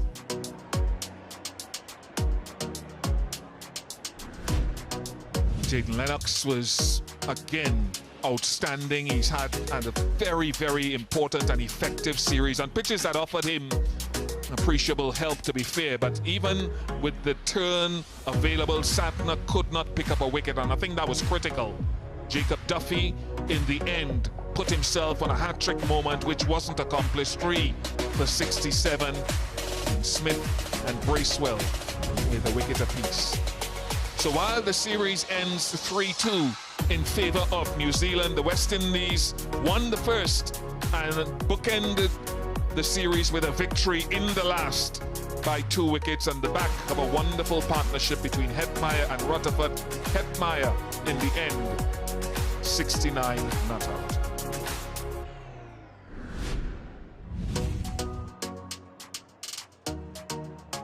It's been a memorable week. It's been an emotional few days with the passing of the right excellent Sir Garfield St. Auburn Sobers. The felicitation of Kemar Roach today for 300 wickets brought some joy, and it ended as Kemar was hoping for, with a victory for the West Indies. We'll take a short break, and when we come back, we will have the presentation.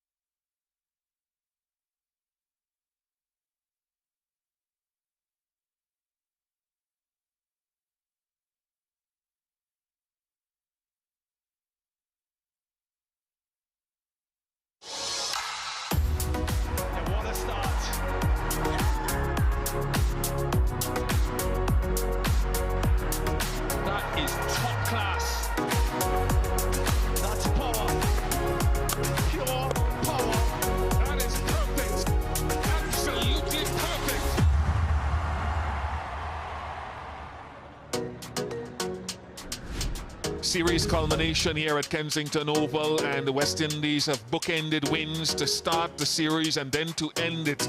Tonight, they chased that 269 for 8 with a couple of overs left, 2.5 overs, with Shimron Hetmeyer 69, Sherfane Rutherford 61, and the partnership between those two Guyanese of 95, which really set the innings up, although Rutherford departed, I would say, prematurely. Hetmeyer stayed to the end. The half-century partnership between Auguste and Graves was brisk, and I think that set a platform for the others to come, with Carty and Hope also putting together a half-century.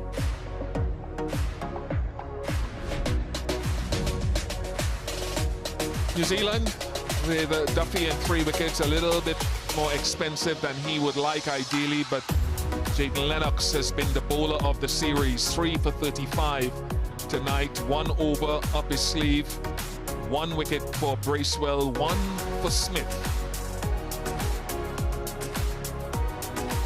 New Zealand will feel they fell a little short of what they should have gotten with the bat in the last 10 overs. So the West Indies win by 2 wickets, but the series has gone to New Zealand by the margin of 3 games to 2.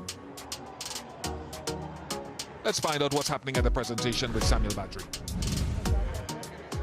What an exciting end to this series. Excitement all the way. Welcome to the end of series presentation of the CWI One-Day International Series, West Indies versus New Zealand 2026. Cricket West Indies would like to thank the official sponsors of the series who have made this possible: Betcage, Courts, Coca-Cola, Powerade, Dasani, and Macron. It's my pleasure now to introduce the CWI Player of the Match. He'll receive his award from the Chief Executive Officer of the Barbados Cricket Association, Mr. Paul Skinner. And the CWI Player of the Match is none other than the smiling assassin, Shimron Hetmeyer. Congratulations, Shimron. You'll receive your award. Unbeaten 69 from 64 deliveries, a couple 4s and 4 6s. Shimron, if I can just ask you a couple questions. Tell us firstly about how satisfying that knock is, not only the half-century, but being there to the end to see your team over the line. I think that's the most satisfying part, to be fair, because like I wasn't really thinking about getting a 50, to be honest. I was just thinking about how is it that I can make sure that the team crosses the line, and every time the guys came out, they were like, just make sure you're there at the end, make sure you're there at the end, and I'm just happy that I could be there at the end to make sure that we cross the line. 123 for 4 when you came to the wicket in a precarious position. A wonderful partnership with Sherfane Rutherford. What worked well in that partnership? I think like we weren't overthinking anything that we were doing. To be fair, we were just waiting for the balls to getting into our positions, and then waiting for the ball to actually be there for us to play a shot. And then when it was there, we took our chances. We were like most of the time it was calculated, to be fair. But I think the positivity that I think that was the main reason to actually build that partnership and took us where we got to. A nervy little ending there. Some wickets fell. Jayden Seales came out. You were sort of shepherding him in the end there. What were the discussions like? What were the plans at that stage? I think when he just came out, I was like, okay, just take your time, just look at the ball as long and as hard as possible. And then when I was on strike, I was trying to maximize the over as much as I could have. And then when I realized that he was actually middling a couple, I was like, okay, this could work. So just believe in him and show him that belief from the other side, and that really worked. You saw what this victory meant to those fans who have stayed in here. Some are still here waiting to serenade with you guys. Can you promise us some more victories? I would like to think so. Yeah, it's fans here and fans back at home as well. I'm sure my wife and kids are watching as well. So I'm happy that I could have made them proud and the fans proud here as well. Well played today, Shimron. All the very best moving forward. Yeah, congratulations, Shimron Hetmeyer, CWI Player of the Match. It's my pleasure now to introduce the CWI Player of the Series. I'll ask Mr. Calvin Hope, Director at Cricket West Indies and President of the Barbados Cricket Association, to make this presentation. And the CWI Player of the Series, Jadon Lennox.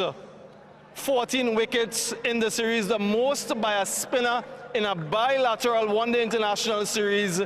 And it goes to a man in his first tour of the West Indies. Congratulations, Jadon. Jadon, encapsulate for us your West Indian experience. I suppose it's been a lot of fun. I suppose playing on some pitches that are pretty spin conducive. Yeah, certainly a huge learning for me. But yeah, I think these bilateral series are all about learning and gaining experience in foreign conditions. So I'll certainly go home with my pockets full of knowledge. Yeah, you mentioned that word learning a couple of times. What have you learned about yourself in this series? I think it's just the subtleties of the craft of left arm spin bowling. Obviously, Mitch has done it for a long time now, so to be able to be here and watch what he's doing and see how he's operating, and I suppose use some of his tricks and some subtle variations of the craft is kind of what it's all about, coming and playing on these surfaces. You had 1 over remaining. Were there any considerations of you coming in at the back end there? I don't know. I think it was a bit of a toss-up. But yeah, it's one of those things, you've got to roll the dice when somebody's going like Heady was. So yeah. Is there a particular wicket or a spell that you enjoy the most, that you'll remember the most as you leave these shores? No, there's nothing that sticks out, I think. Obviously, I've been the beneficiary of some really good bowling from Mitch and Beast as well. So yeah, pretty lucky to be able to sit there and sort of hone my craft while they operate at the other end. But yeah, there's nothing that sticks out, so obviously really pleasing to get a series win. No doubt you would have planned coming into this series. Did the conditions surprise you at all, or were they as expected? Yeah, to be honest, I don't think Guyana surprised me too much. I was here just about 12 months ago to the day, so yeah, that didn't really surprise me. And then I knew that we were going to find a little bit more bounce here. And then turning up three or 4 days ago, looking at the surface, I almost didn't believe them when they said that it was really bouncy. So yeah, I think the conditions have been fun, and they've been two very, very different surfaces. 14 wickets in the series. Congratulations and all the best on your next assignment. Thanks. Jadon Lennox, folks, the CWI Player of the Series. I'd now like to call on the West Indian captain, Shai Hope, for a quick discussion, winning the final one-day international, ensuring a 3-2 series win for the West Indies. Shai, this victory and what it represents for you guys? Fight, something that we've shown quite a bit in this series, and it's great to get a win in the last one. Unfortunately, we didn't get the 3-2 on our side, but that's how it goes sometimes. Win the toss, win the game. Chasing team won all 5 in this series. Automatic qualification almost out of the window. What do you want to see from this side, though, moving forward? A bit more consistency, well, a lot more consistency. Something that we lacked in the last few series from I guess a holistic standpoint. Sometimes when we bowl well, we find ourselves struggling a bit with the bat and vice versa. So it's about playing that complete game more often than not. Other than that, it's just about being, having that same intent with both bat and ball and finding ways to win in crucial moments of the game. And what's been, from your estimation, the defining difference between both teams in this series? I would say grasping those moments. They were very, very key moments in a couple of the games in Guyana. When our batters, we didn't really capitalize on some of the starts that we got. In challenging conditions, yes, but that's what we have to do here in international cricket. When you're faced with challenges, you got to find a way to overcome them. And like I said, those crucial moments, last game, we're going to look at the catch, but there's always a way. We could have probably scored a bit more runs with the bat as well, give our bowlers a bit more caution. So there's so many areas of the game that you can look at. But, we're always going to look at a one moment.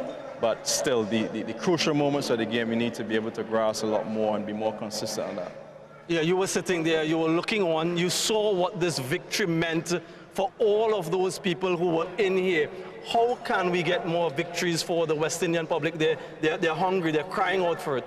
Yeah, to be honest, we're trying. I think something that we don't see, the guys are putting a lot of work behind the scenes. The schedule is very tight. When we travel, sometimes we travel and next morning we got to be up in the nets trying to get those little tweaks out. So the guys are working hard. It's just about being able to execute when things are tough.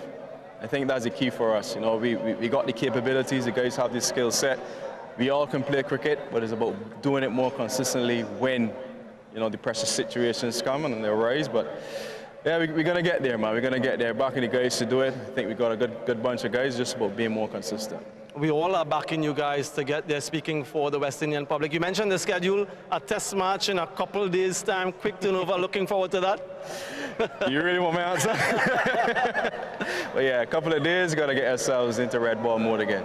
Tough luck in the series. Congratulations for the win tonight and all the best in that impending series. Thank you. Shea Hope, the West Indies captain, with a quick chat. I'd now like to call on the successful captain of the series, Mitch Santner, for a quick chat. Disappointed, no doubt, tonight with the defeat, but happy with the overall result in terms of our 3-2 series win. Reflect on this game for us, firstly, Mitch.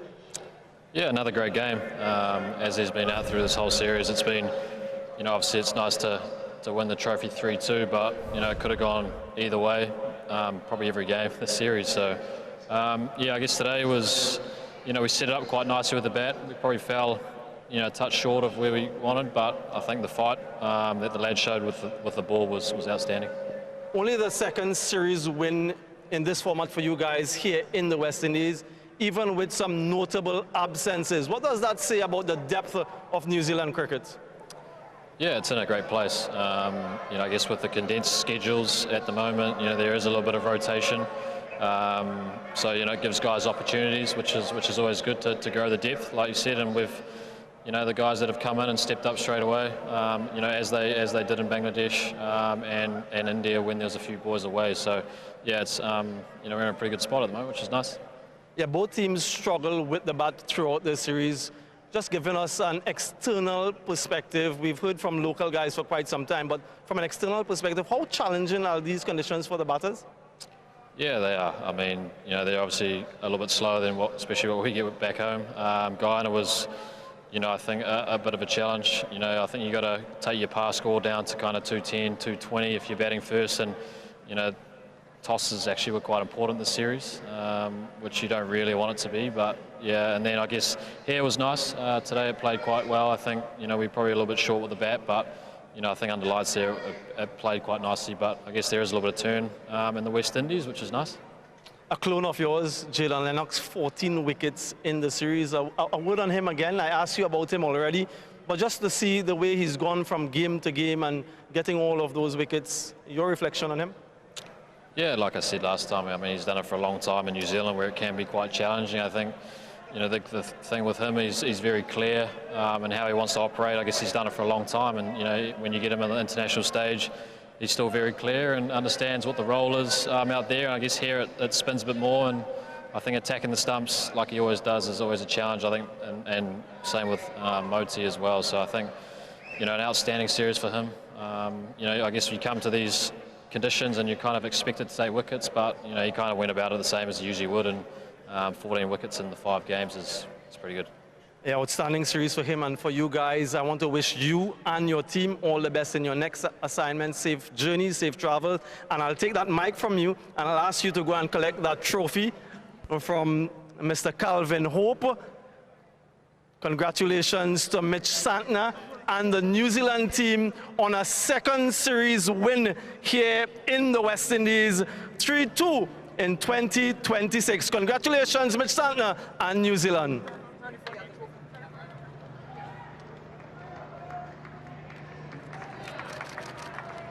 Randy. Thank you.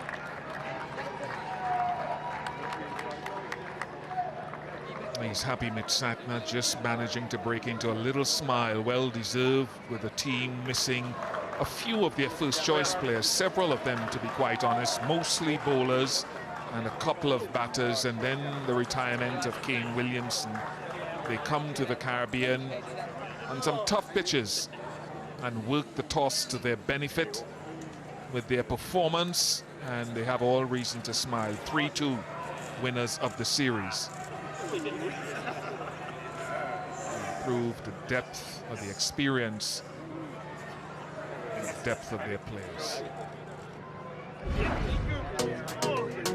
It's a reflection on how things went with this run chase. Akeem Ogeese got the West Indies off to a flyer with Justin Graves, who played the pull shot with some abandon. And they wanted to score, I suspect, heavily against the new ball, the hard new ball. And Windies in particular did that until he fell. 57 for the opening partnership. Good catch to get rid of Graves, and Shea Hope managed to stitch together a good partnership with Casey Carty, half-century partnership. There was the odd difficult chance to Will Young. Then Shea Hope fell, and he was disappointed to have fallen to that delivery. Carty, who really struggled to get himself going, fell to the impressive Lennox. On 7, Sheffield Rutherford should have gone. Will Young could not hold on. Seen crucial drop chances in this leg here in Barbados. But the safety valve for the West Indies was Shimon Hetmeyer, who stitched together 95 with Sheffield Rutherford. It restored the balance of power. Boundaries flowed, rotation of strike flowed. 54 Rutherford. And just when they looked to be seizing total control, Rutherford went. But Hetmeyer stayed until the end, bringing up his half-century. Catch! Matthew Ford tried his best to stay with Hetmeyer. Duffy had his say, getting back-to-back wickets, and he was on a hat-trick. But in the end, Hetmeyer was too much with his power and dynamism. And Jaden Seals sealed the deal. Series bookended by wins. Every game was won by the chasing team. New Zealand, though, the victors. The crowd had an enjoyable evening. And so with the series win, New Zealand maintained their second place, and the West Indies stayed 10th on the rankings. So it's been interesting in the conditions. So after the conclusion of this ODI series here tonight at Kensington Oval, we move on to red ball test match cricket once again with Pakistan's tour of the West Indies. The first test, 25th of July, this coming Saturday in South Trinidad, Tarouba, followed by the second test in Port of Spain, Trinidad from the 2nd of August. We hope that you've enjoyed all the action of this ODI series. There's much more action to come, as we just said, with Test match cricket. Hope these folks will continue viewing. We'll take a short break, and when we come back, we'll have some analysis on this game and the series. Don't go anywhere.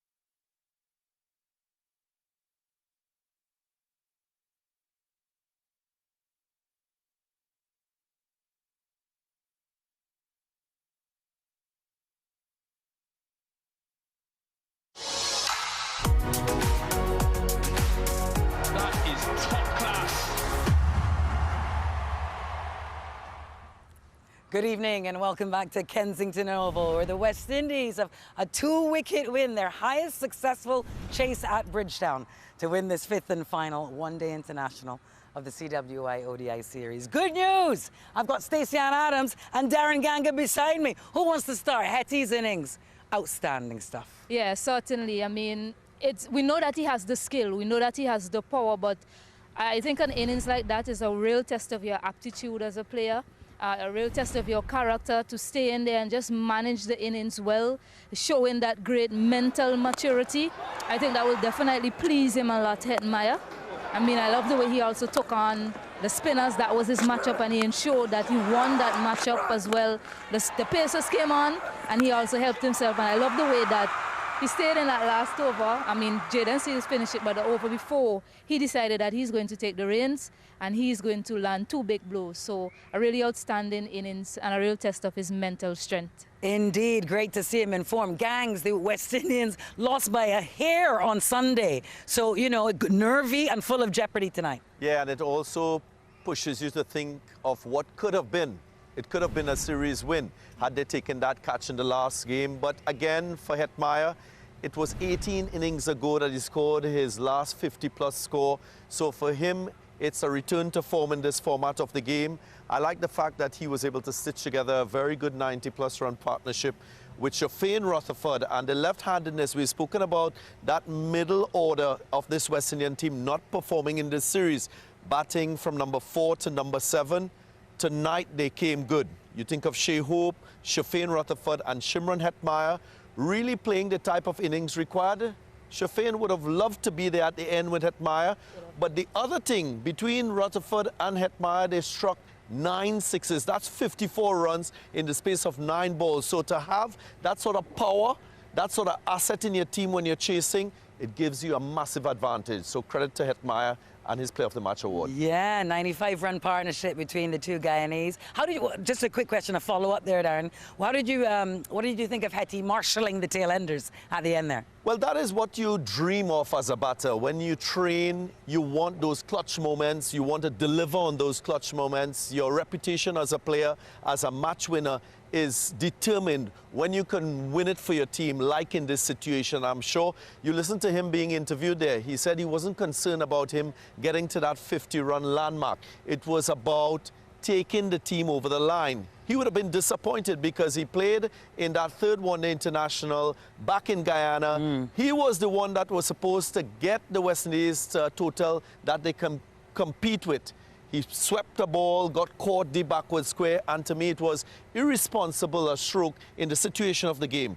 But tonight, he smoothed that over with this innings. Well, I'll tell you what, for West Indian fans, it wasn't without drama. My grandfather, rest his soul, would have turned the TV off with nerves. Duffy, 2 in 2 on a hat-trick. Yeah, and they really opened the door, and that's not what you want to do. You have a great partnership between Rutherford and Hetmyer, and then you lose that wicket. So give New Zealand a chance, and Duffy, an experienced bowler, showed his class there, bowling straight to the stump, getting that wicket, and then getting Alzari Joseph, who was on a hat-trick. Scary moments for West Indies. Luckily, they came out successful in the end. We talked about Shafane Rutherford and how he would have been disappointed not to be there at the end. Let's have a look at his wicket. First of all, dropped on 7, wasn't he? Dropped early. Will Young would have looked back on this innings and said, I probably held the key in this situation, because he added, what, 54 more runs beyond that drop chance. But he settled in. That was a moment where the catch was put down. He had all the time in the world to take that catch, Will Young. But Shafane Rutherford made up for that opportunity. He played really well. The way both himself and Hetmyer rotated strike, the way he calculated things. At times I was a little bit worried about him chipping to the right arm off spinner because of the ball turning away. And we know that there's some purchase from the surface.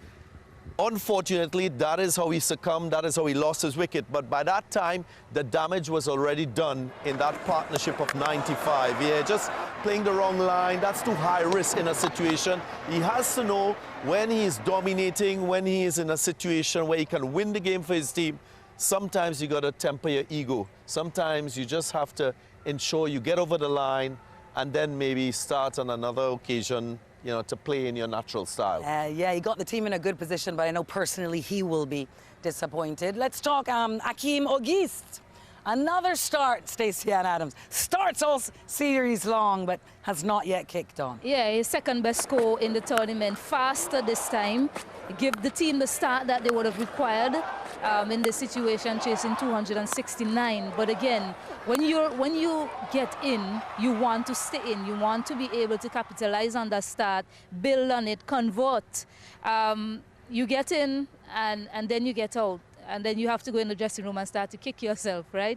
So, I mean, Hakeem once more getting that start, unable to carry on, something that he'll have to work on in his career. And you definitely see the skill, you see the talent on display, but just being able to cross the line and get that bigger score will be very important. It's so true. And you know, the thing about Auguste Daranganga is he looks so classical, right? So when he's in the full flow of things, he looks amazing. Well, is it going up and down the gears that he's not quite managing? You hit the nail on the head, Alex, because for him, he's got the directive from that brains trust to attack the opposition bowlers, make use of that first power play. And he did that supremely well with Justin Graves. But then when you push the opposition bowlers and the opposition on the back foot, that is when you have to buckle down and really show your batsmanship skill and not play for yourself. And understand that you're moving into another phase of the game where the field is out, where you now have to manage your risks a lot better. Remember, with two fielders outside the circle, your probability of getting boundaries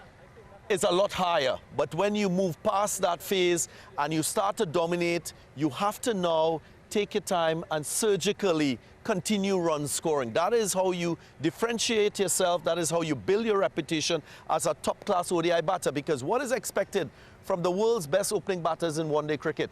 Batters who can push the opposition bowlers back, batters who could then go on to score three figures. So tonight he was very good with his aggression. You see there, all starts, all 5 starts in the series, but West Indies will demand more from him as he go forward. He can't be satisfied with scoring 30s in white ball cricket, especially when he's played so well at the start of his innings. Yeah, it was good to get a start, isn't it? In Barbados, we have an expression, stop coming and come, right? Always giving us the impression. All right, let's talk rankings, though. Number 2 side in the world, West Indies, number 10 side. We don't yet know. Think they will still have to qualify for the ODI World Cup. But overall, on the series, what do you think? Yeah, well, West Indies managed to win 2 games against New Zealand. They'll definitely take that. They'll definitely have to think about their approach to batting first. Certainly have nailed down a complete plan when it comes to chasing.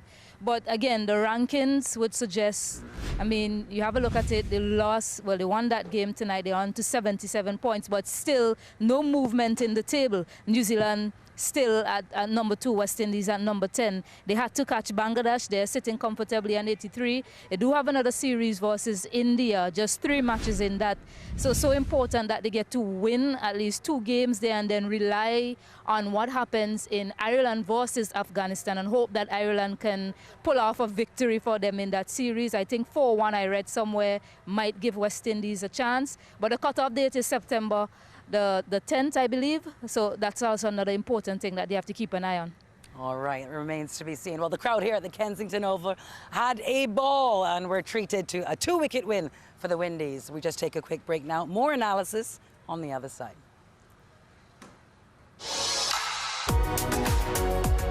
That is absolutely perfect.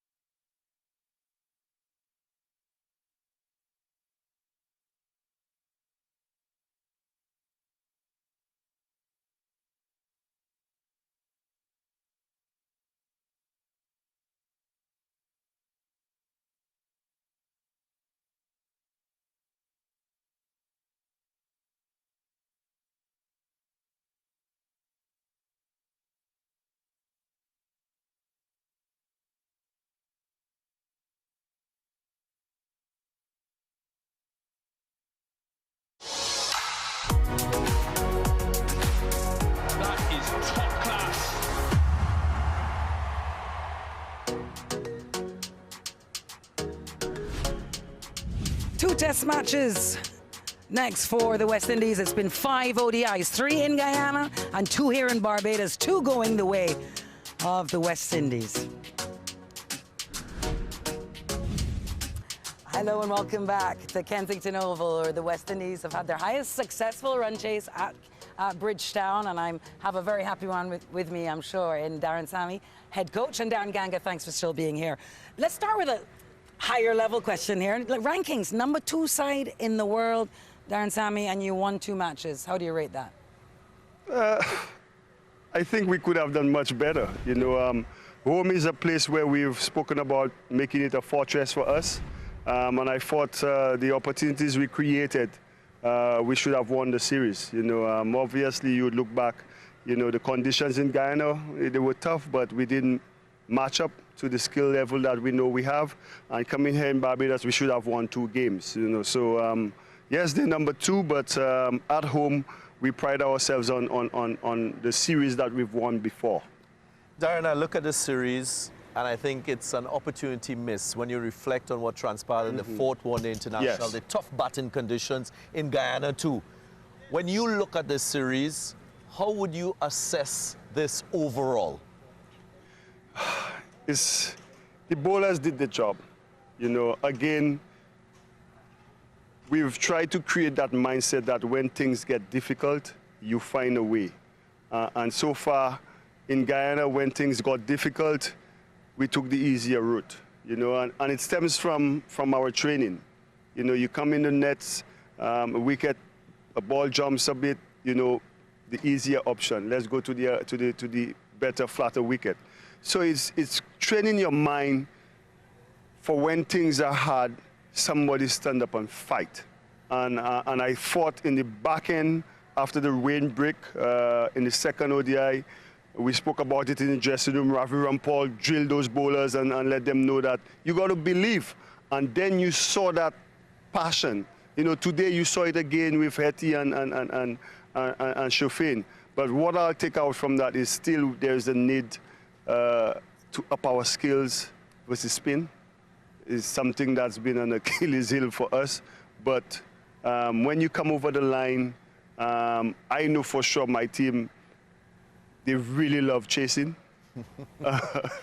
And we need to, you know, challenge ourselves, you know, to be able to when we lose the toss and bat properly. Because we have the bowling unit that could help us win matches, you know, and the biggest takeaway for me was young Laws. You know, the opportunity to get to play international cricket. You know, I got a lot of flack for that. But the way the young man has stood up, you know, that's a big takeaway for me from that series. Just let's stay with Laws.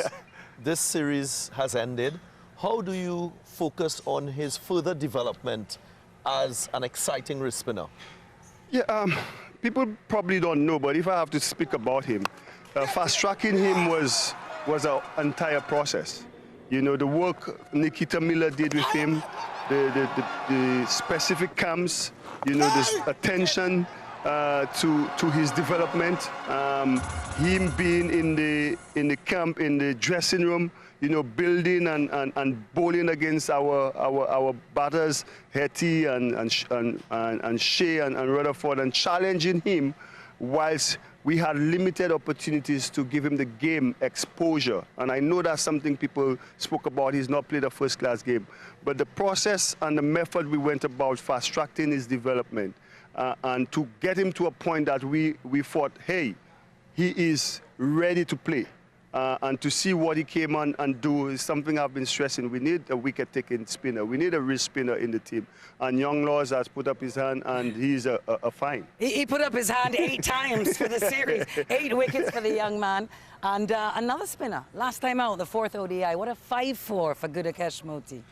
Yes, and again, you know, Gudakesh, you know, we've been looking for that type of form where we had in 2024 on the back, early up in 2025. And again, pressure, you know, because another left-arm spinner came in Guyana and probably outbowled him. But, you know, the experience he brings, you know, his record here at Kensington, match his wicket-taking ability in the middle over period. You know, that's why we came up here in Barbados and trusted him, you know, and he came and he delivered, you know, and it's good to now have two spinners who, you know, could impact the game on winning for you. Before I talk about Gudakesh Moti, in my mind, it's not too far-fetched to see Vital Laws playing Test match cricket and being in India for the next series, but I'll leave that there. This sounds like it's a conversation for afterwards. but with regard to Gudakesh Moti, how much do you focus on that healthy competition within your team? But at the same time, you're playing against an opposition that has a world-class left-arm spinner too. Yes. So do you take information from him, like a guy like Mitch Santner, to aid the development of Moti? For sure. I'm pretty sure Moti would have conversations. Something we did when we went to India, conversation with Jadeja, and you know, Moti had that break. We sent him to South Africa ahead of the World Cup to do some work with the spin coach at the Royals, and all that. But for me, Moti is about repetitions and more mental. You know, and again, competition could either make or break you, because if you notice, we have 4 quality left-arm spinners, you know, and somebody like a Joshua Bishop knocking on the corner. We have Akil, you have Warwick, you got Moti, you got Carripier. So we're not short of that. So competition is good, and again, for Moti, to me, it's all about mindset, putting that out of his mind and focusing on the good times. He knows how to bowl, and we saw in that 4th ODI. Sammy, you said you were happy with your attack, and why wouldn't you be? Let's talk pace bowling now. What a weapon is Alzarri, Joseph? Oh, it's the best I've seen him, I think, over the last 2 years. You know, his rhythm is good. And remember, he's coming from injury. I think he had almost a year off where he worked and got stronger, focused on his body. And I think this series, his attention to detail has gone up a notch, you know, understanding, you know, yes, he bowls, he's a back of a length bowler, but if you notice throughout the series, the length in which he got his wickets, he's been a touch fuller, and here he loves bowling at Kensington. You know, he runs in, he gets whatever there is of the surface, but credit to Alzarri, to the work he's put in whilst he was out of the game. You know, having a back injury is not something easy to recover from, but he's put in the work, and his rhythm looks great, and he's always an asset because he complements somebody like Jaden Seals, Shamar Joseph, you know, and Matthew Ford even, you know. So he's a weapon that I would love to have every time I turn up on the park. You talked about wanting to see better batting. Casey Carty in the first ODI with his 95. I know he struggled tonight, but ODI 1, it was sweet. It was special because he, you know, we had some tough conversations with him, you know. Before that 90, I think it was about probably 15 or so innings at an average of 17 and a strike rate of probably under 50.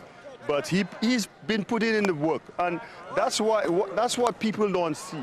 You know, we don't have the array of talent where we could just pick somebody when someone is failing. You know, the consistency, the opportunities we've given, and Casey carried our batting with shape for probably 2024 into 2025, you know, and he struggled a little bit, but the way he came back, the work he put in with Floyd Riffer to work on a few things, that 96, I'm gutted we didn't get 100, but that 96 was really a really good inning, and I was hoping that would, you know, take on and be more consistent. But again, you know, the challenges that we consistently have to try to fix with our batsmen. And Floyd Riffer, you know, he keeps on trying to do that.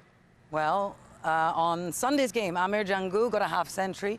Looks like he's hurt his shoulder. How is his fitness? And yes, an answer for his exclusion match before. Again, you see, when you... Yeah, you drilling me, Alex. Ahmed Jangu is a special case, you know.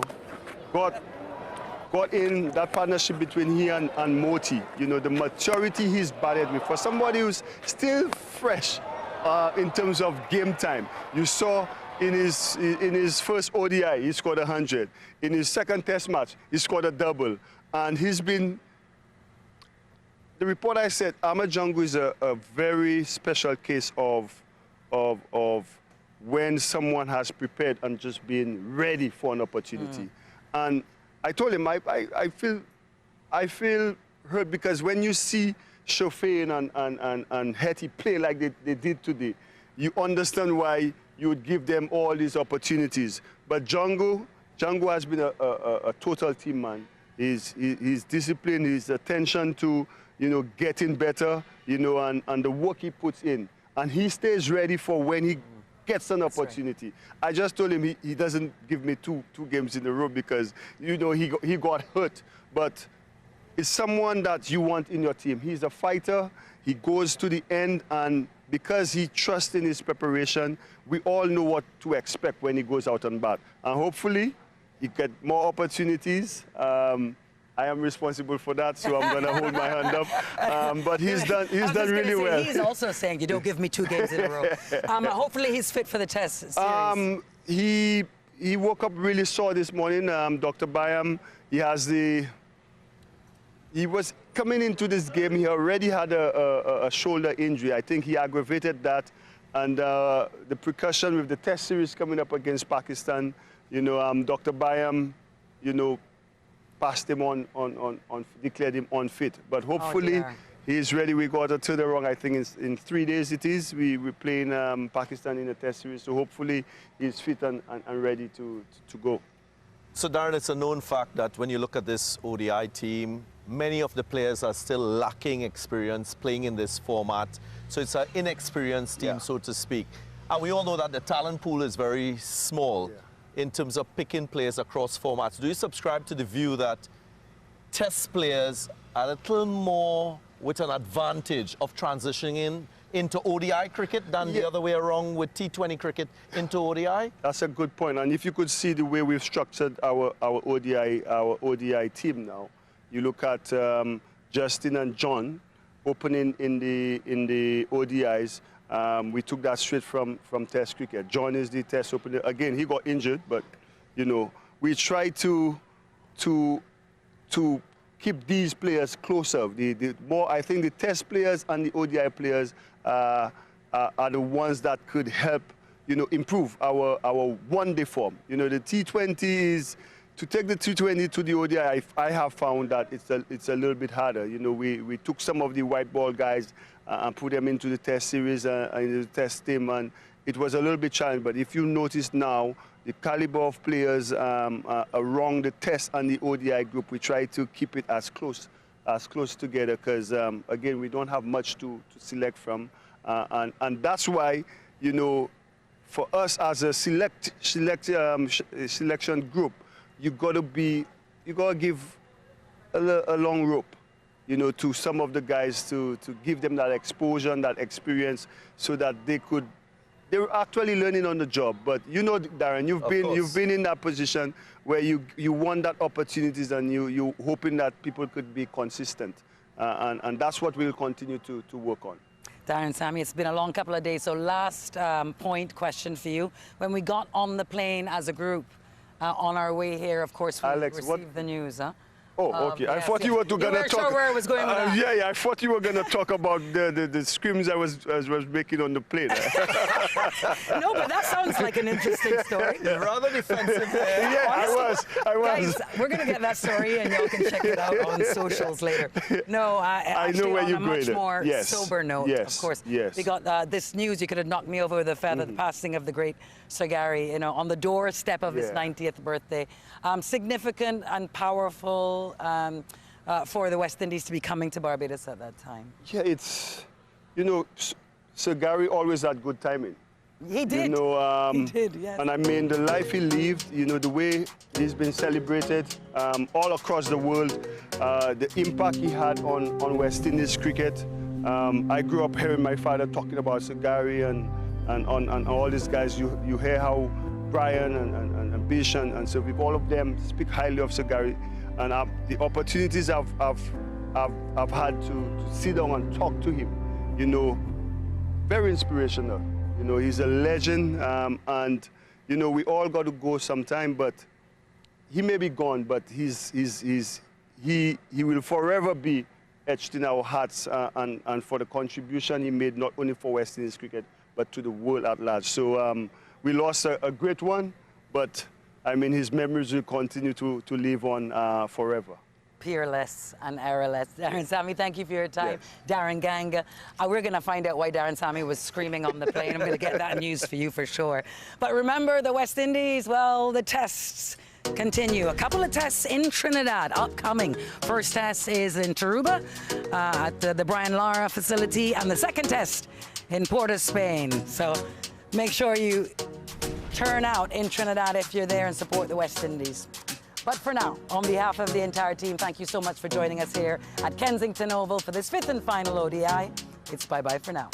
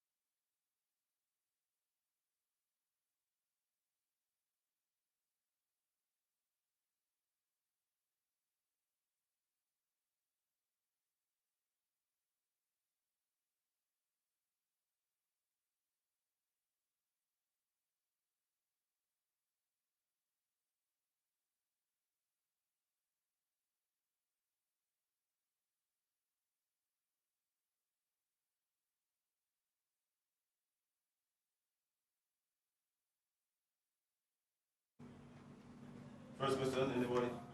That's Portugal night. Congrats on the win tonight, first of all. Series ended 3-2. Before we get into the previous games, how pleased were you with that victory tonight and what you saw from Heckmeyer and Rutherford especially? Yeah, thank you for the question.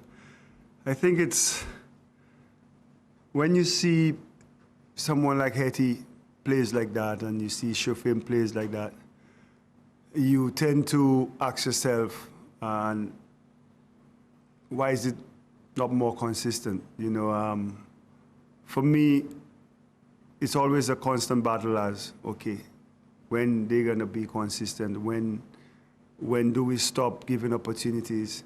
But you look at the talent that's there, it is so hard to not be part of the cricket, you know, and I was quite pleased, you know, Shofin throughout the series, you know, struggled a little bit, but he has been batting well in the nets. And Hetty, the way he played with such maturity, that's I'm pretty sure not only me but the entire region and the West Indies fans, you know, innings like that you want to see more consistently. You know, we know the Shea Hopes do that, you know, but to see how Hetty played today was really pleasing. Darren, good night. Good night, Spoons. Is 3-2 a fair result on their end, or you're thinking to yourself, you could have won this 3-2? No, 3-2 is not a fair result at all.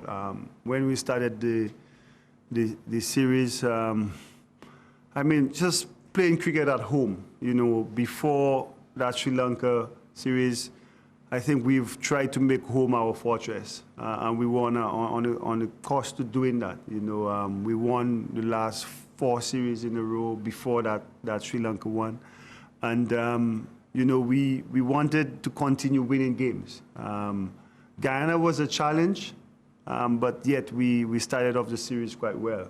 I think if we reflect and look back, so many opportunities we had to win.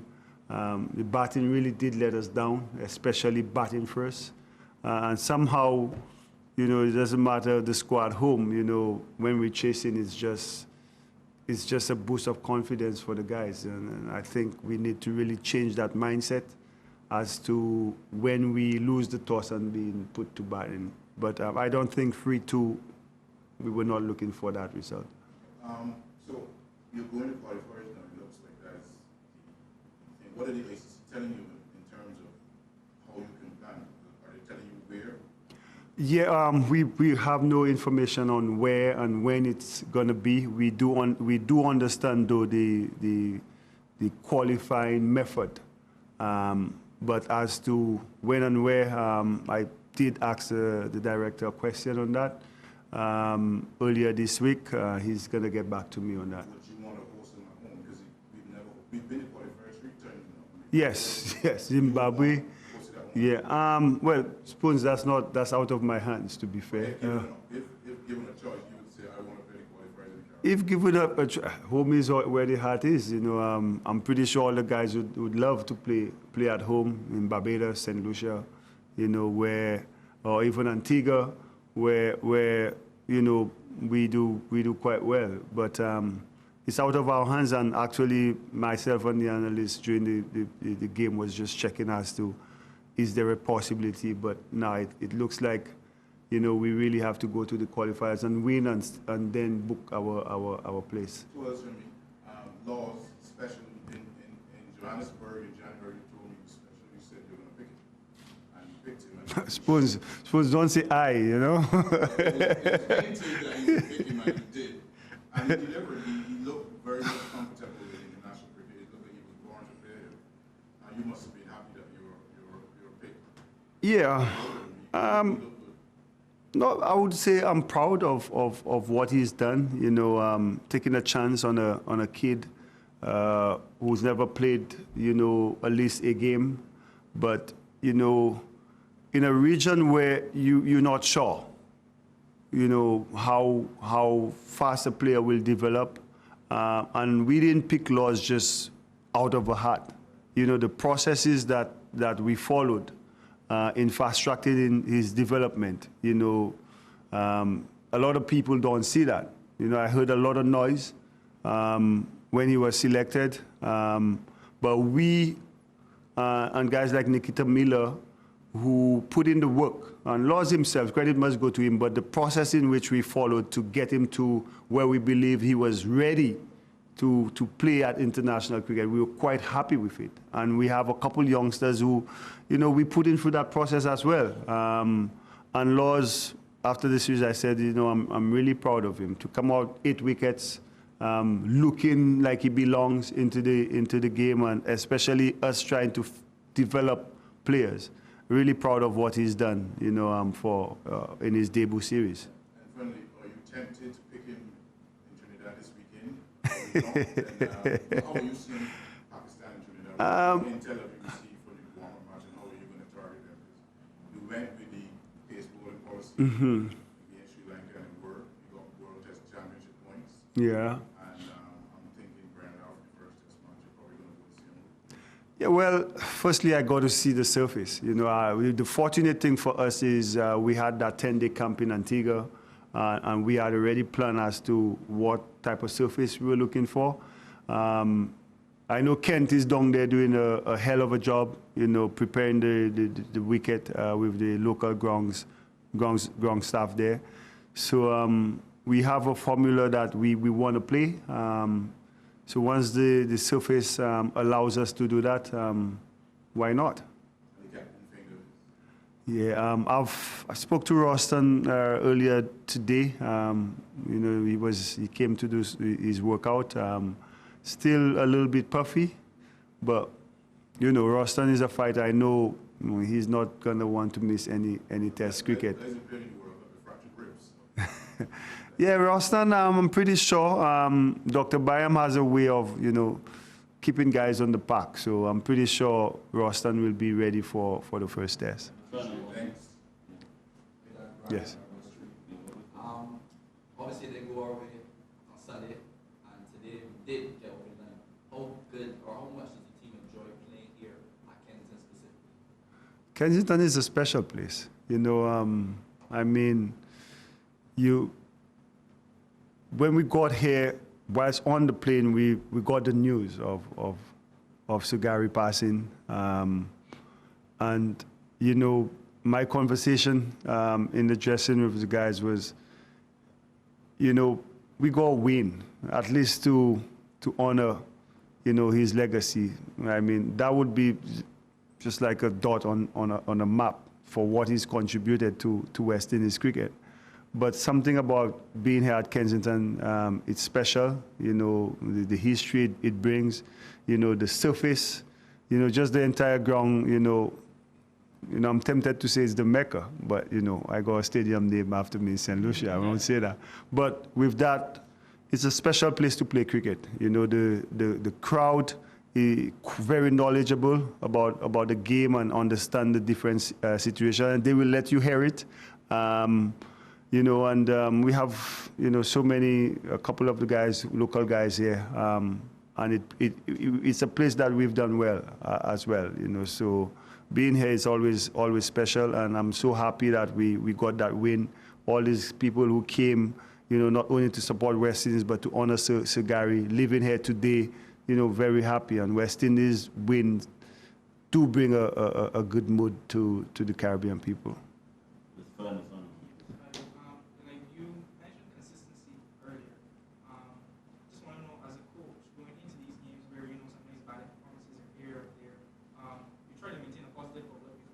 Yeah.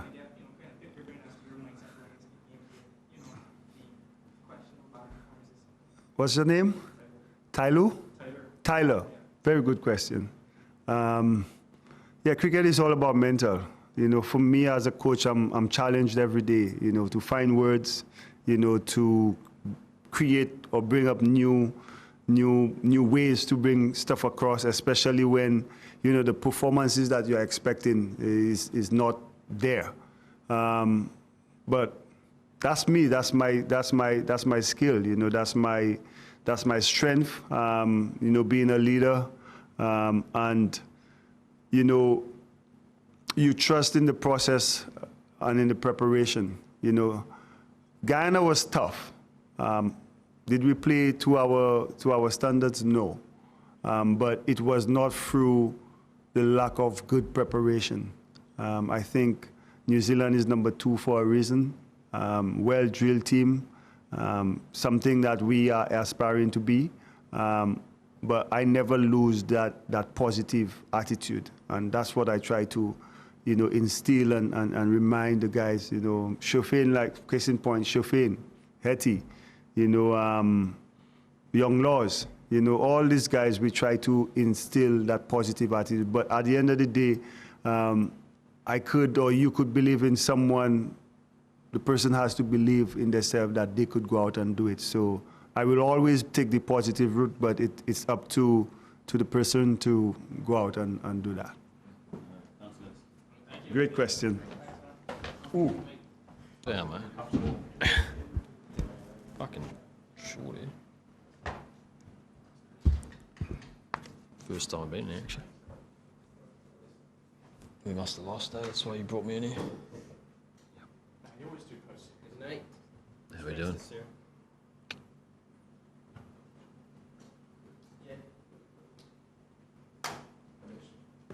anyone else need mics or cameras or fine? Great. Okay, the other one.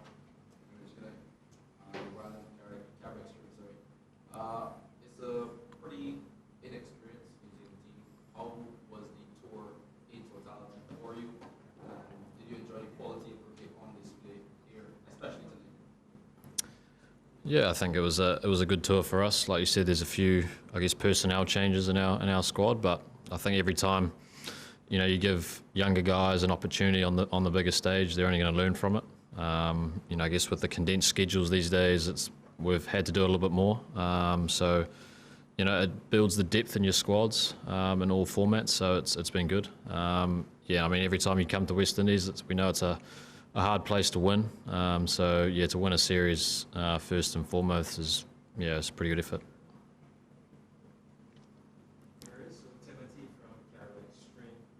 Heading into the World Cup, obviously, with all the hinting on the experience of the squad, what do you think would be a winning strategy for you guys heading into that tournament? Yeah, I guess for us, we haven't played a lot in South Africa.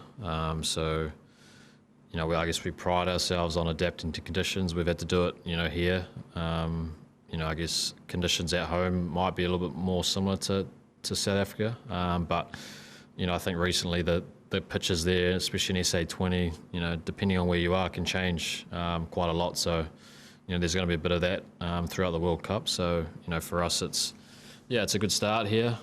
Slightly different group, but you're building the depth in the squad, and we're heading in a good direction for what's coming up. We have, India at home, which will be, a good series for us. And then, we got no one-day cricket. We got Sri Lanka, and then it's going to be lead into the World Cup in September or something. So, I guess from now you're trying to figure out your best team, but it's also, when you come over here, you're giving guys opportunities, but at the end of the day, you want to win a series, and I guess we've been able to do that, which has been quite nice on some different wickets. Today you only gave up 39 runs for, you didn't have any wickets, but only 39 runs in 10 overs. I think that was very consistent. Can you talk to me about your bowling strategy for yourself and for the team, just leading from the front? Yeah, I guess when you come over here, especially Guyana, there was a bit more spin. So I guess the finger spinner in New Zealand traditionally is more of a defensive role, letting the seamers go at the other end. But I guess over here you play more of an attacking role. So for me, I think I always kind of had three men out, slips here and there, and then all of us who operated the series, slightly different. Bracewell, Foxcroft, Lennox. So I guess the spin stocks in New Zealand is quite good. It was on show this series, and I think Lennox, his first kind of time away to this place to get 14 wickets in the 5 games was outstanding. But I think even Foxcroft chipping in, Bracewell, as a unit, it was a good series. Hey, good night, Mitch. Rashawn here. Tonight's game, I thought you guys batted pretty well. I initially thought I was enough to keep the West Indies from winning, but we saw that they obviously came and chased down the runs. What do you think that you guys could have improved on in tonight's game to potentially get over the line? Yeah, I think we were, like you said, I think the batting innings was pretty good. I think we probably left a couple out there. I think we were set up for a pretty good score, and then, I think we didn't necessarily get the one guy to get a big score. Guys played pretty well through the middle. It's obviously can be tricky to start on these wickets. So I think the longer you can take the game and take a partnership, you put yourself in a pretty good position. So I think we were thinking around that 280 mark, and it could have been a different story. But I think credit to West Indies, the way they came out in the power play. Greaves and Augusti, played some great shots and got them off to a pretty good start to I guess put a dent in the chase. And then the two lefties. That was a great partnership from runners and headers there to, when the ball was spinning a bit, and they, played an aggressive brand, as kind of the guys at the top did as well. So it was a good game, and it was good to see. Having represented Barbados in the CPL, does this feel like home away from home? I do enjoy my time in Barbados. So maybe in the future back to CPL. But yeah, I guess my time at Barbados, I was stuck in Trini in COVID times, but I love coming to the Caribbean, and we don't get to come that often, so if I want to come back, it might have to be CPL.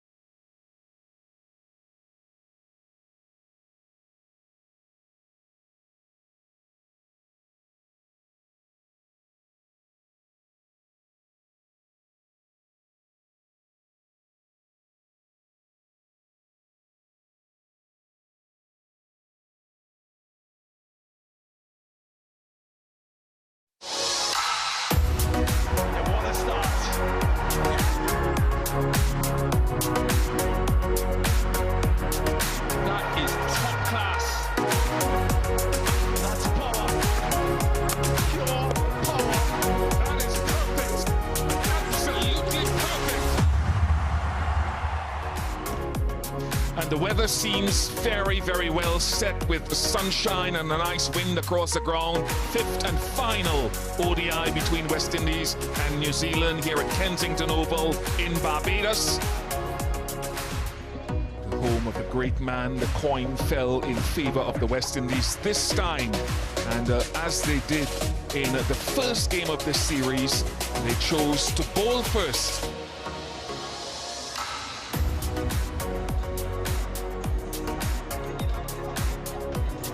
The game has been a chasing series. Samuel Badri alongside me. Your thoughts on this New Zealand lineup? Yeah, hello Bish, hello everyone. Yeah, they'll be hoping that the top order can fire. They've shown glimpses in the games gone by, but no one really carried on. Chapman with the 80 here in the last game. Latham has been solid. And then the all-rounders, Christian Clark comes in for his first game of the series. Their bowling has been quite admirable. Their batters, though, they'll really want to get in, get set, and go big. West Indies with one change of their own, with Hetmeyer back in the squad at the expense of Amir Django, who injured himself in the previous game, the last game here at Kensington Oval. Alzari Joseph has been brilliant, Seals was outstanding, and Laws has had a series to remember in his first international call-up. Nice gap finding to get things on the way. Henry Nicholls with nice touch.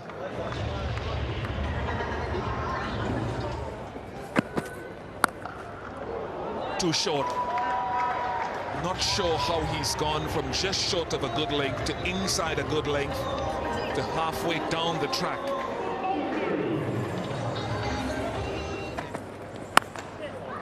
Short, nice. Top shot, very well controlled.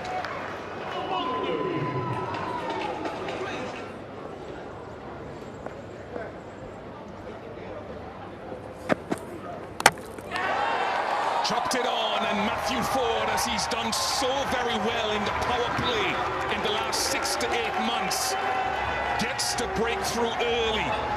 Ford gets Nicholls again, looking for that cut shot, not bouncing as much as he would have expected, and onto the stumps.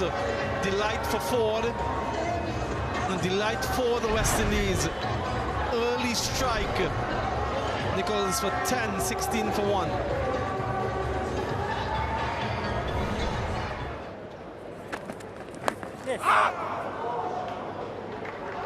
Kicking himself there, he slaps his thigh. You don't see it on camera, Jaden Seals, because he's moved from an outstanding line to far too straight. Nice as he did in the previous over. He's gotten a smidgen of room and played the most attractive punch. Just over point.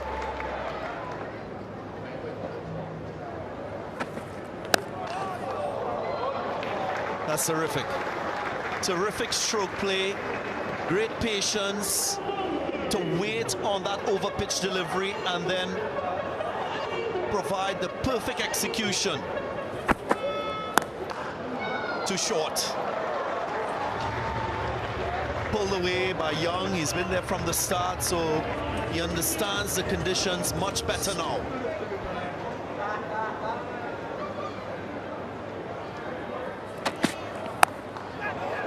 Glorious. Using the pace, hitting it late. We've seen a few boundaries in that region. That's gone high. Solar panels safe on that occasion, but you can sense that he was looking for that type of stroke.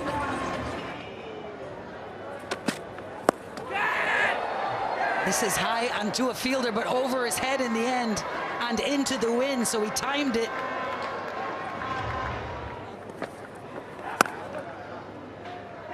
And there it is, his half century. Will Young. It's his 12th ODI 50 to go with 400s, his first against West Indies in 8 innings. Yes. Got him, Vital Laws. Into the wickets for the Windies, and finally some daylight between these two. Not for the first time in the series, Vital Laws has Will Young. They had a man at deep point. So I'm not sure if the value of a shot with the deep point there was percentage, but good on Vital Laws. His first wicket here at Kensington Oval. Young got 56. He goes 102 for 2.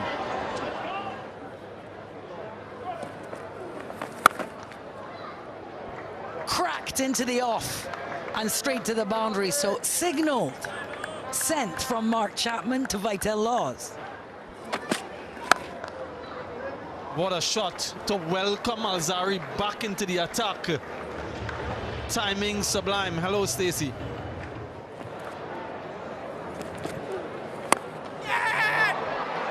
This time he finds the fielder. That's Mark Chapman for you, and that's a second for Vital Laws. The change in ends brings a wicket. And a very important one. We know how dangerous he can be. He's upset. Yeah, Mark Chapman not repressing his attacking instincts, looking to take on Vital Laws. I just love this battle between these two in this series. Vital Laws getting him a third time. Mark Chapman has to go back for 11. New Zealand 127 for 3.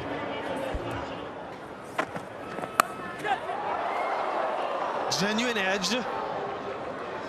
He was thinking perhaps down in that direction, but definitely not so fine. Too fast to his left for Shea Hope.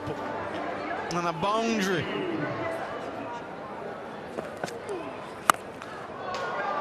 Well, it's got the maximum treatment. And it brings up a 50 for Kelly.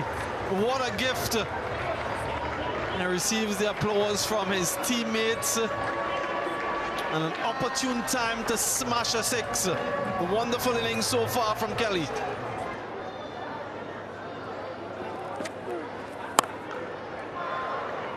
That's one of the occasional drag downs that he gives you that he will get better at.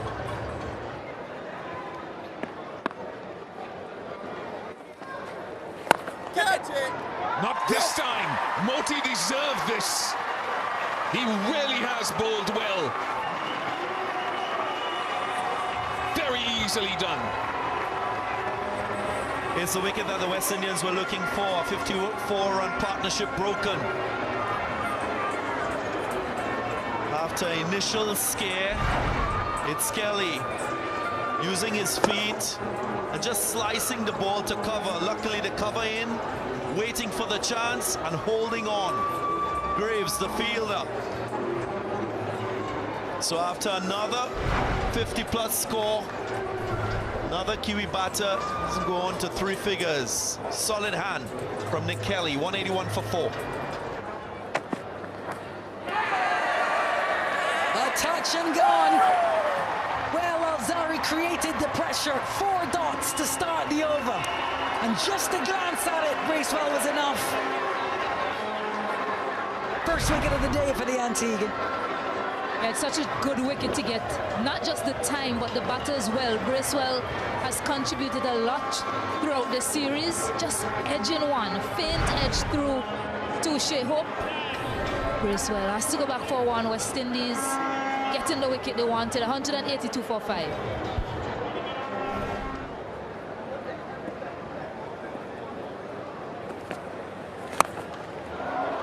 Big swing and a big shot. It will go all the way. No one move. Might go on the second deck of the 3W stand. Santner has teed off. Plays this shot really well, Mitchell Santner.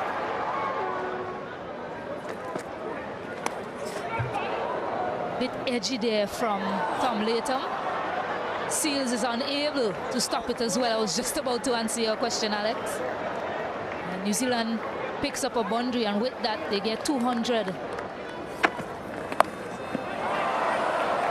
That's 50.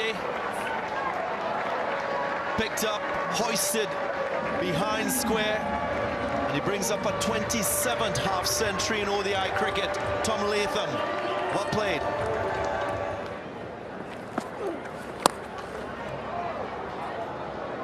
Will it go for 4? Will it beat that long on fielder? It does. Doesn't beat the fielder. Should be run out. Should be run out. He just gets in. Shehoop just looking towards square leg, and the review is taken. Worked away, should be taken. Ogis completes the catch. And Latham is disappointed with that stroke.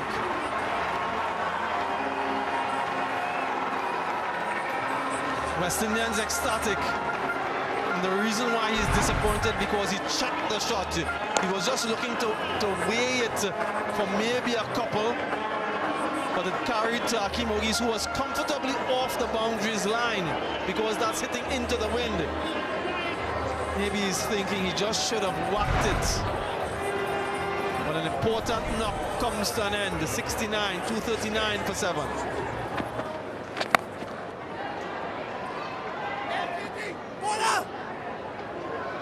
It's risky, that's risky. That should be out.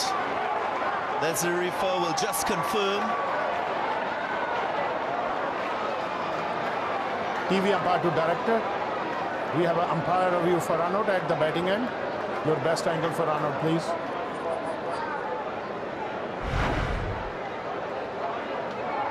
Yeah, I can see that is short of crease, bails removed. Satisfied, my decision for big screen is.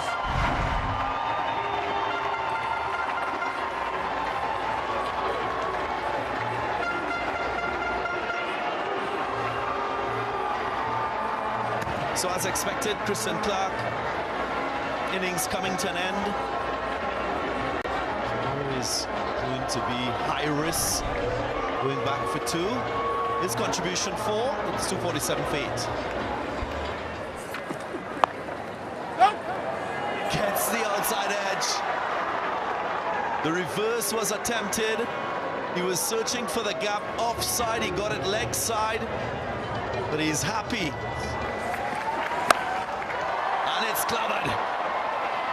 Clobbered into the fielder's hand. That strong wind just allowing it to blow back into the boundary. And Justin Graves making no mistake.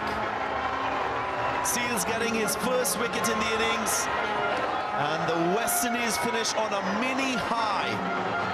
New Zealand 268 for 9. Yeah, the first team, though, to have batted out all of the 50 overs batting first. The fielder was pushing himself back and in the end had to come forward. Justin Graves, it was in the deep. But the strong wind, as you mentioned, DG, just pushing that ball back into play. And New Zealand do not end with an exclamation point. In fact, West Indies end with a wicket. A couple half centuries, 3 half centuries in there. In fact, Young, Kelly and Latham really stabilizing the New Zealand innings and getting them up to 268 for 9. We won't know how good it is until the end of the second innings. All bowlers amongst the wickets. Laws, he was good with his penetration and his variation. Alzari Joseph, exceptional. 2 for 38. Matthew Ford picked up an early wicket, as he's done in recent times. Jaden Seals ended with a wicket to himself.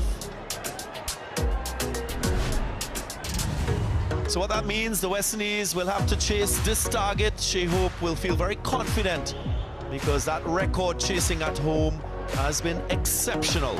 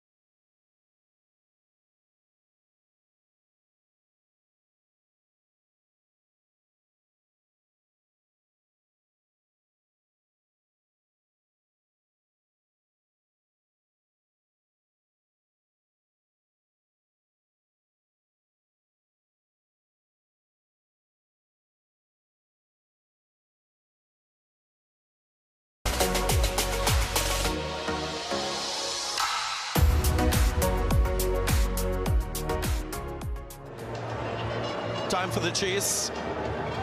West Indian openers getting set. Last game of this 5-match series. Cracked away. That's a powerful stroke. That's a statement from Akeem Ogis.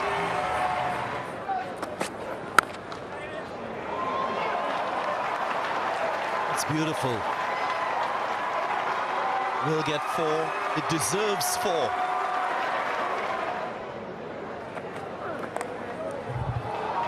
Swiveled on that length delivery. There's a clear intent to pounce on anything fractionally short.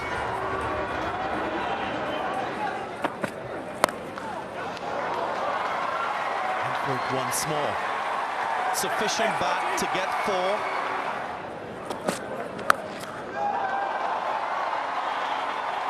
It's very impressive. Oh, even better. Ogis on fire.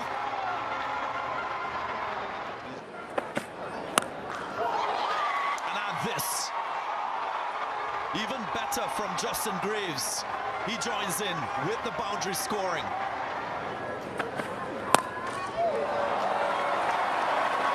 There's that courage. Courage from the young man. On the up. And with the class of a batter beyond his age.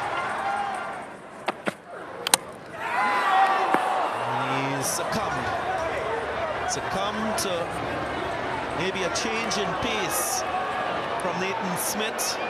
So experience trumping youthfulness on this occasion. Absolutely. We get a chance from our replay to see whether there was any change. It's just a little bit of a wobble seam. A little bit slower, but not much. 132 compared to 136 previously. Entertainment, but again, it's a start. 34 to Akeem Ogis, 57 for 1. Catch it, is it? And the catch is taken. So not quite sure that Justin Graves wanted it so square. He was maybe looking finer. But the pace, just sufficient to carry. Just when I thought the West Indies would have forced them into maybe making a change of bowling. I think it's come at him as well. It was tight in its line in as much as the pace, and Nathan Smith takes a good catch. And from a dominating phase of the first 7 overs, New Zealand have struck back with 2 quick wickets in successive overs. 22 to Justin Graves, 59 for 2. Risk versus reward, that's a beauty. Off the bat of Shea Hope, and Kensington Oval will like that a lot.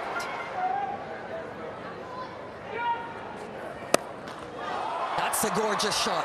Sound on tape. Back-to-back boundaries for Shea Hope. This one, a maximum.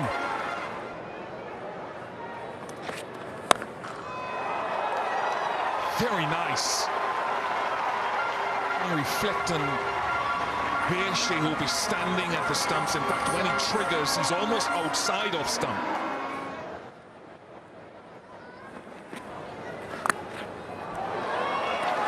Manipulated the field. You don't see that too often from him, but he's tried to bring in scoring behind the wicket in the last couple of years a little bit more.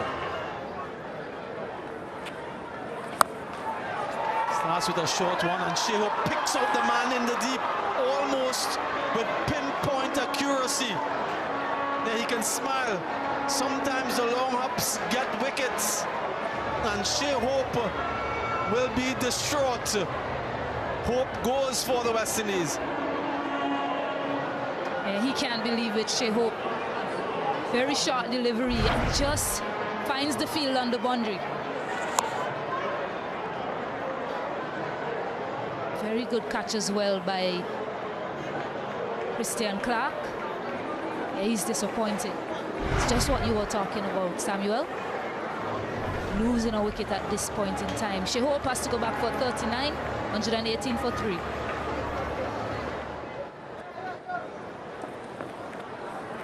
Yes! Clean them up. Another ball for Jaden Lennox, and you can just sense the frustration. So many dot deliveries, couldn't find a single, and he perishes. He was struggling out there. Casey Carty was looking for that release shot. Just decided to throw his hands at that one in hope. And again, Jaden Lennox attacking the stump. Carty has to go back for an indifferent 20 of 54 deliveries. West Indies 123 for 4.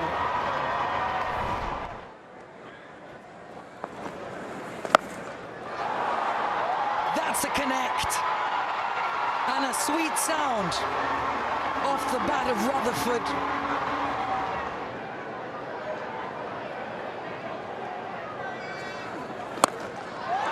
Well, everyone's going. This one's straight down the ground. And Shimron Hetmeyer comes to the party now with a 6 off the first ball.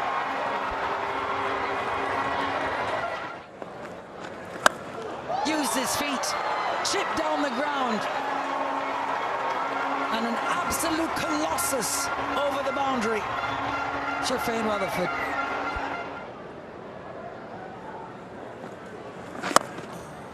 Yeah, that's it, as straight as a die from Rutherford.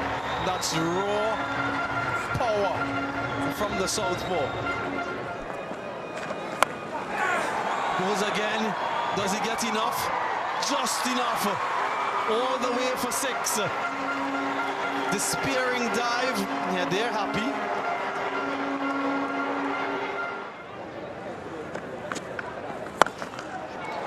That's crunched for 6. What a welcome to Santner. He's showing his full authority, Rutherford.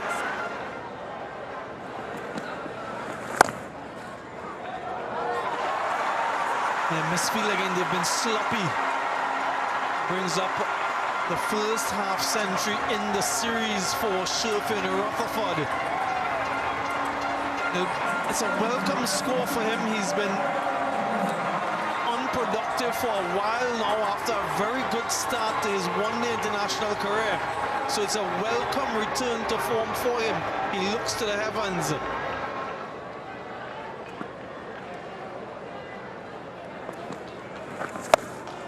That's gone. That's out of here. That's top tier onto the roof. Brutal from Rutherford. It's gone. Giving his wicket away. Just mentioning that, it brings New Zealand back into the contest. 95 the partnership, and that's what he's saying there. One of the fans in the stand. Is that necessary? Breakthrough for Burswell. Yeah, decided to go again, looking to use his feet, but used his feet, came down the trap. Once he missed it, he was all at sea there. Great work from Latham, whipping off the bills quickly. So the breakthrough that New Zealand was after. Sherfane Rutherford, well played, 61. West Indies 218 for 5.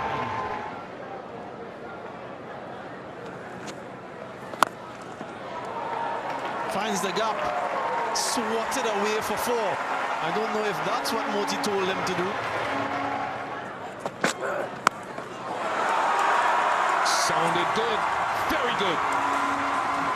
It's a lovely way to bring up a 5th half century in addition to 500s in this form of the game for Shimron Hetmeyer.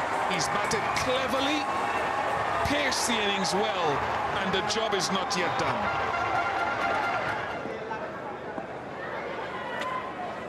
Catch! Straight to him, soft. Against the left-arm spin of Lennox, who continues to stretch his lead as the highest wicket taker in the series. Is this the door opening again? Moti can't believe it. A simple delivery on the line of Midland leg. He's hitting with the turn, and he's unable to keep it all along the ground. Didn't look like there was any intention of him hitting it aerial. Nevertheless, he goes back for 4. It's 239 for 6.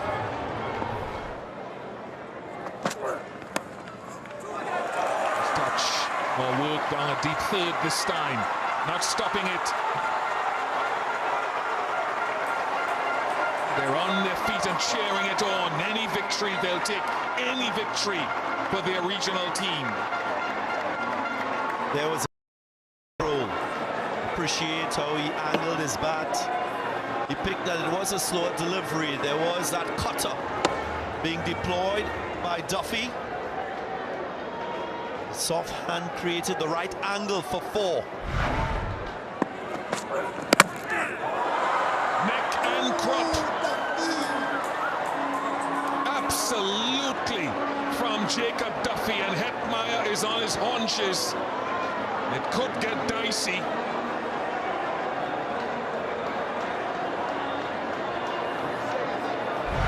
Matthew Ford, after celebrating 4, couldn't keep this one out. Was onto the pad, then onto the stumps. Defense breached on that occasion. Quicker delivery from Duffy doing the trick. One was lined wicket to wicket. He goes for 8. 48 for 7 now. That is carried. Wow! That is carried. How this has changed. Like the color of a chameleon. She cannot believe it. And I suspect not many can.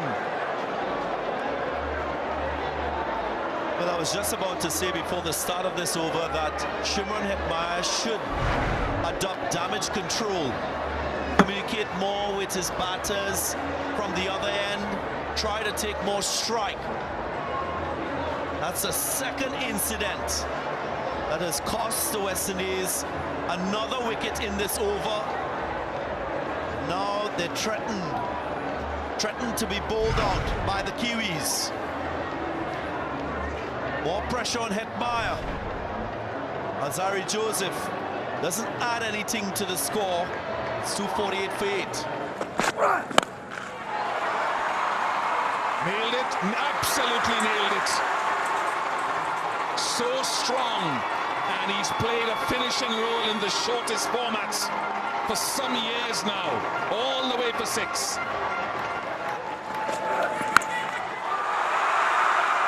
Just the sound tells you what that is. He's taken the responsibility of this innings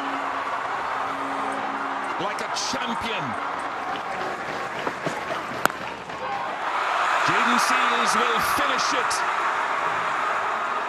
And he will flex his muscle to the joy of Hetmeyer and those loyal fans who have turned up for this final one-day international to see their team close out the series with a win. So while the series ends 3-2 in favour of New Zealand, the West Indies won the first and bookended the series with a victory in the last by 2 wickets on the back of a wonderful partnership between Hetmeyer and Rutherford. Hetmeyer in the end, 69 not out.